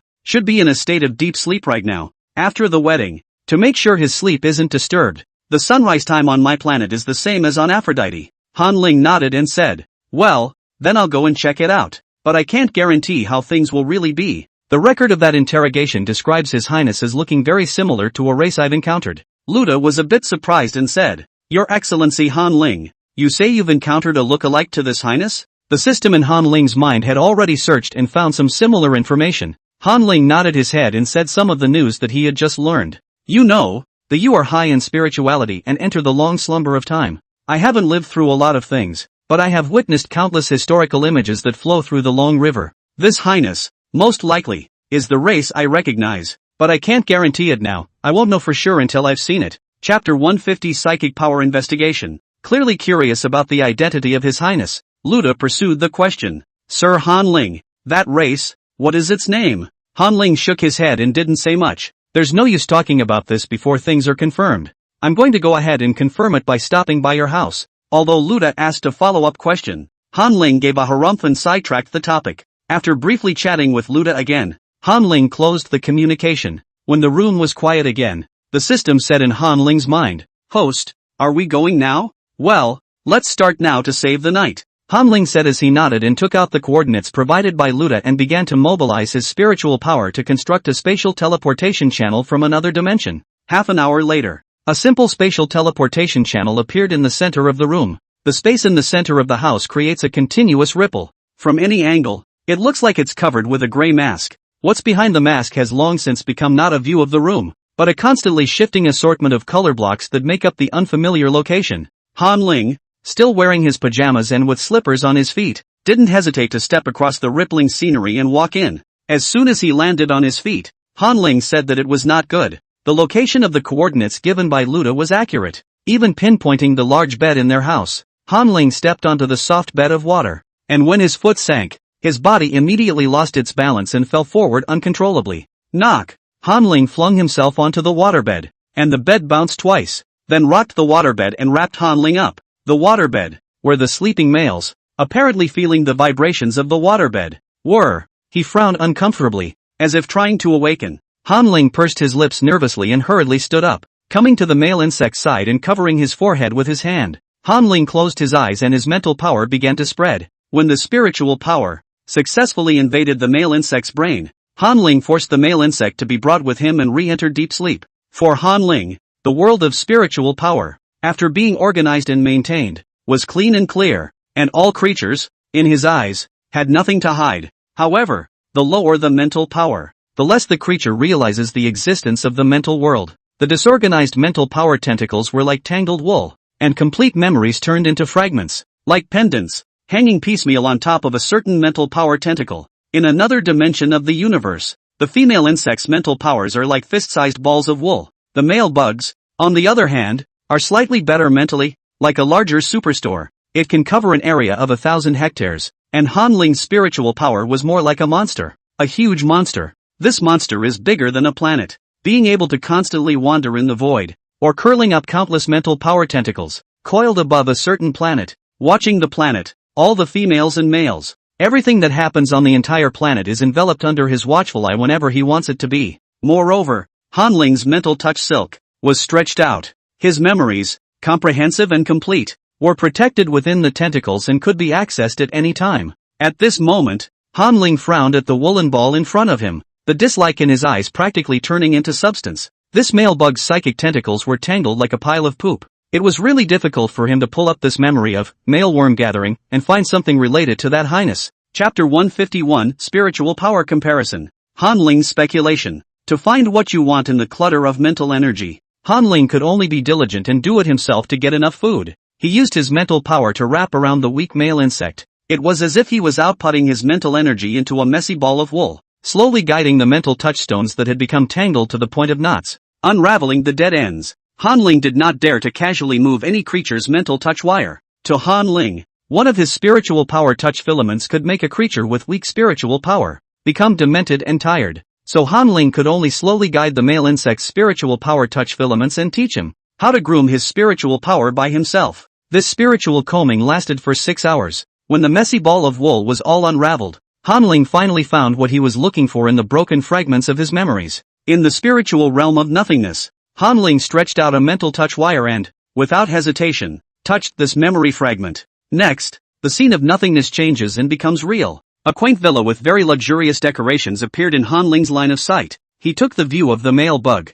head down as he slowly stepped up the steps and through the villa's corridors to the place where the party was being held. The moment the male insect raised his head, his sight turned the same way, and Han Ling, unsurprisingly, noticed someone. That Your Highness. Golden eyes that held a look of compassion, a straight nose, and dark purple lips, blonde hair, intricately braided and coiled on her head. The ears, covered by hair, should be somewhat pointed. The exposed skin was very fair and transparent like paper. Wearing robes with intricately painted patterns. It was exactly as described in the interrogation records. Exactly as described in the interrogation records. Suddenly, things were going a bit beyond Han Ling's expectations, only to see that His Highness slowly turn his head and look at Han Ling. This gaze, which seemed to pass through time and space, completed a meeting of eyes with Han Ling. Han Ling's pupils trembled, and before he had the chance to say anything, that Highness curtailed his smile and became expressionless. The light golden pupils contracted to the extreme. An unfamiliar voice, like thunder, appeared in Han Ling's ears. Who are you? Before Han Ling could say anything, everything in front of him instantly disappeared. Because of the missing memory fragments, the surrounding space, once again, turned into a void. Luta's male insect companion was also greatly affected, and the mental power touch wire was pulsing uneasily, seemingly on the verge of waking up, and the entire mental power space produced a strong vibration. Sensing this scene, Han Ling quickly released his spiritual power and pressed Luta's male insect companion back into deep sleep. Afterward, Han Ling exited the mental space and opened his eyes in reality. It was dawn on this Class A planet, and the time had come to 10 o'clock in the morning. The male bug lying on the waterbed was still sleeping heavily because of Han Ling's interference. The previously constructed spatial teleportation channel was still stuck on the waterbed. After Han Ling shuffled his shoes and erased the obvious traces of his arrival, He worriedly crossed the spatial teleportation channel and returned to his bedroom. Familiar sets appear. Hanling is back on the planet Aphrodite.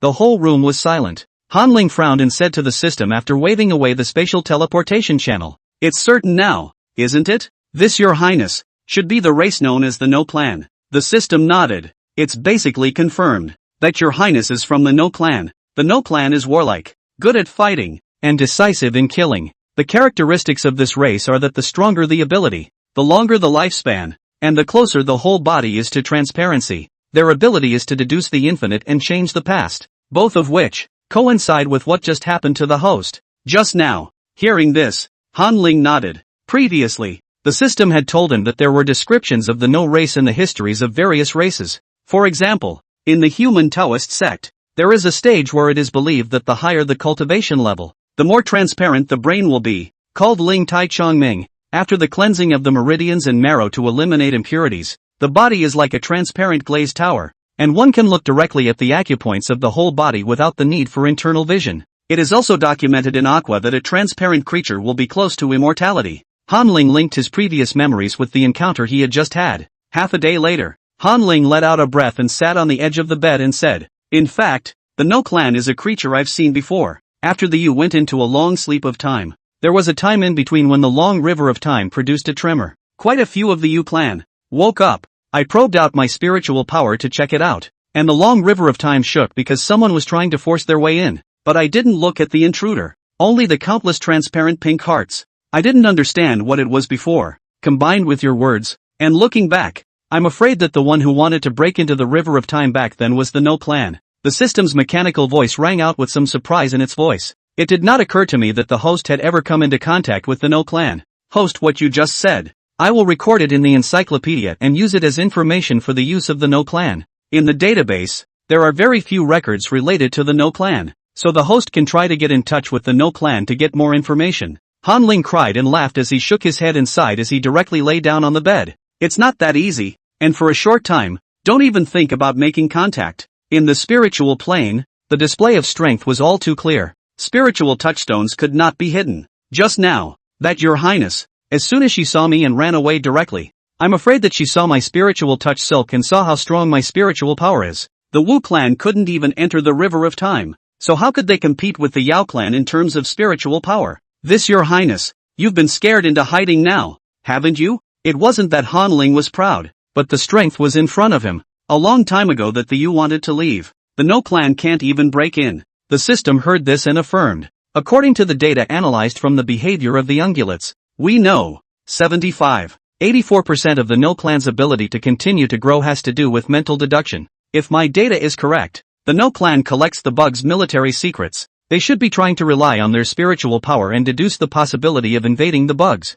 Now that the insect race and the U race are about to merge, I'm afraid that the No race no longer has a chance. That Highness, I'm afraid, will not be coming back. Hanling smiled faintly when he heard this, and he reclined on the bed, ready to sleep. It's not enough to worry about. He tucked in the covers and closed his eyes. At first, Hanling didn't feel anything strange, but that passage from the system, the last input before bedtime, always haunted Hanling's brain, repeating itself over and over again. After a long time, Hanling snapped his eyes open. Even though the comforter was warm, his back, he still felt a chill. Hanling asked with a frown, "System, you said that the No Clan relies on the ability to deduce promotions in? So, in Your Highness's projection, haven't the bugs all been exterminated thousands of times? How many years has that Highness pestered the bugs? In terms of extant males, that's a minimum of 450 years. Why are you pestering the bugs? For being able to get a leg up on the bugs here? What's in it for me? The good thing is that,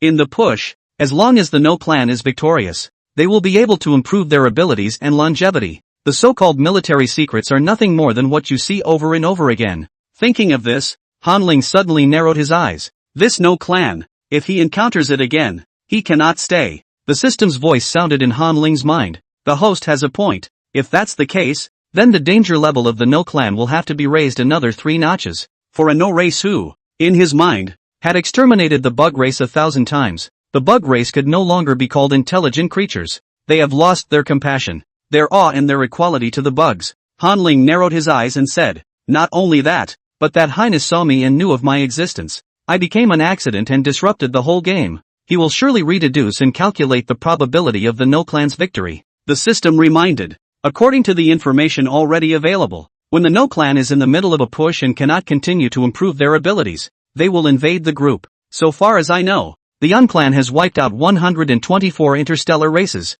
Hanling smiled unsurprisingly. After researching this, an invasion is the best option in order to replenish energy materials without wasting resources. Moreover, the No clan had deduced the war situation countless times, and they would definitely adopt the method that took the shortest time and consumed the least to invade. This was like a huge box of money falling from the sky, and the No clan could get countless amounts of money just by hooking their fingers. The bugs are, right now, a giant box. No clan is pushing for when the box can be opened. Hanling couldn't sleep when he had worries in his mind. He tossed and turned in his bed thinking about something. Interstellar wars, especially wars of extermination, are not that easy. Most battles between starfields involve you cursing me and me spitting on you. After all, between the starfields, they were too far apart, wanting to deploy troops, logistical reserve needs, unusually large. For example, the one neighboring the bugs, that fraud-ridden starfield. If the two starfields fought, and the bugs sent 100 warships to carry people, there would have to be 200 warships to put in stockpiles of food and medical supplies.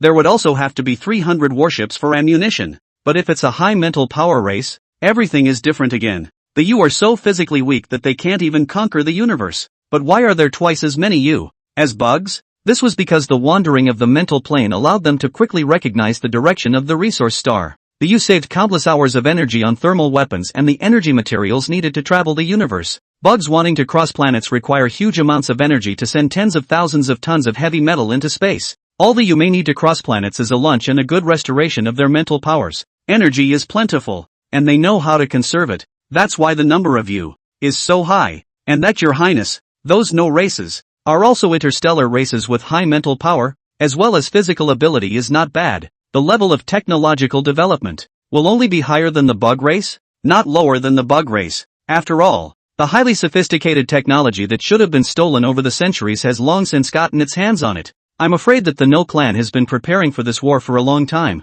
Weapons, ammunition, provisions, warships, population. I'm afraid they're all ready. Hanling was a bit worried. Could the bugs and the U fuse together withstand the hot weapon bombardment of the No clan? After carefully understanding it, Hanling really felt that the insect race was full of holes. The external presence of other interstellar races eyeing them, and the internal stupidity of self-help methods, are accelerating the demise of the bugs. Hanling rubbed his brow. The highest limit of the No race was when their bodies became transparent. This suddenly reminded him of the aurora beings that the 7th Construction Legion had talked about at the round table earlier. Auroral beings, beings formed by combining light with free particles, directly invisible. It was said at the last meeting that Aurora Life was interested in the bug trade, energy and flesh and blood of the bugs to be exact. So, they're on their way over, intending to transform the entire female insect population into Aurora beings. Almost 2 months have passed since the roundtable. Those Aurora beings, they're about to arrive, aren't they?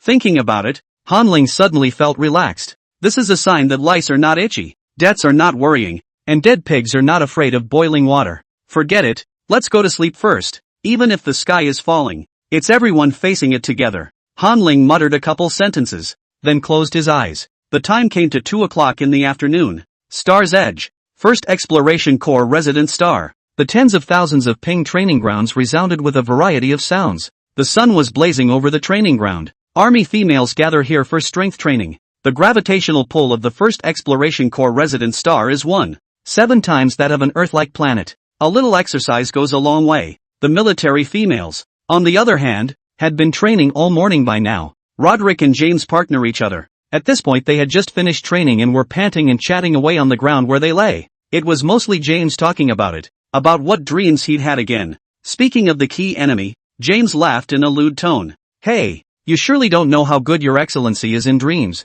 After all, you've never dreamed. Unfortunately, Roderick wiped his forehead with a sweat towel, his expression unchanged. Well, I don't know what it's like to dream, but I am, in reality, His Excellency. Wait here, I'm going to wake His Excellency up. Even though he'd heard this many times, James still choked on his teeth every time he heard it. Roderick finished wiping off his sweat and ruffled his hair to organize it, and then he tapped on his optical brain to request communication from Hanling. Drop, drop, drop. After the third sound, Roderick raised his customary smile and prepared to say good morning to Han. Han Ling. But this time, when the communication came through, Roderick saw only blackness. The breathing sounded like it was endless, and it went on and on. Roderick laughed. Your Excellency Han Ling? Your Excellency, wake up. Answering him were the ravings of sleep. Hoo. Seeing that Han Ling was sleeping soundly, Roderick couldn't bear to continue disturbing Han Ling's sleep, so he quietly hung up the communication. James asked curiously as he put his head to Roderick's side. How come you just got through today and hung up? You were talking for an hour before. Roderick shrugged. His Excellency is still asleep. He has nothing to do today, so I won't wake him up and let him sleep a little longer. James said in an envious tone when he heard this. That's what makes you a spiritual companion. Unlike me, every time we meet at night, there's only physical interaction. The corners of Roderick's mouth twitched as he stood up with a breathless look on his face. Alright, you're even better. Count your cow. Let's go. Go eat. James hemmed and hawed, getting up from the ground and hooking up with Roderick as they left the practice field. Walking along, James tapped Roderick on the shoulder and intoned. Now that we're comparing the two of us, it's still me who has more experience. You'll have to learn from me. I promise. If you just take my skills and learn them all, His Excellency Han Ling will be madly infatuated with you. You don't even know that His Excellency in the dream, he loves me so much, I can't even charm him. It was also through His Excellency in the dream that I realized that I was so inviting to the male insects that I couldn't even think of it before. I can still be a little charming girl. Roderick had a eating look on his face when he heard that. He swatted James' hand away and hurried to take 2 quick steps away from the pervert. TCH. James raised an eyebrow, and Gao Rai shouted. You don't believe me? What I said is true. Ha, you'll definitely regret it. This is the only way for you to become a Jedi, little May. Cough cough. Roderick strangled James forward, cursing with a black face. Shut up, go eat, and gag the air. James whispered. You're just jealous. I'm not going to stay with you for extra practice today. I'm going to go to bed early and meet with my Excellency. Ha! Chapter 152 Dream Calls. By the time the duo arrived at the restaurant, it was already packed. Quite a few females were sitting on their seats and exchanging words, occasionally letting out sounds of harumphing laughter. As soon as Roderick listened to their chat, he realized that what these people were talking about was surprisingly all related to dreams. The anecdote of the dream of His Excellency the Mailworm, the dream of that intense pleasure that swept through his body. At this point, James was still behind him, muttering in his ear about how good he really was. Roderick asked curiously, do you guys really feel anything in your dreams? You know what I mean. Upon hearing this question, James stretched his collar and a mysterious smile appeared on his face. Of course I felt it. That feeling, so passionate it almost overwhelmed me, but I simply couldn't stop, nor did I want to stop. It felt like the dream world, and it was just that much worse than reality. Roderick asked, raising an eyebrow. Aren't you curious as to what secrets lie behind dreams? When dreaming, can you really feel comfortable giving yourself to a strange male bug? Hearing this, James thought thoughtfully and said, of course I'm curious. After all, there have been an unusually high number of military females dreaming within the fleet lately, especially after having seen the Stagbug livestream, played the game and read the novel. It seemed as if everyone was inspired by something, directly in his own dreams. He fabricated a male bug to use for his own gratification, but when the number of dreaming females gets high, it's not quite right. There were already quite a few military females that realized that there was no simplicity behind this matter, because once the dream starts, there seems to be no way to stop it again. It's like there's no end to it, and we can only accept it passively. When I was training earlier, I even talked to the military females who were dreaming because of this. Everyone was originally quite scared, but then they heard that Admiral Ulysses also dreamed, and everyone was much more at ease. If the Admiral isn't afraid, what should we be afraid of? Since you can't defend yourself, just lay back and enjoy it. Roderick couldn't help but nod after hearing those words. There's a few things to be said for that. James had a smile on his face and patted Roderick on the shoulder, sighing, it's just a bit of a shame. It's a shame you're not dreaming or you'd be able to share with us. You don't even know that there are groups that share teaching on dreaming. All sorts of things, everything, like last time. James chatted about his dreams and once again turned into a chatterbox and talked on and on. By the time James had finished talking, the two were on their way back to the dormitory. Only when he reached the house did James respond, scratching his head in confusion and asking, this is home? Why did you come back with me? Didn't you have to go to the gym to work out a bit? Roderick shrugged, breathlessly. When I got to the fork in the road just now, I was going to turn around, but you were walking next to me and squeezed me back in. I just thought I'd forget about it. I'll skip my workout for today. I've got some things to do too. James nodded. I'll go back then, and you get some early rest, so you can try to dream soon. Well, it's actually not quite right for you to dream. After all, you already have male insects. The two were neighbors on the resident star. Hearing James about to spout off again, Roderick rushed him home. Roderick then walked onward for another half-minute before returning to his residence. Roderick remembered Han Ling in his heart, and when he returned home, he first took a quick shower before sitting on the edge of his bed and dialing Han Ling's communication again. For a moment, the only sound left in the quiet bedroom was a beep. Why isn't the comm picking up? Roderick muttered to himself as he looked at the unanswered comms page. He called Han Ling's communication several times today, but Han Ling didn't connect, so he should be busy with something important. Every time he used to talk to Han Ling for a long time before he went to bed. Suddenly there was no one to talk to this time, and Roderick was a bit frustrated. In order to keep himself from thinking too much, he sent Han Ling some messages expressing his concern before putting away his optical brain and preparing for an early night. He was looking forward to the fact that when he woke up tomorrow, Han Ling would show up on time again to wake him up. With this thought in mind, Roderick simply turned off all sources of light in the house, drew the curtains, and lay down on his bed to fall asleep. I don't know how long it took, but the room resounded with the sound of even breathing. In a daze, Roderick seemed to hear, in his ear, another beeping communication. Waiting for the scenery in front of him to change from virtual to real, Roderick realized that he was standing in the middle of the training ground. At this moment, he finally remembered what he had to do. The time was in the afternoon, and he had to wake up Han Ling. Roderick pulled out his optical brain and hurriedly dialed up the comm. The other side, Han Ling, who was resting in the dream world, suddenly frowned. Beep beep beep sounded on a loop in his ears. Someone's contacting him? In a daze, Han Ling pulled up the light screen and answered the call. Chapter 153, Sudden Terror. Sir Han Ling, are you up yet? A familiar greeting came, and Han Ling, who was still slightly sleepy, instantly became clear-eyed. He asked in a slightly raspy voice as a smile welled up on his face. Good afternoon, Roderick. How was training today? The two chatted as usual, but as they chatted, a strange feeling welled up in Han Ling's heart. He stretched and adjusted his posture, expecting to get more comfortable, but the feeling still lingered. No matter how much he tweaked it, it just didn't feel right. Han Ling asked suspiciously, Roderick, do you have the feeling that I am strange today? Do you see my face? As usual? The two locked eyes. Roderick looked at Han Ling's face with a smile in his eyes and said, nothing different. Still handsome. Han Ling's features were delicate, with sharp eyebrows, but the smooth shape of his face weakened the aggressiveness.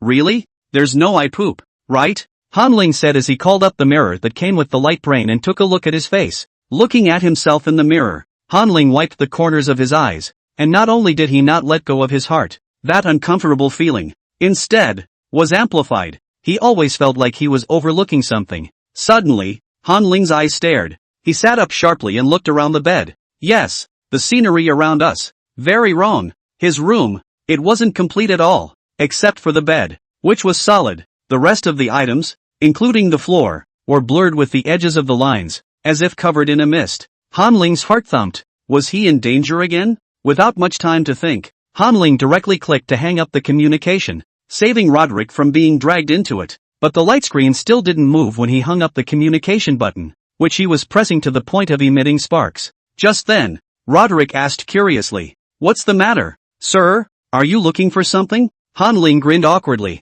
not knowing what to say. In order to keep Roderick from worrying, Han Ling could only tell a random lie. Nothing, I'm looking for a towel. I'll get up later and take a shower first. Bath towel? Isn't that right next to you? Roderick said while pointing to the end of the bed. Han Ling followed Roderick's finger to the end of the bed. A used bath towel on the verge of being crumpled into a ball lay in a quiet pile at the end of the bed. Han Ling's breath hitched. The bath towel, he was 1,000,000% sure, was not there a moment ago, guaranteed with the spiritual power of the U. In an instant, in Han Ling's mind, many thoughts surfaced. After a moment, he turned his head to the light screen and asked seriously, Roderick, where are your teammates? Is it too quiet on your end? Before, every time Roderick called Han Ling to wake up, the background sound was noisy. This is because military females choose to lie down where they are and chat with their friends for a while after a training ground set. Roderick heard this with some confusion in his eyes.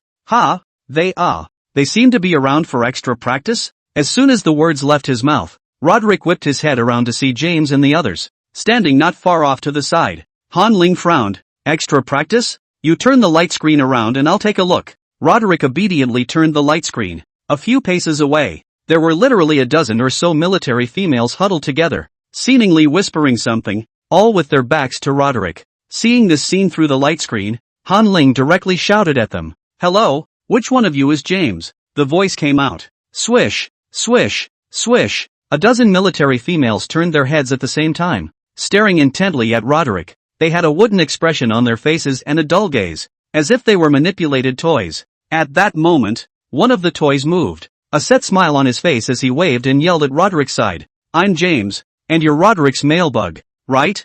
I've heard of you." Roderick didn't notice the difference and laughed. "He's the James the first told you about." Such a bizarre scene is very scary, but Han Ling almost laughed out loud as he seemed to know where the sense of defiance came from. Han Ling asked tentatively, "Roderick, it doesn't look like there's a lot of people on the practice field today, does it?" Roderick froze, then scratched his head. "No, right? It's a normal training day." "Ha, everyone's at the training ground." The words just fell. Figure after figure, all with their backs to Roderick, appeared in the playground. In the light screen, when Han Ling saw this scene, the smile at the corner of his mouth widened, and his blood boiled a little with excitement. Roderick is finally dreaming. He was finally able to get to Roderick. But thinking about this, Han Ling awkwardly realized a problem. Roderick is the controller of the dream. He set himself up on the planet Aphrodite. This led to the fact that, in the dream, the two remained alienated, separated by a distance of half a star field. Han Ling thought internally for a moment.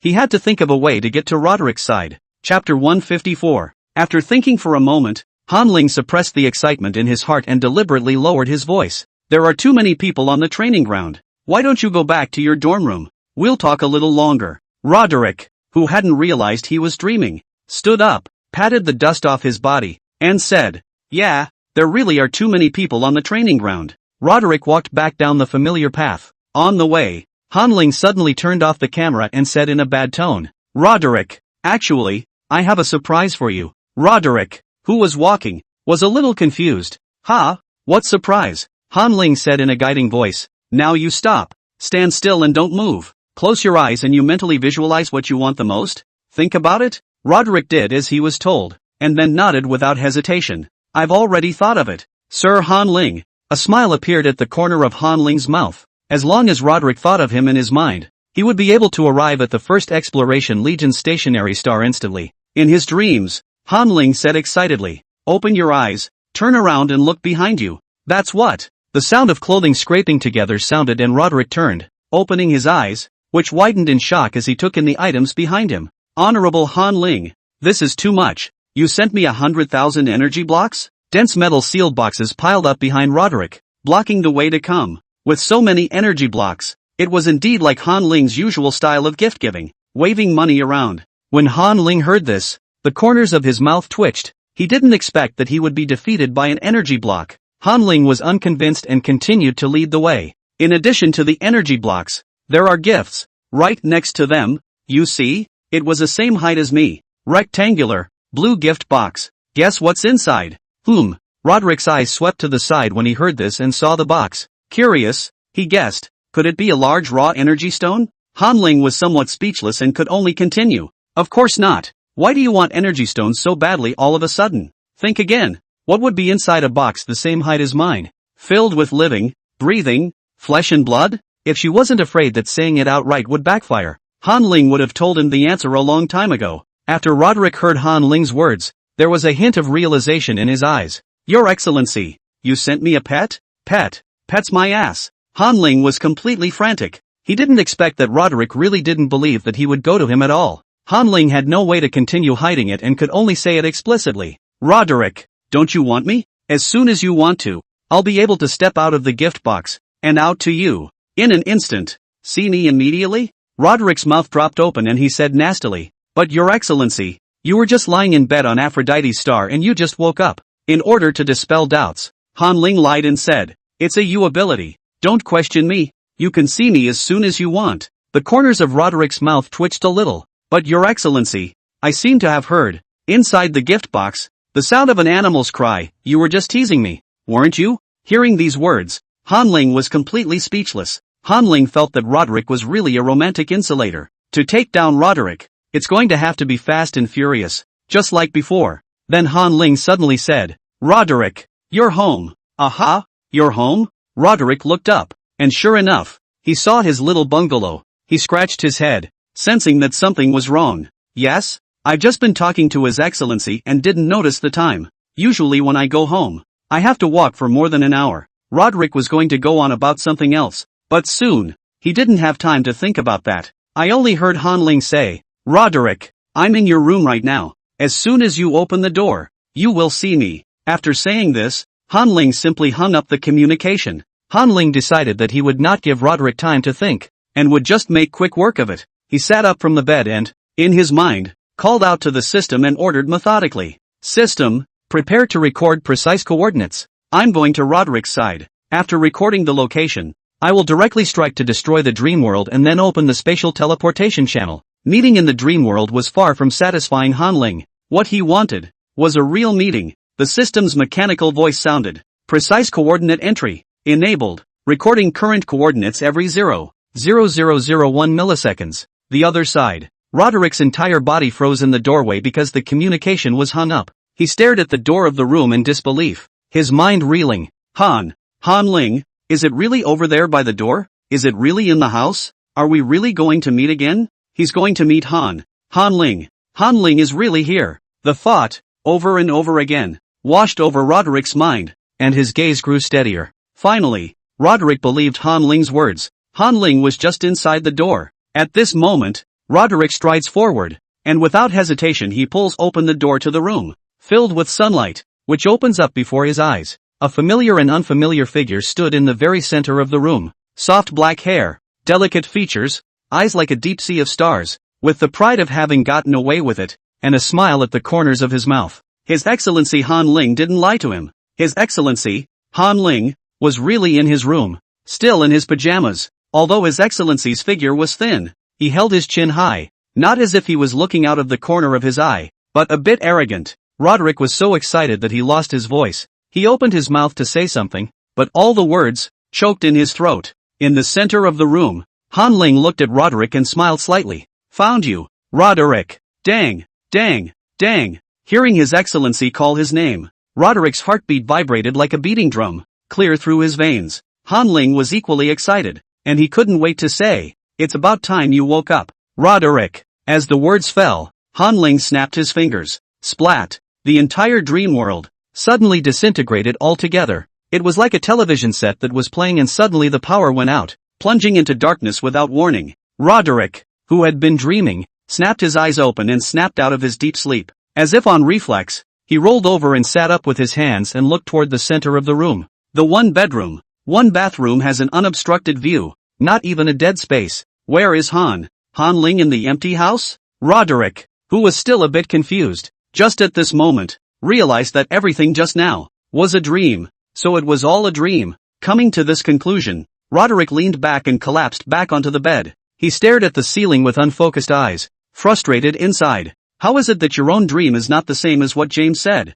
Roderick recalled the events of the dream and thought it was really too bad that he had a dream with no ripples and that nothing had happened. With that thought, sleepiness struck again and Roderick fell back to sleep. The other side. Inside a villa on the planet Aphrodite, Han Ling was using his spiritual power to construct a spatial teleportation channel at full speed. On the mental plane, Han Ling's mental power, like a roaming mass of monsters, scurried wildly against the coordinates, blackened tentacles of spiritual energy, one after another, densely packed, all stretching forward with all their strength, wanting to move forward quickly. His mental energy was moving faster than ever. After only an hour, Han Ling was able to find the marked location through his spiritual power. The moment the spiritual power arrived, a spatial fluctuation was once again created in the center of the room. The ripples gradually twist and distort. A few moments later, an unfamiliar piece of shambling screen appeared in the center of the room, as if it had been patched. Not being able to wait for the image at the other end to become solidified, Han Ling walked straight over.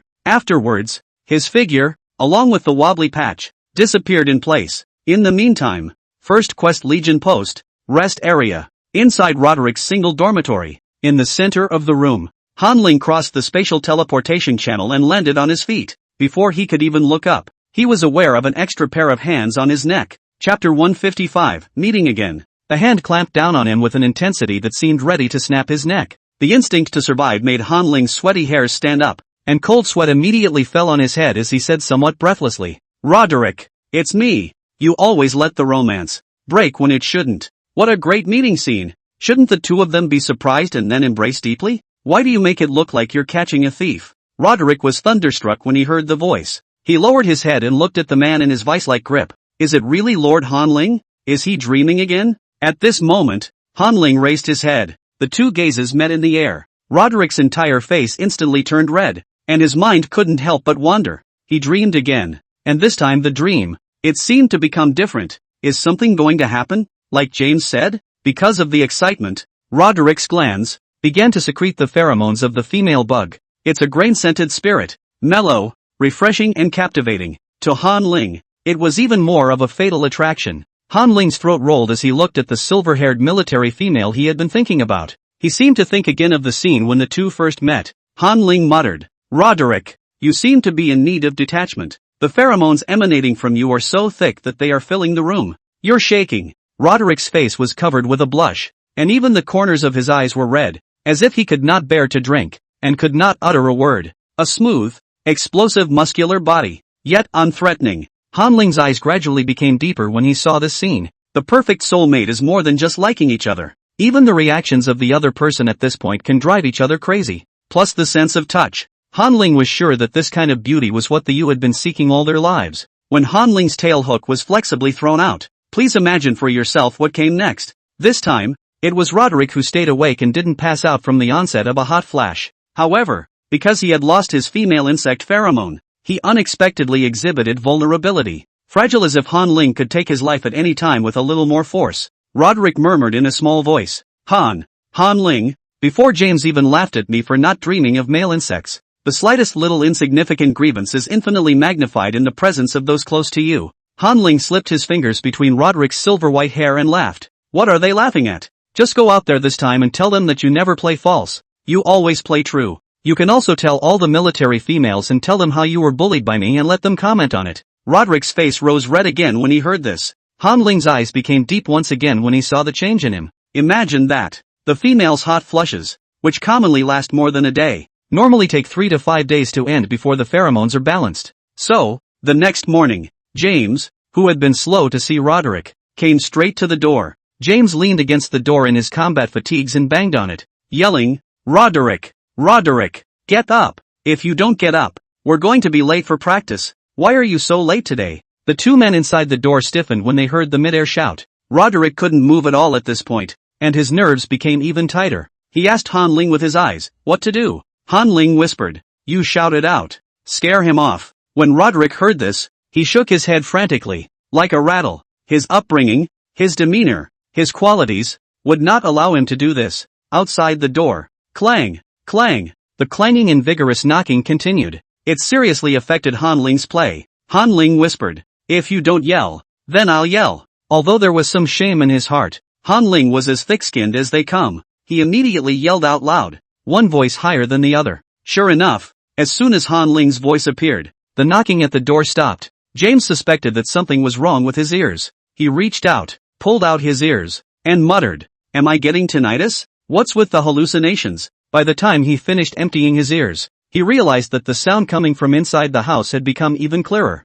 James' mouth dropped open in shock. Oh, my God! In Roderick's room, there are male insects. Bug! Roderick, you lost your mind. How dare you hashtag $%$ hashtag dollar. James' eyes were red with jealousy, and he cursed and cursed dirty. Within moments, James was cursing and walking away. Then, during the afternoon lunch break, Han Ling and Roderick sensed that outside the house, there were more than 3 dozen scents of female insects. As if he were a bullhorn, James called all the friends he knew and publicized it. Everyone put your ears to the wall and listen carefully. There are male bugs in Roderick's room. It's a living textbook for hot flushes. Roderick and Han Ling were too scared to move. During the night, even Admiral Ulysses was alarmed. Ulysses, the red-haired admiral, also came to ask through the wall, "Roderick, your male bug, how did it get here?" There is no record of a male bug's visitation registration on the resident star, always being interrupted. Han Ling was overwhelmed, and in order to not be interrupted next, he could only burst out with a message. "Admiral Ulysses, I'll tell you one thing. In exchange,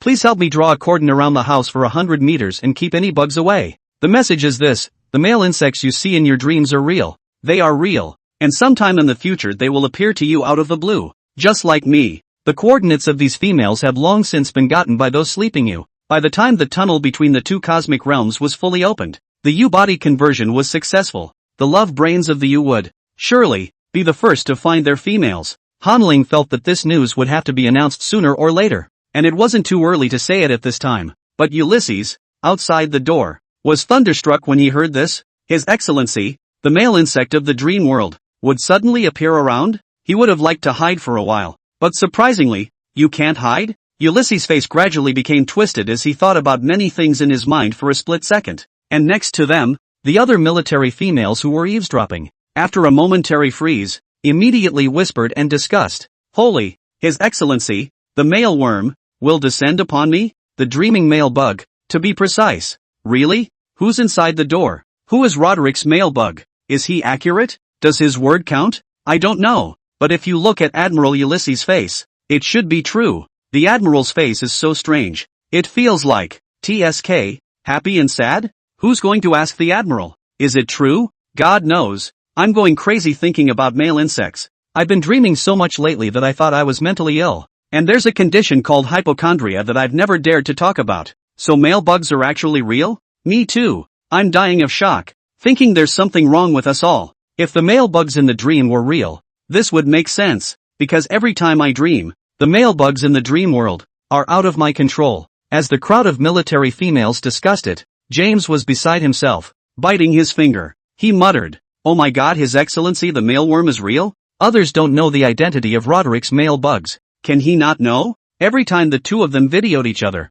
James was at Roderick's side. Roderick's male bug is the chairman of the board of directors of Ling Tian. She is the author of the online novels Pure Landlord Crashing Tenants and Green Your Excellency. I've been eaten dry by the neighborhood male bug. It's the charge. The developer of the game, His Excellency the top stag bug. It's the same superstar stag that saved the planet Aphrodite during the stag bug ball incident. If you say something in such a capacity, then it must be true. At that moment, a light went off in James' head, and he suddenly knew why. Within the fleet, he was promoting charge. Top male bug excellency game. Why don't they go out and do their missions, instead of playing games en masse at the Resident Star? Because, playing games and reading novels will make the females dream, and dreaming is important. The most important thing for the bugs right now is to reproduce. Ideas come in one pass. With bits and pieces of information, James pieced together the truth straight away. It was just that he wasn't sure where the male insects had come from and how they had suddenly appeared around them. James extrapolated the calculations and deduced, based on their fleet's dreaming ratio, that there were a minimum of 350,000 females across the stars that had entered the dream world. But the planet Aphrodite, there are only 600,000 male insects in total. There aren't enough males to go around. James looked up at Admiral Ulysses, then back down. He thought to himself, forget it, the Admiral must know about this kind of thing, so I shouldn't worry about it. I'd better think about it, when my own male insects will appear. So it was on this day. The entire 1st Exploratory Legion's military females stationed on the star knew that Roderick's male bugs had arrived, and the male bug brought good news. You can get a real male bug just by entering the male bug dream world. This news spread out, and for a while, the matter about the dream realm within the fleet once again turned into the most hotly debated topic. Every female insect discussed the matter. The females, already dreaming, smile with joy and fantasize about the males suddenly coming to them. Those who are slow to dream are sad. They don't know how they can dream. They had one thing in common, though, and that was that they were both curious as to what would be the case with Admiral Ulysses and his two male insects. For a while, the Admiral's simplicity, which had been silent for a long time, resurfaced. 5 days passed quickly. Hanling and Roderick, at last, have passed the heat of the moment. Inside the room, Hanling is explaining what he has encountered recently. He exclaimed, "In that case, we both have Admiral Ulysses to thank. It was because of his male bug, Jacob, that things happened back there. That's why I stayed up all night looking for the unclan. And then that's why I stayed up all night and crossed paths with you in my dreams." Hanling didn't realize that the thing that prevented them from seeing each other was the time difference. The rest of the U had been asleep, so the bugs could dream whenever they slept. But Hanling is awake, and to get into the dream, he needs to be in step with Roderick's, and stay in step with him. Roderick's heart was a little worried when he heard about the No Clan. The bug race was not very good at spiritual warfare due to the decline of the male bugs. If they did fight, the bugs didn't have the advantage. After all, the war on the mental plane is fought in another dimension. It's like the bugs not being able to completely wipe out the Star Fae. which are on the dark side of the universe, and the nobodies, which are also on the spiritual dimension. Bugs can't play much of a role with their force value. Roderick asked worriedly. Your Excellency, what do you think about the No clan? Will we fight? Han Ling waved his hand and said,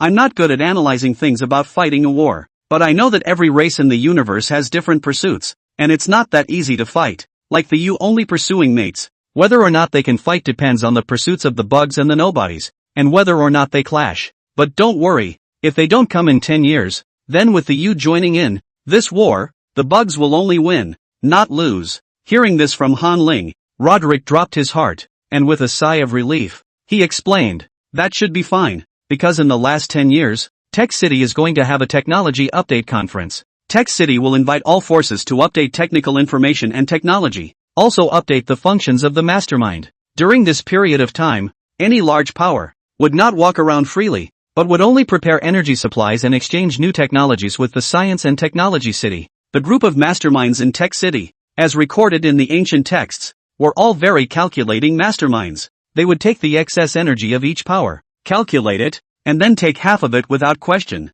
How can we fight when we've lost this half of our energy and we're all so badly energized? Mainly, 900 billion bugs that are entrenched right here. If there are no clans, and they take a small-scale migration over, they will only be cannon fodder. It's not like there's enough energy needed to move the whole no clan here. When Han Ling heard this explanation, a look of realization appeared on his face. No wonder when I finished talking to the Marshal of the 3rd Protection Legion about this matter, he didn't particularly lose his temper. It turns out that there is still this level of consideration. Speaking here, Han Ling suddenly changed the topic and directed the question to Roderick. Han Ling asked, you're talking about ancient books that you saw on the Emperor's planet?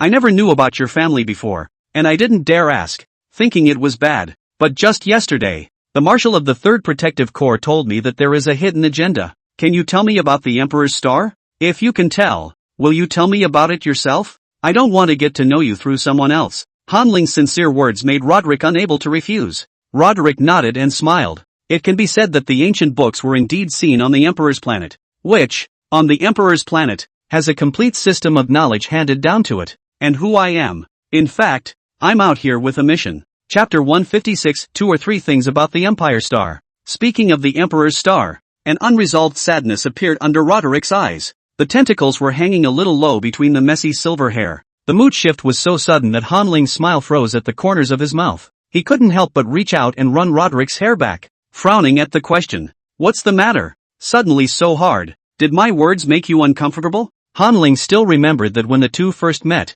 Roderick's behavior was that of a cynical gangster. At that point, Roderick had even tried to trade a bag of nutritional supplements for the chance for the two of them to shower together. Because Roderick was very curious about the physical structure of the subfemale. Roderick shook his head. He lowered his eyelashes and leaned his head on Han Ling's shoulder, slowly telling about the Imperial Star. Speaking of my mission, I have to start with the 3 blood potion. Sir Han Ling, do you know that newborn bugs need to be injected with a 3 blood potion?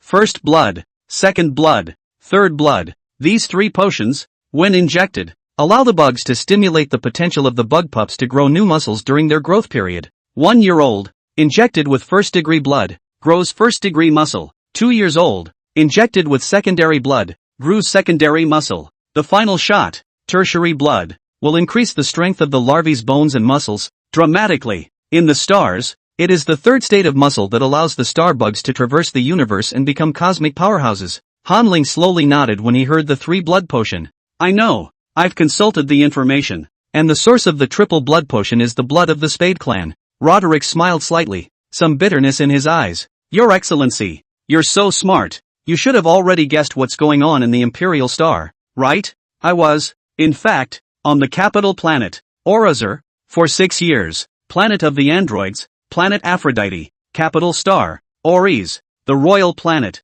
the Emperor's planet. When Han Ling heard that Roderick had spent 6 years on the capital planet, his heart tingled slightly along with it. His guess was true. The Empire Star, not a nice place. A Spade clan that produces powerful blood must live in a place full of rivalry and crisis. In Han Ling's opinion, the Emperor Star where the Spade race was located was actually like a compulsion cup that was used to raise compulsion. Fade out the audition session and go directly inside the seated candidates to find the most suitable source of blood to be used to strengthen the entire bug clan. If the you are characterized by a love brain, The nature of that bug race is that it's bloodthirsty and united. Sometimes, unity means that someone needs to be sacrificed. The shovels, being the strongest of the bugs, must be carrying a heavy burden. Thinking of this, Han Ling reached out his hand and put Roderick in a hug. Although Roderick was a big guy, Han Ling still wanted to give him some belated support. Roderick's voice became a little hoarse as he slowly narrated. The Spade's royal status was laid down when the bugs came out of their home planet and entered the cosmic age. At that time, the bugs had just stepped out of their home planet and were surrounded by powerful enemies. For every step the bugs took, they had to knock down 3 enemies. In order to gather the strength of the insect race, a leader had to lead. At this time, the strongest Spade clan was elected. But even with the Spade clan leading the way, the barrel theory persists. The strongest are very strong. The weakest, gasping for breath as they enter the universe. There are millions of species of bugs, and the ants alone have thousands of weak, fine branches. Even the Spade clan, who had the tibia known as the shame of the Spade clan, were simply sugar-coated killers, and a little attack would kill them. Faced with such a severe reality, the bug race, at that time, had only one option, which was to shed its biological integrity and retain only the bug-capable races into the interstellar age. And the weaker races might follow the explosion of the home planet and perish with it. But that's a decision that no one can make or set. It was at this time of life and death that the bugs, at that time, made breakthroughs one after another in their medical grade. The most wasteful race with the most lucid brains. They researched the prototype of the 3 blood potion. It can borrow the blood of strong people and remodel bones. It's a good plan. Because of the triple blood potion, the bug bio race is very much intact. And after that, all the people were martial arts gods. But this agent has one big disadvantage. There is no heredity. This means that each new generation of bugs will need to be re-injected with serum, powerful abilities that cannot be inherited from the genetic screening of the previous generation. This problem, since then, has been a major area of research in bug medicine, but tens of thousands of years have passed and still nothing has come of it. Han Ling sighed, somewhat sighing at the greatness of the insect race. How much does a race have to go through to kill its way out of a gifted crippled biological nature? Han Ling continued. The power of the triple blood potion cannot be inherited, but the bugs are facing an enemy that is getting stronger and stronger. So the competitive screening of the Spade clan has begun. 2. Roderick nodded. That's right, the screening of the Spade clan has begun. And the source of blood for each generation of the triple blood potion must be the strongest of the Spade clan. This will make the bug clan stronger. In this way, step after step, the bug race had come to its current position, becoming the hegemon of a star field. The hegemony was not angry, and the bug race ushered in nearly 10,000 years of peace. And there were no more enemy armies that dared to come in to make inroads. A few tens of thousands of years is long enough that creatures may have gone extinct for a few rounds. Short of that, how many light years does a star have to move? But it's these tens of thousands of years that the bugs have hardened, leaving from a mother star about to explode, to a hegemon sitting on tens of thousands of star galaxies. There are even some Earth-like planets that have no name at all, but are instead named with a garbage star plus a number. What an exaggeration this is. But who can say what the insect race has given and suffered in these tens of thousands of years? Roderick continued after his mood had stabilized a little. The Empyrean is a giant proving ground. It was near an asteroid belt full of interstellar garbage, with interstellar fissures and black holes being created every now and then, and the interstellar aliens, like a constant stream, burrowed out of the dark matter dimension of the black hole. Interstellar xenomorphs, interstellar rifts, plus meteorite fragments crossing at any time could kill the bugs. The Spade clan's pups, however, would not be so vulnerable, as the Spade clan was genetically ranked S+ from birth. Thus, practicing in the Emperor Star became the daily life of the Spade clan. Getting the strongest in the competition is also the ultimate goal of going through the trials. At the age of 18, I got my first. Then I left the Imperial planet and entered the capital planet, Orize, and began to catalyze blood. 6 years later, I rejoined the Imperials. I defeated all the Spade clans of the Imperials, and then I left there. Han Ling stroked Roderick's silver-white hair, imagining Roderick's appearance when he fought, and was a little excited inside. He asked curiously, "Why did you have to leave the Imperial planet? Is there any reason why you had to leave? Why do you have to work so hard and push yourself to be the strongest?" In Han Ling's opinion, the most important thing was life, not the pursuit of what was the strongest. Roderick froze, seemingly not expecting Han Ling to ask this question. After thinking a little, he replied with a smile, "At that time, in my heart, I was actually desperate, because I knew that the bug race was going to come to an end. The gender ratio imbalance in the bugs has nothing to do with any external factors. All of this is a problem with the bugs themselves. The newborn bugs are so weak that the females are slightly stronger and have a chance to be born. As soon as the female is laid, she is injected with first-degree blood and is still alive. But the males, are the ones that are about to be eliminated? That weak batch of genes. It has been documented in reports from fertility centers that at the time of embryo differentiation, even with artificial intervention, the embryos still differentiate into females. Because of the male worm embryo, it can't survive in the stars. That's what I was thinking. Very pessimistic. I felt that the bugs were all but finished, and I couldn't let my limited life be wasted on this useless race. I wanted to get out of the Imperial planet and see it, to see the magnificent universe that the bugs have fought for. Roderick spoke with a slight revitalization. He continued, that's why I must defeat all the Spade clans and leave the Imperial planet. And then I did. It was the Marshal of the 3rd Protectorate Legion, who picked me up when I left the Emperor's star. He said, since I've left the Imperial planet, I'm just in time to take on some missions. These are tasks that only I can do. Over the course of thousands of years, the 8 legions contacted many of the interstellar races, trying to break through them, to break through the restrictions of the bug bloodline, and restore the gender balance again. These races, some of them were in awe of the power of the bugs, others became greedy. The Marshal of the 3rd Protective Legion, through me, wants to deter these foreigners, crush some of the delusions of these races without going to war. Through his recommendation, I came to 1st Discovery Corps, the 1st Exploration Legion, stationed at the edge of the starfield, came here as the best option. As long as I show my strength, there will definitely be a place for me among the military females who will approach these races in the future. When it comes to his strength, Roderick is not at all humble, because he is telling the truth. Hanling rubbed his head and couldn't help but laugh. You know what, Roderick? You've got a, I haven't been a big brother for years, kind of vibe right now. Roderick had a coy smile on his face. That suits me just fine. After speaking of his mission, Roderick spoke of his loved ones. He said, many of the Spade clan's young are bred directly from the fertility center, so I don't really have any family. Only the female father who raised us. I'm the strongest in the stars, so I'm the Grand Emperor. And later, when that old emperor dies, I'll be the new emperor. The second prince, on the other hand, is actually not related to me by blood, because he's always been defeated by me, so he's just going to have to be the second of 10,000 years. When we were in the Imperial calendar, the only thing we did besides get beat up in the asteroid belt was to be able to go to the stash to sleep or read a book when we were resting. That's why we all love to learn and read some of the old books, because we don't feel pain when we study. Roderick spoke of his childhood, which he found to be lackluster and boring, going back and forth between motion and stillness consuming most of his time. But Han Ling listened with great interest. When Roderick finished his narration, Han Ling laughed. You had an interesting childhood. Do you want to hear about mine? I was the one who was really miserable. In fact, I've been in the river of time, silent for tens of thousands of years. In these 10,000 years, I have watched the rise and fall of other races through the river of time, without really experiencing, myself, what life is. The long river of time is a history from which I can only find some interesting fragments. For example, what can become history must be something that carries the memories of a generation. Some of them are talking novels. Some of them are songs. Sometimes it's a special logo. Sometimes it's a great characterization.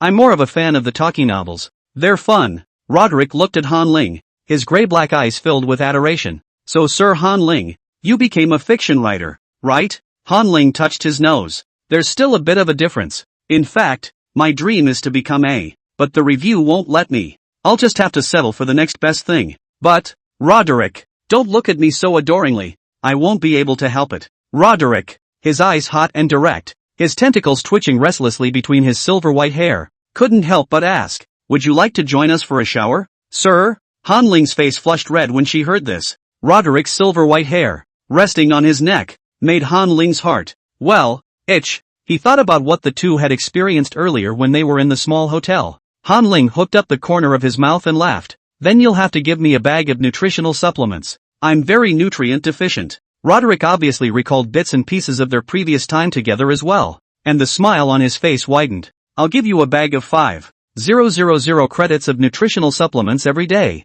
Don't pick up trash, just shower with me. Han Ling nodded impatiently. Well, I didn't know Big Brother when I was young, and I mistook the trash can for a treasure. Big Brother, I don't want to pick up trash anymore. Think about it. One day later, early in the morning, the light of the stars shone down on the resident star of the 1st Exploratory Legion. A loud noise came from the quiet room. Roderick opened the door to his room, refreshed, and stepped out of the house fully dressed. The silver hair was meticulously and neatly combed back. The The blue and black combat uniform outlined smooth muscular lines. Around his neck, he wore another pheromone suppression ring, but even with it on, the moment he appeared, James, who was 100 meters away and had just woken up from his sleep, still smelled the strong scent of the androgynous pheromone. James' eyes widened, and he couldn't put on his shoes and change, so he went straight to Roderick's side in his pajamas, barefoot, pushing open the door to his room, and scampering away. James yelled, "Aha! You worm finally came out!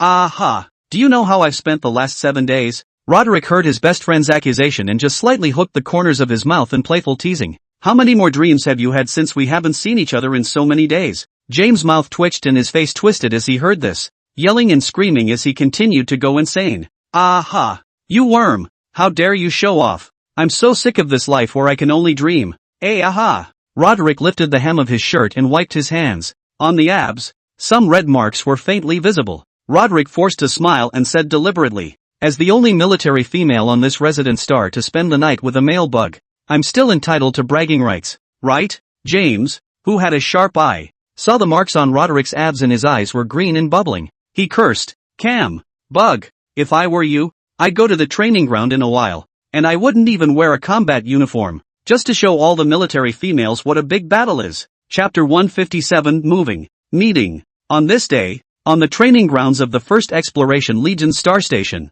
Roderick, who had been absent for 7 days, finally returned. Military females, known and unknown, curiously craned their necks to see the change in Roderick. After all, these military females had to spend their hot period with the Center Theater specials. When they are in the Center Theater, they just come to feel it, and the pheromone suppression pins in their necks stick into their necks. Then the female worm will go straight into sage time and have no desire for the world at all. Roderick walked forward against the stares of the crowd without looking away. Jealous, curious, probing eyes around him followed him closely. The unapologetic discussion of the military females reached Roderick's ears as well. "This is Roderick, right? It doesn't feel like much has changed from the previous recruiting tournament." "I also feel like not much has changed. Is the hot flushes real?" "It must be true. It's all leave. You should know how hard it is to get leave in the Legion. I forgot about taking time off. If you didn't say anything about taking time off, other than applying for a date to be able to take time off, all that's left is the hot flushes, right?" "Yeah, actually military females get vacation time, provided you have a male bug, and then you can take the time off." It turns out that it really does take 7 days to get through a hot flush with a male bug, and I've never heard, before, of any military female taking time off because of it. Truly you're right. I went through the old archives and there are none on this resident star anyway. Roderick was the first female bug to get a leave of absence for a hot spell. "You knew that? Where do you work?" "Man, Secretarial Department, specializing in the approval of documents." "This planet has been occupied by the Legion for 200 years, hasn't it?" "Never? That's outrageous." Hearing the crowd's discussion, Roderick stood tall as he made his way through the crowd to the training ground for this class of recruits. No sooner had he landed than a group of recruit army females gathered around him. The recruits, who had followed Roderick into battle, spoke much more casually than the strange females. Even the females, having touched Roderick's face, scrutinized it. "Not much of a difference. Ha, Roderick, did you really get through the 7-day hot flash?" Roderick nodded. "Of course, in bed for the last 7 days? With His Excellency the male worm?" "Aha, TSK. The female scat and asked, "How does it feel?" Roderick, though he didn't want to show off, told the truth. "It's good. Very good. Cut. But I think that it should be no different from dreaming, right? What happens in dreams shouldn't differ much from reality." Before Roderick could say anything, the group of military females were fighting within themselves. A military woman, pulling over the collar of the man who just spoke, asked incredulously, What did you just say? Did you have a dream? Did you enter the dream world of male insects? How come I didn't know? Are you still good brothers?" That military female smiled sarcastically. "I didn't tell anyone.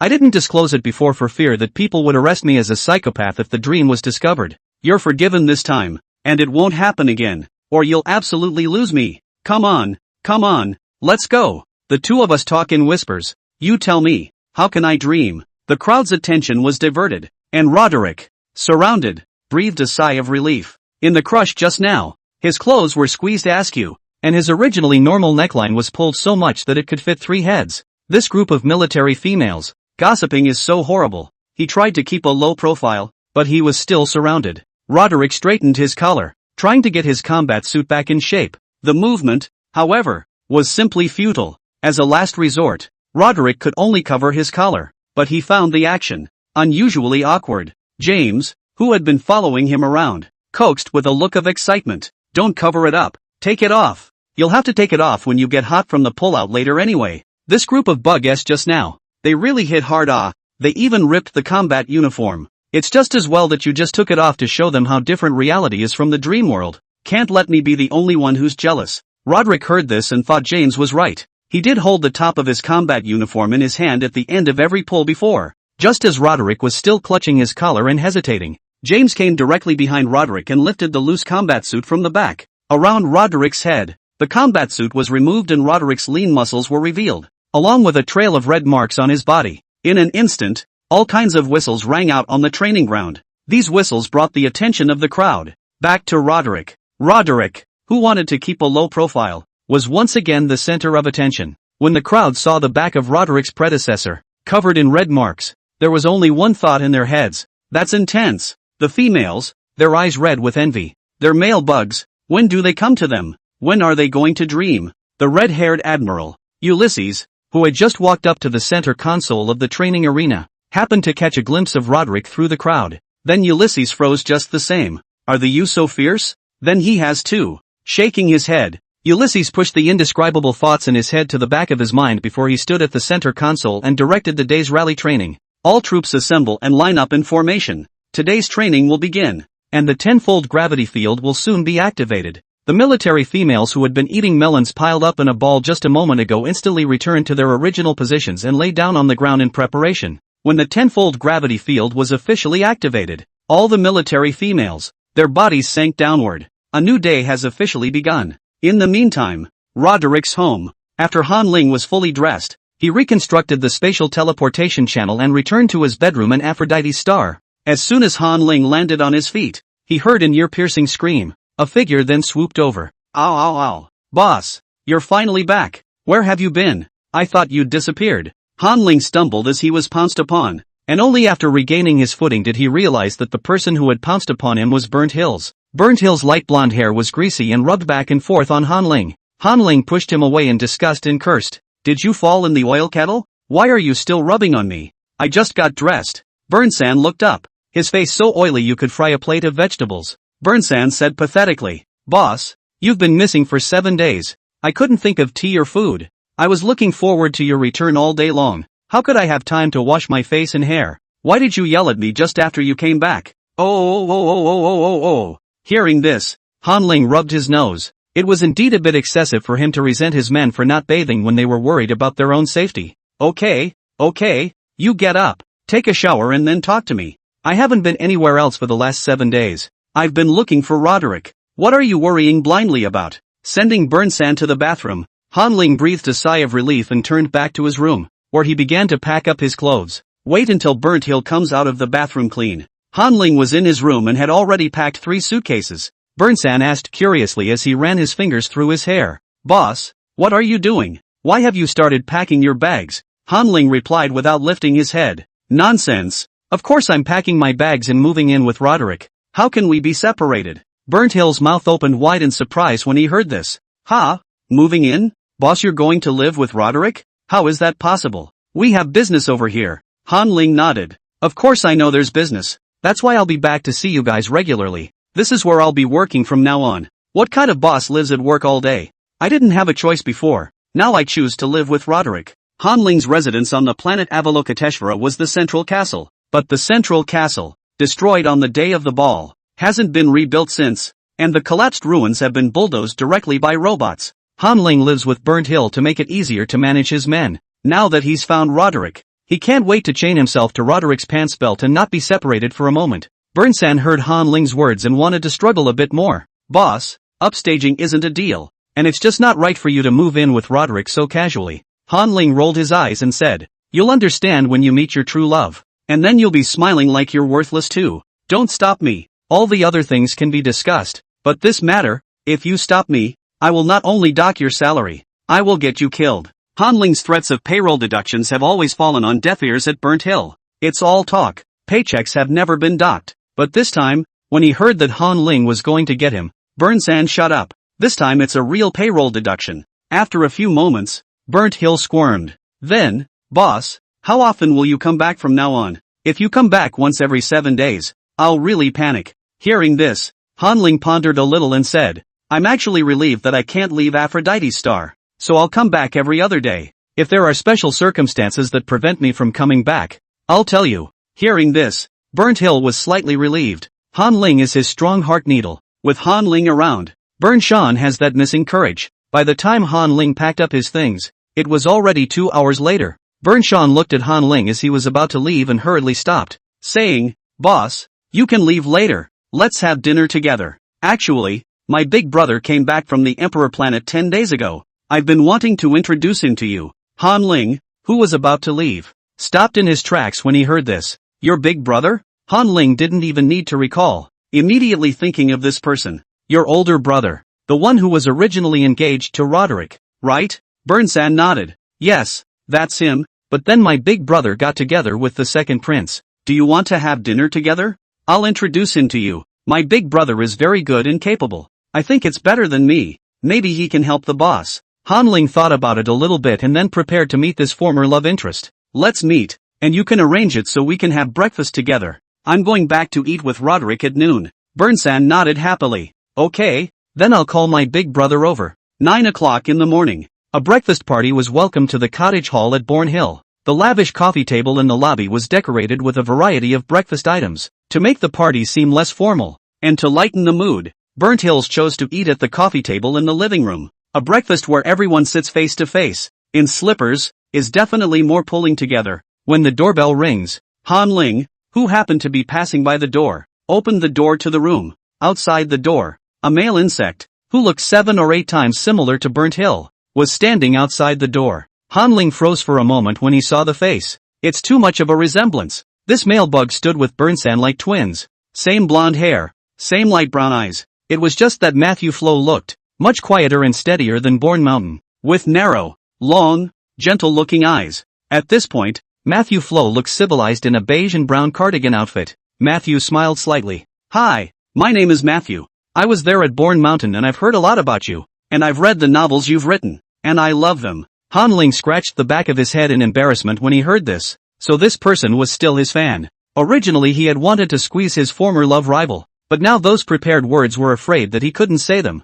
Hanling could only nod and said, come in and have breakfast together. Burnt Hill has told me about you, too. A few moments later, Burnt Hills, who had gone over to Chef Stallion Bud to buy food, returned. As soon as he entered the door, he found his big brother, sitting on the floor in the living room with his oldest. There was just something off about the way the two were moving, and the atmosphere of the scene. Hanling was tugging at Matthew's collar. Looking in, it was obvious to Bournemouth that these two were going to fight, both grabbing their collars and getting ready to do it. In order to stop this war, Burnsan shouted in a hurry, Boss, I'm back and ready to eat. Big brother, you arrived just in time. Hanling heard this and looked toward the door. Come in if you're back. What are you doing standing around at the door? After saying this, Hanling then turned his head and resumed talking to Matthew. Matthew smiled gently and said, Burnhill does seem a little silly sometimes. Hanling nodded. It's true that he often does stupid things. Let's not talk about him for now. Let's move on to the injuries you have. Your injuries are pretty much healed now, but if you want to solve this matter completely, you still need to start with your spiritual power. Matthew's light brown eyes glowed when he heard that. Really? Lord Hanling? This matter, can it really be solved? Hanling pressed the wound at Matthew's collarbone with his hand, and the scar was almost healed, with no tendency to proliferate. Hanling nodded and promised, don't worry, this matter, it's wrapped up in me. I'll take care of it for you guys. After all, it was the second prince who helped Roderick. Chapter 158 Matthew's Injury. Hanling and Matthew's conversation left Burnshan confused. Curious, Burnthill walked over to the transparent coffee table and peered in. Just in time, his gaze caught the scars on Matthew's body through his collar. The scars were not crisscrossed, but lined up very regularly on the chest, the collarbone, the neck. A little below that, it was hard to see because it was covered by clothes. At this point, the scars were slowly fading and healing just as Hanling had said, but the marks were still evident, and strangely enough, there were light red dots on either side of each scar. The marks, which did not look like they were caused by random scratching, were more like they were created on purpose.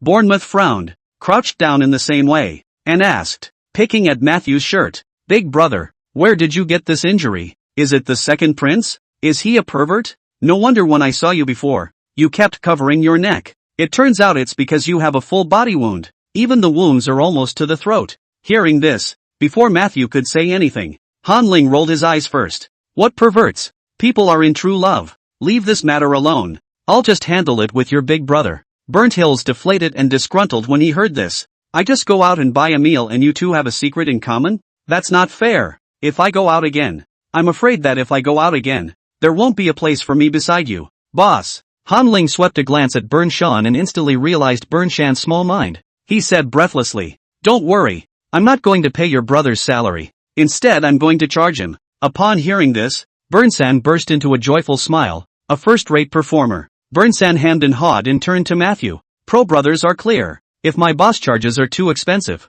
big brother you can come to me and I'll lend you money. The live streaming company, of late, has been generating revenue. Although the live room is a free public service live room, but cannot afford the traffic. Live content unique. Manufacturers and brands that want to work with Ling Tian Live have to line up and add Burn Shan as a friend. The advertisement fee for the live streaming room is greatly earned. With so many stream credits credited every day, Burn Shan was truly feeling what it meant to be capital and experiencing the taste of power. So Born Mountain, all the more, wanted to hold on to this big leg of Han Ling. It is disrespectful to be near, but not to be far. Born into a large family, Burnsan is handy with relationships. For a good boss like Han Ling, Burn Shan had always said what he had to say, showing intimacy in front of outsiders, expressing loyalty when the two were alone, and firmly defending his unique position. Burnt Hill smiled and greeted the purchased meal by placing it on the clear coffee table and then opening the lid and arranging it. Let's eat together. Let's eat first. I don't have to worry about Big Brother's business when I have Big Brother to solve it.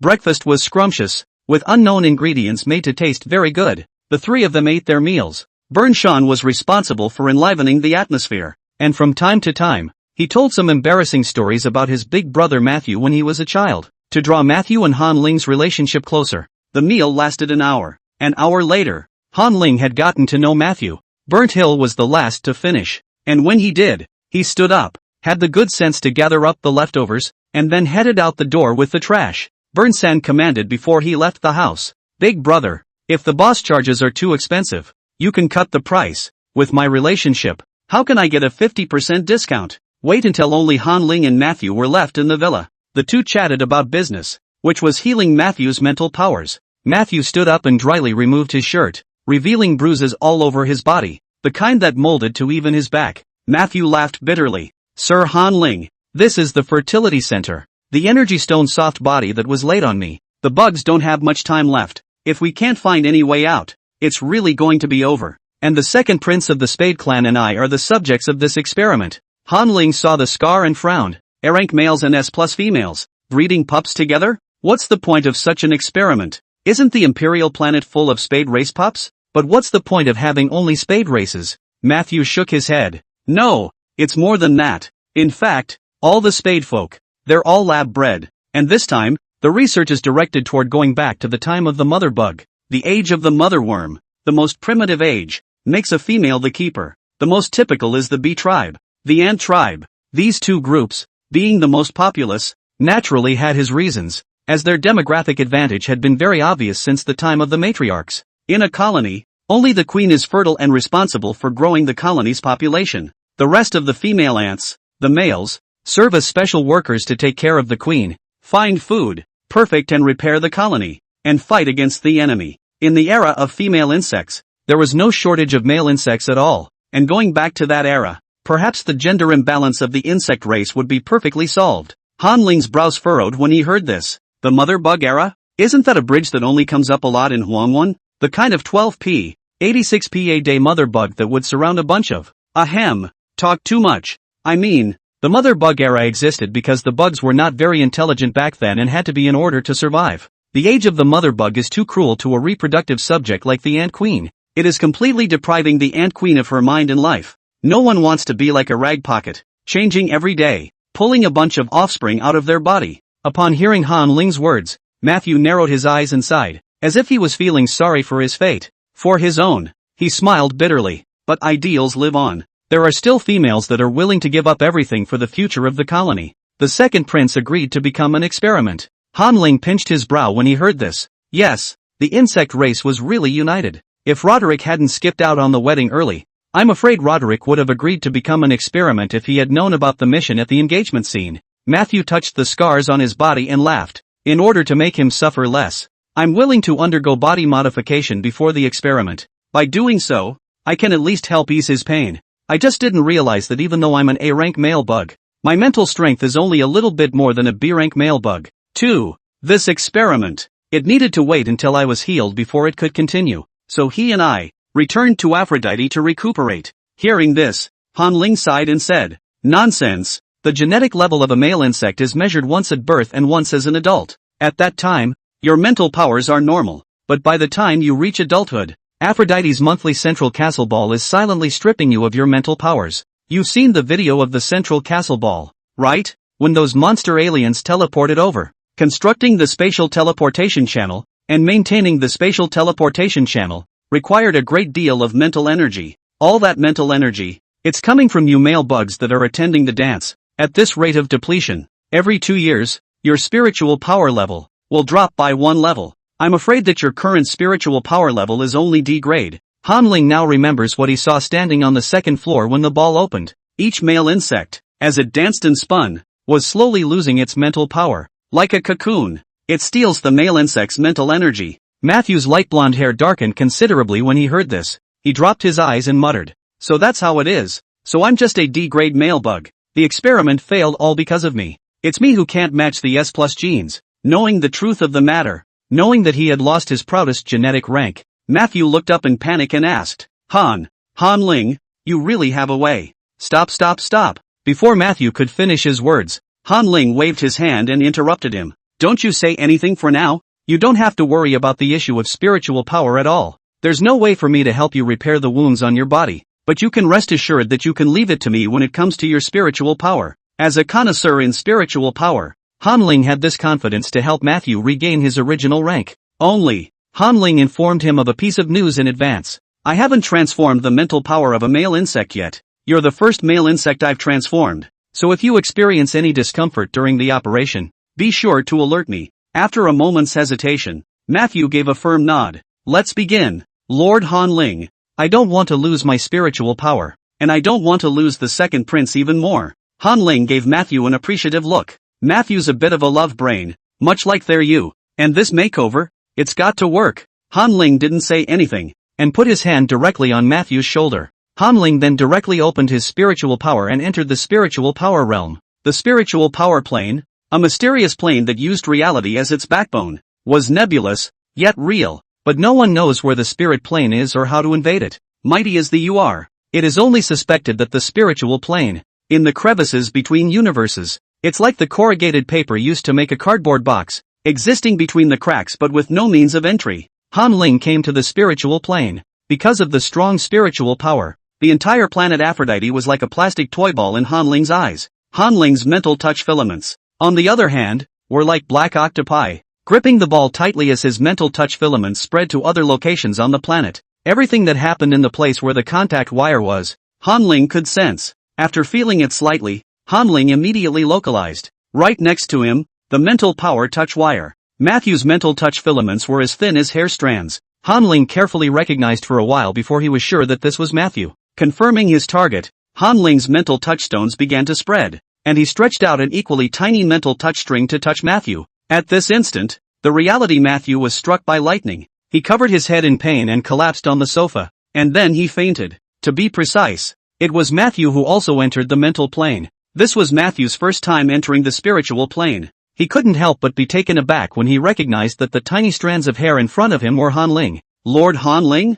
You've turned into a hairline. How can I still recognize you?" Han Ling's realization came through. "Stop talking and pay attention to your senses. I'm going to boost your mental power now, so pay attention to what I'm doing." Han Ling used his mental touch wire and touched Matthew. Message after message transmitted. Then, Matthew saw with his own eyes that his mental touch silk branched out into a tiny branch. From a whole root, it turned into a triple fork. "It's like he's grown another hand that he can't quite control yet," Matthew asked in amazement. Han Ling, how did I become different from you? How did I get an extra one?" Han Ling explained. "This is the spiritual touch silk. The more spiritual touch silk there is, the more powerful the spiritual power is proved to be. Mental power is difficult to raise, and can only be raised through exercise, and unnatural methods include looting and devouring. As for the method of exercise, it was to practice hard, controlling the mental touch wire and traveling to any place. You learn to control the mental touch filaments and walk around the mental plane,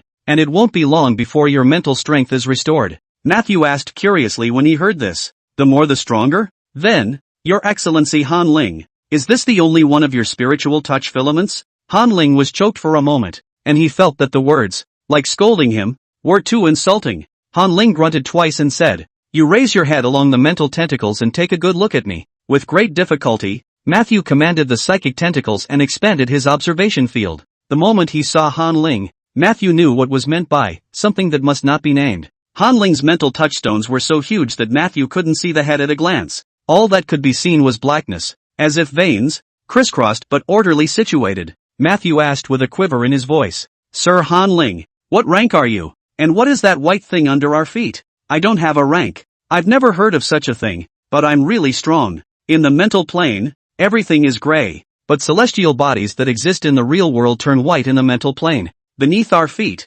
is the planet Aphrodite," Han Ling explained as he moved his mental touch wire, revealing the surface of the endless white planet. Matthew raised his head and looked at Han Ling. He was inwardly shocked. Han Ling's entire mental power tentacles stretched out like the veins of blood vessels he had seen in the lab. Magnificent and spectacular, haunting and terrifying. An Aphrodite's star is like Han Ling's heart. His Excellency, Han Ling, is really powerful. Just at this moment, Han Ling suddenly said, "All right, it's over. You've been familiarizing yourself for a while. I'm going to construct a spatial teleportation channel." Matthew asked as he curiously watched Han Ling's movements. "Spatial teleportation passages, I've heard of them in books. Where are you going, Your Excellency?" "Go to Roderick, on a garrison star at the edge of the starfield." "Ah, that's too far." An hour later, the spatial teleportation channel took shape. Han Ling and Matthew exited the mental plane together. Afterwards, Han Ling turned around and walked into the bedroom, carrying out the 3 suitcases he had organized,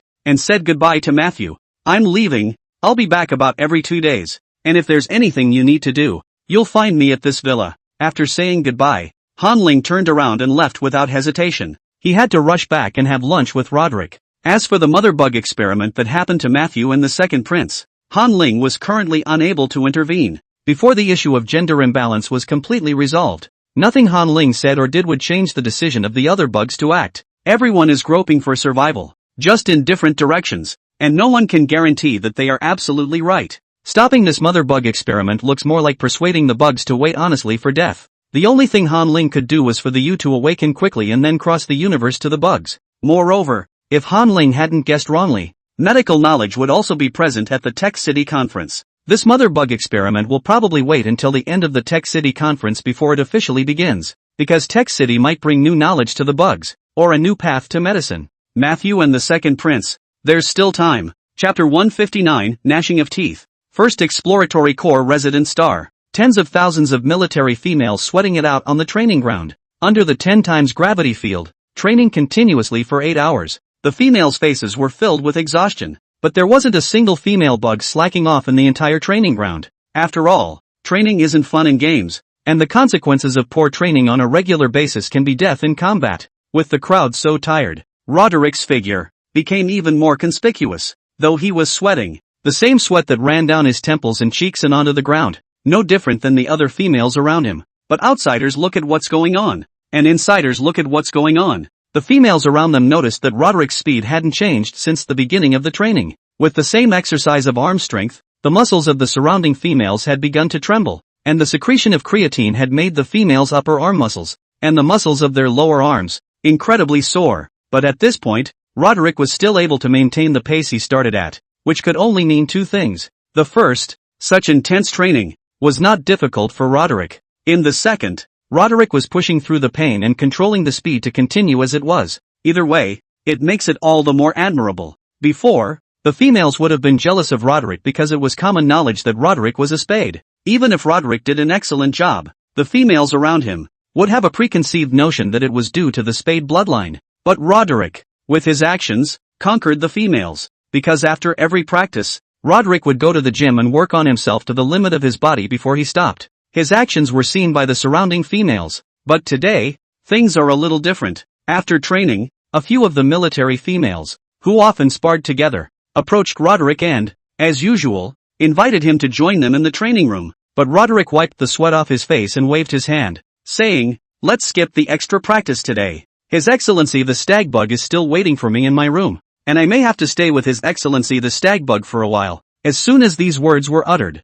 the surrounding group of military females who had just finished training and were panting like oxen were directly choked out of their breath. Ahem, ahem. Coughing noises continued to ring out. Their airways hurt from the gas, and with the workout, their entire lungs were about to explode. James waved his hand in exasperation. "Hurry up, I spit on you. Roderick, if you don't go to training, I will. Sooner or later, I'll knock you to the ground." In this moment, Roderick gained numerous middle fingers. Saying goodbye to his buddies, Roderick ran to the cafeteria as fast as he could. On the resident planet, the cafeteria remains the only option for females to eat. This time, instead of choosing to eat in the cafeteria, Roderick simply requested to pack a takeaway. Han Ling was still in his room without a meal, and he needed to pack one to take back with him. Roderick took the first taste of his nutritional supplements in the cafeteria and stayed there for another half hour. After proving that the meal was fine, Roderick ran straight out of the cafeteria and, as fast as he could, made his way back home.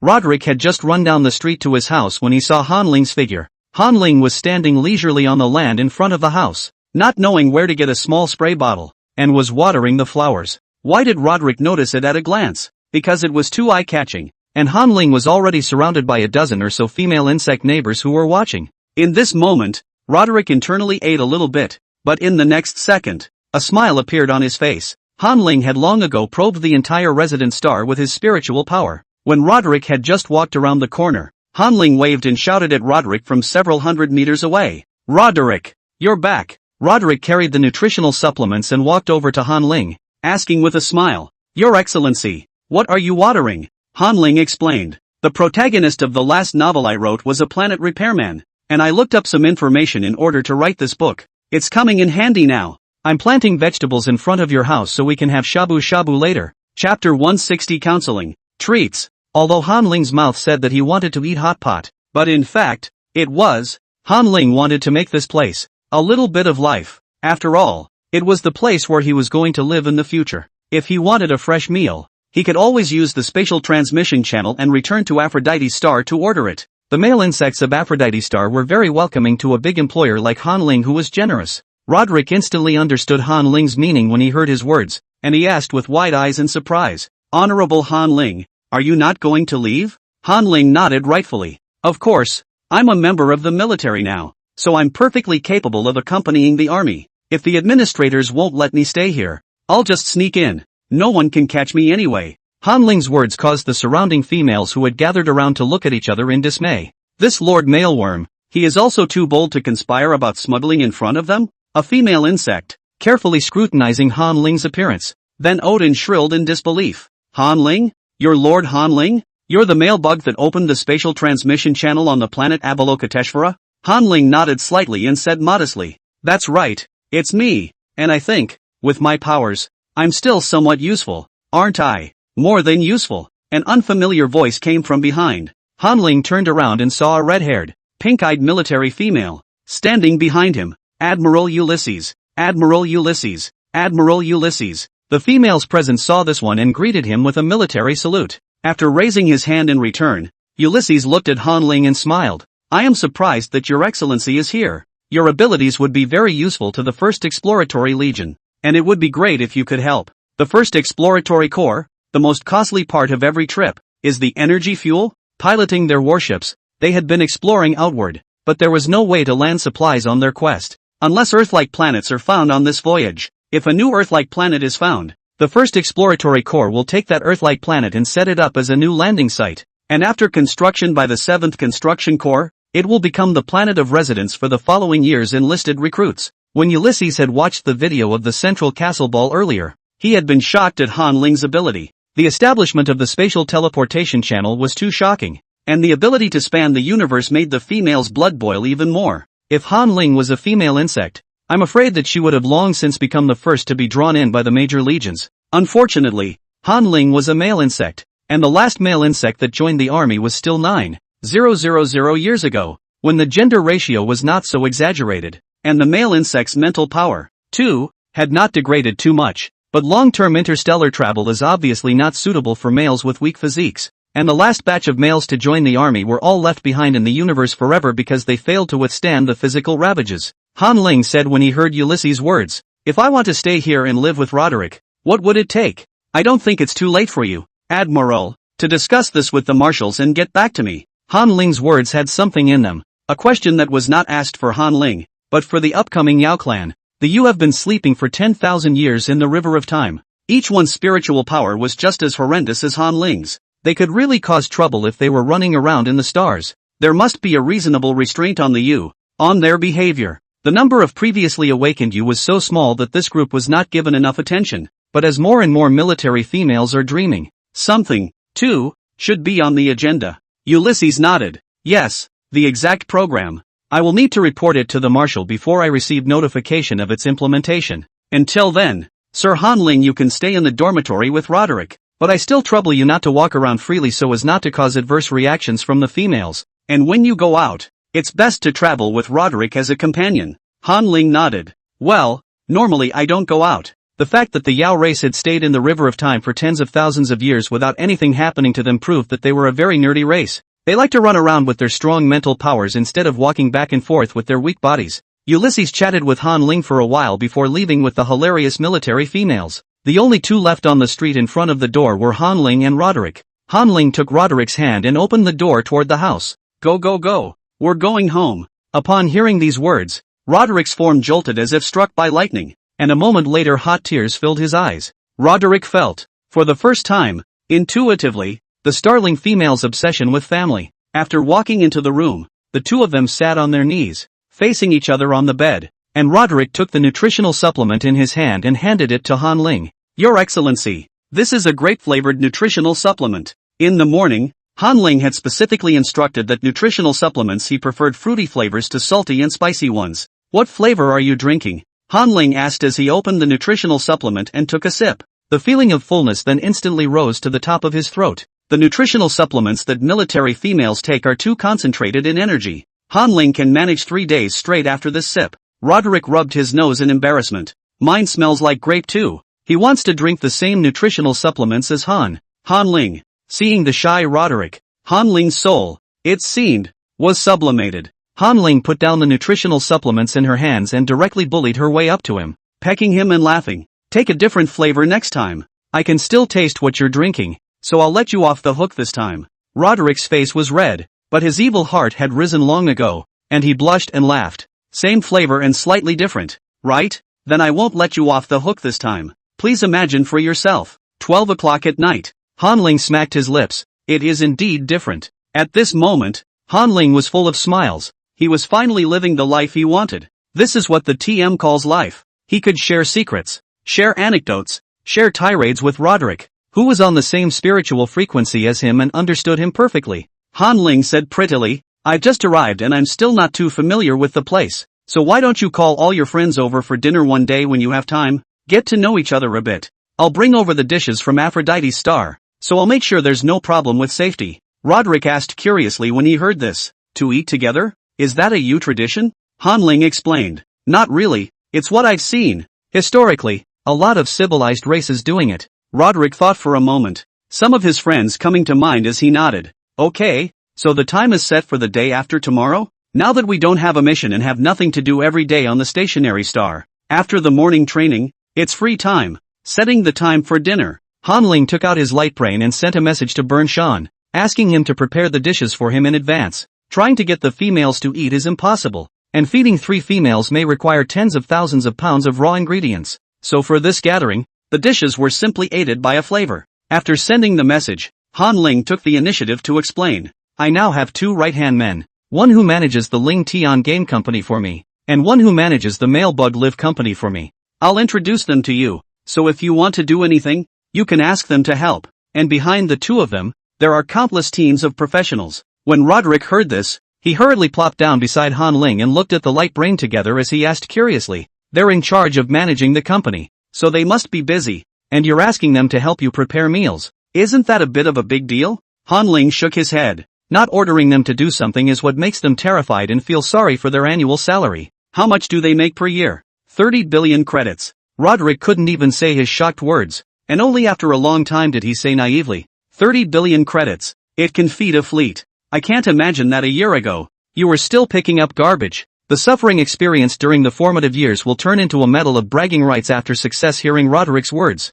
Hanling just heatedly smiled and said, standing on the wind mouth, pigs can take off. I write what the females want to see the most. Capital accumulation is of course fast. And most importantly, I stayed in the long river of time for so long, even if it's a little cutie. Also learn to make money sets. That most profitable game is to follow the human race to learn sets. Hearing Han Ling's words, Roderick's eyes lit up. Recently Han Ling had told him a lot about the Yao race, and he was not unfamiliar with the long river of time. But Han Ling was still curious about what the top races of other cosmic realms were like. The two of them sang and chatted and ignored the time, and the two of them covered the quilt and chatted purely until dawn. It was only when the assembly bell rang that they noticed how much time had passed. Roderick rose sharply and rushed to the washroom, calling out, Your Excellency, why don't you go to sleep? I have to go to the set. Wait for me to come back. Han Ling asked with concern through the door of the washroom. Aren't you sleepy? Is it okay to go to set training in this state? It's my fault for chatting for so long.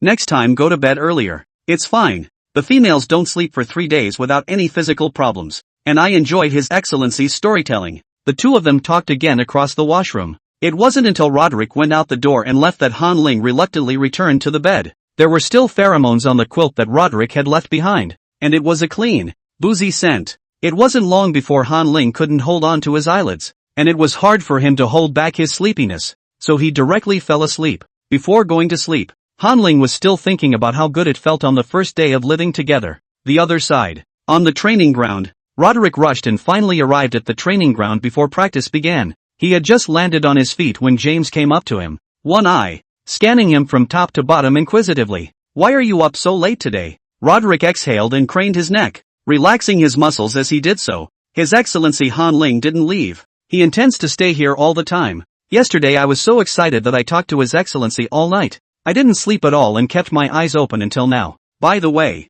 why didn't you go home yesterday? Yesterday Roderick had noticed that there wasn't a bit of movement next door, and James hadn't been home all night. James heard this and rolled up his arms and sleeves, cursing. It wasn't those bug-s. They said they'd go to extra training together, but when they got to the training room, they kept pressing me on how I was dreaming, and they put the gravity up to 30 times for me, and I was laying there in the training room, and I couldn't even climb up or run away. Later I told them that they had to fantasize about male bugs in order to dream about that something with them. Then I recommend that they play the game Charge, His Excellency the top stag bug game, and then read the novel. Yesterday I was in the training room, accompanying those bug-s, playing the game all night, and I'm exhausted. There was still an event on the game, so I couldn't hold back and charged 480 credits again. Since having the dreaming male bug, James has rarely played the game, but yesterday the game launched a new card draw, and with new cards, that means new action in the card's storylines. Curious about the new action, James drew and drew and drew, and in the draw he rushed 480 credits without realizing it, but because of particular bad luck, he never drew the card he wanted. The more James thought about it, the angrier he got. Roderick chatted all night with Lord Stagbug, and him. He was forced to chat with a couple of bug-s all night, and so unlucky with the card draw. It also delayed his sleep, causing him to not even enter his dreams looking for the mailworm. James swore, why don't you go to the cafeteria after practice today? I'll go with you, and I'm not going to practice extra. I'll go back to bed early and dream of finding male insects. Roderick nodded and smiled. By the way, His Excellency Han Ling said we'll have dinner together the day after tomorrow. Dinner? James scratched his nose in confusion. What kind of dinner? Want to go to the cafeteria together? Roderick shook his head. No, it's a dinner at my house. His Excellency Han Ling has prepared dishes from the planet Avro and wanted me to gather my friends together for a few simple bites of food. This gathering is mainly to inform you that the two of us are together. After hearing Roderick's description, James' eyes widened. Bug? So romantic? When my male bugs come to me in the future, I'm going to treat them to dinner too. Roderick smiled slightly. His Excellency Han Ling said to clear less people this time and just call friends to be there. When the next time we have a dinner invitation, we'll just invite all the females in the residence star and eat together. James had been shocked beyond words after hearing that. Your Excellency Han Ling. What a way to do things. 7 hours later, Han Ling woke up from his sleep and the house was quiet. Han Ling stretched and spread out on the bed to look out the window.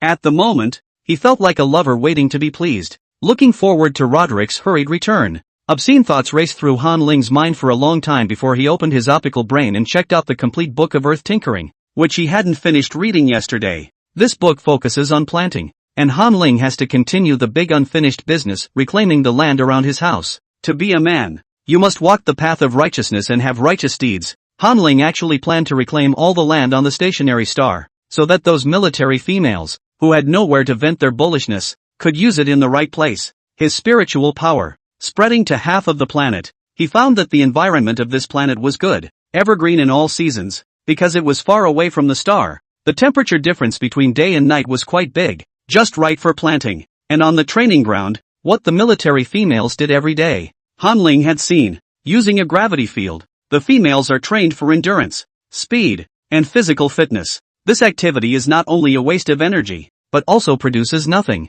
Might as well let the females take that energy and use it for agriculture. Although agriculture does not create any huge wealth, it is important to think about the future. Chapter 161 Han Ling flees in flight. In the future, after the arrival of the Yu, with the Yu's love brain, it would definitely be a dead giveaway to follow their partner around. At that time, a large number of male insects will be welcomed to the stationary stars of the desolate major legions. Here a temporary single dormitory will no longer be a simple single dormitory, but a family house that carries the beautiful memories of two people. This is where the properties of a habitable planet are very much needed. Reclaiming land, therefore, is saving for a rainy day. It'll give the idle Yu something to do, and it'll give the resident stars a bit of life to develop again. And the land next to this house is a test field to experiment with what crops would be better to grow. Though the matter could have been left to the 7th Construction Corps, but it's a huge business opportunity, and Han Ling wants a piece of it. After all, now he's a family man with a family to support and more money to make.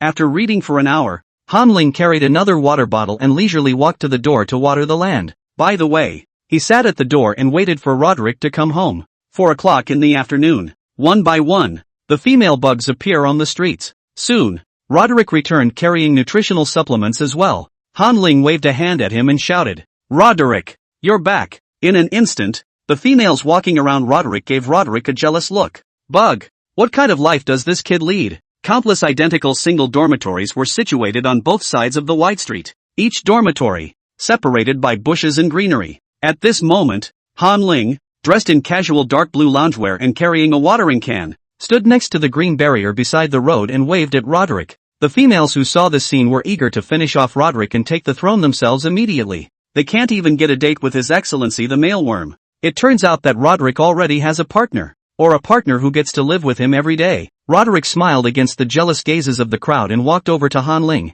But before he could speak, James, who had come along with him, waved his hand excitedly and jumped ahead of him. "Sir Han Ling, my name is James. I am Roderick's mech partner, his friend, and his neighbor." Han Ling smiled and shook his hand. "Hello, I heard Roderick mention you. Have you heard about the party tomorrow? I hope you can come to it." James nodded. "Roderick and I talked, and I'll make sure I'm on time tomorrow. And after training, I'll be back with Roderick." James looked at Han Ling with a stomach full of questions he wanted to ask. Why? For example, does Han Ling know that the mailworm in his dream will actually arrive in reality? James had heard the conversation between Han Ling and Admiral Ulysses that day, and he felt that His Excellency Han Ling might know more than the Admiral. But at this point, with a whole bunch of females gathered around, it was obviously not a good time to bring up the issue. James could only take those questions and swallow them back down. It wouldn't be too late to ask them tomorrow at the party. Han Ling looked at James, who wanted to speak, and laughed. "Roderick and I are going back to dinner first.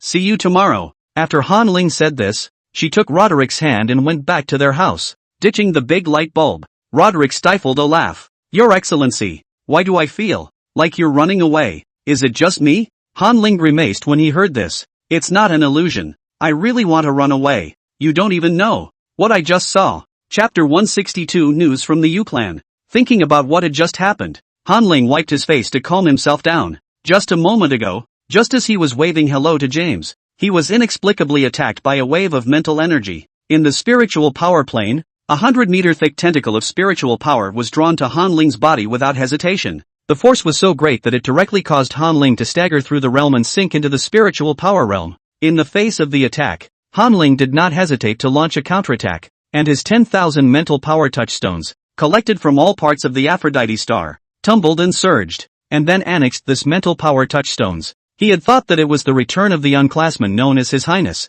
but when he had attacked, he realized that he was practicing his punches in the mirror and hitting one of his own. That mental touch wire just now was from the Yu clan. There was a long silence as both sides realized the problem. Just as they were silent, thousands of more mental power tentacles arrived at the planet Avalokiteshvara, draping staggeringly above it. Each mental touch wire was a Yu. It was then that Hanling realized that the tunnel across the universe had been constructed to such an extent. The Yu clan's psychic tentacles were reaching over. The mental power tentacles that had previously been swallowed up by Hanling lengthened once again and took the lead to ask, "Your soul mate, too, James?" Hanling's huge spiritual power spread recklessly, dominating the entire Aphrodite star, and with such a stance, it would indeed be easy to cause misunderstandings if he came into contact with other females. "No, my mate is Roderick, and the attack you just made, it was sloppy." Hanling hastily cleared up the misunderstanding, and then asked in confusion, "Your spiritual power, you've been in the vicinity of Aphrodite's star? The cosmic passage is about to open?" The Yaoi replied, "Soon. About 6 months or so before the Yu come over completely. Our mates are here, so of course our spiritual power should follow our mates. On the contrary, why did the spiritual touch wire completely cross over the universe? Did you find this universe?" In the face of many questions, Hanling touched spiritual touchstones with a group of Yao clan and instantly finished exchanging the information he wanted the other party to know. It was then that Hanling realized the recent movements of the Yao clan. Since the opening of the cosmic channel, the entirety of the Yu clan has been working hard to find a spiritual companion. Those who had already found a mate didn't rest. They were all speeding up the opening of the passage. The Yu race, who had been single for 20,000 years, had long since killed their eyes, and although the cosmic channel was still unstable, they still extended their mental tentacles to protect their mates. Hanling had been staying in Aphrodite star before. There was not a single female on it, and Hanling had not touched any other females, which was why he did not see the mental touch wire of the Yu. Inside the room, Hanling cried and laughed as he told Roderick about it. "I just shook hands with James' partner, misunderstanding that I wanted to join in their relationship." Roderick sucked in a breath of cold air when he heard this, his eyes widening as he asked with some surprise, "James' mate? The one from the dream? Wait a minute, you mean the Yu are coming over soon?" Hanling nodded solemnly. "Well, in about half a year's time, the 180,000 Yu clans that have already found their mates will cross the river of time and come to this universe. This number, as time passes, will gradually increase. 180,000 isn't much compared to the population of the bugs, but it's a good sign that by the time the preliminary phase is over, the existence of the Yu is confirmed.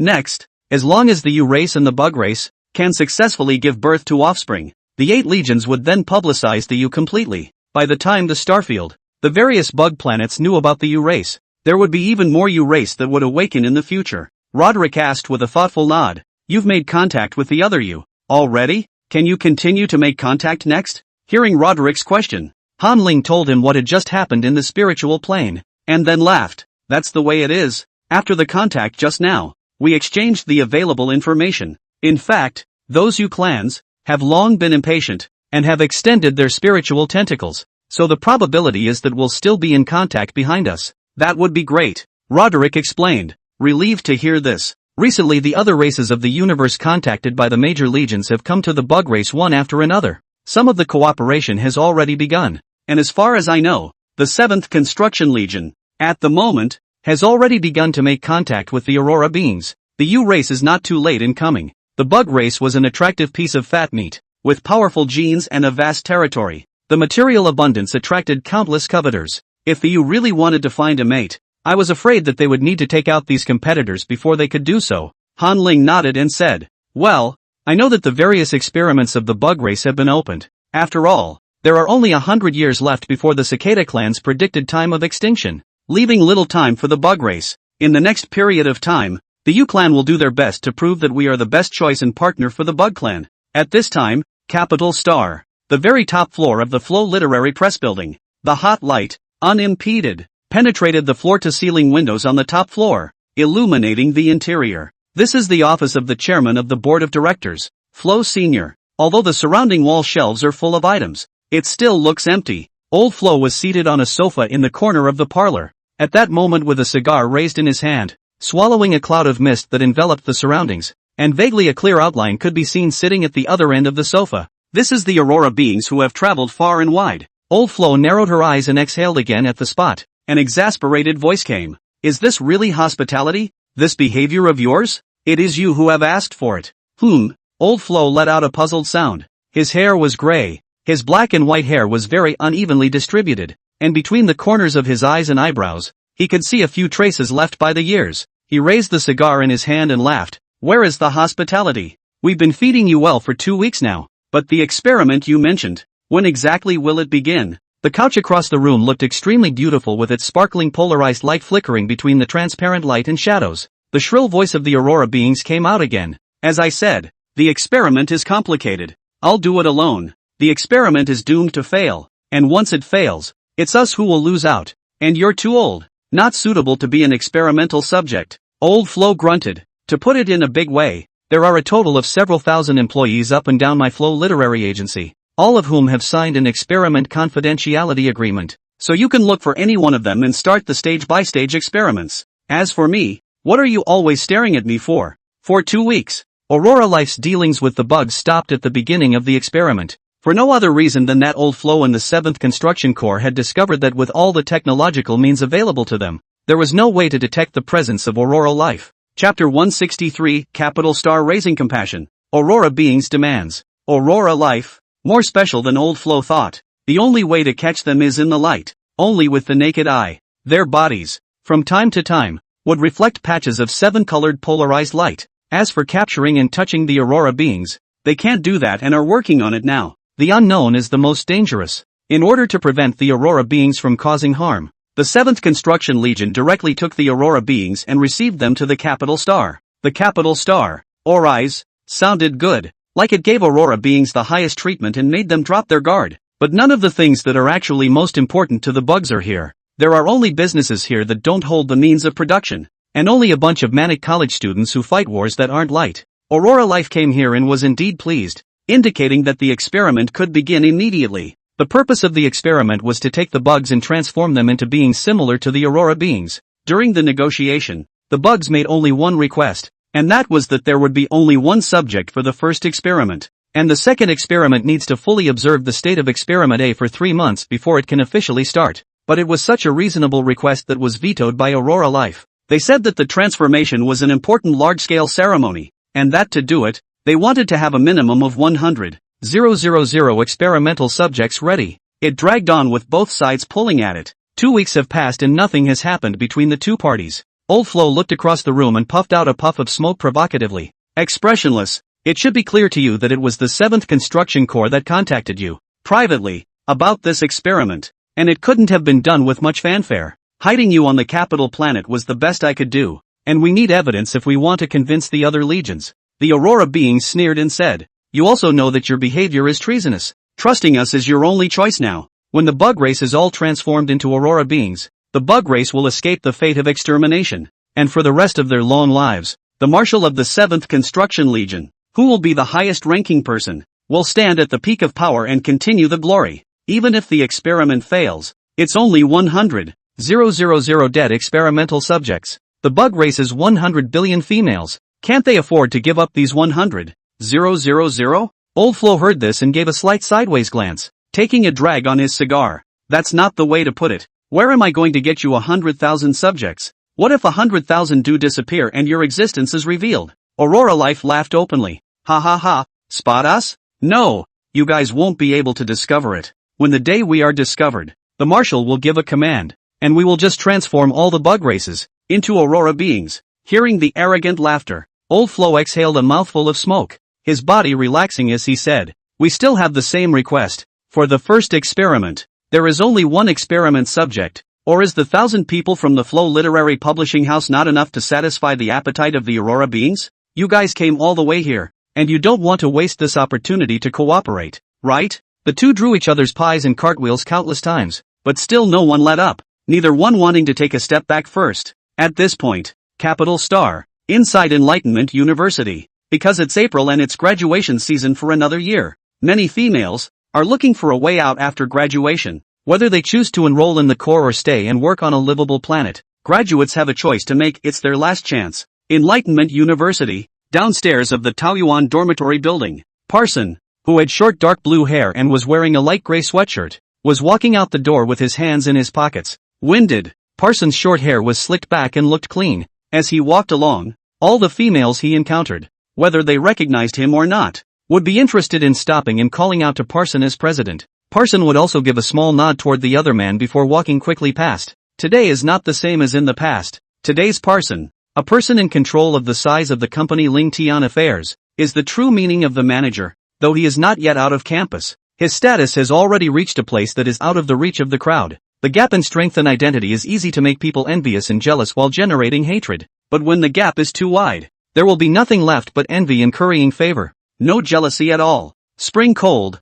this time just not long after the beginning of spring. Feel the cold wind whistling into the neck. Walking on the road, Parson, speed up the pace. Today he had one thing to do, and that was to meet the expedition. Earlier, His Excellency, Han Ling, bought a planet for the company to use as the company's office base camp. The planet has been constructed and fully completed after months of investment and construction. A while back, Parson sent his staff on an expedition to inspect the construction work across the planet. The expedition came back just in time today, and Parson was going to the door of the school to meet them. Parson walked to the door and then looked around for the familiar figure of the expedition. But as he watched, Parson's brow furrowed. How come it doesn't feel quite right? Could it be that I haven't been out and about lately and my vision has developed subtle changes? Parson muttered to himself as he looked up at the sky, always feeling that there was something wrong with the bright light in the sky. Something different from what he remembered. After observing for a while, Parson put that point out of his mind and concentrated on waiting up for the expedition. Half an hour later, a cool and racy, oddly shaped streamlined flying car descended from the sky and landed at the entrance of the campus of Qining University. The huge air force generated by the landing sprayed 100 meters around and felt the vibration. Within moments, the hydraulic hatch of the speeder opened and 6 females fishtailed out. Seeing a familiar face, Parson rushed to greet him as he smiled. Welcome back. How was the trip? Is our planet beautiful? The expedition to the planet. They had met and briefly explored through the light brain. The specifics will need to be known after the data calculations are performed. The female saw Parson and grabbed the answer. Beautiful. We have an office building that sits right next to the island, surrounded by the ability to fish and swim and surf. It's beautiful. We have the whole planet to ourselves. The planet is not small and the vegetation cover is okay. Aha. Ha ha. President, it's really a pity that you didn't go this time. It's really nice to have the office building finished construction. We purchased all-in-one staff bedrooms and moved them over to be installed. The staff sleeping quarters. They're little cottages. 5 bedrooms, 2 baths, 3 baths. Much better than the current school dorms. The crowd was talking about it. You and I. At that moment, however, Parson had a keen sense that a subordinate, something was wrong. Sophus, you're not going to say anything? As the company's finance director, you're going to have to plan out the planet's construction. Which places and how much money you're going to invest in construction. How everyone's quality of life is next depends on you. The female bug named Sophus smiled and nodded. Aha. Parson looked at him a few more times, then greeted the crowd and stepped inside the campus. Thanks to you guys being able to make the trip. Go, let's go back and talk. You guys can show off our planet at the company meeting tonight. We'll wait 2 more months, and after we graduate, we'll officially move in. Chapter 164, Planet Ling Tian. For this company meeting, Parson took it seriously. This planet is about the future of all the company's employees. In the future, whether it's office or life and entertainment, they will do it all on that planet. That's why it's important for all staff to participate in this meeting. The number of employees of Ling Tian today has expanded to 23,000. The Punch, the holographic game for the book His Excellency the Top Stag Bug is being rapidly perfected and produced. On top of that, the company has recruited a group of writers who are creating another game script. Iterative updating of game products is important for game companies, because game companies make money, basically, from players recharging. It needs to be fresh to the player for the game to be a hit. Parson had been preparing for this meeting for a long time. At 8 o'clock that night, the relocation meeting of Ling Tian Company officially began. At this point, Parson was sitting at a table in his dorm room, creating conference rooms that could hold 100,000 people at a time. In the next second, countless employees swarmed in. Groups, count the group. Once the group has arrived, the individual group leaders then report back to their supervisors. The supervisor gets the list and then submits it to the regional manager. After the cascade, it only took 5 minutes for Parson to receive a message from his subordinate that the entire team had arrived. That's what it feels like to be in control. If you command it, there are countless good generals and wise men to help you accomplish anything. But Parson wasn't at the top of the company, and when Parson saw Han Ling's avatar light up, he was relieved. Han Ling also came to the meeting to be the most important. The meeting is officially open. After Parson made the announcement in a deep voice, a series of demos prepared in advance were cast onto the large screen in the conference room. Planet site plan of Ling Tian Company. There had been so many meetings like this that Parson had long forgotten what stage fright felt like,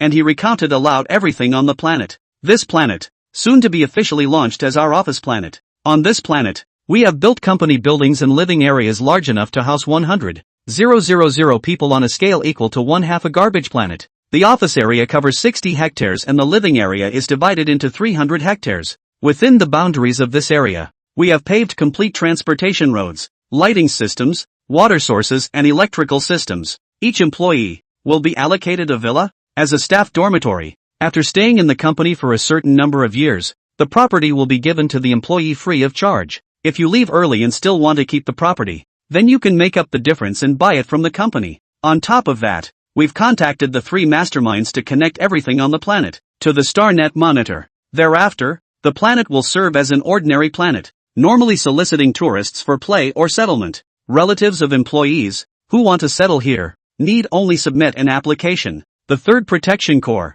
2, is about to set up a central city here to recruit merchants and facilitate the construction of malls and other large-scale places of basic activity. Our company's employees, basically the current graduates. If you have now completed their studies, then you can consider the matter of moving. The company's address coordinates are here. You can take a notebook to note. The planet orbits and has been bound to the star and connected to the interstellar transportation network, so everyone can take a ship to get there on their own. Parsons Forrest said a lot of things, each of them uplifting. After all, once you graduate, you have a job, housing, and a low commute. Where can you find such a good thing? Even their relatives, because the company has a separate planet, can be picked up and live together. At this point, Aphrodite's star, Han Ling and Roderick, were lying in bed together, listening to the meeting. Roderick asked in surprise, "You bought an entire planet to use as a corporate office?" Han Ling nodded and smiled. "Well, this is the planet I shot down earlier. Although it's a planet that will be scrapped, it can still run for a long time. At that time, my identity as a mailworm hadn't been exposed yet, so I thought I'd just get myself a retirement planet and live in seclusion." Hearing this, Roderick couldn't help but laugh when he remembered the days when Han Ling hid his tail hook and picked up garbage in the garbage star. It feels kind of crooked. In the future, when the male insects of the U clan come over, they can just land on this planet, and they still don't have to worry about safety. As a newborn planet, this place fulfills the 3 conditions for male insects to live in: quiet, remote, and few female insects. Chapter 165, Sophus's Strange Behavior. Han Ling's eyes traced over Roderick's cheeks and the corners of his mouth lifted. The heart is in the right place, and I think so too, but you can't give them a free place to live. By then the southern hemisphere will be secretly developed into a place for the U to live in. I gave them a house to land in. How can they give me some credits or sell their lives to me for a few years? The U are stuck in time, and probably everyone sees history differently. It's a good time to lasso out what they've learned over the years while they're resting. The U who came across the universe needed a place to land, a job to put food on the table and save up credits. Just as Han Ling didn't want to be provided for by Roderick. The rest of the U, for sure, didn't think about females raising them either. Then, coming to Han Ling's planet to temporarily land for a month or a few years is a good choice. Han Ling and Roderick smiled at each other and continued to look at the conference display board. Parson was still explaining the layout of the planet. Everyone can now take out their light brain, tap on what I've sent, and select their residential address online. There are a sufficient number of planetary houses and the houses have the same layout. They are all sunny houses facing north and south, so you can choose exactly where you want to live. At Parsons' words, 23,000 employees moved. They select a home online and choose the address of their future residence. Han Ling also took out his light brain and, like a hilarious coincidence, conferred with Roderick. Let's choose a set as well, and it will be convenient to travel and live on the planet in the future. Where do you like to live? By the mountains or by the water? To be near the main road of the living city? Half a dozen times, Roderick chose an ocean view room near the ocean. The meeting was nearing its end when the houses of all the employees of Ling Tian Company had been chosen. A number of employees have sent messages on StarNet that they are graduating with a villa. That night, before the meeting was even dissolved, the matter of Ling Tian's relocation had once again rushed onto the capital star's hot search. Most of the female bugs are unaware of the cicada clan's prophecy of extinction. And naturally, they don't know that the bug clan's future is worrying, and that it is about to come to an end. They still live as usual, chasing the joys, the quality of life. The females on the internet, seeing the treatment of Ling Tian's employees, once again turned red with envy and jealousy. The time came to 10 o'clock in the evening. The general meeting of the Ling Tian company was dissolved. The meeting of the company's senior management officially started. This meeting is mainly to decide the specific direction of the company for the next quarter. With the finalization of the work content, the meeting was seated by Hanling and Parson. The superintendents took the stage and chatted about the quarter's takeaways for each department. The holographic game is progressing to 67%, and in 2 months, Charge, the holographic version of His Excellency the Top Male Bug, will be able to officially go live, and data migration can also be opened. When all the departments have reported, the finance department, the grand finale. It's the company's quarterly earnings reports that are the company's lifeblood. All the top brass, nervously waiting for the CFO's report. But after a few minutes had passed, there was no sign of the CFO. Parson frowned as he exercised his direct right as venue organizer and placed the company's CFO, Sophus, at the conference lectern. The video light screen lit up, and inside an ordinary student's dormitory, Sophus was sitting on a chair, staring fixedly at the light screen. Sophus, can you begin your report? Parson inquired seriously. Sophus smiled at the question and nodded. Aha! Parson breathed a sigh of relief and said, now that you're ready, let's get started. Sophus didn't say anything, but stayed frozen for a long time before directly lowering his head and starting to rummage around.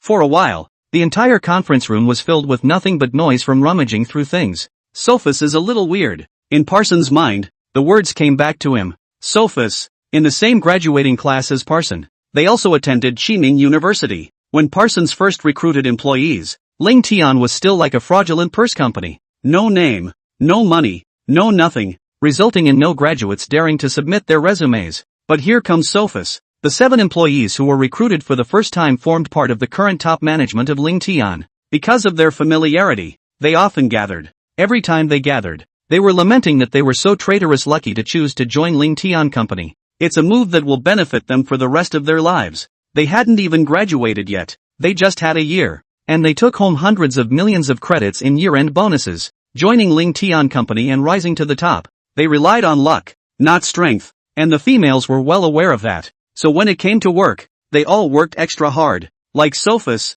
who manages the financial power of the entire company, and is even more steady and thoughtful in what he does. During this planetary inspection, Sophus could have stayed at school with Parson and not left the house, but in order to see the quality of the purchased items with her own eyes, Sophus went along with the inspection team. In the past, at every meeting, Sophus would remember every bill and the reconciliation process would be laid out in plain sight together. Like today, it was a first. Sophus actually rummaged through the financial bills on the way to his speech. A few moments later, Sophus, with his head bowed, raised his neck. He took the paper presentation file and cast it onto the light screen. Here's the financial statement, in duplicate. Here's the paper. 1, and 1 on the light brain. Sophus's voice slowly came out. But the senior leaders who heard this from Sophus couldn't help but furrow their brows. One thing that everyone has noticed is that Sophus is so weird today. A number of people chatted privately with Parson and asked what was going on with Sophus. Holy President, what's wrong with Sophus?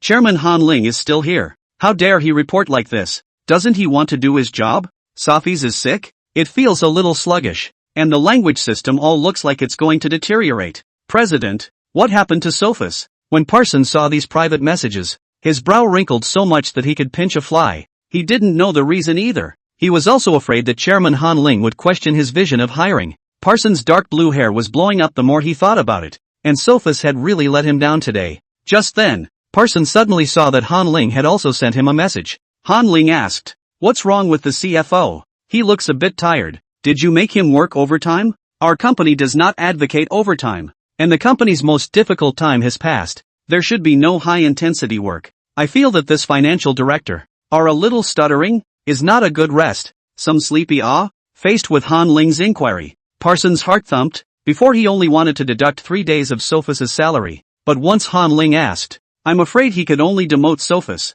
After further deliberation, Parson sent over a message. Chairman, Sophus, as Chief Financial Officer, volunteered to follow the planet's acceptance team for the first 2 weeks and responsibly traveled to the new office planet to accept the site. He was just back to the capital planet this afternoon. Perhaps he really did not have a good rest to make such a mistake. I'm in the same school as him. It's just that the dormitory buildings are different. After the meeting is over, I'll go and see how his status is, and I'll give you an answer then. For the next 10 minutes, the room was silent, with only the sound of Sophus reading from the script remaining. As if he had learned a new language, Sophus stumbled over even the proper nouns in his finances, and a good paragraph made him read it in pieces. Even a layman listening to him would know that the pauses in his utterances were not quite right. The executives in the audience, sitting still and listening to the financial report, they all dared not imagine how stinky Han Ling's face would look. Sophus is so confused. I can't believe he didn't even pay attention to the high-level meeting. He really drifted after he got rich. 10 long and torturous minutes later, Sophus' voice finally faded. Without summarizing anything, Parson grimaced and adjourned the meeting. After the meeting, Parson called together the top leaders who were at the school. He planned to take them, along with him, to look at Sophus, to see what exactly was going on with Sophus, and if it was that he didn't want to do the job anymore, Ling Tian could always replace him with someone else. Chapter 166, Coming to the Door. Parson's Fury. The time is 12 a.m. On the capital planet, the dormitory building of Qiming University was pitch black, with only a few lone lamps in the distance, illuminating the canals underneath the dormitory building. Parson stood in the doorway of the dormitory building, waiting for the company executives to assemble. His dark blue hair, which had become one with the darkness, and his expressionless face cast the shadows of the light with nothing but solemnity. The top people of the company at the school kept gathering around Parsons, but none of them spoke. The silence lasted only a few short minutes. When the last of the company management arrived,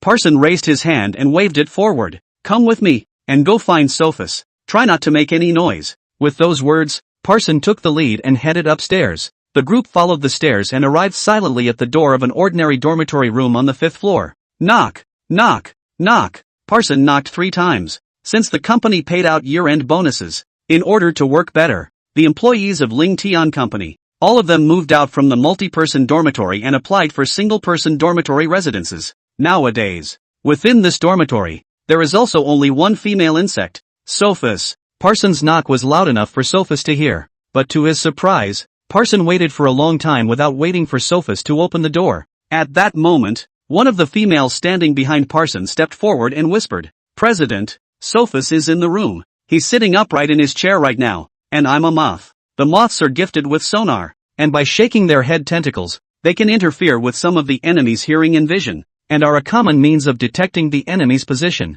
Parson's face sank when he heard this. If Sophus was in the room, then why didn't he open the door? Is it true that you don't want to continue with the company? But even if you want to leave your job, why can't you do one last thing and say goodbye with a smile on your face? After all, the company was treated well, and Parson and Sophus had no axe to grind. What Sophus did today was to embarrass Parson. A position as important as CFO was given to Parson to sit on. What's not to like about Sophus? Parson gasped aloud at the thought. He could even surmise how many accusations and taunts he would have to bear in the future, and perhaps lose the trust of His Excellency Han Ling. The slightest thought about it was going to blow his lungs out. The reason for what happened today, if pursued, is the lack of Parson's leadership. It's amazing to trust someone like Sophus. In his excitement, Parson didn't knock. He put his hand directly on the lock of the door, gripped his wrist tightly, and began to twist. Squeak squeak. The metal door twisted and warped as the lock cylinder was ripped out of place, making a teeth-rattling sound. After 3 twists,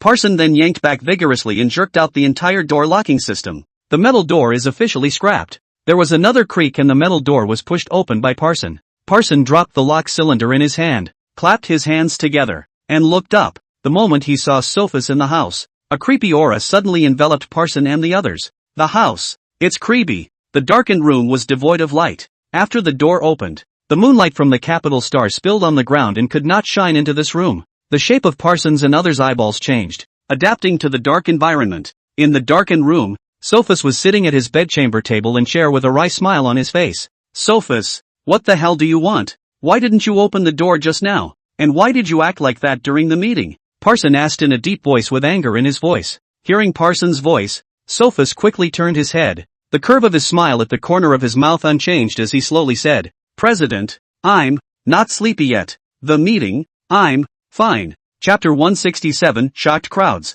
Departures. Seeing Sophus smile, the vigilance of the female outside the door skyrocketed. Even the little cutie. At this point, also realized that there was something wrong with Sophus. Originally, the two thin gray tentacles on top of Parsons' head, pressed into his short dark blue hair, were combed back together, the ends of the tentacles hanging down to his waist. But by now, his tentacles were high and shifting to the front of his ears. Prepare for battle. At Parsons' command, waves of air emerged one after another, spreading outward through the air with each female as the center of the circle. The female insect Nianli transformed into armor, a transparent exoskeleton that covered the entire body of the insect race, a faint vapor that revealed the true appearance of their race. Parson asked in a stern voice as he alertly drew his mantle clan bone blades from his arms and stared angrily ahead. Who are you? Sophus didn't answer the question as he watched the females change intently, a puzzled look in his eyes. After a few moments of stalemate, Sophus suddenly rose from his seat. Bang! An invisible wave of air emerged from his body,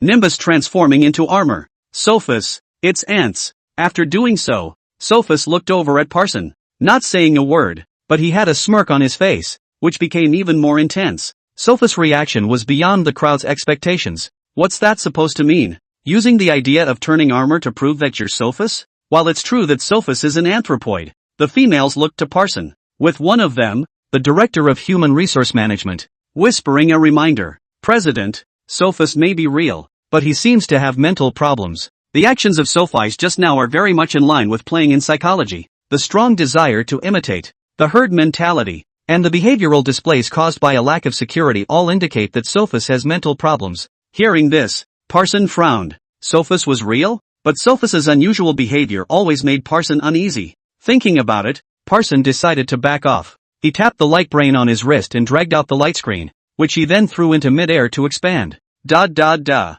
voice requesting a video call kept ringing. Parson looked at Sophus and said in a cold voice, since you're fine with it, then personally explain what just happened. To the chairman. Sophus didn't accept or reject. He just stood there, fixed. 10 seconds later, Hanling's voice came out from the light screen. Parson, what can I do for you? Hanling's side didn't know what he was doing. A rustling murmur that went on, accompanied by creaking and shaking. Although the light screen was a video call, Hanling didn't turn on the camera. And over here, the camera is aimed directly at Sophus. Because there were outsiders present, Parson had no way to call His Excellency Han Ling and could only say, Chairman, Sophis acted abnormally in the meeting today. We suspect that Sophis has mental problems and may not be fit to continue as the company's CFO. After saying this, Parson glanced at Sophis. The worst that could happen would be a separation. And if Sophis opened her mouth to plead for mercy now, there would be room for things to ease up. Parson knew that Sophus cherished this hard-won, high-paying job, and that he would speak up and plead for mercy. After all, the position paid 200 million credits a year. Cootie. Before giving it up, Han Ling, who was far away at the border of the starfield, stopped his movements and took the tail hook back. He sighed and looked at the light screen and asked, Sophus, do you want to leave your job? Roderick, who was sleepy and off his feet because Tailhook had left, regained some of his strength a little. Roderick opened his eyelids with difficulty and looked at the light screen in the same way. For a while, everyone's gazes gathered on Sophus. Sophus, still attached to his Nimbus armor, stood frozen in place like an intelligent robot with a slow-running processor for a long time before answering. I leave my job. Hiss. As soon as those words came out of his mouth, the company's senior staff, including Parson, couldn't help but suck in a breath of cold air. Separation. That's 200 million credits. 200 million credits a year. What a life one can live. The quality of life will exceed that of 99,999% of the females in all of Interstellar.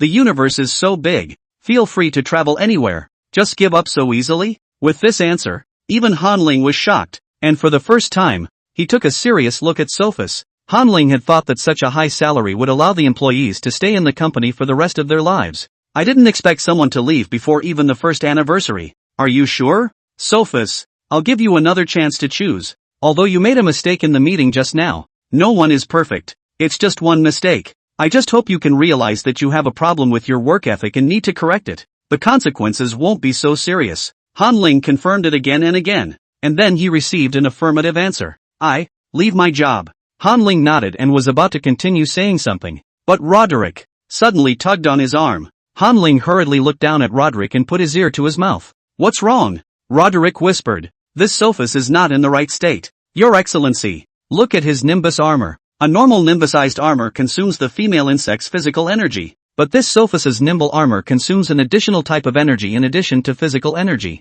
After saying this, Roderick directly transformed. His body surface suddenly covered with a layer of transparent sheet armor-like stuff. Hanling touched it with his hand. And with his hand, he couldn't penetrate the layer of matter. Hanling then twisted his head and looked at Sophus in the light screen. Nimble armor was all transparent, but every now and then a polarized light flashed through Sophus's transparent armor. Although the polarized light was unremarkable and looked like the light was shaking, it was certainly there. Hanling whispered, "Is it because of a mental problem?" Just now, Parson said that his spirit has developed a slight problem. Unlike energy doesn't just appear out of nowhere. Roderick mused for a moment before asking, "Where are Parson and the others now?" Hanling replied, "Capital Star Oris. Most of the employees of Ling Tian Company, all of them are fresh graduates. They haven't graduated yet. They are all attending college in Capital Star, including Parson and the others. They are all at Capital Star." Hearing this, Roderick's eyes suddenly widened as he said, "Capital Star?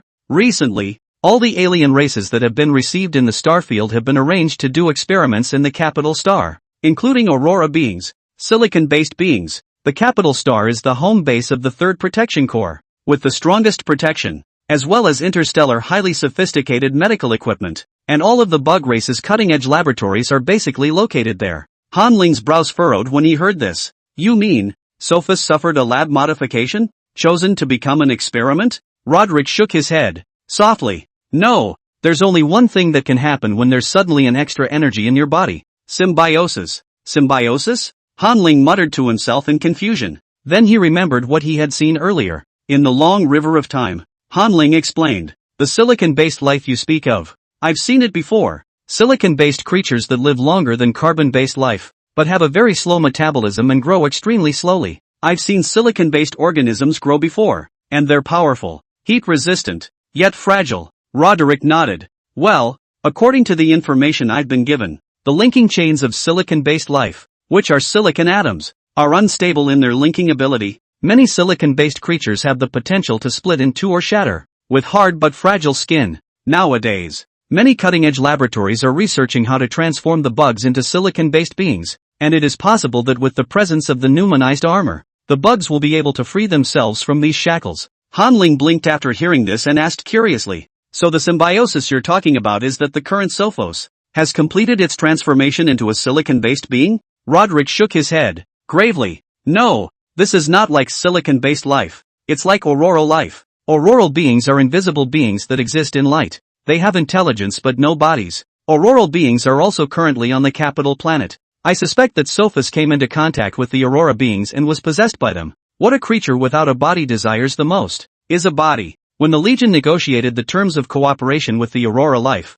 the contents of the terms included insect blood and flesh. Talking about cooperation with other creatures is all about working with a tiger. The difference is a matter of how much it costs. If the bugs could really transform into Aurora beings and live forever in the light, then it wouldn't be a shame to lose this flesh and blood. Hanling let out a breath when he heard this. "According to you, it can only be Aurora beings, and the polarized light that appears from time to time on the numinous armor should be the energy of Aurora beings. Parson sent me a message during the meeting earlier. Take a look at it." Hanling pulled up his chat with Parson. Parson said that Sophus had just returned from an expedition to the office planet, and this travel record, alone, indicated that Aurora life had access to Sophus. Roderick closed his eyes and thought for a moment, and after a few moments said, "I'm going to inform the 3rd Protection Corps to closely monitor the anomalies on the capital planet. The fact that we can come across it means that this is definitely not an isolated case. Females with drastic changes in temperament or slowed voice movements need to be watched over altogether." To hesitate was to delay the battle, and Roderick had been taught not to allow him to do such a thing. Saying yes, Roderick immediately sent a message to the Empyrean through the encrypted channel. "The 3rd Protection Corps takes orders from the Imperial Star. Upon receipt of an order, it will carry out the mission as quickly as possible." Seeing Roderick act so decisively, Hanling also raised his head defiantly and commanded Parson. The communication between the two was kept open. Parson was also waiting for Hanling's final decision. Hanling said, "Allocate 1 billion credits for employees to monitor each other. Once you find a coworker with slurred speech, confused thinking, and slow movements, reward them with 10,000 credits for reporting it. You tally up the list of people and remember to send it to me every day. If the target of the report is not an employee of Ling Tian Company, there is also a reward of 50,000 credits after figuring out the address and name." Han Ling has nothing but money. Using money as a driving force, Ling Tian's 23,000 plus employees will be his eyes and minions. With them cooperating with the 3rd Protection Corps, things could have been checked out sooner as well. Chapter 168, Thunder and Lightning. The role of power. The proper use of credits. Suddenly allocating $1 billion. Or doing something that had nothing to do with the company's business. Han Ling's decision froze the company executives present. Sophus, who had been standing by the side, also understood Han Ling's words, and the smile on his face gradually faded. Han Ling saw the crowd's reaction and laughed. Don't worry about the consequences, everyone. I'll take care of all of them. Today you all work together to discover the anomalies of Sophus, and each of you can receive a bonus. As for Sophus, Parson, take him. At Han Ling's command, Parson redrew his 2 Mantis Clan bone knives and immediately began to move. Although Parson didn't know why, he trusted Han Ling's decision. Parson and Sophus were both standing in the dormitory, with only 2 steps between them. As soon as the bone knife appeared, the distance shortened once again. Parson backhanded his bone knives and took a step forward, his arms swirling as both blades swept across Sophus' chest. Jab! Stab! The sound of clothing shredding rang out. Sophus couldn't dodge in time, and his smooth skin was suddenly cut open, a line of blood surfacing and drops of blood seeping out.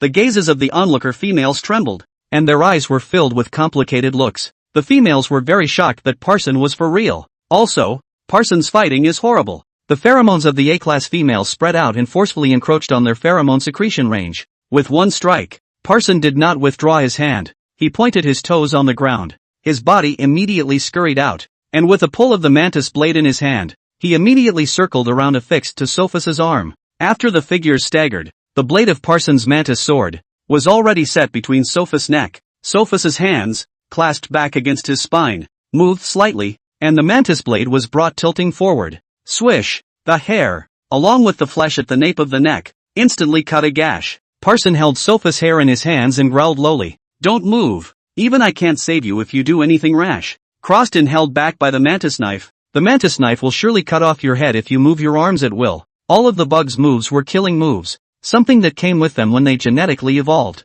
Normally, females don't move easily, and once they start, they are bound to see blood until they have complete control over their enemy's life. Subdued in a single blink, a look of disbelief filled Sophus' face, but before he had a chance to say anything, he heard a click, and then his eyes were plunged into darkness. Parson said as he retrieved his mantis knife, Sir Han Ling, Sophus has been subdued. I twisted his neck and the nerves in his brain were amputated, temporarily losing his ability to think. Ha! Han Ling's shocked voice came out from the light screen. Just subdue Sophus, don't let him die. Why did you just kill him? Sophus explained as he wiped his mantis blade with the shirt at his wrist. Wiping it. It's not dead. The bugs aren't that fragile. And if the neck recovers within 5 hours, there won't be any after effects. Bugs are invertebrate creatures. Only the human form is very similar to humans, and the destruction of the spine will not cause death. Han Ling breathed a sigh of relief when he heard this. It really scared him to death. He coughed twice and said, That's good. You guys wait here for a bit.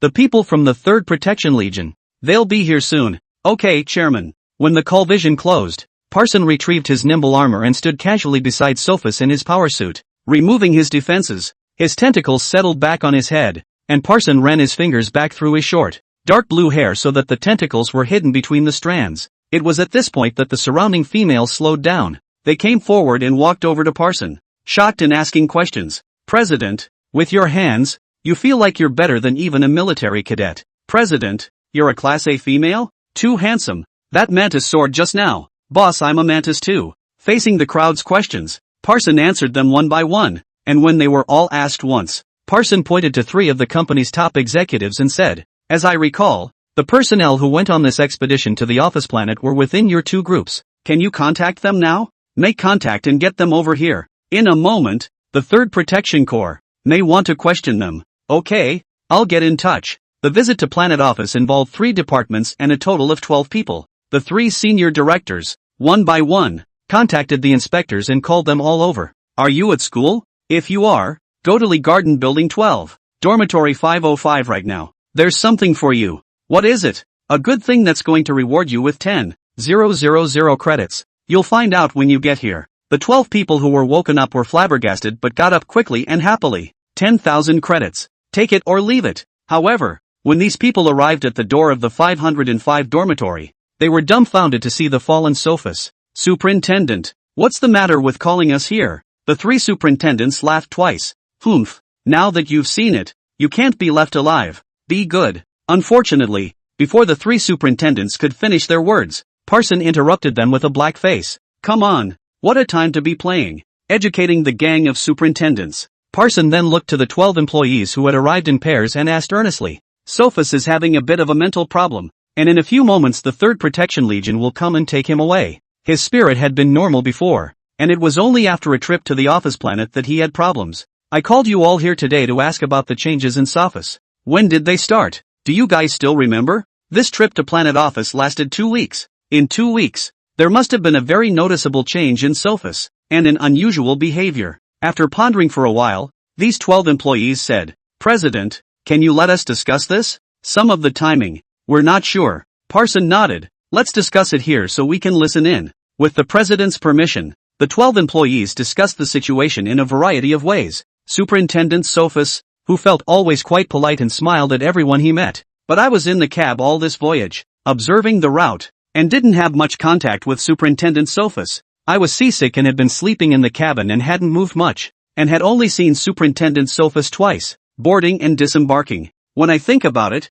I feel that Superintendent Sophus has changed. Or is it obvious? He didn't smile much before, did he? No one smiles all the time under normal relaxation. A smile requires tight facial muscles. That is, Superintendent Sophus was normal when he boarded the plane and changed when he got back? Well, it should be. So let's run through the timeline. On the first day, we boarded the plane. Who was the pilot? Who was responsible for distributing nutritional supplements? Me. I'm in charge of driving. I've been the driver for the last 2 weeks. For 2 weeks, I have been the one handing out the food, and I am lazy, handing out the same flavor of food every day. Then let's use the food distribution as a timeline and let's extrapolate on exactly what day there was a problem. The flavor of the first day's nutritional supplement was orange. Has anyone seen Sophus during this day? 12 people discussed it as if it were a noisy engine running continuously. The buzzing sound was a constant loop, so loud it hurt my ears. It's a good thing that all 12 of these are reasonable, and slowly combed through them to find the point in time when Sophus changed as well. When we went, it took 3 days. 3 days of scouting at Planet Office. The return voyage took 3 days. If those 9 days were okay, it means that Superintendent Sophus. It was the last 3 days that things went wrong. Parson asked in a huff when he heard this. Where are you guys the next 3 days? President, we're at the Capital Star bioproofing checkpoint 3 days after our office planet, which is not one of the interstellar open planets. So when we come back, we have to stay at the biocontrol checkpoint for 3 days, because we are, potentially, carrying the seeds of unfamiliar disease microbes and other organisms that can wreak havoc on the capital planet's environment. The biohazard checkpoints, they're single-occupancy quarantine rooms, and we're all housed separately. If there's nothing wrong up front, then Superintendent Sophus can only change after this. When Parson heard this, his brows frowned even more tightly. No wonder His Excellency Han Ling's reporting bonus was set at 1 billion credits. So it turned out that this change in Sophus originated from the capital star, and not outer space. Parson's temples drummed wildly at the thought of the capital planet's resident population. The capital star is all about school, with graduates ushering in the graduation season, and other grades of college students, who are about to go on vacation and return to their planets. The changes in Sophus, if brought on by a biological pathogen and uncontrollable, then once this disease spreads, it will reach countless bug planets. Parson looked up and around the room, and the company executives who had been through the whole thing as much as he had were frowning.